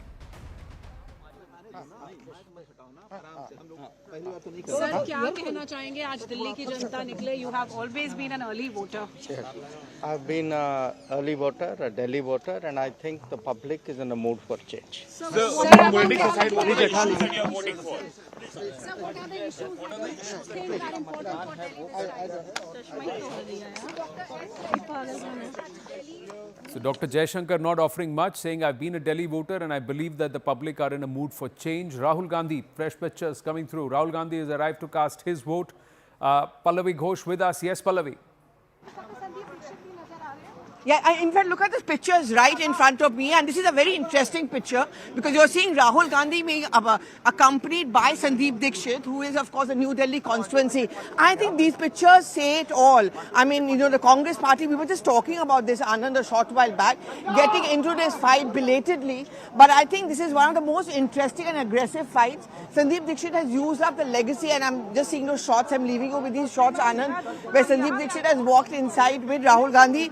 They came in the same car together, and you know, after that flip-flop where Rahul Gandhi was in two minds whether, you know, you really need to put up a big fight against Arvind Kejriwal, I think finally he decided that this is it, this is what we really need to do. And bringing Sandeep Dixit along with him in the same car, going inside and casting their votes, I think it kind of answers your question that the Congress party has decided to up its ante, and the Congress and Rahul Gandhi have also decided that this really has to be the big fight and the gloves needs to be off. I mean, the Aam Aadmi Party can never ever be a friend of the Congress because the genesis and the growth of the AAP has been at the cost of the Congress. So Rahul Gandhi goes in, he's cast his ballot, he's gone with Sandeep Dixit, Zaka. That's interesting. Now, you know, we were expecting him to come with Sonia Gandhi because they are voting in the same booth. Priyanka Gandhi votes in a different booth. But interestingly, he's come with Sandeep Dixit. And Sandeep Dixit is putting up a fight in the New Delhi constituency. It is a triangular fight, no doubt about it, between Parvesh Verma of the BJP. That's where the former Chief Minister Arvind Kejriwal is fighting from.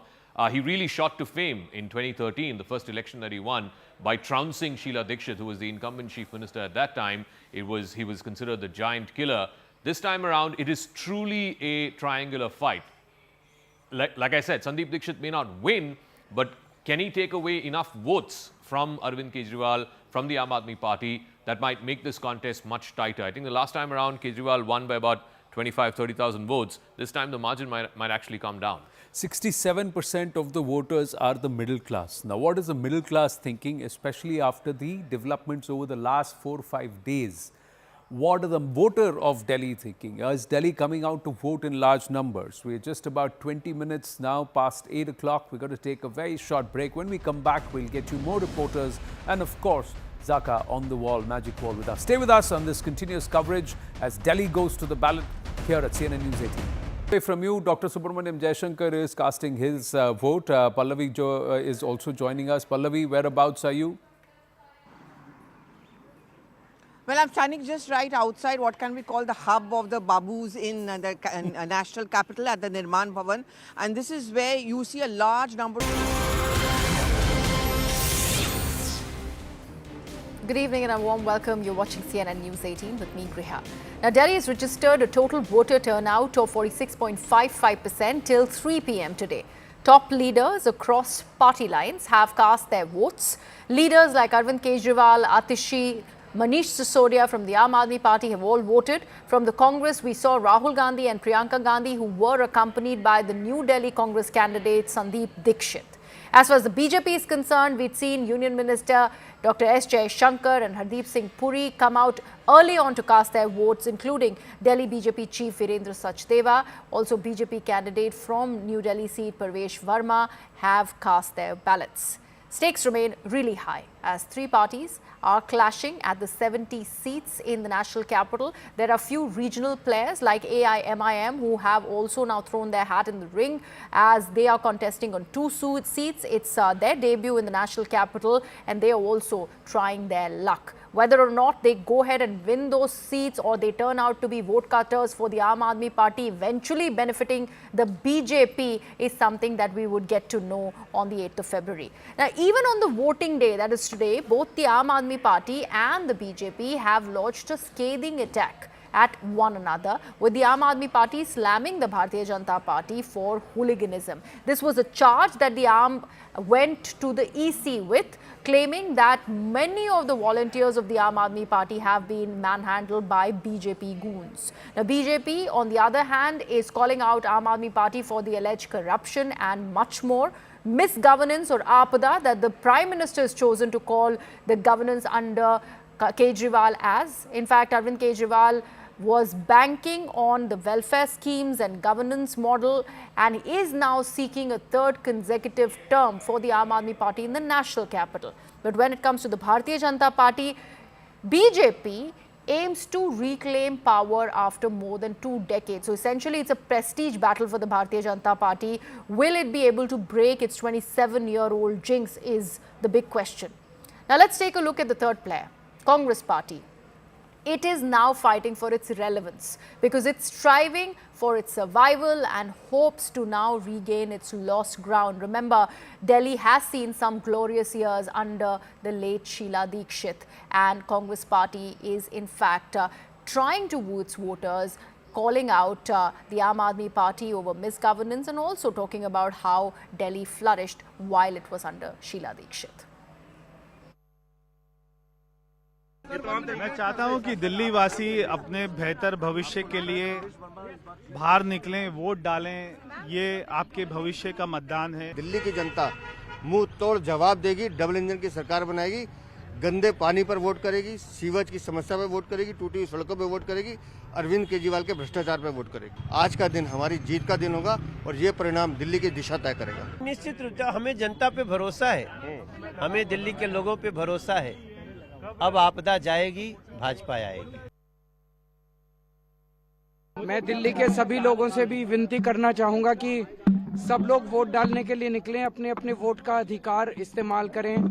अच्छे school बनाने के लिए, अच्छे मोहल्ला clinic बनाने के लिए, अच्छा इलाज के लिए, अस्पतालों के लिए, दिल्ली के विकास के लिए वोट डालें सब लोग। मुझे पूरा भरोसा है कि इस धर्म युद्ध में कालिका माई का आशीर्वाद सच्चाई के साथ, सत्य के साथ, काम के साथ रहेगा और दिल्ली के लोग भी इस धर्म युद्ध में काम को, सच्चाई को, अच्छाई को अपना वोट जरूर देंगे। दिल्ली के वोटर्स के लिए क्या मैसेज देंगे sir?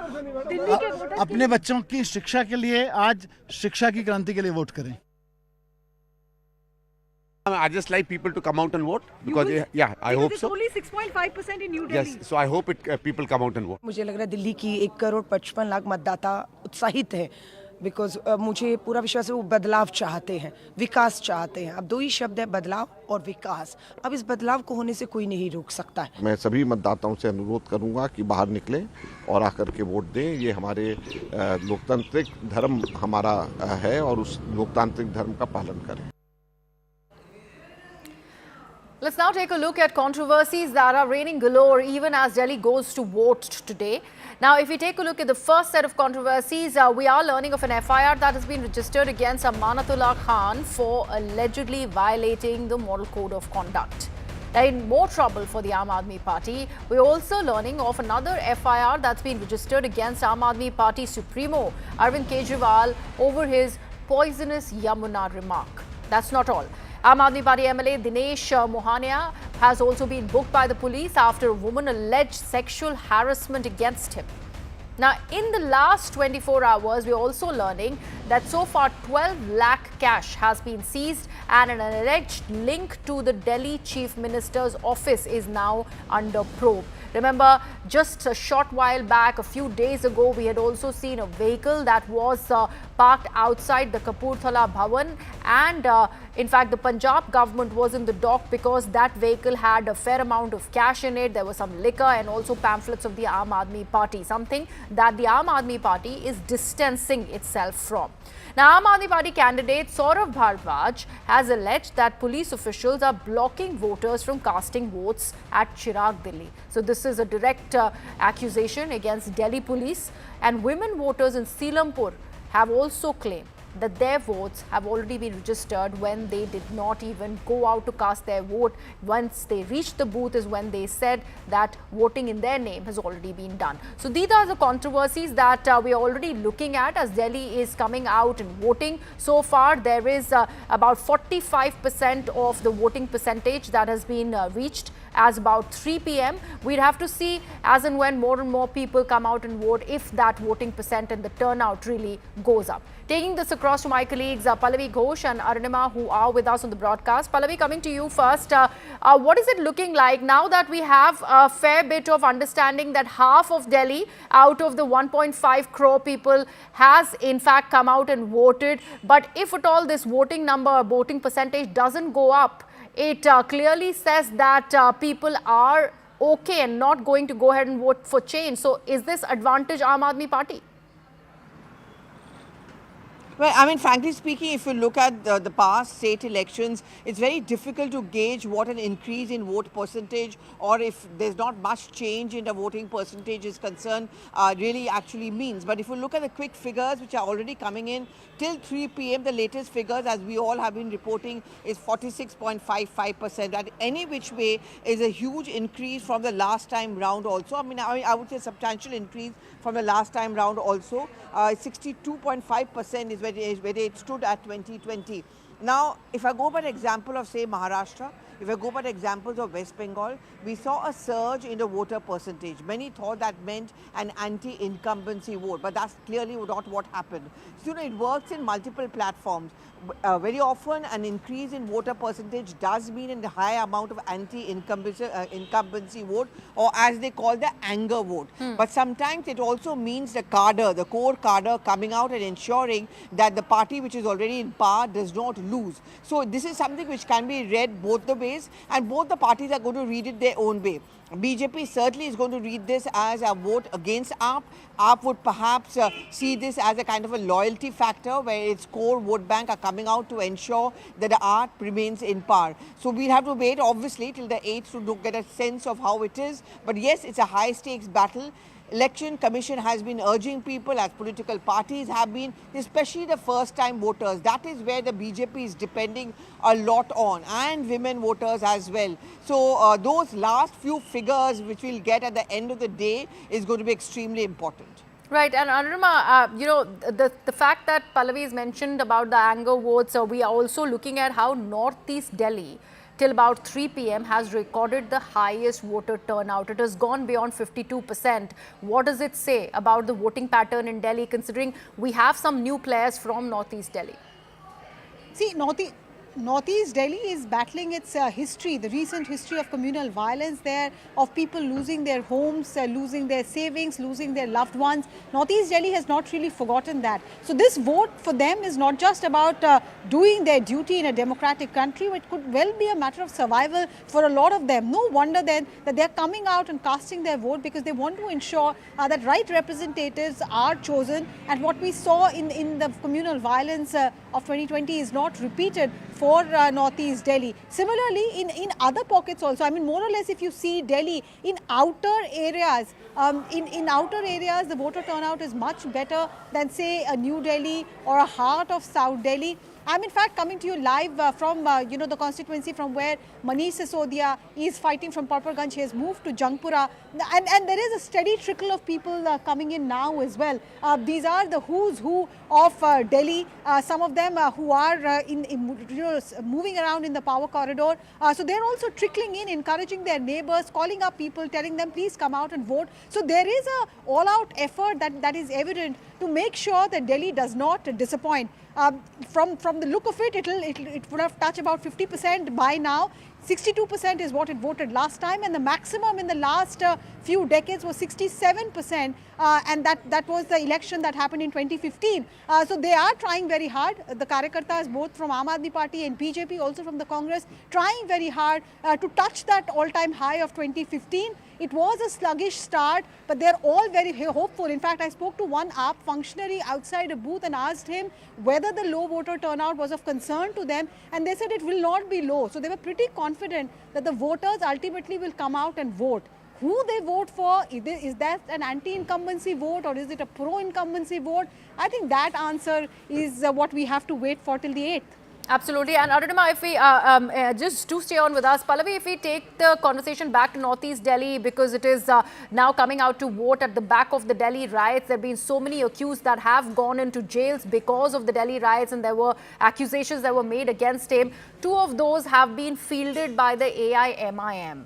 About AIMIM's entry into Delhi politics, how much of that will be a deterring factor for the Aam Aadmi Party and advantage BJP? Well, it certainly makes the game very, very interesting because now it's going to be 3-1. The BJP, for example, in Okhla has put up Manish Chaudhary. So he's a Hindu candidate who's pitted opposite 3 Muslim candidates. And what the BJP's calculation is that the votes will be divided among the Muslim candidates. So that becomes an advantage to the BJP. And, if the Manish Chaudhary manages to win from Okhla, of course, for the BJP, it will be a huge, huge issue and a huge victory, which is what they're going to be looking at.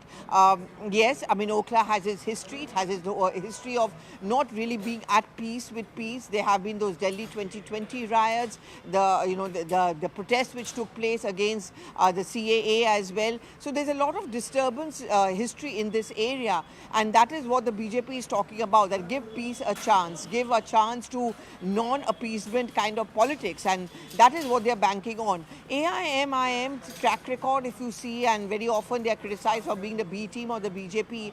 I saw that happening in Bengal, parts of Maharashtra as well, that even if they don't win seats, what happens is that they manage to cut the votes. They increase their voter percentage. And in this case, an AIMIM's relatively good performance would actually hurt both the Congresses, Arvind Khan from Okhla, as well, of course, the Aam Aadmi Party as well. And Owaisi, mind you, has been extremely, he's a very good orator. And he has been very, very aggressive in his campaign. And that is something which the BJP would be happily looking forward to in case he's been able to make a dent into the AAP and the Congress's minority vote bank. Right. Pallavi and Arunima, do continue to stay with us. We have a ground report that our colleague Aman Sharma has filed for us. Let's take a look at that. Very few voter turnout, and people like the gentleman have come and vote, even on the wheelchair, but very sadly, very few voters inside. The line is almost non-existent. Sir, would you appeal to people to come out and vote in larger numbers? That's right. They should come and exercise their right to vote. They should decide which government they want, whether they want BJP to form the government or they want Kejriwal to continue. Congress has virtually withdrawn from the contest. So these are the 2 parties in the fray, and people should come and decide which party they want to rule the state assembly and do something for them. Kejriwal has promised to clean Jamuna and to tackle the problem of pollution. Let him come and do it. BJP has also made promises. We want a party which should deliver on the promises. Delhi is suffering from pollution, very high level of pollution, for a long time. The water of Yamuna is undrinkable. So we want somebody to clean up and take care of the hygiene of the city and also the health of the people of Delhi. So would you appeal more people to come out? There are very few people inside, sir. That's right. Unless they come out, how will they decide which party should rule the state assembly? Now, even as Delhi voters vote for Delhi's fate, political war of words is continuing. In a latest, now Congress's leader Pawan Khera has hit out at the Aam Aadmi Party, calling it quote-unquote a dangerous party and a threat to democracy. Pawan Khera has also said the Congress did not want to ally with the Aam Aadmi Party and agreed on an alliance for the sake of other allies only. He's also, however, said that India bloc continues to remain intact despite internal rift and rivalry. Congress's New Delhi constituency candidate Sandeep Dixit has also reached the polling booth to cast his vote with Rahul Gandhi and Priyanka Gandhi, and that is saying a lot as far as perception is concerned. He's also expressed concern at the low voter turnout in the national capital, and he's urged the voters to go ahead and vote for the Congress party. First of all, I've heard your statements of the Congress party. Suddenly the love seems to have been over between AAP and the Congress party. You're calling them an enemy of democracy? Look, why do you call it love? That the other partners of India Alliance wanted us to take Aam Aadmi Party in the alliance, and therefore we agreed, because that's the kind of sense of democracy we have in our hearts. But in the longer run, people like Arvind Kejriwal, parties like Aam Aadmi Party, are dangerous for, not just for democracy, are dangerous for the politics of this country, because they have no ideology. They stand for nothing. They stand against nothing. But isn't there a sense of flip-flop within the Congress's strategy also? You seem to be going soft on him in the beginning, and suddenly towards the end of the campaigning. No, absolutely not. I mean, I don't know why you think we were soft on them. We were never soft on them. But of course, we have to prepare our own ground in order to fight. We are fighting two parties after all in this city. So obviously, we'll first prepare our ground and then start talking against them. Okay. And finally, in case whatever be the results, do you think it's going to have an impact on the future of the India bloc? Because in case AAP loses, they are certainly going to be blaming, along with the Trinamool Congress, for example, that the Congress was the one who helped the BJP win. Let them do that. Why did they contest Gujarat? Why did they contest Haryana? Did anyone question them? Tell me. So why they contested Punjab? They contest every state. And then suddenly, this is our state. We've been in power here for 15 years. Mrs. India bloc will remain intact? 15 years, of course. India bloc. Of course. My colleagues Pallavi and Arunima continue to be with us. Pallavi, about this interview of yours with Mr. Pawan Khera, let me begin by asking you, when this entire association with Aam Aadmi Party nationally happened of the Congress ranks, clearly two of the tall leaders with BJP, with Congress in Delhi, whether it is Ajay Maken or Sandeep Dixit for that matter, were the most sidelined. Now it's the same Congress leadership that is going ahead hand in hand, going to the polling booth of Sandeep Dixit. There's so much for perception. Is this desperation on part of the Congress party, because it's also seeing what is going to be its status as far as the Delhi ranks are concerned, because clearly the battle is between Aam Aadmi Party and the BJP. Congress is nowhere in the fight.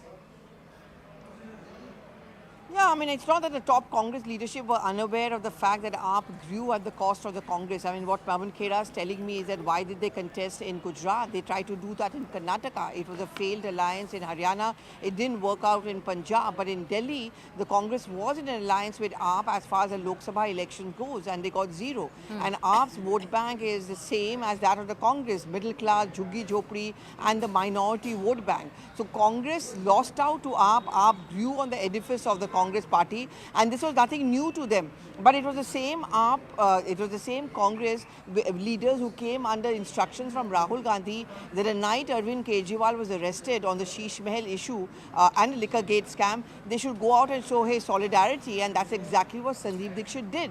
But look at the irony of it. Sandeep Dixit is now pitted opposite Kejriwal. Rahul Gandhi talks and reminds them of Sheesh Mahal.